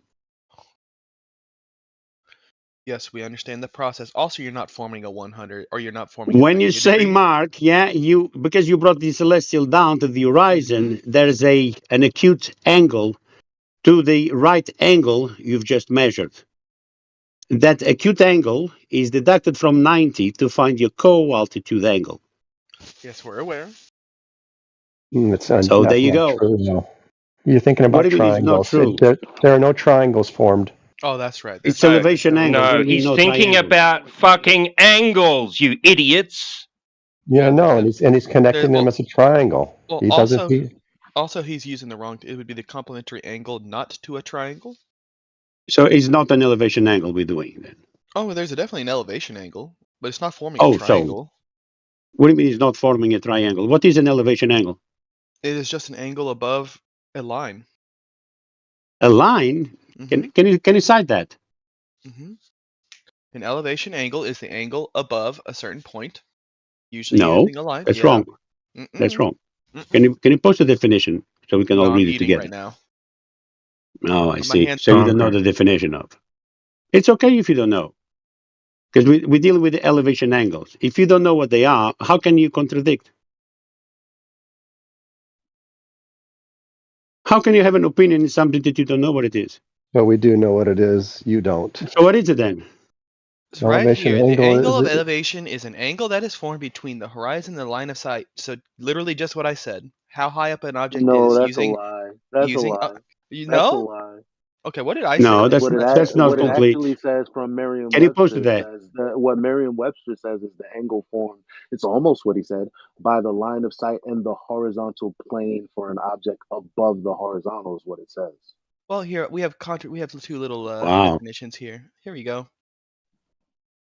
Can I ask you a question? Now that we have the definition, how many horizontal planes are there on the sphere? Infinite. Infinite. Infinite. Can you show us that definition as well? Yeah, actually, I have a It's I have a wherever you slide that I measure one showed. from. I actually showed that my little sixth graders. Oh wait, no, hold a on, slide hold that had on, this. hold on. From him, you're Jenkin, right? Mm-hmm. Okay, so also his also says A the angle of horizontal line. elevation is an angle that is formed between the horizontal line and the line of sight. He just said the horizon. He's a liar. Who, me? I said the horizontal horizon is line. synonymous. Horizon is synonymous with horizontal, though, although they don't want it to be. Well, that's Can why I I answer got the the last dip question as well? correction. So, like, you asked how many Look horizontal at planes how there are on a wordy sphere. they're being. Ooh. Yeah, that's correct. How many horizontal planes are there on the Yeah, let surface me of the answer you, sphere, George. please? Let me answer Please, you. go ahead. So, Considering that a horizontal plane can be formed using a tangent, it would literally just be anywhere you are on that sphere, so an infinite number. yeah. And in fact, They don't a That's not exist circle in can right, be man. reality until you a measure circle and can take a be reference point. a Can you circle post? can also Can be you post a a reference to that, circle please? can to a reference to Never mind. yeah. Hold on. Can you post a reference to Yeah, a give me a second. horizontal plane being curved, please? When am I saying that a horizontal plane can be curved? Do you speak English? Because we're talking about a horizontal plane on the surface Yeah. of a sphere. You I say can it's form possible. I can form infinite number of horizontal planes using a sphere. I just find the No, we're tangent talking. of a you, sphere you You're to don't. be the No, only that's using point. not. a That sphere on the no, you surface don't. of a sphere. Yes. Do you know what a No, tangent is, George? but no, that's Why not do I even have three of you true. fuckers talking to me at once? Can you shut up while I speak to him? Yeah, because that's not even true. That's why. All right, I'm gonna speak with And you know, George. and here's why. Here's Okay. why. Because from where you're standing, a tangent is just a line, which in this case is a plane anyway. So you're being redundant for no reason.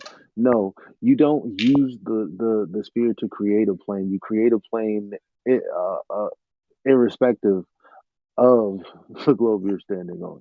Irrespective? No, that's not true. Well, it's literally on top So of where you're standing as a plane. okay, so it does depend on the sphere then. No. Because if I move What like sphere, 10, man? if I move like 10 feet to the right on the sphere, am I still gonna have the same tangent? Which sphere, man? You're begging the question, man. Hey, Which shut sphere are up. we It's talking just a about? fucking sphere, dude. It's a literal sphere. You Imagine a don't have sphere a in your head. sphere, Why man. do I talk to four of you fuckers at once? Spheres You don't have shut up while I horizontal speak to one. planes. We already Well, established that. well, Anyway, that's I'm the gonna point. speak to this one guy. That's the So point. if If I'm you on a assume, sphere, hold on, if can I you, just speak to Elijah? yeah, If if I you am on are, a you sphere create. Yeah, and I I am on a understand. You sphere don't and have I to create a be. tangent there and I move 10 feet I to the right and I form a tangent there, are those two tangents going to be the same? you're not. You're just Are those two creating. tangents going to be the same? Are they going to be You're parallel, just. perpendicular? Are they going to be intersecting? Answer the question. How you got to first tell me how you use a sphere to get a horizontal Dude, plane. if I take a fucking magnet that is in the shape of a sphere and I take my little paper clip here, or just a little piece of metal, or a little fucking needle, Begging the question. and okay, yeah, I'm begging no, this is not begging of the question. This is a conceptual conversation, No, George. I'm it sorry that is you're You're out. though. assuming your Anyways, outcome, But man. it is no, though, no, because no. We are having a conversation about how. Hey, this is. I am saying this you're is how saying you would. imagine, I am but you're saying this is saying how you imagine would. you're on a say you imagine you're on a sphere, and then you Mm-hmm. create a horizontal plane where you're standing on the sphere, Mm-hmm. and then you move over, and then you create another horizontal plane which Mm-hmm. won't be parallel with the first Good. horizontal plane. But Good. that's the whole thing. That's the whole thing, though. Like. Okay, good. So we are There's no understanding. utilization. So There's we no are in understanding. utilization. There's no utilization of an actual, like, what are you Okay, talking cool. about? You're So just saying I'm standing on we are one as both I in create a plane. understanding that I can create infinite numbers of horizontal planes No, you on a cannot. sphere. No? No, you No, cannot. but No. on top. No, George. No, not using a sphere, just on top of one. That's true. Just standing on top of one. Well, That is first, true. in order to form one, I would have to have a reference point, which I would use the sphere for. So yes, I would have to use the sphere in the Well, location on that sphere. the reference point Like the horizon. the reference the reference point is, well, you don't have to use that because you can use a bubble right where you are. So the reference point is just you, where you create again a horizontal on top of what you say you're standing on to be in a sphere. Cool. So I got to use a sphere for that. No, you don't. You just Mm-hmm. use a bubble. Which would reference a sphere. So A again, sphere use the don't have sphere. horizontals, man. A sphere has a deviation from straight in every single vector. It doesn't have But you see horizontals. how he just says that that's the case. That, well, if you use a bubble, that's in reference to it. Well, like, there's no justification for that. It's just because it's No justification. Have you tried putting a Have you tried making a spirit level with like ferrofluid and putting it next to a well, really I'm big spherical magnet and seeing what You don't happens? have a level on a sphere, man. Can't have level on a sphere? That's correct. well, Interesting. The surface of a well, sphere is not level. yeah, but I mean, Level to what? you just letting him use all of these fallacious arguments as if, like, it's not like Where's that places? it's not like we live on a giant magnet. So Yeah, I understand. it's not He's using analogous. flat Earth description to describe his sphere, but he's not describing a sphere. He's describing a horizontal plane of reference.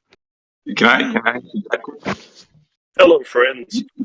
Hi, guys. Sorry to interrupt there, but just in case it wasn't clear, the one picture that came to mind, just to kind of illustrate Jenkins' point, if I've understood correctly. Imagine you have I don't know, like a tennis ball or a basketball, and you take a piece of glass and you put it up against the ball. You can put that glass in any position, and it's going to angle differently. You could put that in any which way, therefore creating effectively infinite kind of configurations of that. Now, I don't know if that I don't have any reason to suspect that that's in dispute here. But it sounds like it's being disputed. But the problem is there still is the presupposition that we're on the ball to begin with, and from there we're coming up with all these abstractions to try and justify it. That's what I'm hearing.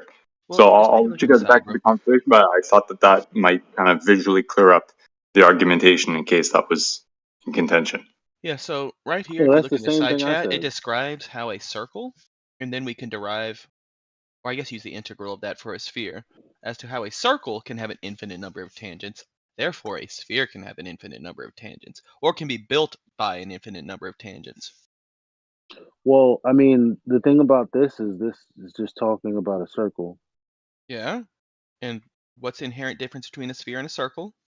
Well, a sphere is a 3D object, and a circle is a 2D concept. So which then, is what we use when we navigate, by the way. So then, when we have a sphere, we would have even higher level of infinite tangents. I mean, that's what you're saying. That's not what this is saying. But if you're gonna say something, That's quite just literally get what this is saying. I mean, well, I'm just saying when you say something, it'd be nice for your citations to say exactly that, and not. I'll use sphere that. instead. The math checks out to what you're saying, Jenkem. The problem is there still is the reification of said concept to this reality without the concreteness of experimentation and observation to support it. Here, That's all that's in contention. I even got it for a No, sphere but no, because but this no, guy no, really hold on, can't no, even time grasp out, the time idea out, that a time circle out. and a sphere can be correlated with each other. But no problem. Okay, I'll just type in a different word, get the same fucking result. what's the Read it and link we for feed. that? What's the link? Where is it? Oh, no Where problem, can I no find problem. Let me that? see. So now see, as Here. the circle is a set of points equidistant from a fixed point, there will be infinite points that form a circle, and hence infinite tangents are possible.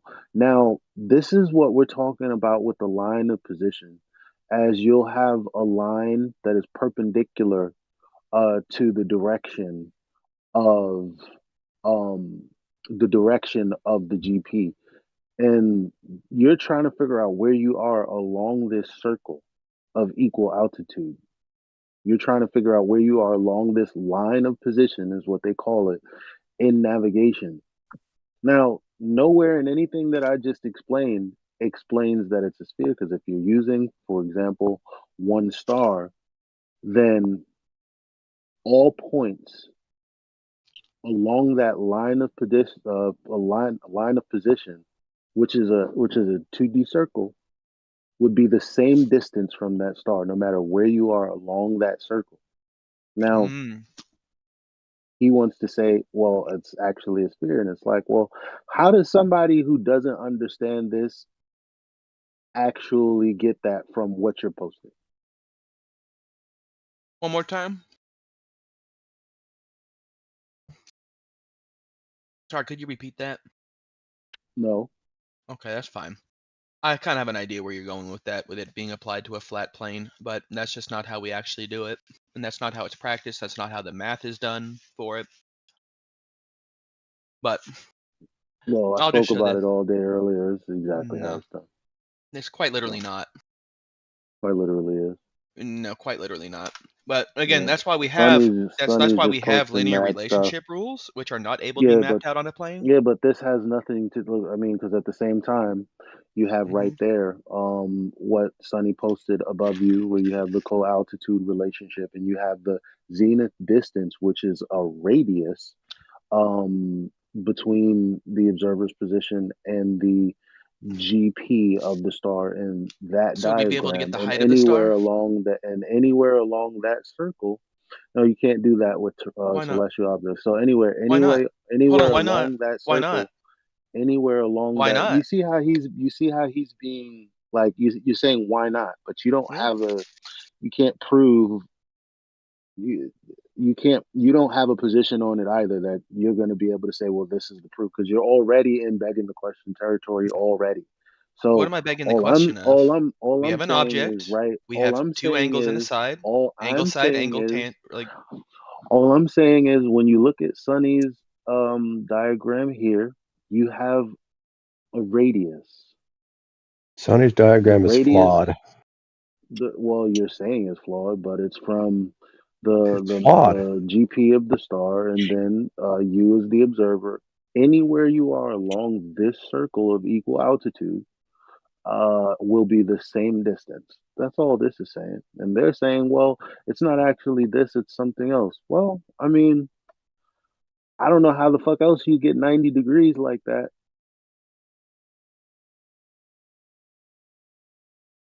The problem is those lines are parallel. And in that diagram, they're not Scott, parallel. it comes from a doggone celestial navigation book, and you're already just presupposing that those lines are diverging because you believe you're on a sphere. It's a reification. But this is what I said earlier. This is probably somewhere in the middle of this book. You got to go to the first chapter of the book where they tell you the lines are parallel. You can't come into the class halfway through it. so, if I can find you a celestial navigation book that describes these lines or these rays as going in parallel to each other and mapping it out as I've shown you there, what would you say? If I just mark Who are you talking myself to? down to the fucking you, I'm talking to you. Oh, okay. If What's I up? march my ass down to like Barnes and Noble and I go grab myself a celestial navigation book, and I go in there where it finds and it says that the lights are parallel to each other and then do the math as I've shown it here, what would you say? Yeah. I'd say, great. Now you guys got to show me a ray. Yeah, but he's going to the fiction section. He's gonna get it from there, from fiction.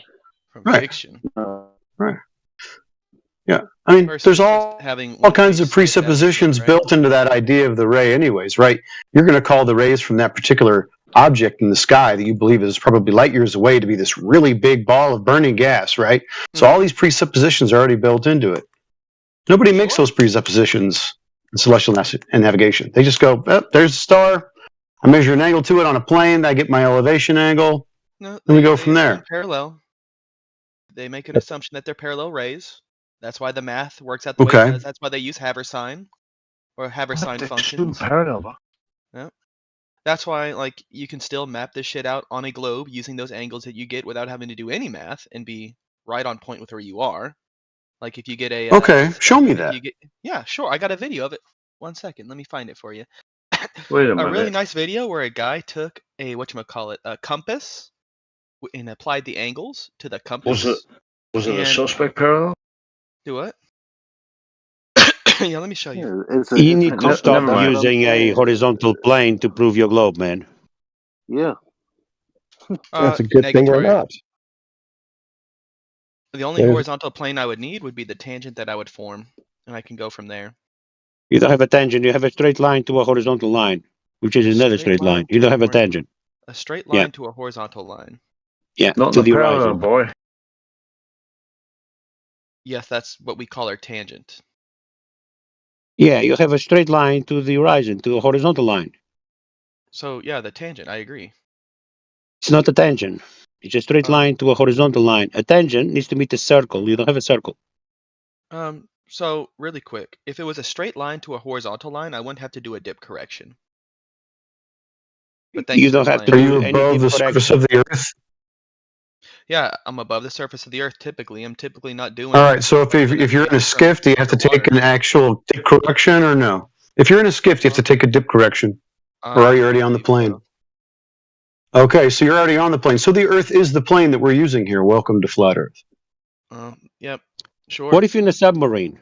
You have to do a dip correction as well? Would my elevation, if I'm on a bubble level, like, how would that work? Right? Are you on a bubble level, or are we in a skiff? I'm sorry. If I'm using a bubble level and I'm in a plane and I don't have to do a dip correction, how does that math work out as far as not being thrown off? It's the same. Isn't that interesting?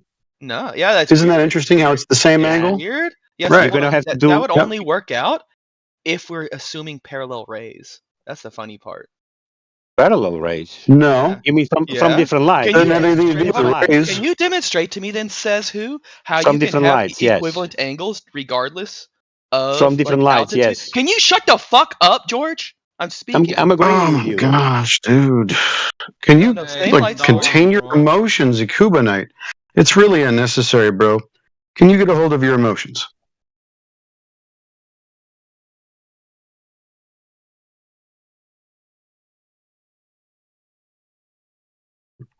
I was agreeing with him. Individual light needs to come in parallel. Yes.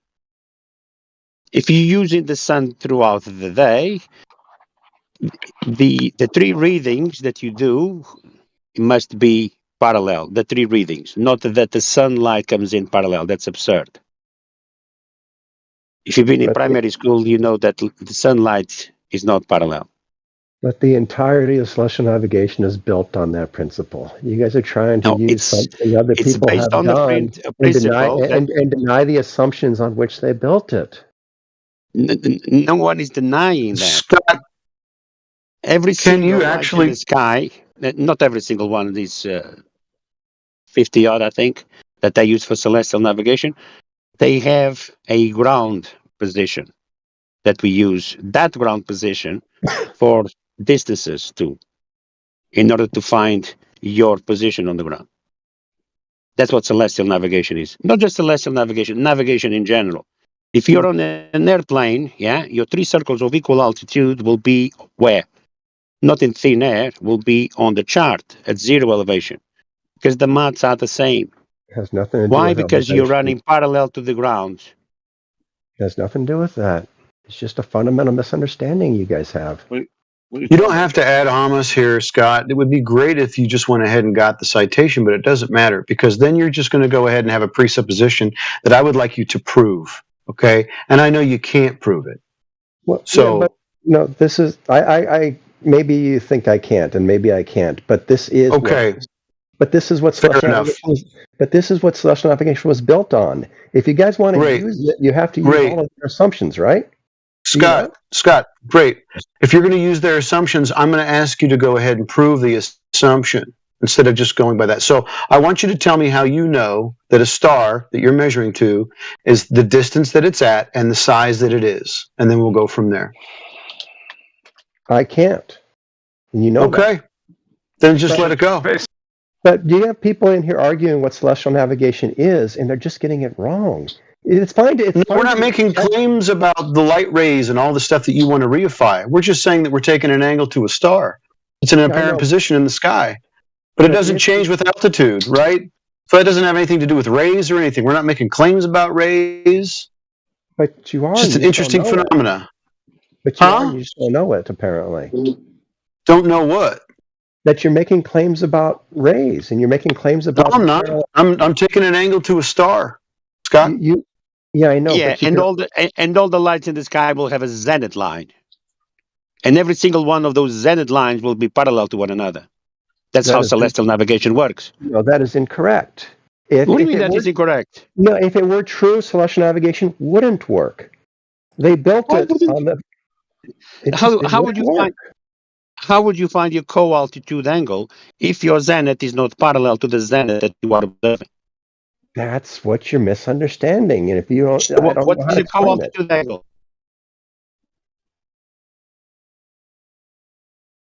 What is my If I have a misunderstanding, please correct me. What is a co-altitude angle? Co-altitude angle is every place on the sphere that has the same angle of elevation to the celestial object. That's wrong, though. No, that's correct. The co-altitude angle is an angle formed just above your head. It's formed from the 90 degree of the star above the head of the observer at the GP of the star to your 90 degree above your head. So you have two 90 degree angles, one at the GP and one at your feet. Yeah, that's incorrect. That is correct.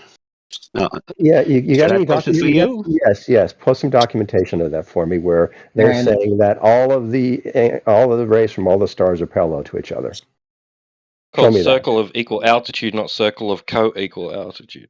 Yeah, but show me where anything in any documentation for celestial navigation where they say all of the rays from all the stars are hitting the Earth parallel. Wasn't that your claim? No, my claim was that any given star will hit every place on the Earth in parallel. But What's every the fucking star, difference, but I thought it'd be obvious. You take two stars, and those stars' rays are not going to come in to every place on the Earth parallel. They're not going to come in anywhere parallel. Those rays So are would the going to circles of equal altitude in that particular scenario be parallel, or would they be at an angle to one another? Because they're supposed to be parallel. What you're essentially forming as you go around that circle is a cylinder, an infinitely long cylinder up to the star. And that's my point. If you have a circle of equal altitude on the Earth, which you're supposed to be measuring, right, or getting your GP or your fix, those would all be at an angle to one another, and they're supposed to be parallel. That's my point. The co-altitude angle. No, a circle of equal altitude. You guys, you know, there's been forming a cylinder and a cone, right? You guys think this thing is forming a cone. This is another red herring. You're red herring away from the point. If you make multiple circles of equal altitude using different stars, each one of those circles will be at an angle to one another and not parallel, and they're supposed to be parallel. All the radii are supposed to be parallel. Incorrect. Okay, then show me. Yeah, the different stars are necessarily going to not be parallel to each other. The same stars. Show me. That's my point. Thank you. So you've totally debunked your entire. Yeah, they're supposed to be. What did you think I said that you're saying correct? I'm curious. Repeat back what I said. What did you hear? No, why don't you repeat back what I said? Because I know what you're saying. You're talking about cylinders all the way to the stars, you know, apparently hundreds of millions of miles away. Right? Yeah. Okay, and they're going to shine down, and they're going to make a circle on a what? A sphere? No, the stars don't make a circle on anything. They don't? Well, why are we making circles then? Well, because we can put ourselves in each of those places on the sphere, right? And we can point up. So it is on a sphere. Yes, but the star's not making a circle on the sphere. Well, why are we drawing circles of equal altitude? Circles of equal altitude on what? On a sphere? On a sphere? Just like you said you're not doing? Well, if you let me finish, maybe I could explain it, but every time I start... I've asked you clarifying questions 3 times in a row, and you go, yes on a sphere, no, not on a sphere. Yes on a sphere, no, not on a sphere. Which one is it? Yes, but you interrupt my answer every time, which makes it hard to answer. So is it going to be a no, yes? Is it going to be double speak? Oh, God. Can I just... Yeah, I know. I'm having a really hard time trying to actually give you a clarifying answer to this. Are we drawing a circle on a sphere, yes or no? We're not drawing a circle anywhere. Okay, no circles. No, we're not doing celestial navigation, apparently. We're not drawing any circles of equal altitude.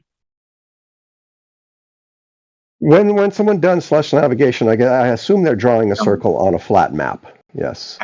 Oh, hang on. Just to be clear, Scott, I think I've understood what he's talking about. Is if you take a star that, you know, if you draw like a cylinder, like what you're talking about, the light coming down from that star hitting the surface of the Earth, right? It would create like an arc plane, if you want to call it that. I think that's the more accurate term or more specific term to the quote circle that he's talking about, right? It would come down, hit the Earth, and from the perspective of the star, it looks like a circle. But let's say you take a 90-degree angle view, you look at it, it's an arc, but planar, right? It's supposed to, you know, you see what I mean? I think that's what I understood the statement to be.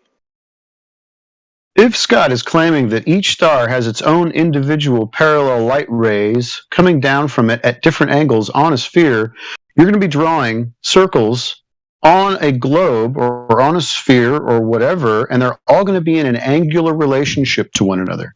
The more that you draw, the more angles that you have to each other. Right. And they are not going to be parallel series, parallel radii or parallel circles of equal altitude. So that totally throws the whole thing out. Incorrect. That's exactly what you're doing, and that's the only way it works. Each of those circles are not parallel to each other. Okay, well then you totally debunked celestial navigation.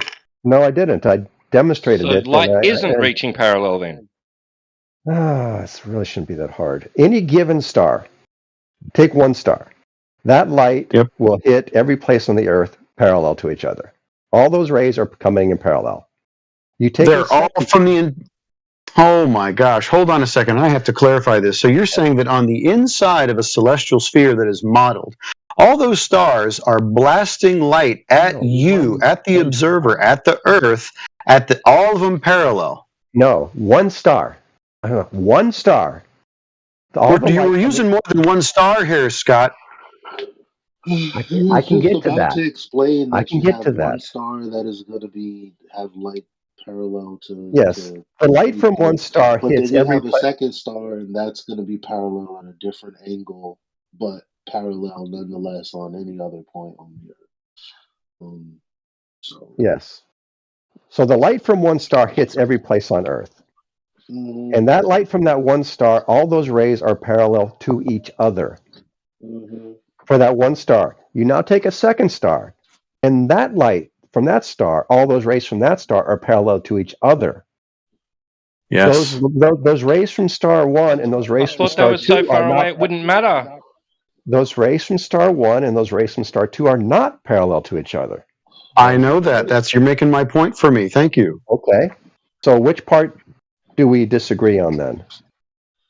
Because you're saying that you have two different angles of light coming onto a sphere, and you're drawing a circle, and those two circles are not going to be parallel with each other on a ball.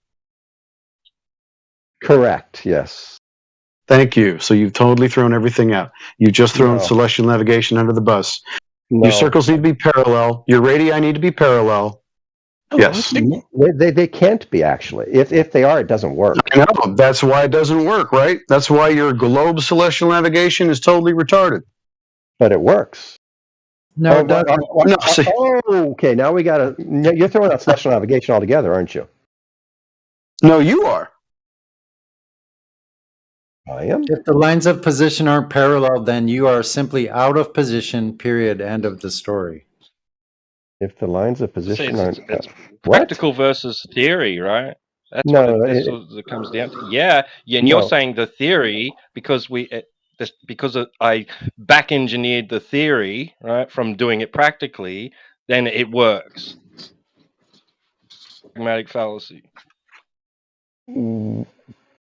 What? It's a pragmatic fallacy. Well, but you have people here saying celestial navigation works. Do we not? Flat earthers are saying it works. I don't know. Well, I mean, the manuals are out there. People are using it. They're using flat planes and getting elevation angles off those flat planes with 90 degrees below the zenith of the star. So it does work. What you're describing wouldn't be able to work, but you're not even giving us any citation or actually a diagram of what you're talking about. So I have to go by what you're saying. And you're saying what you're doing is working, but you're not showing me what you're doing. You just said that people are out there doing celestial navigation off flat planes. That's incorrect. Yep. Nobody's doing that. They're not? They're not using flat planes to get these elevation angles? Correct. Okay. But I stand corrected. We are getting elevation angles off of a curved surface. Can you show me that?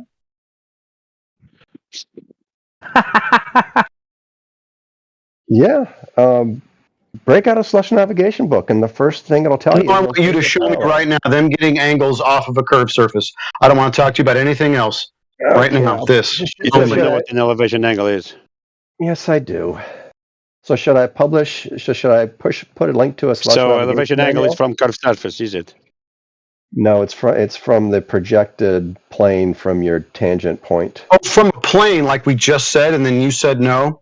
Yes, but there are multiple planes involved. If you have three different stars, you have three different tangent planes. It's a plane all the way to the GP of the star and the circle around. No, it's not. Equal that is incorrect. altitude.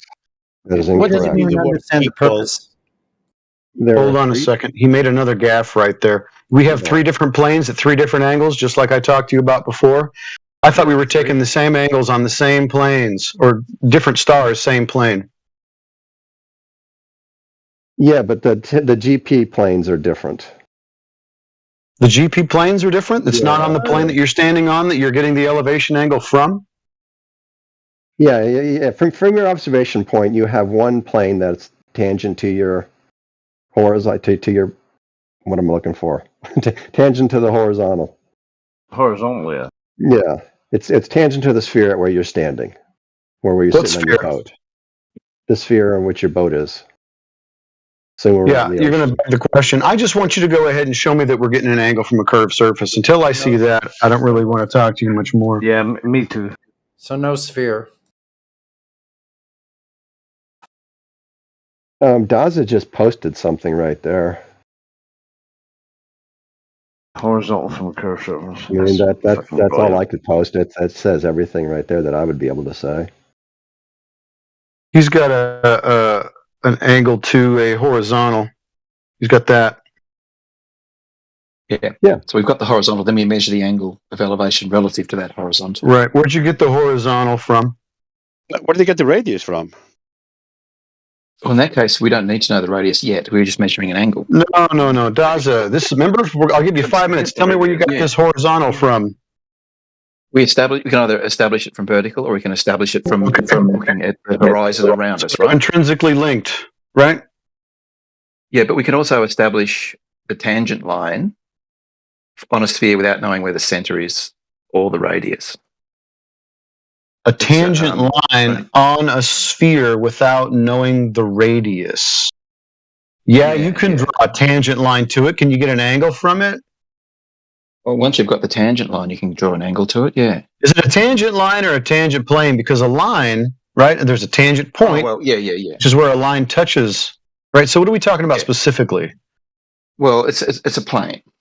In the real world, it's a plane, yeah. But you can do it in 2D and look at it as just a line. But yeah, it's a plane. So you're going to put a plane on the side of a sphere that you think you live on, okay? Yep. How are you going to do that? So you can establish it by using your local horizontal or vertical. So it's just a tangent to that point where you're at, right? A local horizontal? How? Yeah, so we're going to have to do this one again. So there's no local horizontals on a sphere ever. Well, the definition of a local horizontal here is the tangent plane, right? The tangent plane is what we call our local horizontal. The question, what is on a sphere, there's no horizontals or straight lines ever. No, yeah. So we're talking about the plane that touches the sphere here. That's our reference. Okay. So you created a plane. How'd you create that plane? Well, there's a few techniques. One is you can use the property that horizontal and vertical are parallel. The other way is you can measure... vertical and horizontal are never parallel. Oh, sorry, perpendicular. Perpendicular. Oh, so right angles. Yes. Okay. Yes. Yeah. Okay. And so vertical and horizontal are always intrinsically linked as perpendicular. At a point, yeah. So any point you choose to... Yeah, if you pick a vertical anywhere on Earth and horizontal, they're perpendicular to each other. So then vertical has nothing to do with, going to the center of a presupposed sphere, right? Hold on a second. So not a sphere then. Wait a second. You just described not a sphere then. I know. I'm just making sure I'm clarifying because I know he's going after this. He has the same thing every time. He's going to say that vertical is in relation to the center of the presupposed spherical Earth. That's not what he said. He said that all the verticals, run perpendicular to horizontal on Earth. No. I said at any point, the vertical and horizontal plane will be perpendicular. So how can you have perpendicular to a curved surface? With the tangent plane. So we're talking about the tangent plane to the curved surface. If you have a vertical on the curve or over the curve or surface, you cannot have a perpendicular. Now, vertical is going to have perpendicular. Requires the horizontal, which is something that spheres don't have. No. Vertical and horizontal are just two things that right angles to each other. You just said that vertical and horizontal forming perpendicular. How can you have horizontal on a sphere? The tangent plane is horizontal. So you have the vertical line, which is a plumb bob. George, to be clear, that this horizontal that he's describing here, the tangent, is a abstraction. Yeah. That's the problem, is we're going into the realm of abstractions without first fully identifying the fact to begin with that we are on a sphere. But if we suppose we are, you have to draw a horizontal that is abstract using a tangent, right? But this all boils down to the presupposition that we are on a ball to begin with. Again, 100%. Yeah, but how can you have horizontal on the surface of a sphere? It's abstract. It's abstract. It's not. Yeah. It's What not do you mean a abstract? physical thing. No. We're talking about the sphere, 3D, not abstract. I know. I'll give you the vertical. You hold in the plumb bob. Now, how do you have? Oh, sure, the one that was over there. Yeah. Sure. How do you have perpendicular? Yeah, I moved to it. I was just tidying up. Okay. So you can just measure a perpendicular, Somebody's right? hot micing. So you can measure a perpendicular. Once you've got a vertical, once you've got any line, you can make a plane that's perpendicular to that line. Yeah, but we're So we talking have our about vertical. the horizontal of the horizon. It'll be parallel to the horizon. Yes. Yeah. Yeah, but you cannot have horizontal on a sphere, can you? No, we're not. We're talking about the tangent The plane horizon. in this case. The horizon and the plumb bob. Well, in the navigation books, they call it the sensible horizon. So it's the one that is right angles. It doesn't matter. We only see one horizon, and his orientation is horizontal. Yeah. Oh, yes. The orientation of the horizon is horizontal. So I ask you again: how can you have Circle all around. horizontals on the surface of a sphere? We are talking about the tangent plane here. That's what we're talking about. The surface that we observe. Yeah, the surface of the Earth. We call it the horizon, the visible boundary where the sky appears to meet the land or the sea. Yeah, that visible boundary, has a orientation. Is horizontal. Yes, the orientation is horizontal. I ask you again. Yes. I ask you again. Yeah, looking at the surface of the Earth at the horizon, horizontal. How can you have horizontal on the surface of a sphere? So that sphere, as you spin around, the dip to the horizon is the same everywhere. What sphere? Sorry, I missed that. We're talking about horizontal. How can you have horizontal on the surface of a sphere? So we're talking about planes perpendicular to vertical that are tangent to the sphere. And you are saying that the horizon is actually the plane. So you're talking about the Earth being a plane, and then you're talking about being a sphere. It's parallel. Yeah. So the Earth. So you can. the Earth is the plane. Yes. So you just need a reference to measure from, right? And any plane that is parallel to perpendicular to vertical will do. So you can. So you can make one from the horizon, or you can make one from vertical. No. If you're in a skiff, you don't need a dip correction. So you're on the plane. Yes or no? Yes, you are. Yeah. You're so close. Okay, so the Earth is a plane. Then the Earth is a plane, so we don't need anything about a tangent. We're actually on the plane. If they want to make believe a tangent, look, as soon as they move 1 foot forward, that changes its angular attitude. You would have to keep by moving 100 millionths of a degree. Yeah. So what happens when you move 3 feet? Then you have to keep moving that angle because if what you're saying is true, then on the ball it has to drop off. So from your zenith, if you make an imaginary plane, like let's say on top of an imaginary ball, as soon as you move in any direction, that changes its angle. That's correct. So and how that do you is change the fundamental nature? How do you manage that? You change the angle. As soon as you start moving, you just continuously change the angle so you're on top of the ball, all at the same time as millions of other observers. Yes, that's correct. Everybody has their own. You wouldn't have an plane. angle to a 90 degree. So do you agree that we can make this? The bottom we can use line, vertical as our reference here. Yeah, but you're not answering his question though, because he's like, how can you have horizontal in a sphere when, from your particular vantage, like where you're standing at, all points away from you are falling away. Where does the horizontalness on the actual geometric surface? Where did that come in? When? Where? So this is the globe model, right? That everywhere you stand, your vertical is unique, and your horizontal plane is perpendicular to your vertical. That's what the model says. Yeah, but that's not. I mean, that's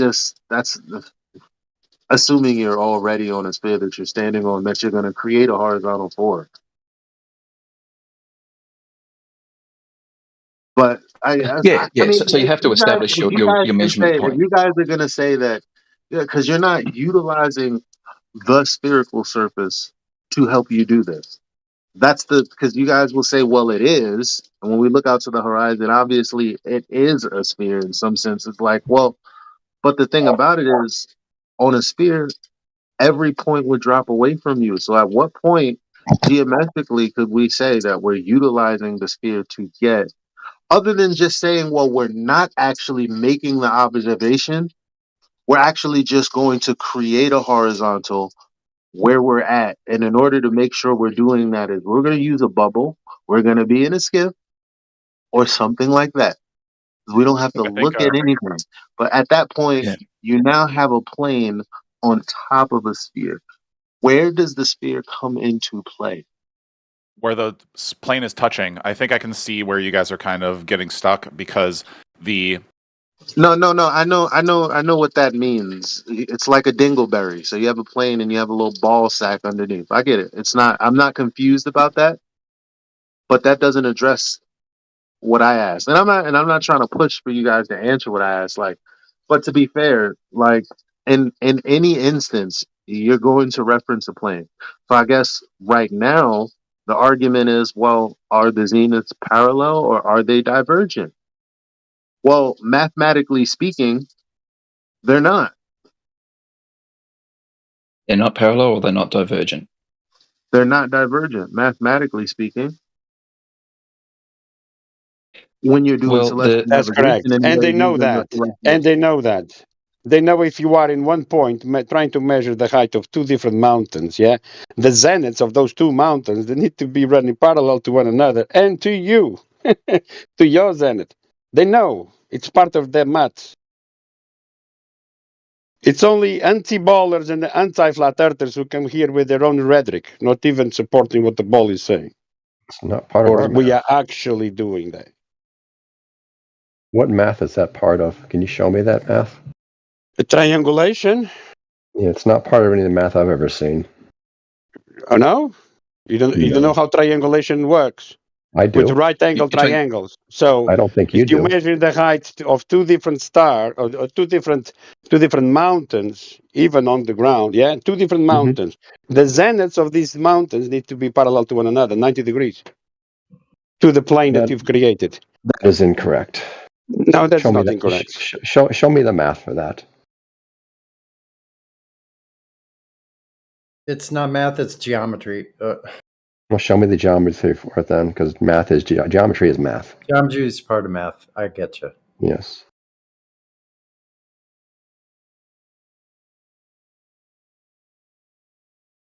Got the math, George? I don't think you do. Yeah, it's Give me a second, man. Give me a second. Let me see if I can pull up something real quick fast. I am in the shower, guys. Information you didn't need to know, but it's Sunday, and you will all suffer. Because what you'll find, I think, George, is that you took two angle measuring devices and you put them at equal elevations, 100 miles from each other, you'd find that each one was below the horizon line of the other. They're measuring the height of mountains incorrectly. Yeah, they want to forget about the height. How you have to adjust for your height off the surface. They want to ignore that completely. I'm using a hostile witness. I just posted there. This is from Jesse. He's a surveyor. He walks in this realm as well. So I'm not posting anything you haven't seen it before. I'm sure you've seen this before.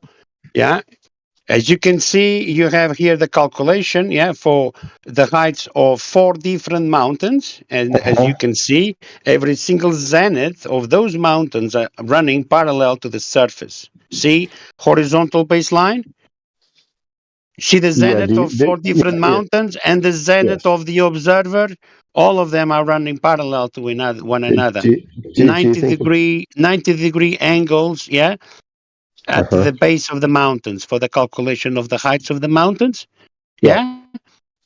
So to understand this geometry, this doesn't work on the curved surface.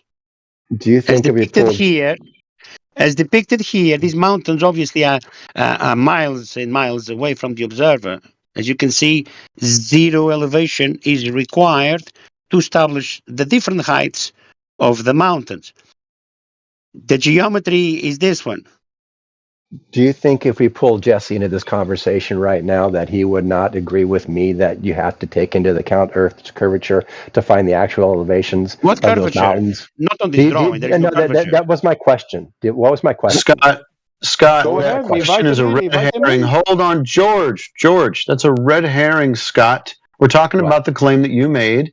He has soundly given you an example. Now you can rebut it with actual evidence instead of being incredulous. He's given me a elevation for beginners understanding of this. Yeah, and yet it rebuts your point. It doesn't. So what do you have to counter that? Don't just hand wave it. Address it. Don't talk about Jesse. Don't say, if I brought Jesse in here, he'd agree with me. Don't do that. Just go ahead and rebut his presumption or his claim with actual evidence. Okay, so his claim is a basically child drawing on a piece of scratch paper that Jesse did for purposes we don't know exactly what Jesse was trying to communicate when he did this. Okay. And I'm supposed to. So you're saying that. So you're saying that you don't like Jesse's example here. You don't like Jesse's drawing. You don't like Jesse saying parallel zeniths. Fine. You calling genetic fallacy? No. What I'm saying is that Jesse would explain what he actually meant by this if he were here, and to say that this was a very simplified version of something he was trying to communicate. Okay, fine. Then go ahead and demonstrate for us diverging zeniths in reality. We did this yesterday. Just demonstrate it for us without calculating it or assuming them all first. Wait, diverging zeniths? That's what your claim was. Diverging verticals you're talking about? I think it's the same thing. I just want to verify that's what you're talking about. It's the same word, right? Yeah. Okay. Yeah, reciprocal zenith angles. We just had a presentation earlier. That proves a diverging reciprocal. You showed us the diverging zeniths in reality. Yeah, the very same guy, Jesse Kozlowski, I assume, has a proof up on his website of diverging. So what did he show us? Was that a calculation or was that an actual diverging zenith? Well, this is the interesting thing, right? The very same person who George got this from, who on another place on his website showed that zenith angles or verticals in two different places diverge necessarily. He's posted up here where these verticals are parallel. Now, unless Jesse is somehow dissociated, in which he thinks one thing one day and thinks another thing the other day, we have to figure out that maybe one of them is incomplete. Because the very so how do we validate this? We should just go ahead and show each other, diverging zeniths or parallel zeniths in reality. So let's do that.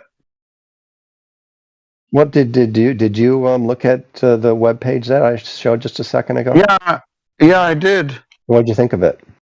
Did you think he proved his case? It looked like a lot of stuff, honestly, that I don't understand. See, that's why I like to see stuff in reality. I saw a diagram that reified something, but I just want to see the diverging zeniths in reality, not according to perhaps like a geoid, right, or a presupposed sphere. I actually just want to see the diverging zeniths. Well, but that's kind of the problem, right? And machinists have this problem all the time, right? They can look at a thing and they need to know if this thing is absolutely square, right? You can't look at it and see if it's square. You need tools. You need a square. You need a very accurate square, and sometimes the machinist squares are ridiculously accurate. And that's the only way we can see that some piece of metal. Or you can use a protractor for these things. You had to butt in at that time, huh? Go ahead. Like a sextant, maybe? Yes, you can use a sextant. So we're talking about the same thing, elevation but a sextant's not extremely accurate, though. We all understand that. But we're talking about elevation angles, though. Yes, we are. All right. What's an elevation angle again? An elevation angle is the angle off your local horizontal. Horizontal. Or the angle or 90 degrees off of, the angle minus 90 minus the angle from your zenith. Is that the definition of an elevation angle? They're both the same number. Can you post a definition there on the chat so we can all read it together? Elevation angle, please.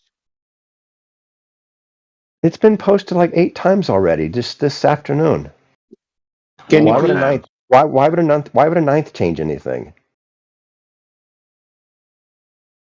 Because he's going to mention something that spheres don't have. No, it's not. He's not going to mention a horizontal plane where the observer is standing on. And if I could find one that does, what will you say? That does what? If I can find a definition that explicitly says the horizontal plane from the observer's position, what will you say? Will you then say? Will you then say? Oh, I see what you're saying now. That's what I'm talking about. But now, if that's what I'm talking about.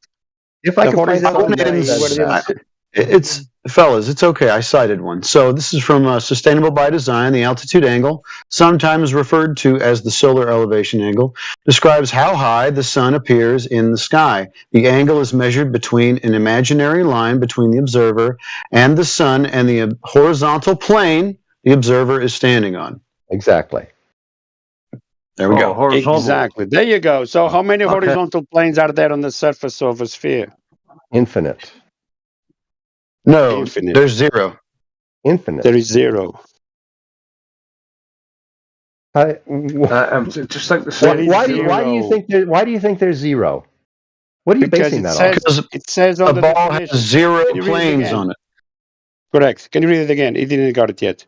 A horizontal Elevation plane on angle. the horizontal sphere, or horizontal plane on the Horizontal Earth. sphere. What are you talking about? The horizontal plane on the surface of the Earth is the tangent to the sphere where you're standing. Tangent 2. No. We're talking about the surface. Whoa, begging the question. So Don't do that that. could be You have to show us crooked, the sphere first. That could be 5 degrees down to the left, 7 degrees up on the right. Like it could be any which way you choose it to be. Then No. I don't really want to beg the question with him in this particular example. He needs to show me that he is actually on a sphere first. Otherwise, there are no horizontal planes on the Earth or the globe Earth. Guys, do you know what is funny? After the fragment of the source that is covered on the screenshot ends, the next following sentence is: the altitude angle is negative when the sun drops below the horizon. That's pretty ironic. That is funny. yeah, according to timeofdate.com, sure. Of course, that's what they're going to say. I'm sorry, what did you say, Embo? According to the same source that says who uses. It's literally the next sentence after the fragment that is covered in the screenshot. What does it say? I'm sorry? It says that the elevation angle is negative after the sun drops below the horizon. It doesn't. It's that's negative. Presupposition. See, we're saying below the horizon. How can you have negative elevation? I mean, it's an observation. It never goes below the horizon. The sun never goes below the horizon. If you want to deny the That's observation, then yes. You can Never goes always below create the some horizon. kind of imaginary alternative reality in your mind. The sun simply just does not go below the horizon. Thank you.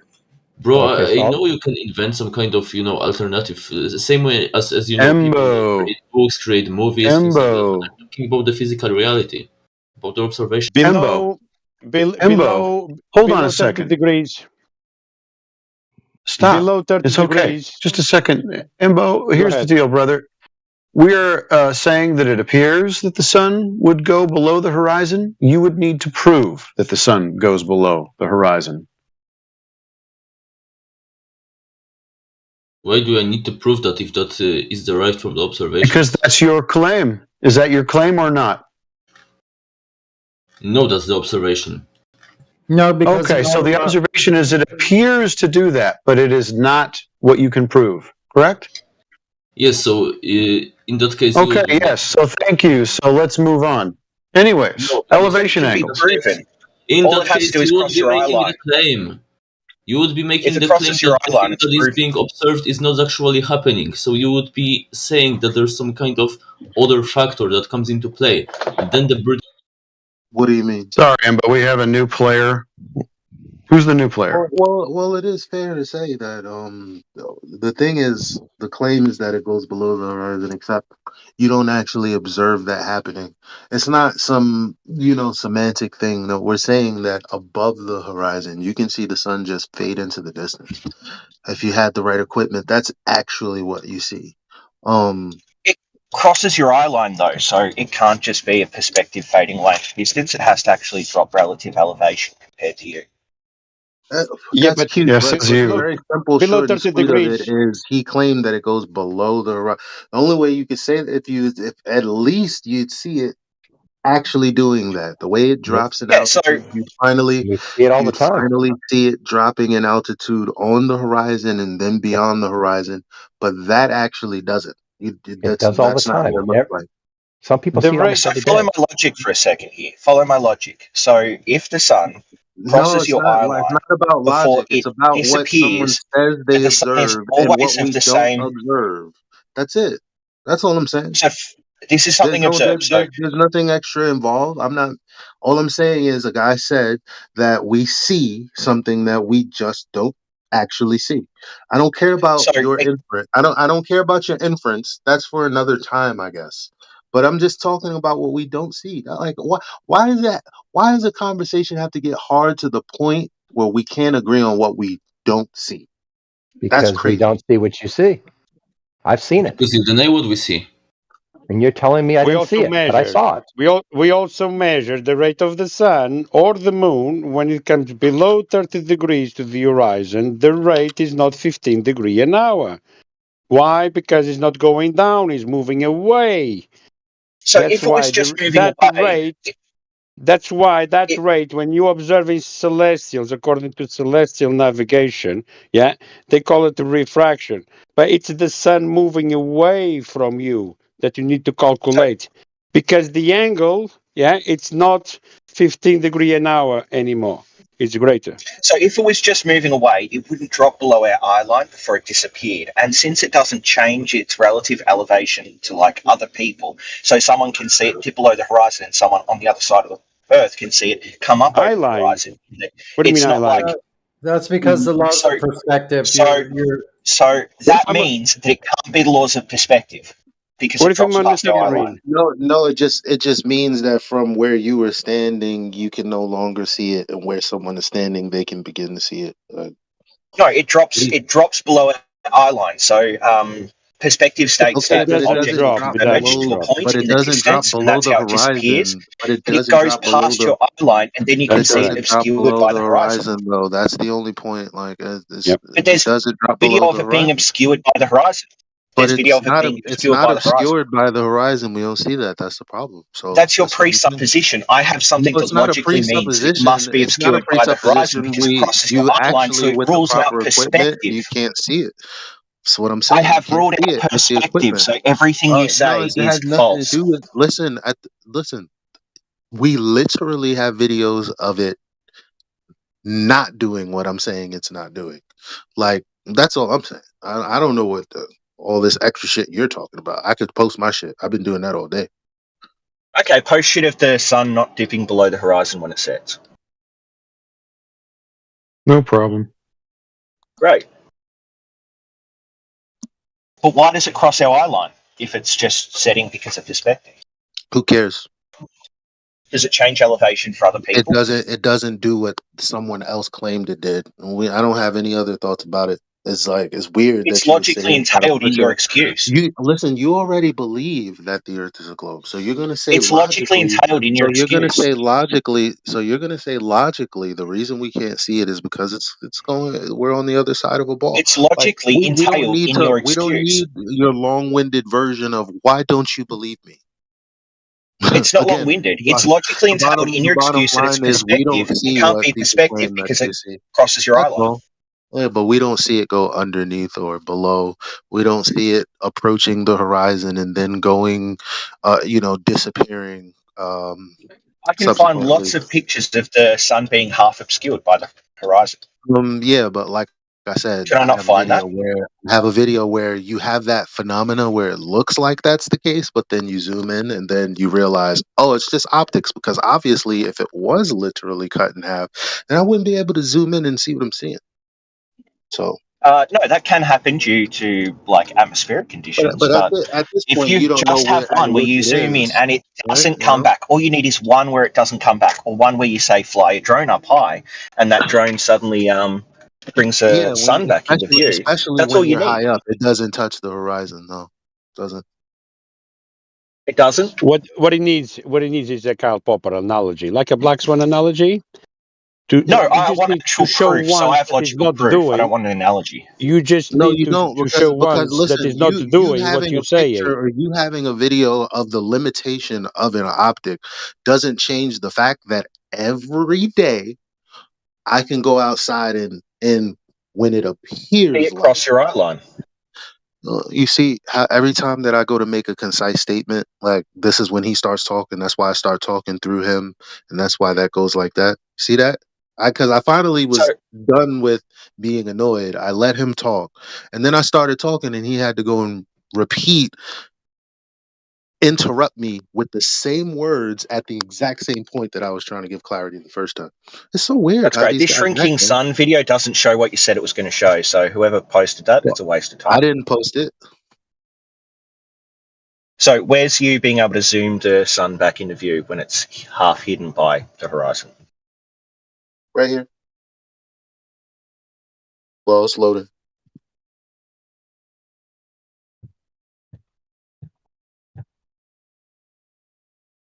Oh, awesome. So you couldn't tell if it was half hidden or not when you started the zoom process. Great. Well, that's the point. It looked like it was, and then you zoomed in. That's the point, because all optics are going to have a limitation. So, at some point after you zoomed in, it's going to reach the same limitation and look the exact same way. But then if it's a clear enough day, actually no, it just disappears into the distance. Yeah, that's a great claim, but the thing that you showed doesn't actually show the sun half hidden before you start zooming. It's the same with these boats that you guys zoom in on. You don't show the thing is half hidden before you start zooming. Well, see, the problem with the problem with that is what we're zooming into is the fact that there's no geometric horizon blocking the boats. That's what we're zooming No, into. you have a very specific claim. So your claim is that the boats are half hidden, and then you zoom in and they're fully, they're no longer You have hidden. a specific claim. Like, how about Because you you're shut trying up to and run let? away from the claim. No, I'm telling people what the claim is, and you're No, you're running interrupting away me. from the claim. So people, The claim so is that I'm it's half telling hidden when people you what the start the claim. video, So I'm and then at telling the end of people this what the video, Dogs it's claim no are is. longer hidden. You already. dogs are gods. Yo, just a second, please. Can we do one at a No, it's time? cool. I'm going to run off Thank in a you. sec, so I don't actually care. You can boot me if you want, but I just want to say that Be Real is not boot him following then, up because on the he's actual being claim he really made. He's trying to make a disruptive, different claim, and but I'm I'm out of here, trying to guys. basically say what I'm saying, and he's interrupting for no reason. So can you go ahead and boot him or mute him, since he doesn't care, he doesn't respect this forum or the way that we're going to communicate with each other? Can you do that before I continue again for the third time? Well, they shouldn't have to worry about it. He left. He threw his baby fit and left. So, Okay, good. So the bottom line is, our claim about, zooming back into boats is because the boat is supposed to be geometrically beyond the curve of the earth. 1.2 times the square root of the observer's height in feet. You can't zoom into something and see something that's not supposed to be there, because they're supposed to be hidden behind a specified amount of earth curve. So that's the part of the argument he's missing. It's not me running away from it. I just told you all the elements of it. Well, there's a boat out in the distance. The horizon is supposedly 1.2 times the square root of the observer's height in feet. We can zoom into the boat and see that the horizon is behind it. There's no obstruction of that boat, especially not the geometric horizon or any other horizon. That's all. Well, but who said that boat was supposed to be hidden? Nobody. He just said Then what he why? said. Sorry, go ahead. Nobody. Then Depends why did on. you? I didn't say it because I don't have that kind of claim. Then you just said we zoom in on a boat that's supposed to be hidden and we can see it again. And so I'm just kind of curious who you were saying said the boat was supposed to be hidden. What I'm That you're saying proving is the something wrong. obvious argument is that there's obstruction beyond 1.2 times the square root of the observer side in feet will be where the horizon is, and then you have boats that are 10 miles, 15 miles, 20 miles with the horizon behind it. So clearly that claim can't be that claim is falsified. But So when a nobody boat ever just made goes that off claim into though. the distance until you can't see it, then it just How, goes into how, the distance. Then it just goes into the distance because you can't see it, but it's not because of 1.2 times the square root of the observer side in feet. so which claim has been falsified? That it's getting hidden behind 1.2 times the square root of the observer side in feet. Who made that claim? If you look it up on YouTube, you look up CFI investigators and Nat Geo, they made that claim. There's probably hundreds of others who've also made that claim, but that's one for you. Yeah, I've heard the claim where the boat will be hidden behind the water Behind the at behind the times. horizon, behind Yes, behind the which is horizon, the water. behind the horizon, not the water, behind the horizon. What's The the horizon difference? is made of water on the sea. Yeah, I know, but specifically defined so that it's in the context of what they were doing out there. The horizon is the Earth curve, the geometric Earth curve. Why? It's an Because he said effect the of the Earth horizon. curve. Because he said the horizon is 1.22 miles away because the camera was 1 foot off the ground. That's what the globe earther said. So he asked who makes that Where's claim. the source of that I'm claim? just telling. I told him the source. I told him who did it. Can you repeat that again? I will like to You've Google heard it it. a million times. No, thank you. Like I mean, I've heard the these claim people who millions of pretend that they times, but didn't not hear the it, and source like of it. you've heard it a million It's times. one of the definitions of Earth. Okay, that's what we're saying. One of the Here's Pete definitions of Drinker. Earth. Somebody needs to stop him right now. Yep. Goodbye. Yeah, but nobody ever said that that's the last thing you should be able to see is whatever's beyond the That's physical not tangent. what I said. So what Well, I good is already it? said what I said. You can't ask me a third time. Like I can't be any more clear than I already was. Okay, so then there was no point in you mentioning that things went behind a geometric Well, I didn't make horizon. it incomplete. I didn't make an incomplete statement. I mean, it was totally clear. So all I'm saying is I said what I said. You just keep on asking the same, like you keep asking me what I'm saying, but in trying to clarify what I'm saying, you're not saying anything that I said. And that's weird because I had to say it 3 different times because the other guy was interrupting. So I figured you would have gotten it one of those 3 times.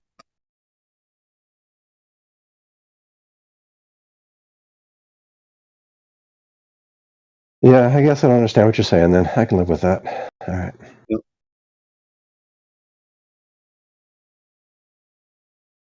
Just to be clear, nobody on the globe side is making a claim that the sun is being occulted by geometric Earth curve. I have no idea what everybody says, but I would say if they say that, they're being a little bit imprecise with their language. Okay. It's being blocked by a curve for certain. Whether that is geometric and whether that is visually in the same, for lack of a better word, location every time, nobody would make that claim. Because in order to make that claim, you have to take into account refraction. Oh. So it is Earth curve, though. It is definitely Earth curve, yes. Okay. But it's just How do you never in measure a it? geometric location. It's not occulting boats or buildings or anything in a predictable manner that we could measure to get a tangent point. There's no way we could do that. Not in a completely predictable manner because there's always refraction that messes with optics. Right. In other words, So never measured there's that. actually no way to determine if it's actually Earth curve then. Well, there's lots of other ways. But just not using the horizon or anything like that. The horizon will never be a tangent point, ever. I think we can do a really good job when we eliminate all the other possibilities, and all we're left is that it must be curving. Okay. So how would you eliminate refraction? Well, by calculating how much refraction would have to happen in order to cause this phenomenon, And okay, and how would you predict that, especially since it's supposed to be along a curved surface? So that formula is based on an R, right? Could I ask a question? The formula, not on a flat Earth, it's not. No, we don't claim R-based refraction. You're correct, but the globe does. Yeah. I got a question about. But then we'd have to have that R measurement in the first place. So if the Earth is flat, Yeah, but why don't from our planes understanding of spin us? refraction, unless you got a better model to explain the refraction that's happening in the atmosphere, we're going to say that the light always bends down, which makes that object appear higher up and makes the Earth flatter than it seems. It makes the Earth appear to be flatter. And so I don't know how you would take that same refraction and make boats disappear. It would do the opposite. It would try to make boats appear. What refraction? I don't know. The R-based refraction? I thought we were trying to get rid of other explanations right now. Yeah, but you're claiming a refraction that's R-based. We don't have the initial measurement for the R that we're looking for. And so then it's kind of like this circular reasoning, and then you guys put an arbitrary number to it so that it always looks flat no matter the conditions. But what other alternative, what other explanation for boats disappearing bottom up are we exploring right now? How many can you think of? I can think of one. That's all I can think of that actually works. Well, okay, well, you should probably think of more. Because there's a lot of different perspective effects, isn't there? Not that would make a boat disappear from the bottom up, no. It would make the boat get smaller equally. It would make the top and the bottom get smaller equally. The whole thing would disappear equally. You wouldn't be. Well, what are you invoking right there? What is that's just angular size change? What else can we maybe talk about? Angular size change is perspective. That's the same thing. It's one of the perspective effects. There's other optical effects that we're using, or that we can, test. There's a Rayleigh criteria. Okay, but if we want to rule out perspective, we would think that there's nothing in perspective which makes the top half be very visible and the bottom half disappear, right? Okay. Well, then what else could there be? About binoculars. Have you ever heard about binoculars? So have we ruled out perspective then? Is that off the table? No. Well, you'd have to rule out all of them at the same time, Scott. All of what at the same time? How many different effects do you think we have? How many different effects do you think we have? That's just one. What else do we have? I brought up the Rayleigh criteria, and that's two. What's the Rayleigh criteria? What about, huh? I'm not familiar with the Rayleigh criteria. So that has to do with diffraction, angular resolution. Perspective.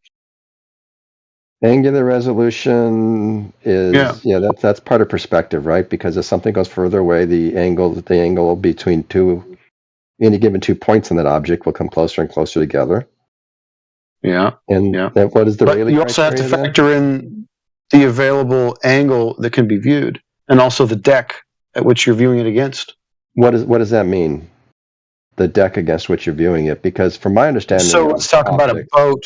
Let's talk about a boat. The bottom of the boat is very close to, in fact, it's on the top of the water, right? Yes. So you have two different surfaces, and the farther away that they get, the more they're going to kind of, blend together.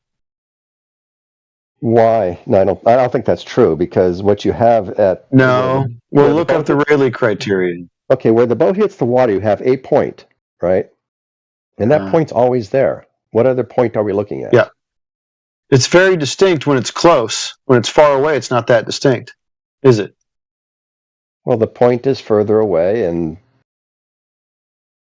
yeah, but I'm not following how all the other points play into this now. What other points? So you have angular size change. Now you have angular resolution problems where the lines are not very distinct. Then you could have another effect, which I like to call foreshortening, but you could have wake that, according to the angular size and distance away from you, it could occult very small appearing objects because of their angular size and the distance. So, a small wave, though it's close to you, could occult the bottom of a boat and make it seem as if it's occulting the boat because of Earth curve. That's just an effect. It's not the truth. Okay, let's back up for a second there just to make sure we're on the same page. Because when I think about this, what I think about, I can see the bottom of the boat.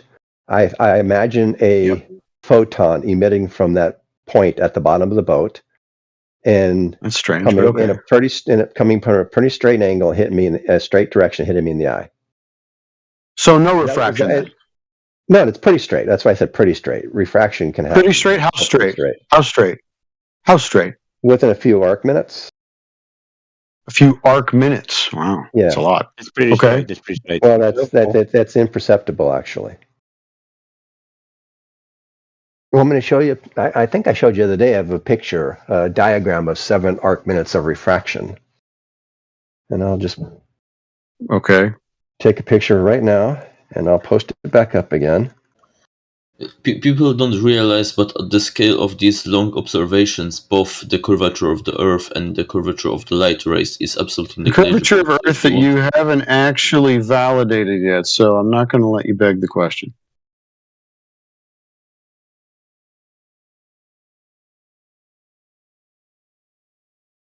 Okay, that line right there that I just posted, that F to C, is a curve.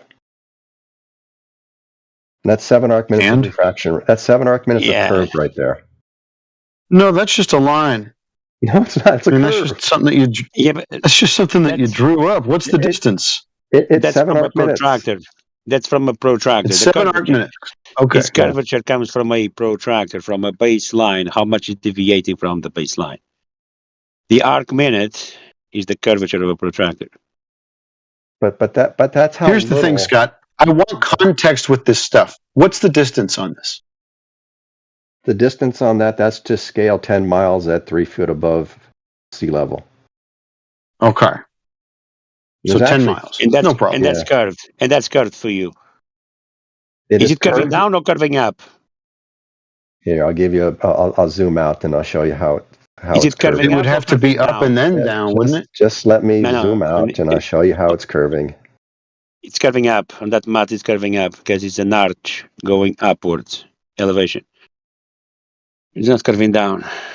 That's our point. Hold on, How hold how on. flatter than this can be? Flat to the point you cannot differentiate this from the zero elevation.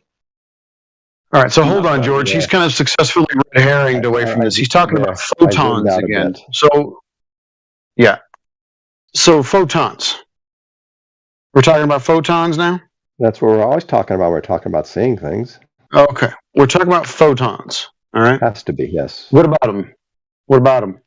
Well, the only way we see things if a photon emitted from the source reaches our eye. So you're talking about off the boat and off the water.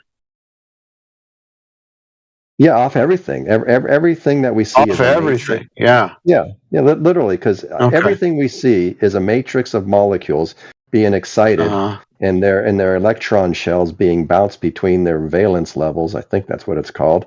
And when they go back down, they emit a photon.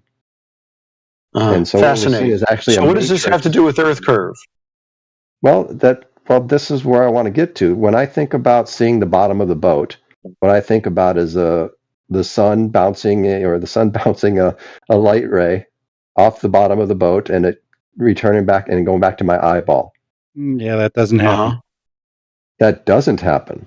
Okay, what happens? Not when the ship is far away. When it's sitting next to you at dock, yes, you can see the reflections off the hull. But when that hull is now 10 nautical miles away, it is so dim that you can't see it anymore. What do you think seeing is? Wow, Seeing what's is happening light then? coming into the eye. And how do I see the boat from a distance then? You see the parts that are reflecting back to you. The hull is not reflecting back to you. That's why you don't see it. Why does the hull stop reflecting light back to me? Look at my diagram I posted. Is the hull a mirror? No. It's usually hulls of ships are dark colors. Dark colors absorb light. They don't reflect it. They don't absorb all of it. They That's why absorb we can more see than them. white does. The I tops of agree. ships tend to be white. That's why they're easier to see. Because they're whiter versus dark. Understand you can't see shadows? Of course we can see shadows. I see shadows all the time. Can you make up Can you see a black cat in a shadow? There's no contrast. There's no light coming to your eye. You're not going to see it. I see black cats all the time. In a dark room? Can you see a black cat in a room with no light? I can't see any cat in a room with no light. Exactly. Unless there's light reflecting back to your eye, you will not see it. That's what's happening to the hull of the ship. That's what I said. The hull is not reflective. The angles are not even reflecting back to the observer. Now let's put a retroreflector on the hull and shoot a laser at that hull, and guess what? You're going to get laser light come back to you.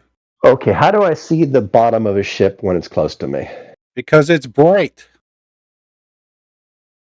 When you're sitting next to it at dock, don't entirely. The How hull is it is brighter? bright. How is it brighter if the sun is behind it, for example, and so the entire ship on the side I'm seeing is in the shade? How am I seeing it? It's considerably brighter than it will be than when it's 10 nautical miles away. You didn't answer my question. If you take a light meter and measure the light, you'll find that there's considerably more light coming back to you. I understand that. How do I see it if it's in the shade? Again, there's indirect rays and indirect light bouncing off other objects that are reflecting off the hull and then back to your eye. Okay, but when I see the hull, even if it's in the shade, I see it because there is light reflecting off of that hull and reflecting into my eye, right? Correct. And it's bright enough to be visually seen. Yes.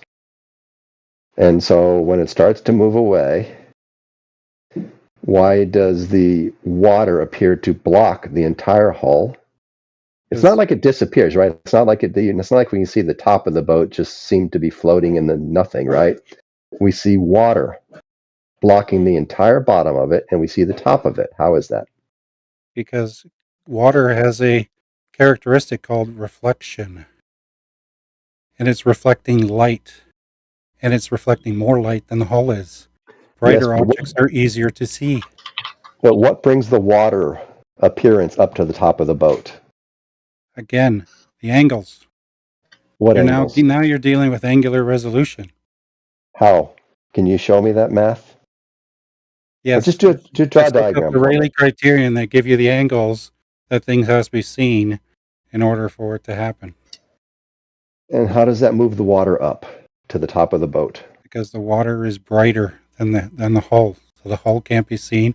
The Rayleigh criterion tells us when you have two bits of light next to each other, they will merge into one, especially if one is brighter than the other. That's why we can't see binary stars with the naked eye. Because the bright star is obscuring the less bright star. So, but how does that Rayleigh criterion or the brightness move the direction of the photons of the water higher? Because there's more water. The water's acting like a mirror. You're not explaining how the photons are moving higher. It's just that they're clearer. Yeah, maybe you should try to draw this out. Maybe it'll help you understand what you're saying. It'll definitely help me understand in what my you're saying. diagram. Where's your diagram? Just the burden of proof reversal fallacy. Posted at 59 minutes after the hour. Okay, so you have light bouncing. Can you explain this diagram to me? Yeah, you see where your the eye represents the observer. Okay. Okay, and the rays represent where the maximum brightness from the sun is bouncing off the object, which in this case happens to be a ship. So when you go higher, if you went higher in elevation to match closer to the angles that the sunlight is reflecting, the boat will become brighter, easier to see.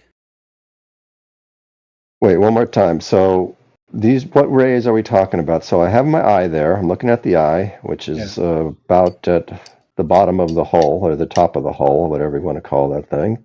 Yeah, let's say it's and so where is the light rays hitting the boat on this diagram? Well, I'm going to assume the sun is high in the sky.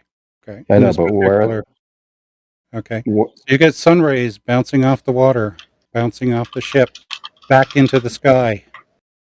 Wait, where is the? It looks to me like the water's going vertical. Is the water going vertical? What's the blue I thing just vertical? used somebody else's diagram. These are supposed to be two mirrors. It's only water's only along the bottom where the fish are. Okay, and so I'm just going to assume it works. Reflections work similar to like a mirror, right? So the sunlight's going to reflect off the water, going to reflect off the boat, go back into the sky, not towards the direction of the human eye. what about the light going directly from the sun to hit the boat? Is it not? And that's going to hit the water and reflect off the water, go back up in the air. It's going to do the opposite direction. So there's not going to be any light from the sun that goes off the boat and into that eye. Very little, indirectly. Why? Because that's how the law of reflections works. It's not though. It does. You just made that up. No, it didn't. It's in physics. Yes, Go no, look in any textbook on law of reflection. I got this from a physics guy. He was doing a lecture about this. No, you didn't. Yes, I did. Shut the fuck up, Scott. No, I guarantee you, if you got that physics guy, whoever it is, he would not agree with your interpretation of what he said. You need to have the light bouncing off. You need to have the light bouncing off that boat. You can do it in your own fucking room. Take a mirror. When your mirror is held at you perpendicular to you, parallel to your eyes, you can see clearly what's in the mirror. Now tilt that mirror so it's almost horizontal. Can you see clearly what's in the mirror? Mirrors. No. We're not talking about mirrors. There are no mirrors in this. For fuck's sakes. You're telling me reflections don't work like mirrors do? Correct. Yeah. That's why mirrors are mirrors and other things aren't. Mirrors are just near perfect reflections. I agree. But every object reflects light except black objects. Not like a mirror. I told you, mirrors are near perfect reflections. These are imperfect reflections. I think white reflects better than a mirror. Yeah, silver reflects white. What's easier to see at nighttime, a black car or a silver car? Or a white car? One's reflecting more light than the other. They're acting like mirrors. Yeah, your diagram is ridiculous. I threw it together in like 5 minutes. It's not perfect. Well, you wasted your time. Yeah, I know, on you, anyway. Well, because I agree. You need the light bouncing off the ship and explain to us why it no longer hits the eye. Because it's not directly reflecting. It's gotten too dim. You need an explanation for that. You're just saying that. I don't need an explanation. It's physics. Sure you do. If I take a flashlight, if I push the flashlight into my eye, it's super bright. If I turn the flashlight around and start reflecting it off other objects, it's considerably dimmer. Yep, this is true. That's what's happening to that hull. It's getting so dim that it no longer reflects any light to the visitor. Why is the bottom dimmer than the top of the boat? Because the bottoms are darker typically in most vessels. You ever see vessels like Lakers and container ships? They got black, dark blue, dark red colors. It's only things like ferries and things like that have white hulls. Well, so you're going to rest this on the necessity of the bottom being painted darker than the top. If I could show you a cruise ship which the entire ship is white, yes, what are you I've seen them too. And what are you going to say about that? How is that explained? And I can make them disappear as well. How? I could do it just using the Rayleigh criterion. Okay, go for it. I've made objects disappear at 500 meters. Explain to us why the top of the boat is seen and the bottom of the boat's not, based on this whole dimness thing. Oh, goodness gracious. They're the same color. Go for it. Are they at the same angle? Yes. To the observer? No, they're not. What's the difference of the angle to the observer? Okay. Measure the height between the water and the top of the hull. Why does the water matter? It does matter. You said angle to the observer. You said angle to the observer. Object. Wait, so is angle to the observer or is it not angle to the observer? It's angle to the object. Okay, we're talking about the boat though, right? Not the water. Yeah, but the boat is on the water. It's physically on the water. So the water has characteristics. How does what the boat is sitting in affect the angle to the boat? from the eye. It will affect how the light travels back to you. How so? Because the water is more reflective than the boat, so you see the water. How does that reflect the light, though? It obscures the light. How? Because it's brighter. If I take a 1 watt flashlight and I take a 100 watt flashlight, put them together, which one are you going to be able to see? The light from the water will hit your eye at different photoreceptors. There's nothing stopping the light from the bottom of the boat hitting the receptor it's going to hit. And the light from the water will not touch those photoreceptors. Therefore, you should be able to see it from the same photoreceptor in your eyeball. Explain why that's wrong. You can only see it if it's bright enough. If the water is brighter than the object you're trying to look on the water, it will obscure it. That's what the Rayleigh criterion says. No, the brightness only serves to contract or expand your pupils, and if your pupils are wide enough to be letting enough light through to stimulate the photoreceptor, at which the bottom of that boat will stimulate that photoreceptor, you will see it. Unless something is blocking it. Again, the Rayleigh criterion tells us that we cannot see binary stars if one of the binary stars is dimmer than... We're not talking about binary stars. Let's talk about the ship. It's still the same principle. It's not. Brighter objects obscure dimmer objects. It's the same principle, Scott. It's not, though. Dude. It is, though. It is. It's a basic physics. Okay, maybe you can explain it, T-Dub, then. Explain it. It doesn't even matter about brightness. If they fucking at a distance, right, going to appear to converge and appear to be as one. Yes. Not be able to distinguish the difference between one or the other. Yes, and so now you got to do is work out the angles of the what's the word I'm going for? Angles of resolution between the bottom of the boat and the top of the boat, and explain to me why you have the same angle resolution from the bottom half to the middle part as you do from the top half to the middle part, yet the bottom half of the middle part's gone. It's the same angle of resolution. No, it isn't. It is. It isn't. The distance from the water to the hull of the ship is different than the distance from the water to the top of the ship. The distance from the water has no bearing on the angle of resolution between the bottom half and the everything top half. to do with it. Okay, explain that to me. Why does the water affect the angle of resolution from the bottom half to the top of the half? Because it's an object that's reflecting light back to the observer.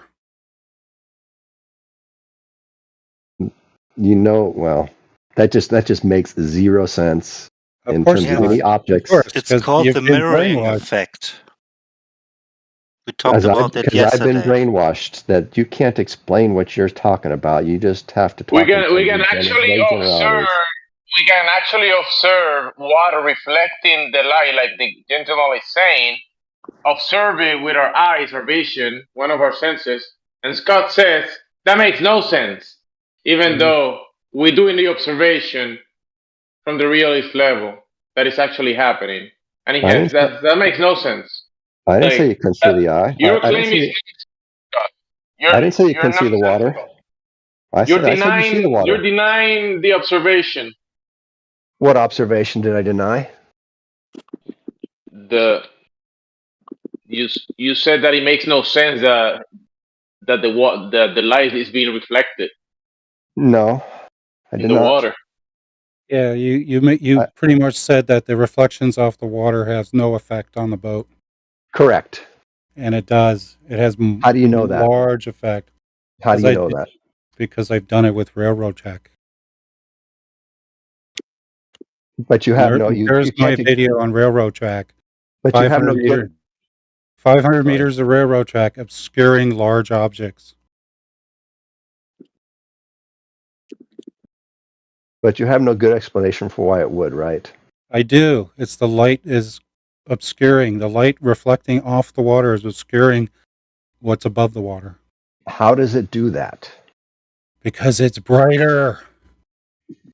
What you does have that 10 do? nautical miles of water reflecting back at you. That's a large quantity of light. And you see all that quantity of light in one part of your vision. Exactly. And what's got more surface area? 10 nautical miles of water or a small little hull of a ship?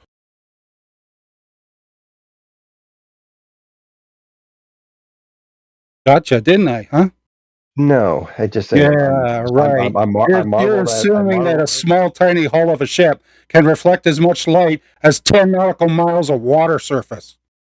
Nope. That's where you're losing it. No, I'm not. Yeah, you are. You're denying reality. I never said that 10 nautical miles of water will not reflect more light. Yeah, but you assume that the ship's hull should still be visible under that kind of conditions, and it's impossible. Yes. Until you give me a good reason why it wouldn't be. I just gave you the reason. The water's brighter. But your reason sucks. Oh, too bad for you. Water's brighter is not reality. You don't want to live in this universe. I'm sorry for you. What is it about the water and the brightness that will not allow you to see the hull? How does that work optically? Here, let me get you pointed with the sun to your back. I'm going to take a mirror and shine it right in your eyes from the sunlight and tell me what else you can see when I blind you with sunlight. You're going to tell me you can see everything else around you clearly? Come on. Stop being stupid. Stop being proud of your ignorance.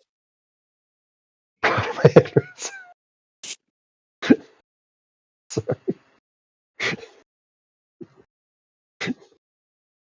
How can water be brighter? I'm just curious. Bro is comparing a fucking flashbang from a laser sun rays to water.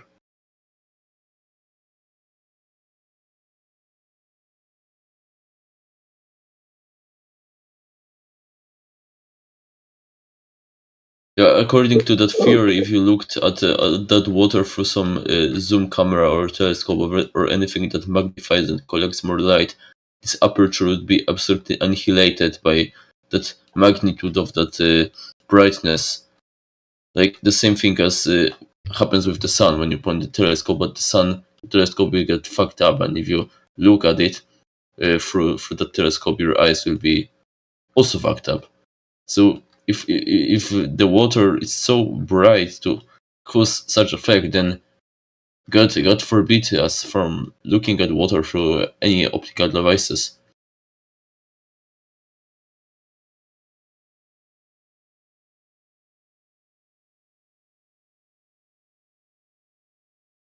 Yeah, I don't know how he thought that argument was smart. That's kind of nuts. Water being brighter? I don't know. Maybe I live in some kind of other reality, but personally, when I look at water, I see an object that is in similar brightness as the rest of the environment. It's dark blue usually. Maybe I'm crazy here. Maybe water is just like, like the sun.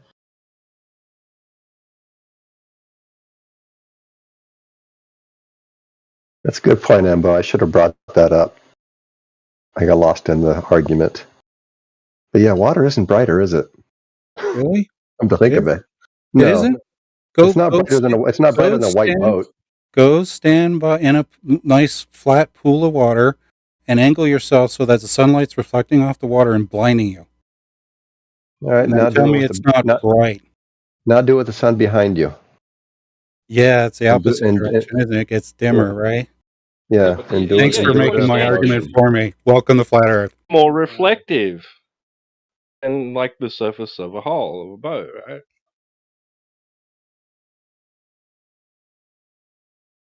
But it still wouldn't. Whatever is happening on one set of photoreceptors in your eye has little bearing on what's happening on other photoreceptors in your eye. It's just the way perception works. It's the same with the camera, right? Nothing matters anymore, right? No, it's just the way optics works, right? I mean, each of these sources of light create their own angle of incidence on your eye and impact a individual photoreceptor or multiple photoreceptors. But the stuff that's happening on the bottom half of your eye is not affecting the stuff that happens in the top half of your eye. The things don't merge like this. It's not how vision works. Yeah, it does. You understand you can't see black? Oh, What's your wow. point? The point is that in order to see something, you have to have sufficient light reflect into the eye. And I if something agree. is black, you're not going to see it. I agree, but do you think that there's something that the stuff hitting the top half of your photoreceptors can do to affect what you see in the bottom half of your photoreceptors? No, but I do know that the Rayleigh criterion says that when you have a bright object next to a dim object, it will obscure the dim object. That's why we can't see binary stars without sufficiently good optics. And how much brighter does the bright object have to be than the dim object to obscure it? Well, there's multiple binary stars that you can look at. Polaris is one, Sirius is one. I thought it was a simple question. Well, that I thought you would know the answer to since you're so into this Rayleigh criteria thing. It's the angles that matter in Rayleigh criterion, not so much the brightness. Well, then why'd you bring up brightness? Because brightness does also it can obscure objects. I can obscure. You know how I used to obscure? We used to do security at my building. You know how I told the security officers to do? Stand behind that brown, like really bright, like a sodium light. Nobody in the parking lot will see you because the light is so damn bright. Yep. So you stand behind a bright light, you can't be seen. You know we understand radiation. You know we understand why that works, right? Yes, it's the same thing that's happening to the bottom of the ship. So why does that work? Coming off the seas is blocking the dim light coming off the hull. What a shocker, huh? Well, why does it work standing behind a bright light? Because it's bright. But what happens in your eye when you shine a bright light at them? You go blind. No, your pupil contracts. You can letting go less blind. light in. If these lights were 1,000 watts. You would go blind if you stared at it. Yeah, I know. So people avoided looking at them because they weren't dumb. And that's why I told the security guards to stand there. So they wouldn't be seen. So you are talking earlier about the difference in brightness between the boat hull and the water, which, as Embo brought up, is probably not even actually brighter. But even if it were, you don't have any. Even if it were, you don't have any numbers for us to say how much brighter something have to be to obscure something else. We're just supposed to assume that the water is bright enough, or brighter enough than the hull to obscure it. We just have to assume that. Why would you can do testing and to do that? Well, and we can't test anything until you give some numbers, right?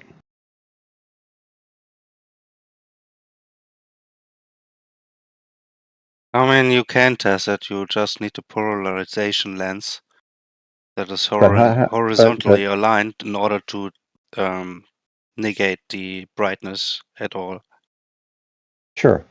But if someone's going to put forth the claim that the brightness of one thing is obscuring the brightness of the other, we need to understand how much brighter it has to be in order to obscure it before we can test to see whether it is actually that much brighter and thus causing this phenomenon.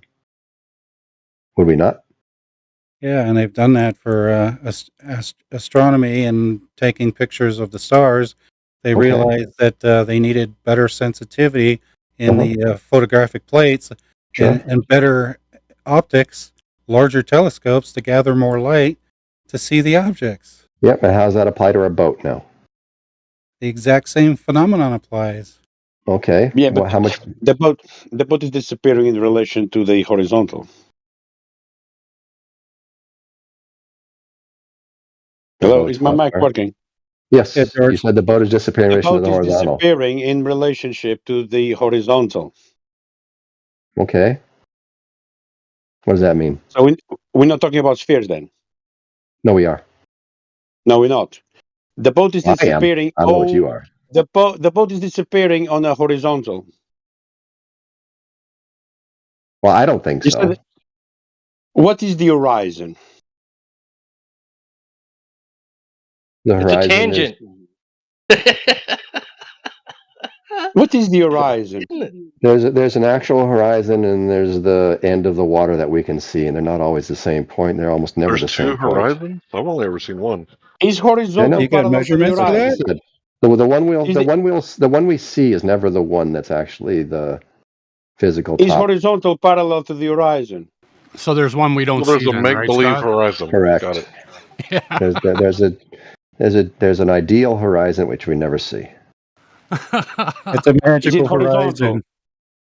I don't know why you guys think that's so funny. It's so obvious. Is to it the horizontal? rest of us. It is It's fucking so obvious hilarious. that the It's ain't like really identifying Criterion as a shows cat. why low parts of boats disappear. It's What's like that? I don't identifying understand as why a you don't see it. I mean, you guys all They accept the disappear over fish. the hidden Because one. what I'm trying to say is that you guys don't appreciate that for up and down. We're talking about disappearing bottom up.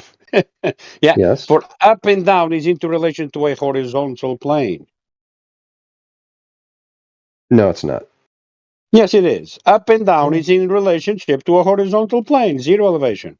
Not when we talk about It's it. It's not. vertical. Yeah, that's what we're talking about. The sphere doesn't have up and down. It's No, inwards and outwards. yes, and the Yes, rest of the so a world. sphere doesn't The have re- up and down. So we're that, definitely not talking about spheres. and the rest of the world, when they're talking about up and down on a sphere, they're talking about There is no in up and and down out. on a sphere. Up and down They're is in relation to a horizontal plane. no, not for the rest of us. Yes, it is. You're going to tell us Geometry, how my we. friend. You're going to tell us how we use the language. Wow, that's weird. You're going to tell us how everybody else uses it? I'm going to tell you how everybody I know uses it. Well, that's good New for you. fucking word then. Well, everybody Word out. to use vertical. But we are the vast majority. You guys are the minority on this language thing. I don't care. You Get guys a are new one- fucking word. You guys are the one trying to hijack our language. This is his only argument, right? That's In not which true. Hold language on. in the Appeal to world? consensus. He's saying vast majority, right? You anti-flat earthers, or what I call straw man earthers, the guys who straw man your own model, you are the extreme minority. How so? Because most people who haven't looked into it, that's the majority of people. They just believe what they were told, like a Muslim growing up in Saudi Arabia or a Christian growing up in Texas. Most Christians have never read the Bible. They're just Christian because that's their culture. But when they actually look into it, they might actually become agnostic or Muslim, or a Muslim might become atheist or Christian. So they'll figure out water is brighter? I bet you if I went out and did a survey, right, majority would, when I asked them the question, what is 90 degrees to horizontal called? Most of them are going to say vertical. What is What an would that prove? anti-flat earther? Yeah, exactly. This doesn't guy prove Scott here anything. that's talking, he's an anti-flat earther. Yeah, for sure. What But does it it doesn't mean? prove anything. Consensus He's here doesn't every prove day anything. arguing the same point over and over again, man. That's the thing, right? I tried to bring this up before. I'm not anti anything. Yeah, you are. No, I am pro truth. I am pro Whether you want reality. to fucking tell yourself it or not, you are. Pro Yeah, imagination. You just told us about a fucking imaginary horizon. Fuck, man. Yes,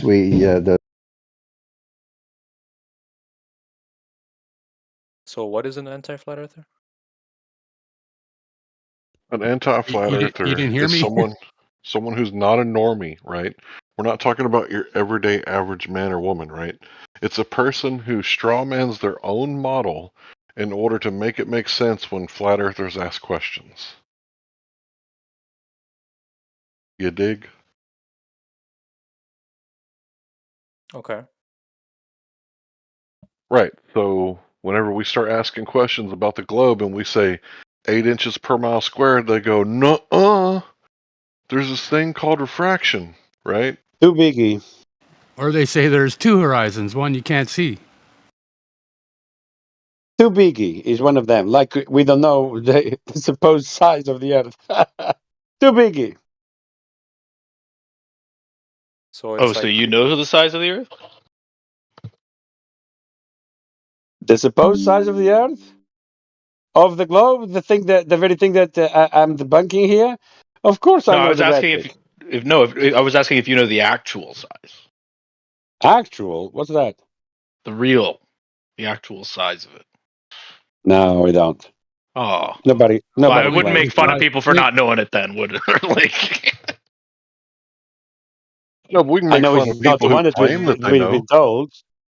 I know it's right? not the one we've been told. It's been debunked. We Right, only 'cause- we only know the size of the one we can't see, right? Well, the thing is that if you ask Google, they'll tell you like the presumed size and mass of Jupiter, the sun, right? Nobody actually knows that shit. Nobody is like collected all the mass into one spot and counted it all. That's ludicrous. But there's people on here that claim that they know because they can Google it. yeah. So I guess we'll just never know if we're a plane in a jar.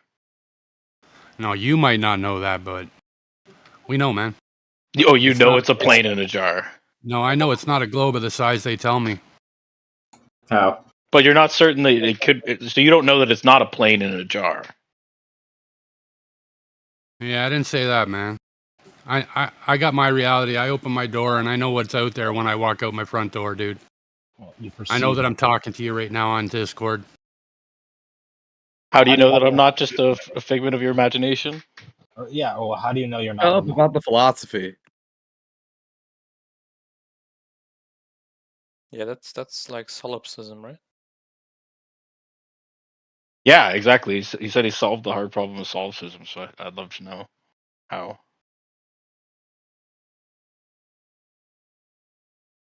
Are you sure?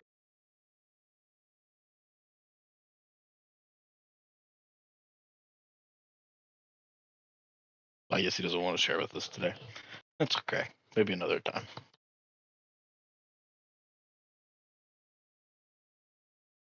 Oh, it's a serious question. Do you know that we're talking right now? No, I can't hear anyone. Am I talking over people? I don't hear. Have you got someone muted? No. Have you I got shouldn't. someone? Have you got? Okay, because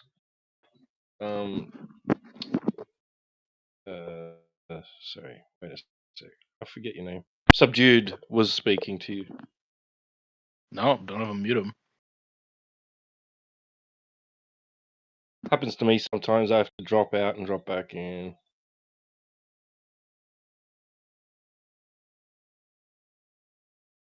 Can you hear him right now? Something, please, Subdued.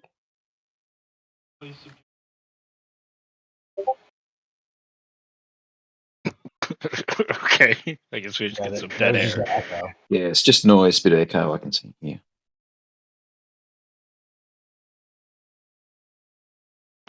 Well, have a good night, everyone. Peace, bro. Don't fall off the edge. How you gonna fall off the edge of the earth? Like unless you're on a cliff or something, because the edge of the earth is called the ocean or the shore. Yeah. Don't fall into the ocean. Yeah, it'd probably be bad for you to get like a little vacation where you like take your shoes off and walk on the earth and breathe fresh air and get in the ocean. Well, no, Sunbathe. like being on vacation and then falling into the ocean would still suck.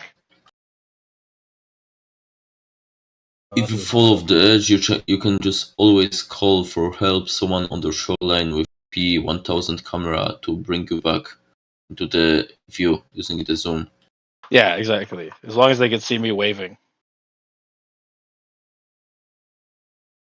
Yeah, you could say that you only appear to sink. He's only appearing to drown. Let's hold our horses here. What's the measurement of how much he's drowned so far?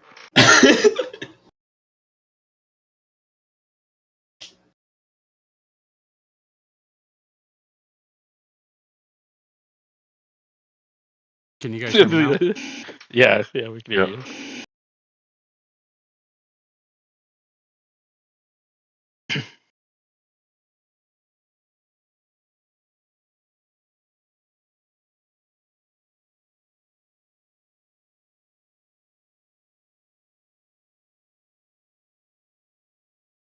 It's crazy, you know, almost 10 years flat earthers have been saying, you know, we're not a disc in space. And still, people come in here and say, don't fall off the edge. Like, that's our actual argument. You know, your shit has got to be so weak when you strawman your own model and you try to strawman the flat earthers on their argument. Like, can we not have like a good faith argument? Is that impossible? Well, if from it's you a guys? plane, you're right. You can't fall off the edge if it's a plane in a jar. You're right. Hello, friends.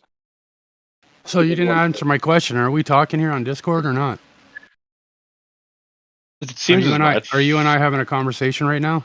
It seems as much. It seems as much. Are you 100% sure that we're talking right now? As close as I need to be sure, yeah. So you're not, what, like 99%? Yeah, exactly, yeah. 99% sure, right? Around that, as close as I need to be sure. Like, are you sure? Did you eat something today? Yeah, yeah. You did? You're 100% sure about that? Who said I was 100% certain? Oh, so 99% certain. As sure as I need to be, yeah. I get it. So you're gonna mock us about a plane in a jar when you think there's a 1% chance that you're a brain in a jar? He's projecting the model of his own head onto us and the belief of our realm. Right. Well, it's certainly possible, right? But it's like not likely. But flat Earth is like, nah. Well, no, I didn't say that, but I'm just saying, like the whole brain in a jar, or in the Matrix, or or you're just individually hallucinating. It is possible, right? And you like, as a reasonable person, I think you should concede that it's like it is possible. Is it likely? No, it certainly is possible. And like normal people aren't going to like go about their day thinking like, oh, am I really catching a cab, or is this hallucination, or am I hugging my child, or is this a hallucination? You know what I mean?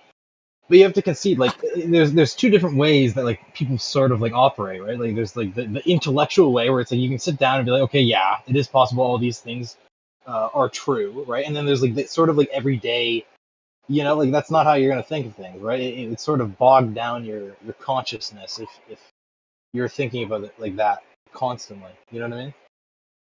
Sorry, I was just thinking about whether or not I was a brain in a jar. I didn't hear what you said. Sorry, could you say that again? No, I'm joking. See, the problem with this thinking is that you can get all philosophical about feminism or brain in a jar, but as soon as shit gets real, like there's no feminist on the Titanic, right? They all wanted that fucking boat seat.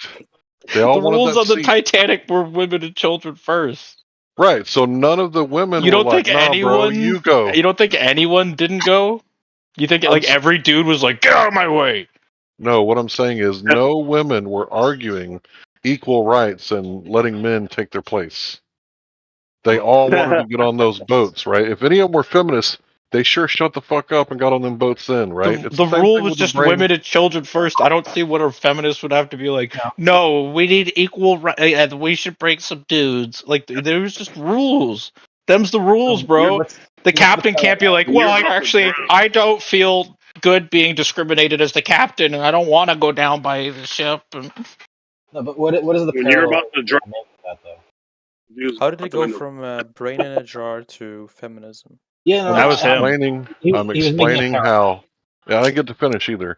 I'm explaining how when shit gets real, like when your balls are being in a vice clamped down, you're not gonna wonder, am I a brain in a jar in a vat or anything stupid like that. You're gonna be like, please stop torturing me, please. Oh, fear mongering, nice. Oh, well, yeah, because like that. When does it get real, bro? What's so real? It's at least your perceived reality, right? Which is like, now does that coincide with what's actually happening? Again, like that's the. Is there any other type? Is there any other type of reality? Well, I mean, like, again, like philosophically, possibly, right? Like there's the perceived reality, and then there could be what is actual reality. Now, if there's a discrepancy between those two, point me to the person that knows. But it's like it's certainly possible. So do you perceive different reality? Really something that's not true. I don't know. That's a good question. Do we see the same blue? See, the problem is we can't have like an honest conversation with these people because these people can't be honest with themselves. Like, is the sky blue sometimes? It should be unequivocally yes, 100% yes. It's blue sometimes. But you got people in here that can't even answer, have you ever eaten food before? Not real unsure. I'm kind of unsure. I'm mostly sure. So to be generous to that person, I don't remember who did bring that up. But to be generous, I think it's because you you're equating something that most people would consider like matter of fact, right? Like, is the cup there? Are we talking? Things like that. Now, what you equate to that is that, like, is the shape of our Earth, right? So you say in a matter of fact tone that the Earth is flat. For I haven't been here the entire time, so I don't know exactly your reasons, right? But that, I feel like, is the reason why this person would act sort of facetiously, right? Because to them, it is matter of fact that it is round. So you Right? agree he's So being facetious. We agree to too. that, probably, but you have to understand, like, there's sort of like a reason, right? I am Larry. Can I ask you what is the Alright, what is the consequence of not thinking that there's objective truth, like he's suggesting? What, of seeing Well, imaginary things? Is that what you're asking? yeah, What's the like seeing No, consequence I'm of that? horizons. what is the consequence of having such like a worldview where nothing is 100% real? You'll believe in anything, right? Well, no, Because if you don't stand for something, and that something being the truth, then you'll fall for anything. Yeah, you could never ask a question and expect an answer in return. Yeah. Well, I would like to Like answer the that. whole So you're thing. The whole yeah. thing. Hold on. The whole thing about philosophy is that the truth is worth pursuing. Like that's the whole fucking point. Studying the natural world and natural philosophy. Like the whole point is finding out what the truth is because that's valuable. But if you live in a world where your worldview dictates that all truth is subjective, and it could possibly be that it's okay for Mao to kill 3 generations of imbeciles because he's tired of people on the road, right? And it's just evolution, bro. He's allowed to kill whoever he wants to, survival of the fittest, right? That kind of belief system. That's what that kind of shit leads to. But if we can all agree, like let's say it's objectively wrong to rape and pillage for fun, that would be a good thing, right? Like we should all be able to agree to certain things, like do not murder, do not steal, do not kill. Right? That should be like objective. And then we could build upon that once we have a good solid foundation and find out what the rest of the truth is. Is the earth actually curving or is it just something you see on TV?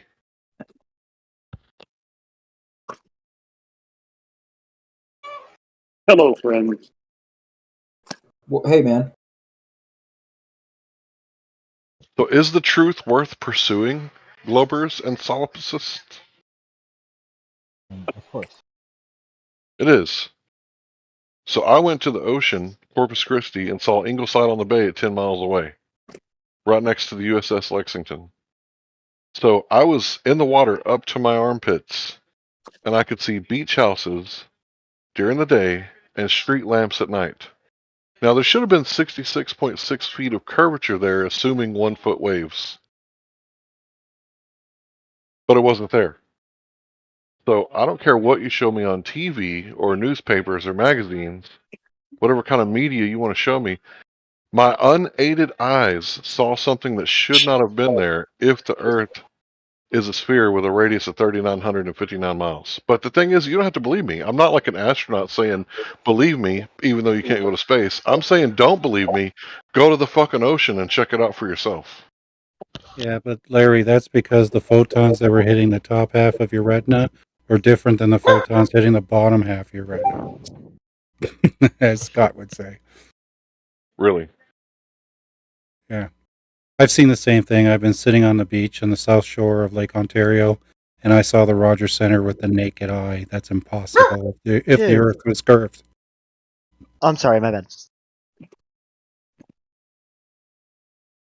So when you say it's impossible, you mean in a geometric sense, right? Not in a Yeah, physical, the real world mathematics say that any building less than 100 meters should be obscured at 50 kilometers. purely based on geometry. But what about the other things that happen in our physical world? Like light bending through glass? Where does that happen in the atmosphere? We can measure refraction in the atmosphere. Okay, it's a known so thing, right? Here's the problem, though.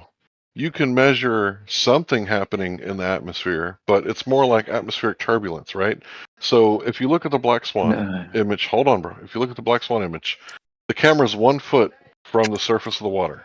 If you look at the bottom of the pillars, the one that's like almost 10 miles away, you can see those pillars from 1 foot above the horizon. If the light was bending down, it would bend down into the ocean and never hit the eye. From the pillar to your eye. If it was bending down, it's got nowhere to go. It would bend down into the water. Traveling in a big curved arc, but I'm just trying to think where we started before we went down the Black Swan path. But refraction is a measurable thing, right? We understand it quite well. We can calculate its effects. We know what it's going to do in the case of the Black Swan image. It's quite So does the light bend down? It has a curve, yes. So if it's bending down at 12 inches above the water, does it bend down and hit the water? It's following the curve of the water, more or less, in that scenario. So it's bending down at 8 inches per mile squared exactly. Well, not exactly, but it would take a bit, yeah. Well, it looks like exactly because that observer is 1 foot above the water, and you could see the pillar touching the water at 1 foot above the water, so it would have to be exactly, but that's just a coincidence, right? Out of all the worlds and all the oceans in your model, in your paradigm, it's just a coincidence that light just happens to bend in exactly 8 inches per mile squared. The same on that day. rate as the Earth. On that day.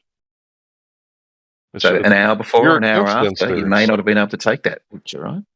Well, you're a coincidence theorist. That sounds like Skunk Bay. But the thing is, when we have observations, it won't. But do you agree? It won't matter what observation, right? It's funny, all you anti-flat earthers say we have observational science, but when we show you some observational science, then you go, oh, I got some theoretical science that trumps your observational science. So what's science about that observation? So what's interesting, just one sec, sorry, ahead, I just want to, do you know what's interesting about that, Larry? You know when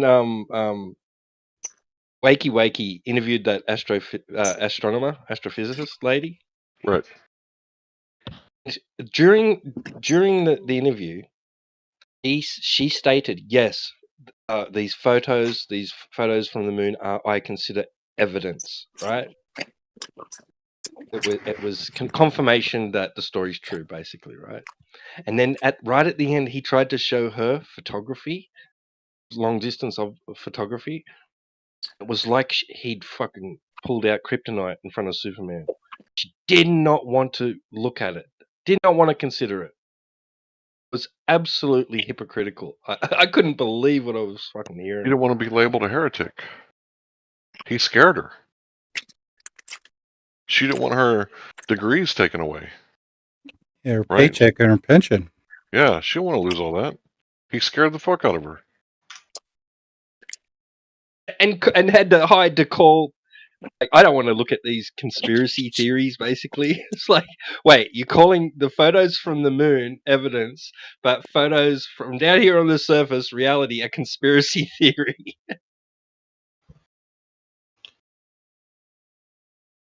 Yeah, I'm just under the impression that when faced with the reality, people will run from it because they're afraid of the truth. And there's this old saying that if it's popular, it's not true. If it's true, it's not popular. So just peddling a sec. Where is the science in the observation of the Black Swan image? I'm not claiming it's just science. An observation. Listen, bro, I've been talking to anti-flat earthers for years, and they say that you don't have to do experimental science. They call it QE, scientific method, when you do an experiment. They say that you don't need that there's multiple different kinds of scientific methods. That's what they say. The guys on your side say that they have observational science. I'm quoting them. It may not be your understanding, but that's what they say.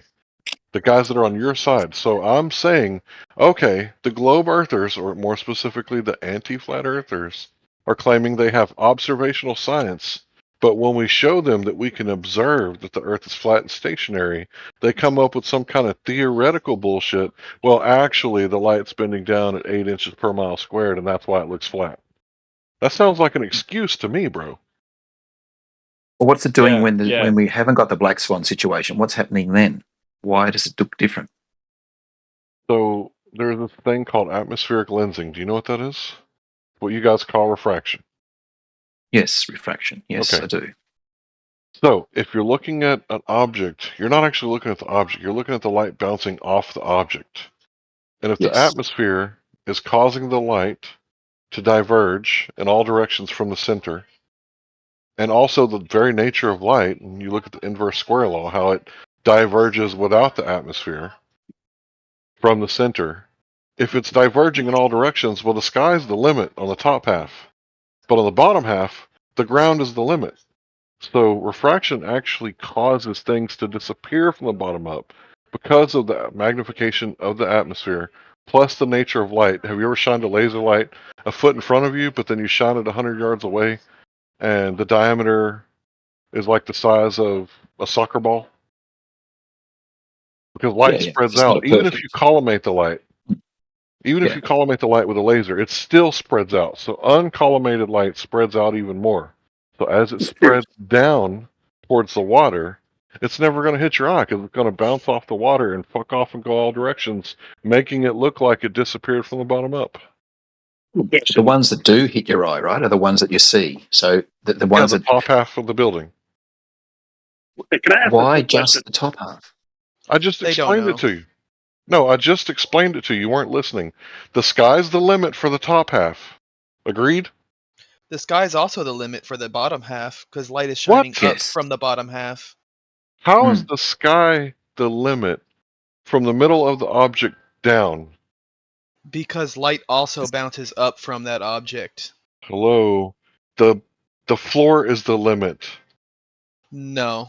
From the center of an object down, your ability to see it at very small angles because the distance is very far away. It's the same Literally, angles hold on, as from bro. the middle to the Hold on, top. bro. Yeah, but the sky's the limit. There's no limiting What the fuck does factor that up even top. mean? Bro, the ground cuts it off. The sky And the does sky not. cuts it off. No, it doesn't, bro. Yeah, it does. What is obstructing from the top up? Go ahead. Hold on. What is obstructing from the No, bottom you to your just said eyes? the ground. Oh, so hold on. So you can draw me a straight line from the bottom of a building to your eyes and be Bro, have it you just obstructed by made the a claim. ground? The sky obstructs from the top up. Go ahead and back that up. Yeah, Rayleigh criterion says that the light coming from the sky will merge with the light from the top of the building. So it's the same dipshit argument you want to bring up for the bottom of the ground. So, do things disappear from the top up? Yeah. Show me. Yeah, when a plane goes away, it's disappearing from all sides evenly. No, show me something disappearing from the top up, because that's what you claimed just now. Yeah, things disappear from the top up the same rate as they disappear from the bottom up. Show me something disappearing from the top up. I just told you, an airplane. Airplanes don't disappear from the top up, dude. Oh, so they just merge? Oh yeah, so they only disappear from the bottom up? I didn't say that. You're Okay, claiming so- that the sky is a limiting factor on your ability to see something. Yeah, clearly it is when a plane disappears into the horizon, or disappears into the distance, I should say. That's the distance, not the sky.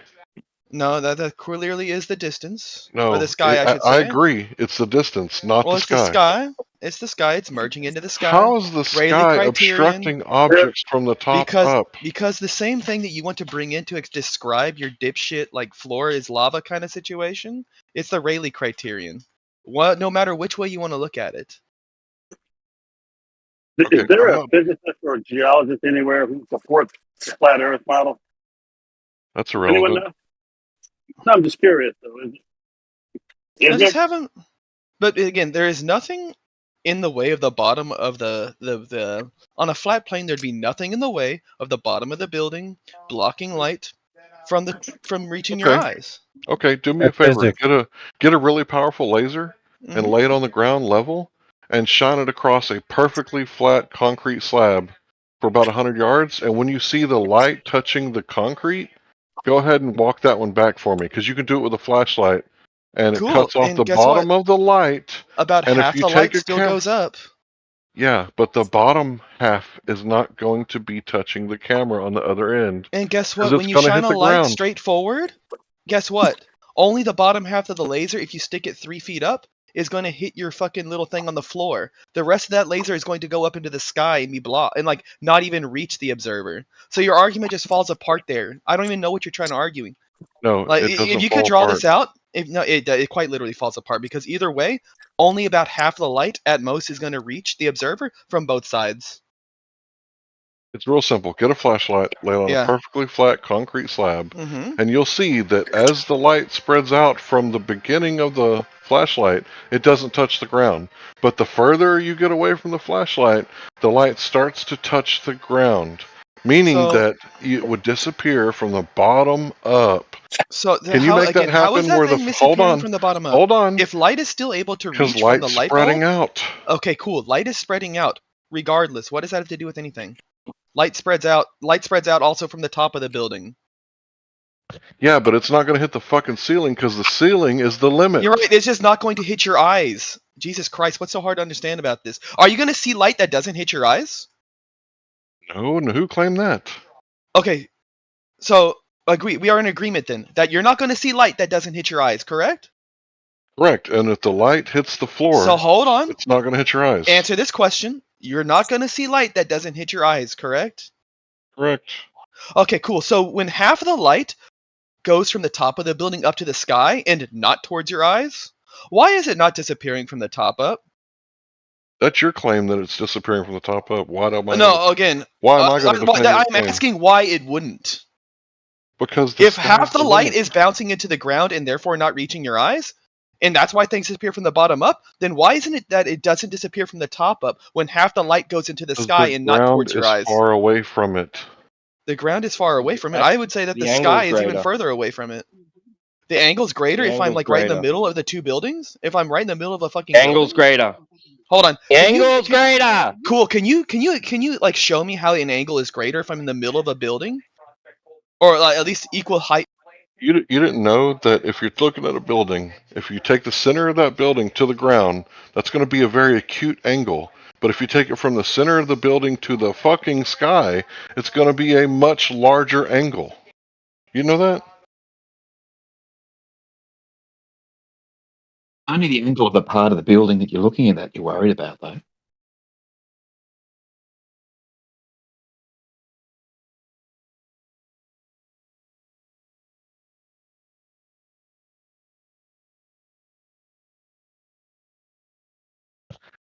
So why would it disappear from the top up or the top down? Because the sky is obstructing it? Is that really your claim, Chief Squatting Dog?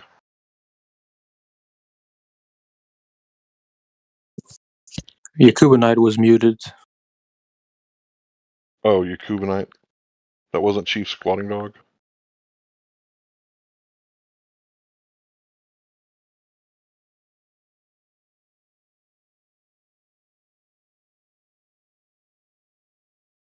Larry, I don't know whether you can see the chat or not. I'll move over there. But yeah, anybody can do this experiment with a flashlight and a concrete slab. You can do it at Walmart. Literally, put the flashlight on the ground, walk away from it, make sure the flashlight's level, and you'll see that the further you get away from the flashlight, it starts to touch the ground. Because that's You how can still light see works. this flashlight, though, right? Some of it, not the bottom part of it, because the bottom part of it is hitting the ground. So it's not going to Yeah. reach your eye at the same intensity, just like earlier when the guy was saying stand behind the lights, because it's going to cause whatever light might be reflecting off the surface of the ground to be drowned out by the light that's Let me give directly you hitting another your eye. another experiment you could do at Walmart. If you got 20 flashlights, stack them all up, one on top of the other, and then walked away, you'd be able to see all of them, right? Even though their light was spreading Yeah, out because everywhere. it's close by. Because you're close The by. further you I'm went talking away- about one light. You said do 20 and you can see all the lights. Yeah, you'd be able to see all the lights. I agree, but what does that prove? That proves that if light's coming from the thing you're looking at, you'll be able to see it, regardless of how low it is to the ground. if you're right next to a lighthouse, you're going to be able to see the whole thing. But if the lighthouse is way off in the distance, you're not going to be able to see the bottom of the lighthouse. That's why I said use a flashlight to represent an object in the distance, and you will see that it will disappear from the bottom up, not like this other dude said, from the top. The sky is going to obstruct. Like, that was the dumbest shit I've ever heard in my entire life. I'm sorry, but that was dumb. How is the sky going to obstruct something? Well, The I think ground would obstruct. Even you guys claim that shit disappears from the bottom up. The question is why? Why is the ground obstructing it if it's not in between you and the light God, source? I have to explain So it if you've again, got because lights, the light is spreading out like a cone. yeah. Do So I you've have got a to cone post of it light for you? coming. If you've got a cone of light coming, if you've got a cone of light coming from the bottom of the ship or building or whatever it is we're looking at in the distance, doesn't mean we won't see some part of that cone of light that hits our vision, right? Yeah, you're going to see That light part will of still it. reach us. Yeah, it'll still reach us. The beam of light coming from the bottom of the ship hits our eye, we can still see it. It's just the same as a beam of light coming from the top of the ship or the middle. We can see all of those lights, the light reflecting off the ship into our eye, regardless of where it is on the ship. If there's nothing between us and that light ray, the fact that it's spreading out just affects its brightness overall. Can you see what I just posted? Yes. Okay. The I squared R. That's the inverse square law, right? Anybody can look Yeah. this up, right? Mhm. So the S is the source, which would be a flashlight. Yes. If you lay that down on the ground and it's spreading out and the flashlight is level, yep, would you be able to see the bottom rays that are right next to the floor? No, because they'd be hitting the floor. Right. But Causing the it to top ones would be appear. all equally bright, though. Right, causing it to appear to disappear from the bottom up. No, that point of light, we're talking about a point of light here, right? It's not Yeah, the source. image of a whole ship. So it means if the light, if you imagine just one spot on the ship, right, that's reflecting light, which is like your source here, your torch. Part of that light's going down, but the rest is coming up and towards you. The stuff that hits you is what you see. The stuff that goes down, you don't see it. The stuff that hits you does. So those squares in the middle, they might be the ones that you see, or depending on where you are relative, the squares at the top, or one of those squares at the top might be the light that reaches your eye. That's all we're interested in, that piece that reaches your eye. The rest of it can go off to wherever it likes. If some of it reaches your eye on a direct path, you will see it. Right, and that would be the top of the ship because it's the highest part of the image. No, we're talking about a point in the image here. A point Just the is one a single concept. tiny point. You're talking about a concept, right? A point is a concept. I'm talking about a ship. That's not a concept. Okay. That's a real thing. A point is a mathematical Well, imagine concept. we painted our ship with a checkerboard pattern. It was 1 meter checkerboard, right? It was bright enough that we could see it and we could still make out the individual squares on the checkerboard on the top of the ship. Each one of those checkerboards is like your little source of light here. It's emitting light out and we can see it. Doesn't matter how low it gets, still the light that is being emitted towards you is what you see. Some of it's going up, some of it's going down. You only see the bit that's coming directly towards you. The rest of it is not relevant to what you see.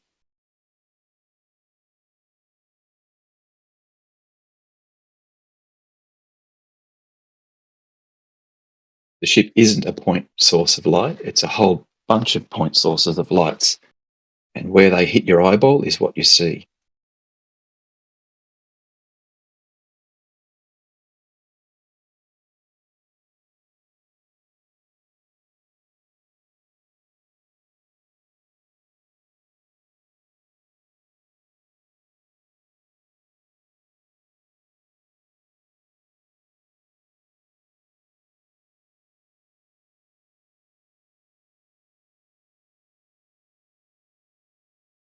Do you have a point, or am I missing something?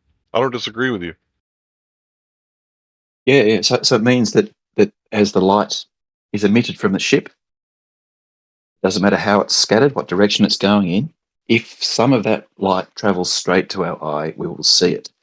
And there's no reason why any particular piece of the ship's surface will have any significant different properties in terms of the light that reaches our eye. But the It's light scattered off. It doesn't travel straight, it spreads out. Yeah, but the ones that we see, the only light that we see is the stuff that has traveled straight to our eye. Okay. Did you see my little angle diagram that I posted earlier? At about 10:50 or 10:56 here, 56 minutes past the hour. 15 minutes ago. I can post it again if you like. Daza? Yes. All right. What about the diagram? Okay. So the point C, right, is the eye. And all of those points on the far side are points on the side of a ship. They're all vertical above each other, and they're all equal distances apart vertically.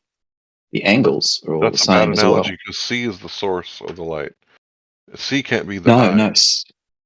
No, C is where the light is going to in this case. So the light has come in. That's not how from the light sun. moves from M down to D up. The light moves like the diagram that I posted. So you don't actually You don't have rays coming out of your eyes, right? The rays bounce off of objects and then spread out in all directions and then hit your eyes. Yes, that's right.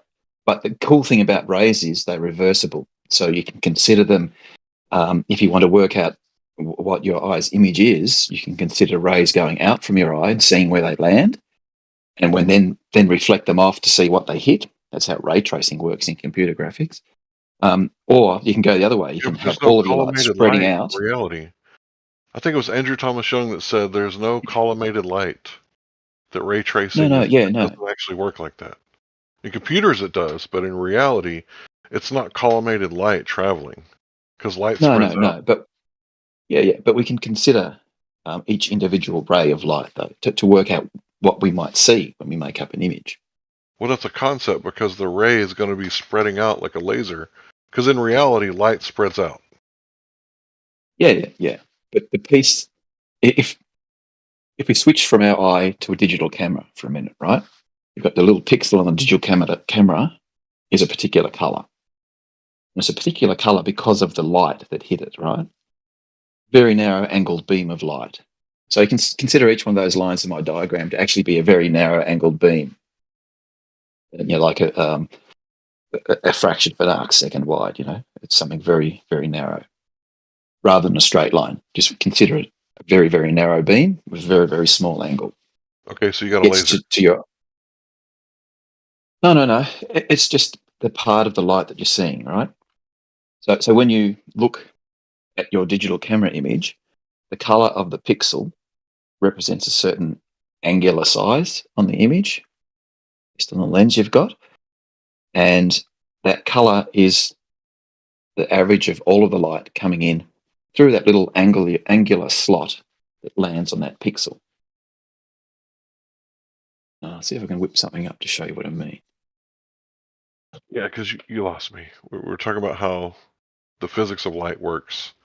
And there's also the Rayleigh criterion to take into consideration, which there's a really good video that somebody posted at 6 minutes after the hour that shows you the larger the aperture, the less convergence that you have. So there's always a limit to the aperture because there's no limitless aperture, limitless cameras, right? That's ridiculous. So there's always going to be convergence.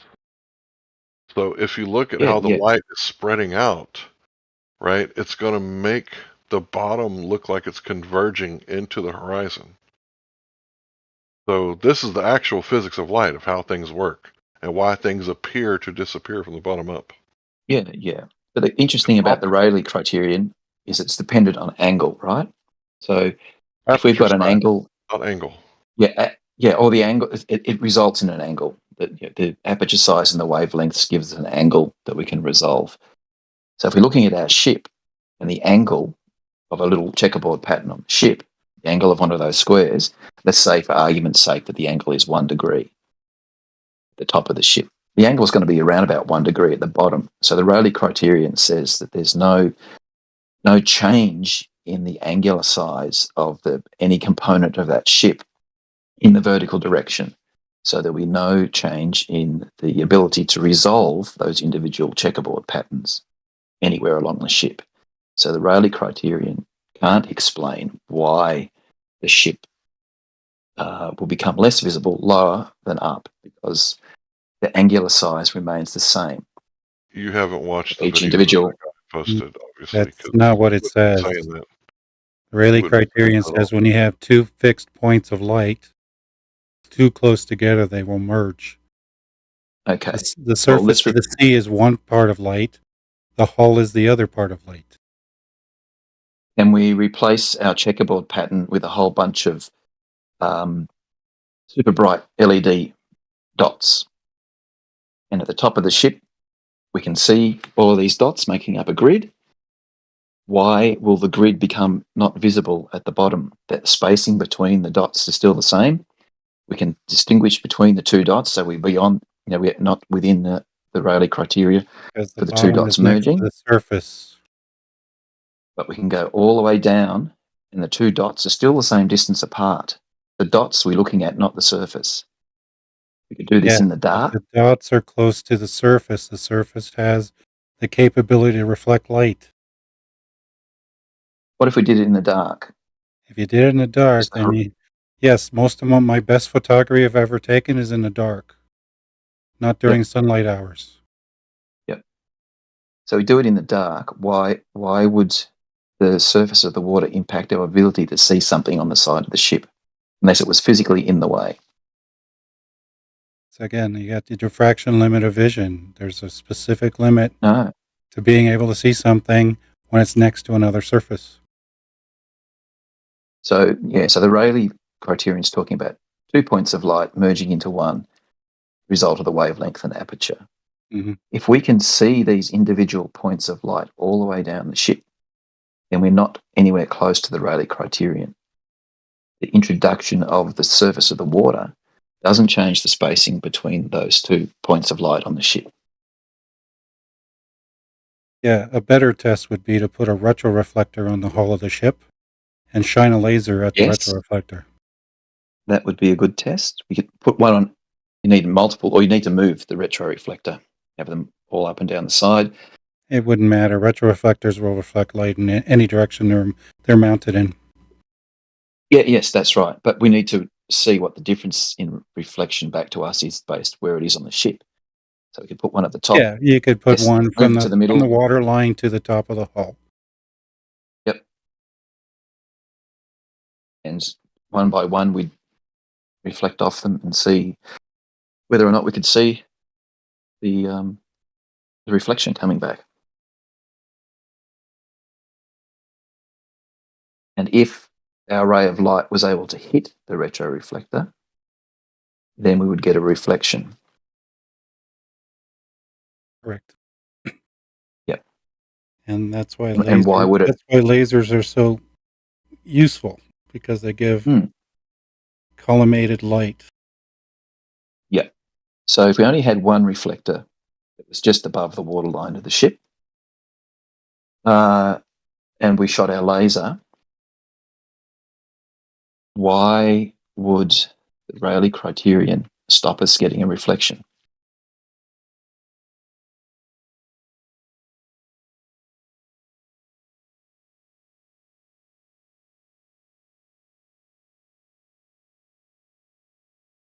Well, there shouldn't, as long as you're maintaining the correct angles.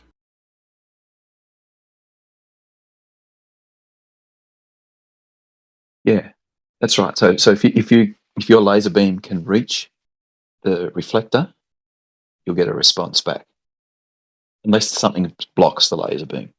Correct. Okay. So why is that different to looking at the ship? Yeah, because like I said, the light is not the same type of as a laser would be. It's just light. It's just light, right? It's not the same light. So laser is a. And lasers are far more intense. It's an intense light, collimated. Whereas reflections light, right? off surfaces are the worst types of light. Yeah, it's obviously going to be dimmer than the laser. Not maybe. just dimmer, but also subject to diffraction. Yes, absolutely. But diffraction against what? Just in the air? Yeah, against all other objects. It's the same thing as if you take the gap between your fingers and you look at a bright light, you'll see lines between that gap. That's just the light diffracting off each other. So your image has kind of lost its ability to be clear. Yeah, but if the light is not touching a physical object, there'll be very little diffraction, just caused by the atmosphere, right? Well, it's difficult to see diffraction on a bright day. I've actually converted one of my photos to show the little bits of diffraction that were occurring in my camera. Bring up that photo. Yeah, because you'll get lens flare and diffraction from the edge of the virus and stuff like that, don't you? Yeah.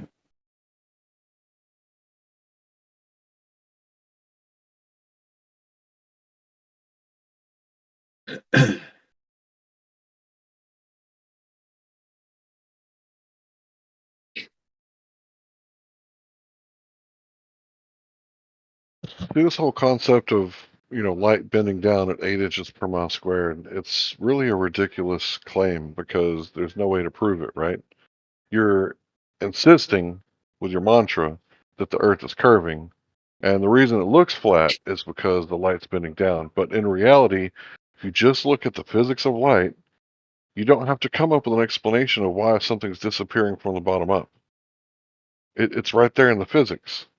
Like right there, look at it. Just look at it. The Rayleigh criterion causes objects to merge into one pixel that you can't resolve anymore because of the limitation of aperture. And then if you look at the inverse square law, the bottom of the light is going to spread out down towards the ground and never hit your eye. So if you have a direct line of sight with the middle and the top of the building, that light is going to be traveling in a straight line and hitting your eye, or pretty close to a straight line, and you're going to see it bright, but the part that reflected off of the ocean or the ground, that's going to be extremely scattered light, and it's like the same reason that you can't see the stars on the moon. You're not going to be able to see that part of the light. So it's going to appear to disappear from the bottom up. But it's actually not disappearing at all. It's still there on the same level. It just appears to be behind curvature. But you have to invoke the curvature, which hasn't been proven yet. And because you got to say refraction, because the atmosphere is always refracting, you can't tell where the actual horizon is and the refracted horizon isn't. So because of that claim that you guys made in 2019, to where you guys actually agreed with us finally, it's refraction. Well, you can't claim that you can even see the curvature of the Earth from the Earth. You can only see it from space. And since nobody's going to space, you have to trust your government and believe, just like a religion. The government is your high priest, and they're telling you what to believe, and you can choose to believe it or not. So flat earthers don't believe the Earth is flat. We lost the belief that the Earth is a globe. Because we're the true skeptics. Unless any glober in here wants to tell me what is it about the standard model of cosmology or any other model related to the so-called acentric or heliocentric model that you're skeptical about, because I would love to know. What are globe earthers skeptical about the globe?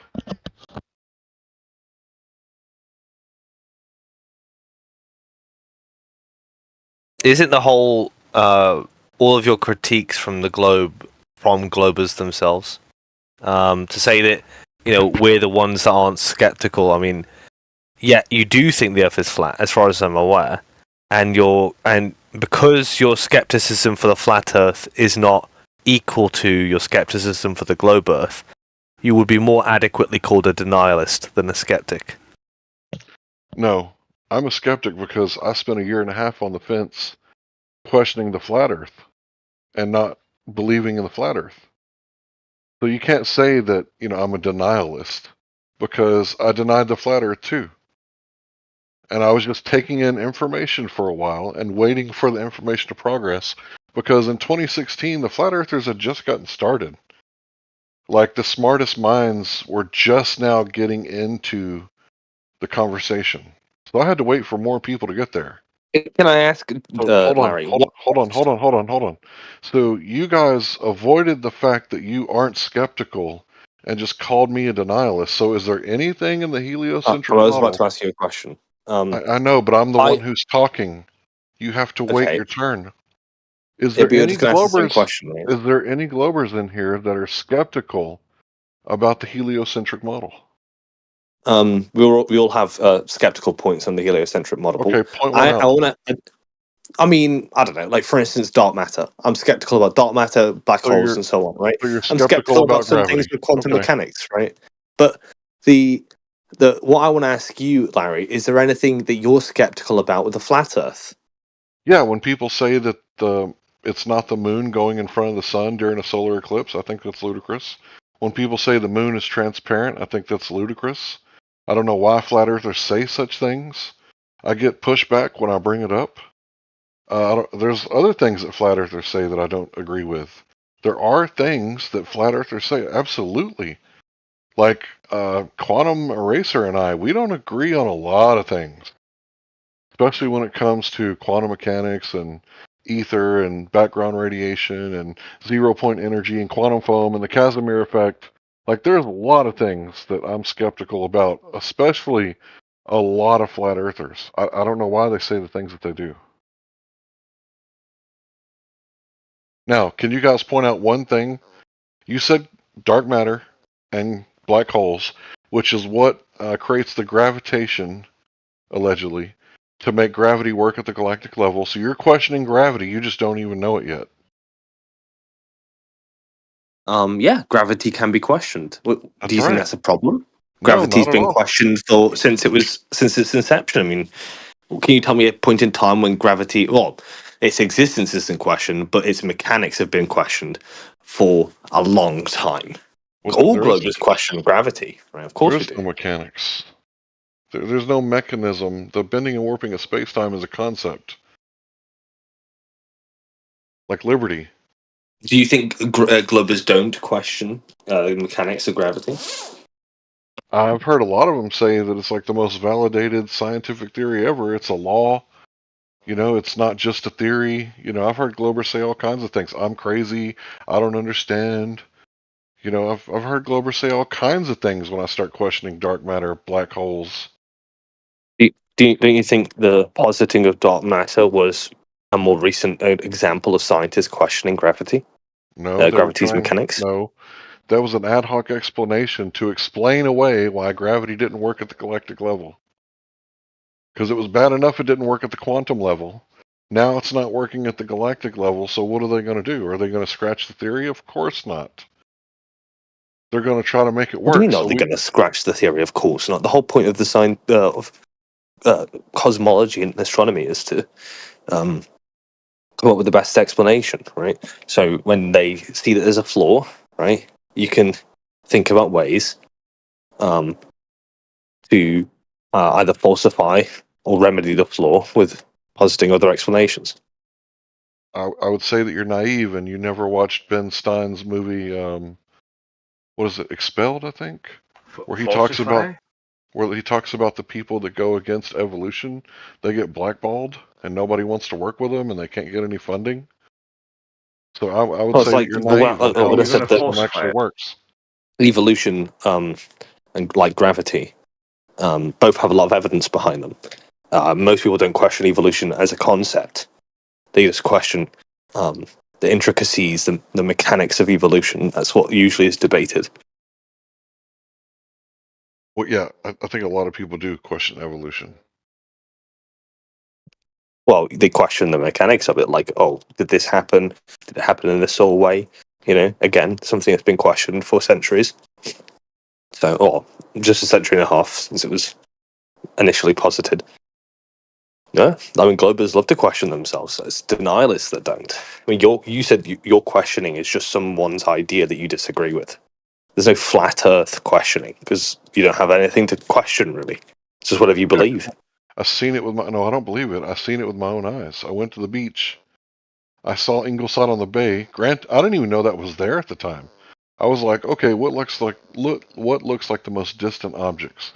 And I started looking around, and I was like, okay, that looks like the furthest thing that I could see. And I went in the hotel room, looked it up on the map, Google Earth or whatever, and I saw Ingleside on the Bay, and I measured it, and it was 10 miles away. And then I did the street view and walked around, and I was like, oh shit, these are like beach houses, because the city is behind you on North Beach, right? So as I'm looking out near the bay, like they're beach houses, like 2-story, 3-story beach houses at max, right? And that should have been behind 66 feet of curvature. Who said it should have been? Yeah, it should have been behind 66. Who said that? Who said it should have been? The Globe Earthers who gave us the math. All right, you think we're just living in a world of math and there's no physics? Yeah, because when you test the physics out, like I did, the Well, radius what physics did you test? something. The physics of light, the geometry of the Earth. How did you test told it? me by making long distance observations. I And saw you street tested lamps. like how? Listen, bro, I saw street lamps. These street lamps ain't but like 30-something feet in the air. Well, how did you test the physics of light? You just said you looked in a direction. You didn't test shit, you observed shit. Well, I'm glad that you finally agree that you need to do actual science in order to test stuff. But I tested the geometry claim, right, by observing long-distance objects, and I should not have been able to see them. I don't believe shit. I know that there's no 66-foot hump of water in the ocean. Yeah, you observed stuff and you came to your own conclusion. That's what happened. Yeah. Yeah. That's And belief. The conclusion was the only logical conclusion that there's not a 66-foot hump of water. The only logical conclusion. If there would have been, I wouldn't have been able to see those street lamps. And How did you determine it was the only logical conclusion? And how did you determine it was the only logical conclusion? Can you see a deer if it's on the other side of the hill? Does that mean it's the only logical conclusion? Yes, because if it's on the other side of the hill, you can't see it. If you can see it, there's no fucking hill. Okay, now what? Well, first of all, what if there was some other mechanism that allowed you to see the Earth the deer over the hill? Do you think that would be possible? Like what? A mirror? I don't know. Like, do you think it's possible?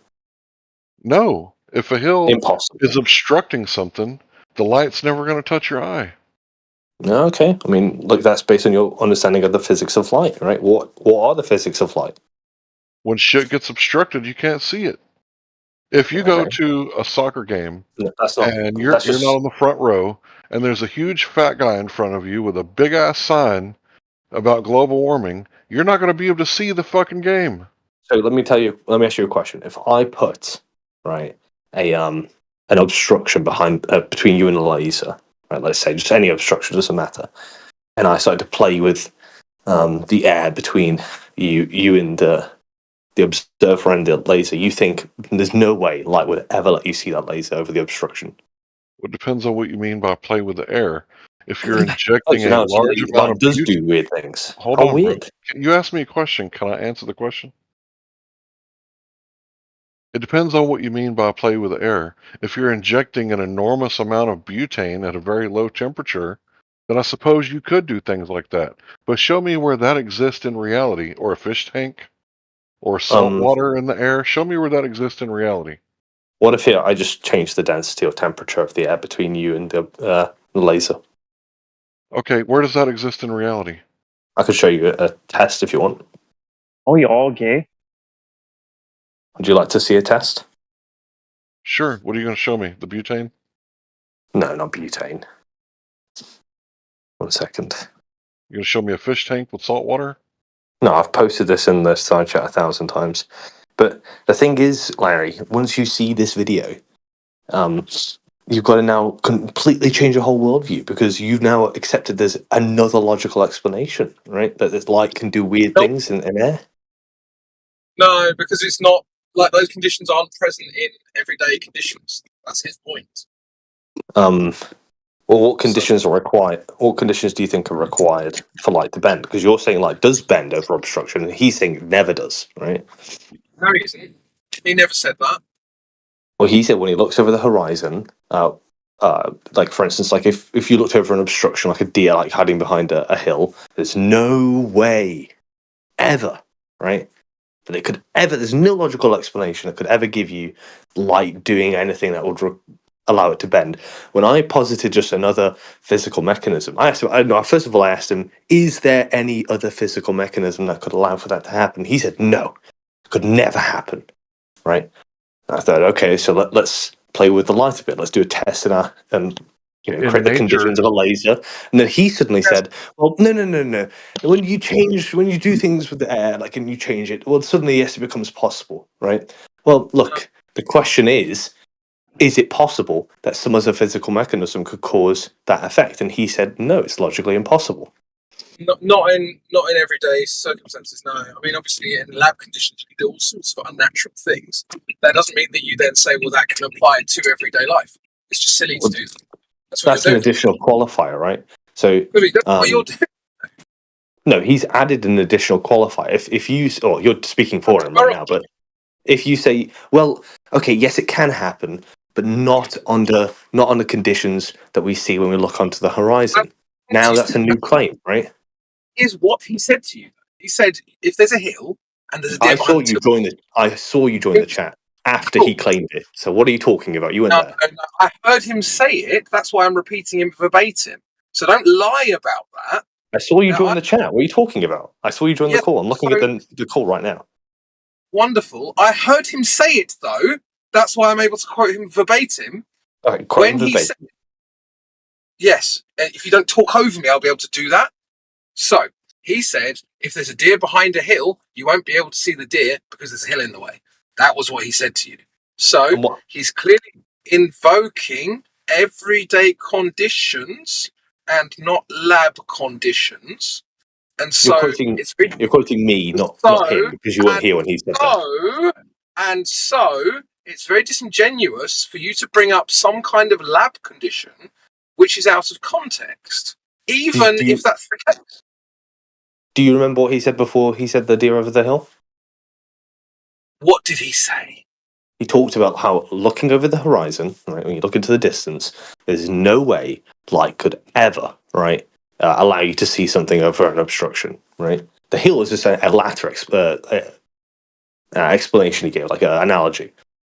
And now that's fine, right? So we're talking about real world observations. We'll ignore the ways that you could fiddle with light to create whatever you want, right? Larry, how do you know light? There is no physical mechanism that could cause light to bend in such a way that allows you to see something over an obstruction, Larry. Because I'm over 40 years old, and for the past 20 years, I've been delivering pizza outside. So I've been driving and seeing things. And I know what I can see because when it's summertime and there's a whole lot of refraction, some people call it a mirage, it causes that certain hills will disappear and I can't see the cop on the other side of the hill. So during the summer, I actually drive slower than during the winter when conditions are worse because I can't always see the cops, especially when the sun is setting. It's causing the most amount of refraction. Like it completely cuts it off. I can't see. So in my everyday life experience, I know that what the light actually does is cause us not to see further. You're claiming that when there's a ton of refraction, we can see further. I know that not to be true from my own life experience. I'm outside more than most people. Hold on. I'm outside more than most people. Most people live their lives inside. Like I work outside a lot. Okay. May I ask, right, do you think you could observe refraction? Like evidence of refraction? Yeah, if you're talking about like looming and stooping and sinking and that sort of thing, yeah, that kind of stuff does happen. But the way that you guys say the way that you guys say where it's over the curve super refraction to where the light's bending down at 8 inches per mile squared, I don't think that's real. I think that's something you guys made up to explain away why the Earth looks flat. Okay, now may I ask, right? Like, here's an image I'm going to put in the side chat, right? 1 second. Yeah, you said you were going to Look, post something in the side chat a while ago, and I went over well, to the computer I and need you to never ask posted Embo. it. I need to ask Embo for the refract. That's why I just added him and said, Embo, have you got the video? Because I'm on my new phone. Okay. And I don't have it on my phone. Yeah, and So Crypto can speak for me anytime. He's one Which of the video most. do you want? He's one of the most. just a video of someone making making the laser appear over an obstruction because Larry said that's not possible. In a lab setting, Like in a small scale with a water tank or in the atmosphere? I would air ideally. Atmosphere. Well, like you could Okay. manipulating the air. I don't mind. I mean, he minds, but I don't mind. I just want to show the I concept. mean, you can't have both at the same time. You can't manipulate the weather if you do that on the bigger scale, like in the actual atmosphere. You can only do that in the lab settings, but then they can say that it isn't analogous to the actual atmosphere. So you can't Well, they have can say really whatever they both. want, right? But like the concept of light being able to do weird and wacky stuff, and just with it. I can show that. I can show that. 1 second. Let me try to find this image for Mr. Larry. Right, let's come up with an analogy, right? Imagine if you had an argument that relied on something being minus 30 degrees centigrade in the Sahara Desert, or like minus 50 in the Sahara Desert during the day. And we said to you, well, you can get to minus 50 in a freezer or in Antarctica, but not in the Sahara Desert during the day. And then you keep going, oh, but we've got this freezer setting where you've got minus 50. That would be silly, wouldn't it? Okay.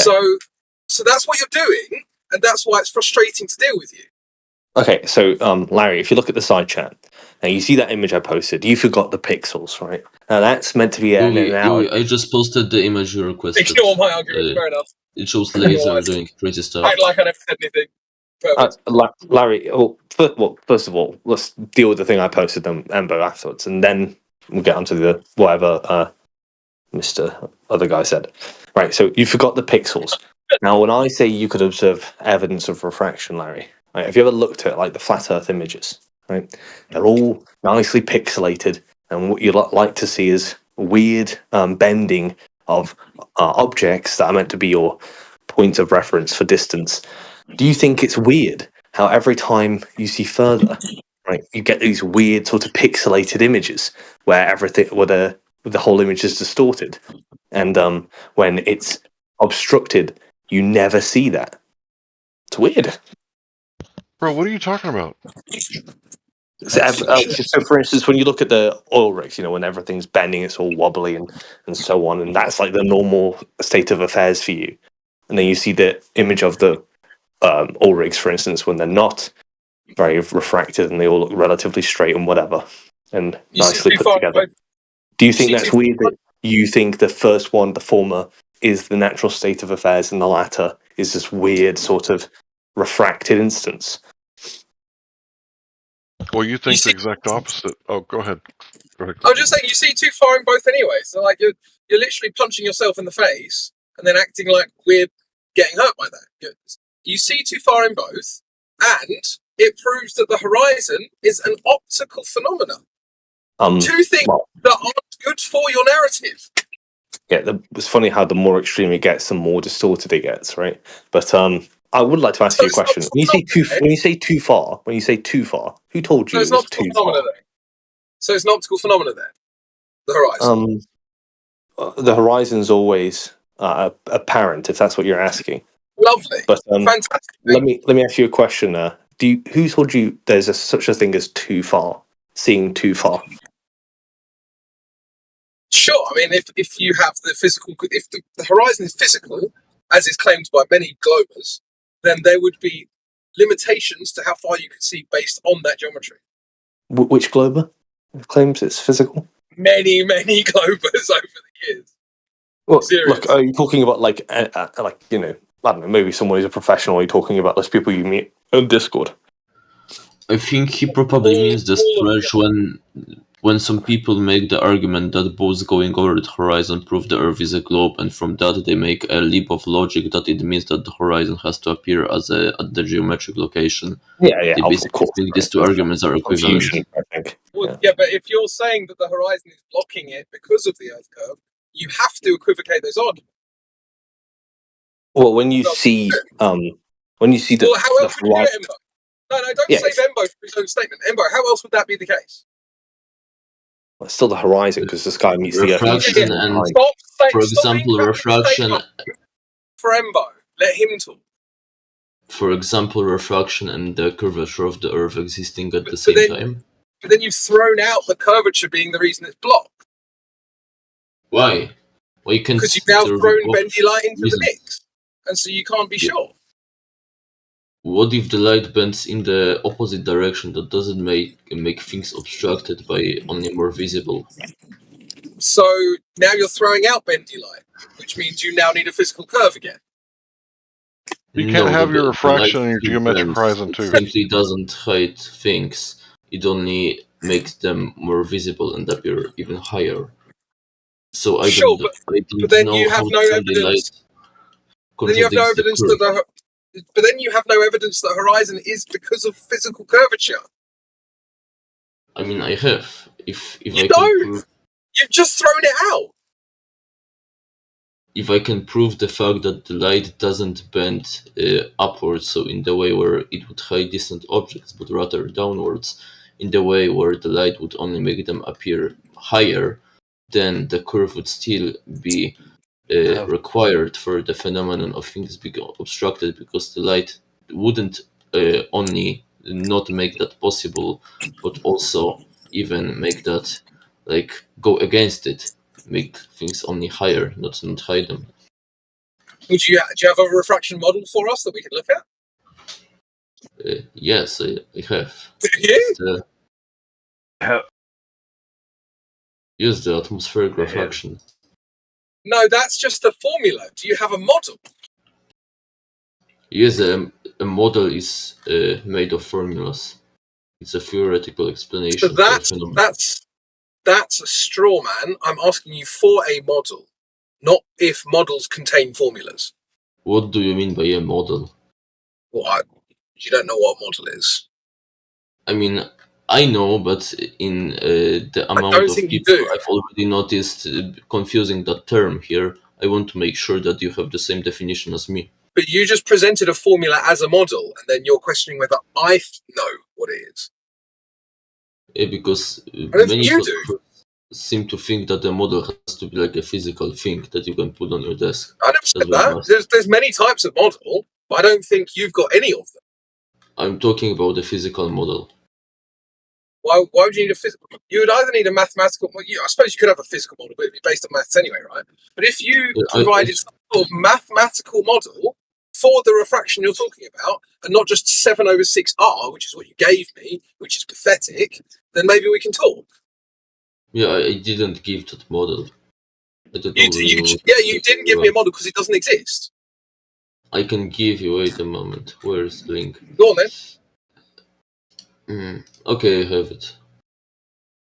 Yeah, go ahead. What is it? Here is the model in the text chat. Can someone look at it? I'm driving. Larry, can you have a look at it? See what it says? I'm doing the dishes. Someone's going to. Are there no flat earthers here to defend the flat earth? Bro, shut up. There's flat earthers that you're interrupting right now. Right. I'm obviously not going to pull over to read that. But I might do in a second. I'll be having like half an hour. I can read it. Okay, well then. Can someone describe what's been posted? I could describe it. No, You're talking about the link? Okay, it's a link to Walter Bislin's website, if that makes sense. The link, it shows a derivation of multiple equations for the atmospheric refraction. Yeah, you know And what? this Bislin's got a model to demonstrate the stars over a flat Earth. Yes, it was supposed to debunk the flat Earth, but flat earthers took it and adopted it as their argument. Which shows It doesn't debunk the flat Earth though. That's why on his website he's heavily caveated it. And then my friend Shane has taken the maths and just taken the caveats off because they're stupid and opinion based. And so if you look at Shane's model, that is basically Bislin's model, but without the apologetics for the globe, it works perfectly. So if you want to use Bislin's like bendy light, then congratulations, you're proving a flat Earth. But Bislin's model, the goal of that model was supposed to show that light would have to bend in unexplainable but by physics angles. And so he says.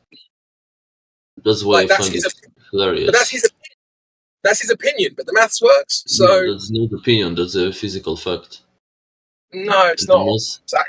It's actually not. You're actually wrong. Have you actually used the model? Yes, but the no, you model haven't, there. No, you haven't. If you're just saying it doesn't work, you haven't used it. I have. The model works by describing the observation. It matches the observations, but the thing it lacks is the explanatory power. It simply shows how light would have to take its path in order to replicate, like reverse engineer these observations, but at the same time it doesn't provide... Right, which is what you're doing right now. Which is what you're doing right now, Embo. Myself. It doesn't provide mathematics that would prove that this bendy light would be able to exist in actual reality. Larry, can you believe the absolute nerve of these people to come in and say all Bislin's model is doing is taking an observation and reverse engineering it to fit a model at the same time as trying to tell us about refraction over a curve? Can you believe the nerve of these people? The difference is that there are actual formulas. You've been making this argument for 20 minutes. Derived based on the properties of the atmosphere. You've been making this argument for 20 minutes, and now when I say Bislin's model, you go, oh, no, we can't have that happen. That's what you've been doing. Bro, I think you're taking things to the extreme. I think you're simply pointing out that there are cases of refraction that can be explained by known laws of physics, and then taking that to extreme by saying that because we know that light can bend, it can bend in any way we can imagine. That is the problem with the reality. Argument. It's all an imagination. You're creating a kind of false dilemma where you can only have two possibilities where light cannot bend at all, or it can bend whatever you like. That's a straw man. So I'll give you a little read of it. This is like the prelude to it all. It's derivation equations for atmospheric refractions, right? Deriving equations for atmospheric refractions. Atmospheric refraction is a bending of light due to gradients of the refractive index caused by a gradient density of the air. We kind of all agree about that, right? This light bending causes observed objects in the distance to be displaced, mainly up, or distorted and inverted, a mirage. In the layer above the surface, refraction can be very considerably. And then it goes into talking about the coefficient of the function of altitude and how that changes things too. So it's all about the gradients. We're all agreeing there, right?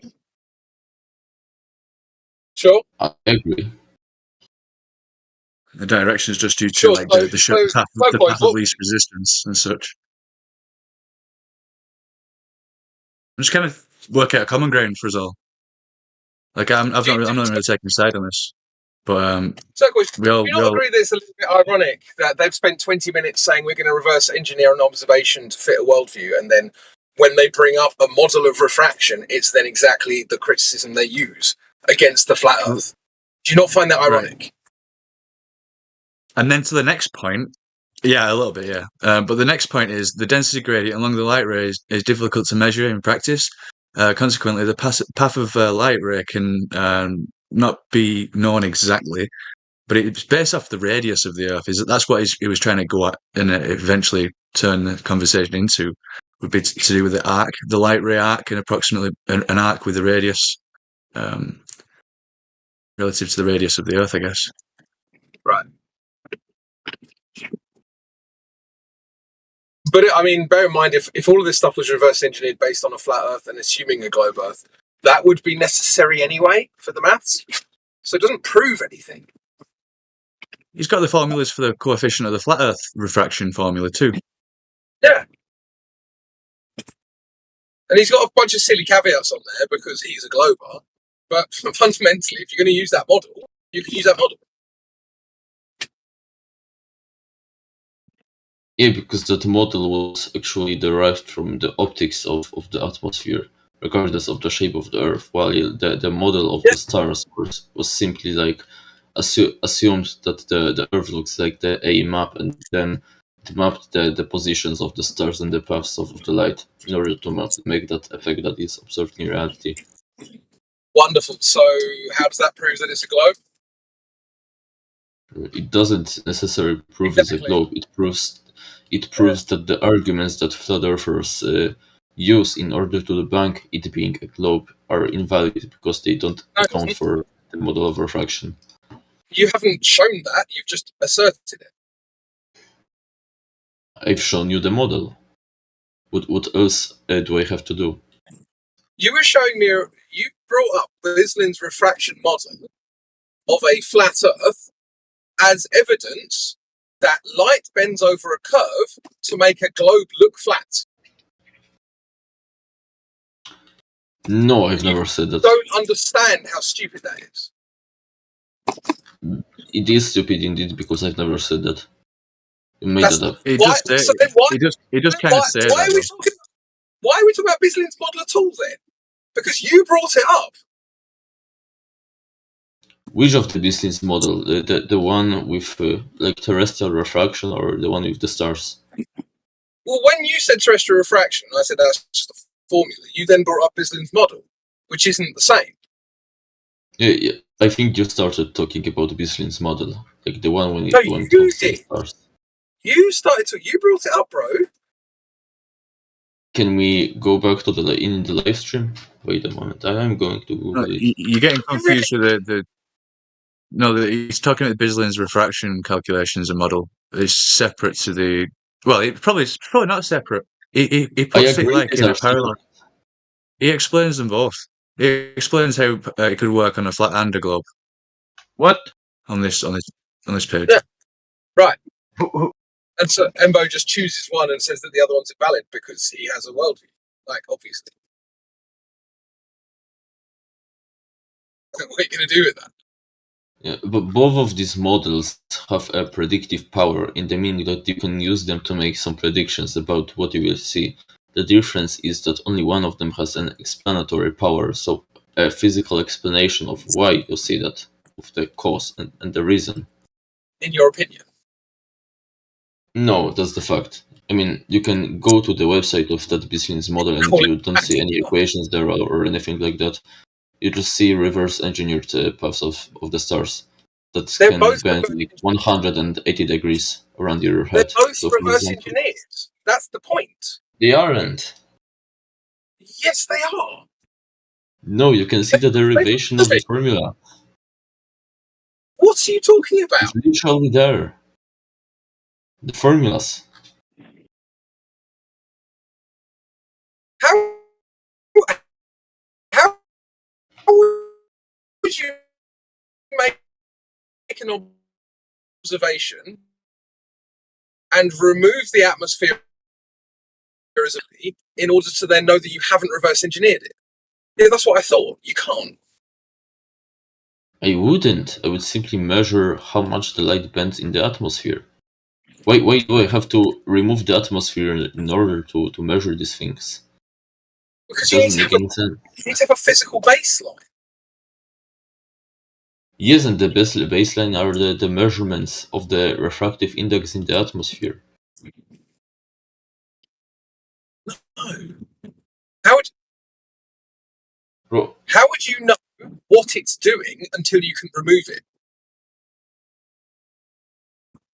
By measuring it directly, like according to you, for example, I can't go out and measure with a thermometer that the temperature here right now is something like 10 degrees Celsius, unless the temperature changes and something else happens.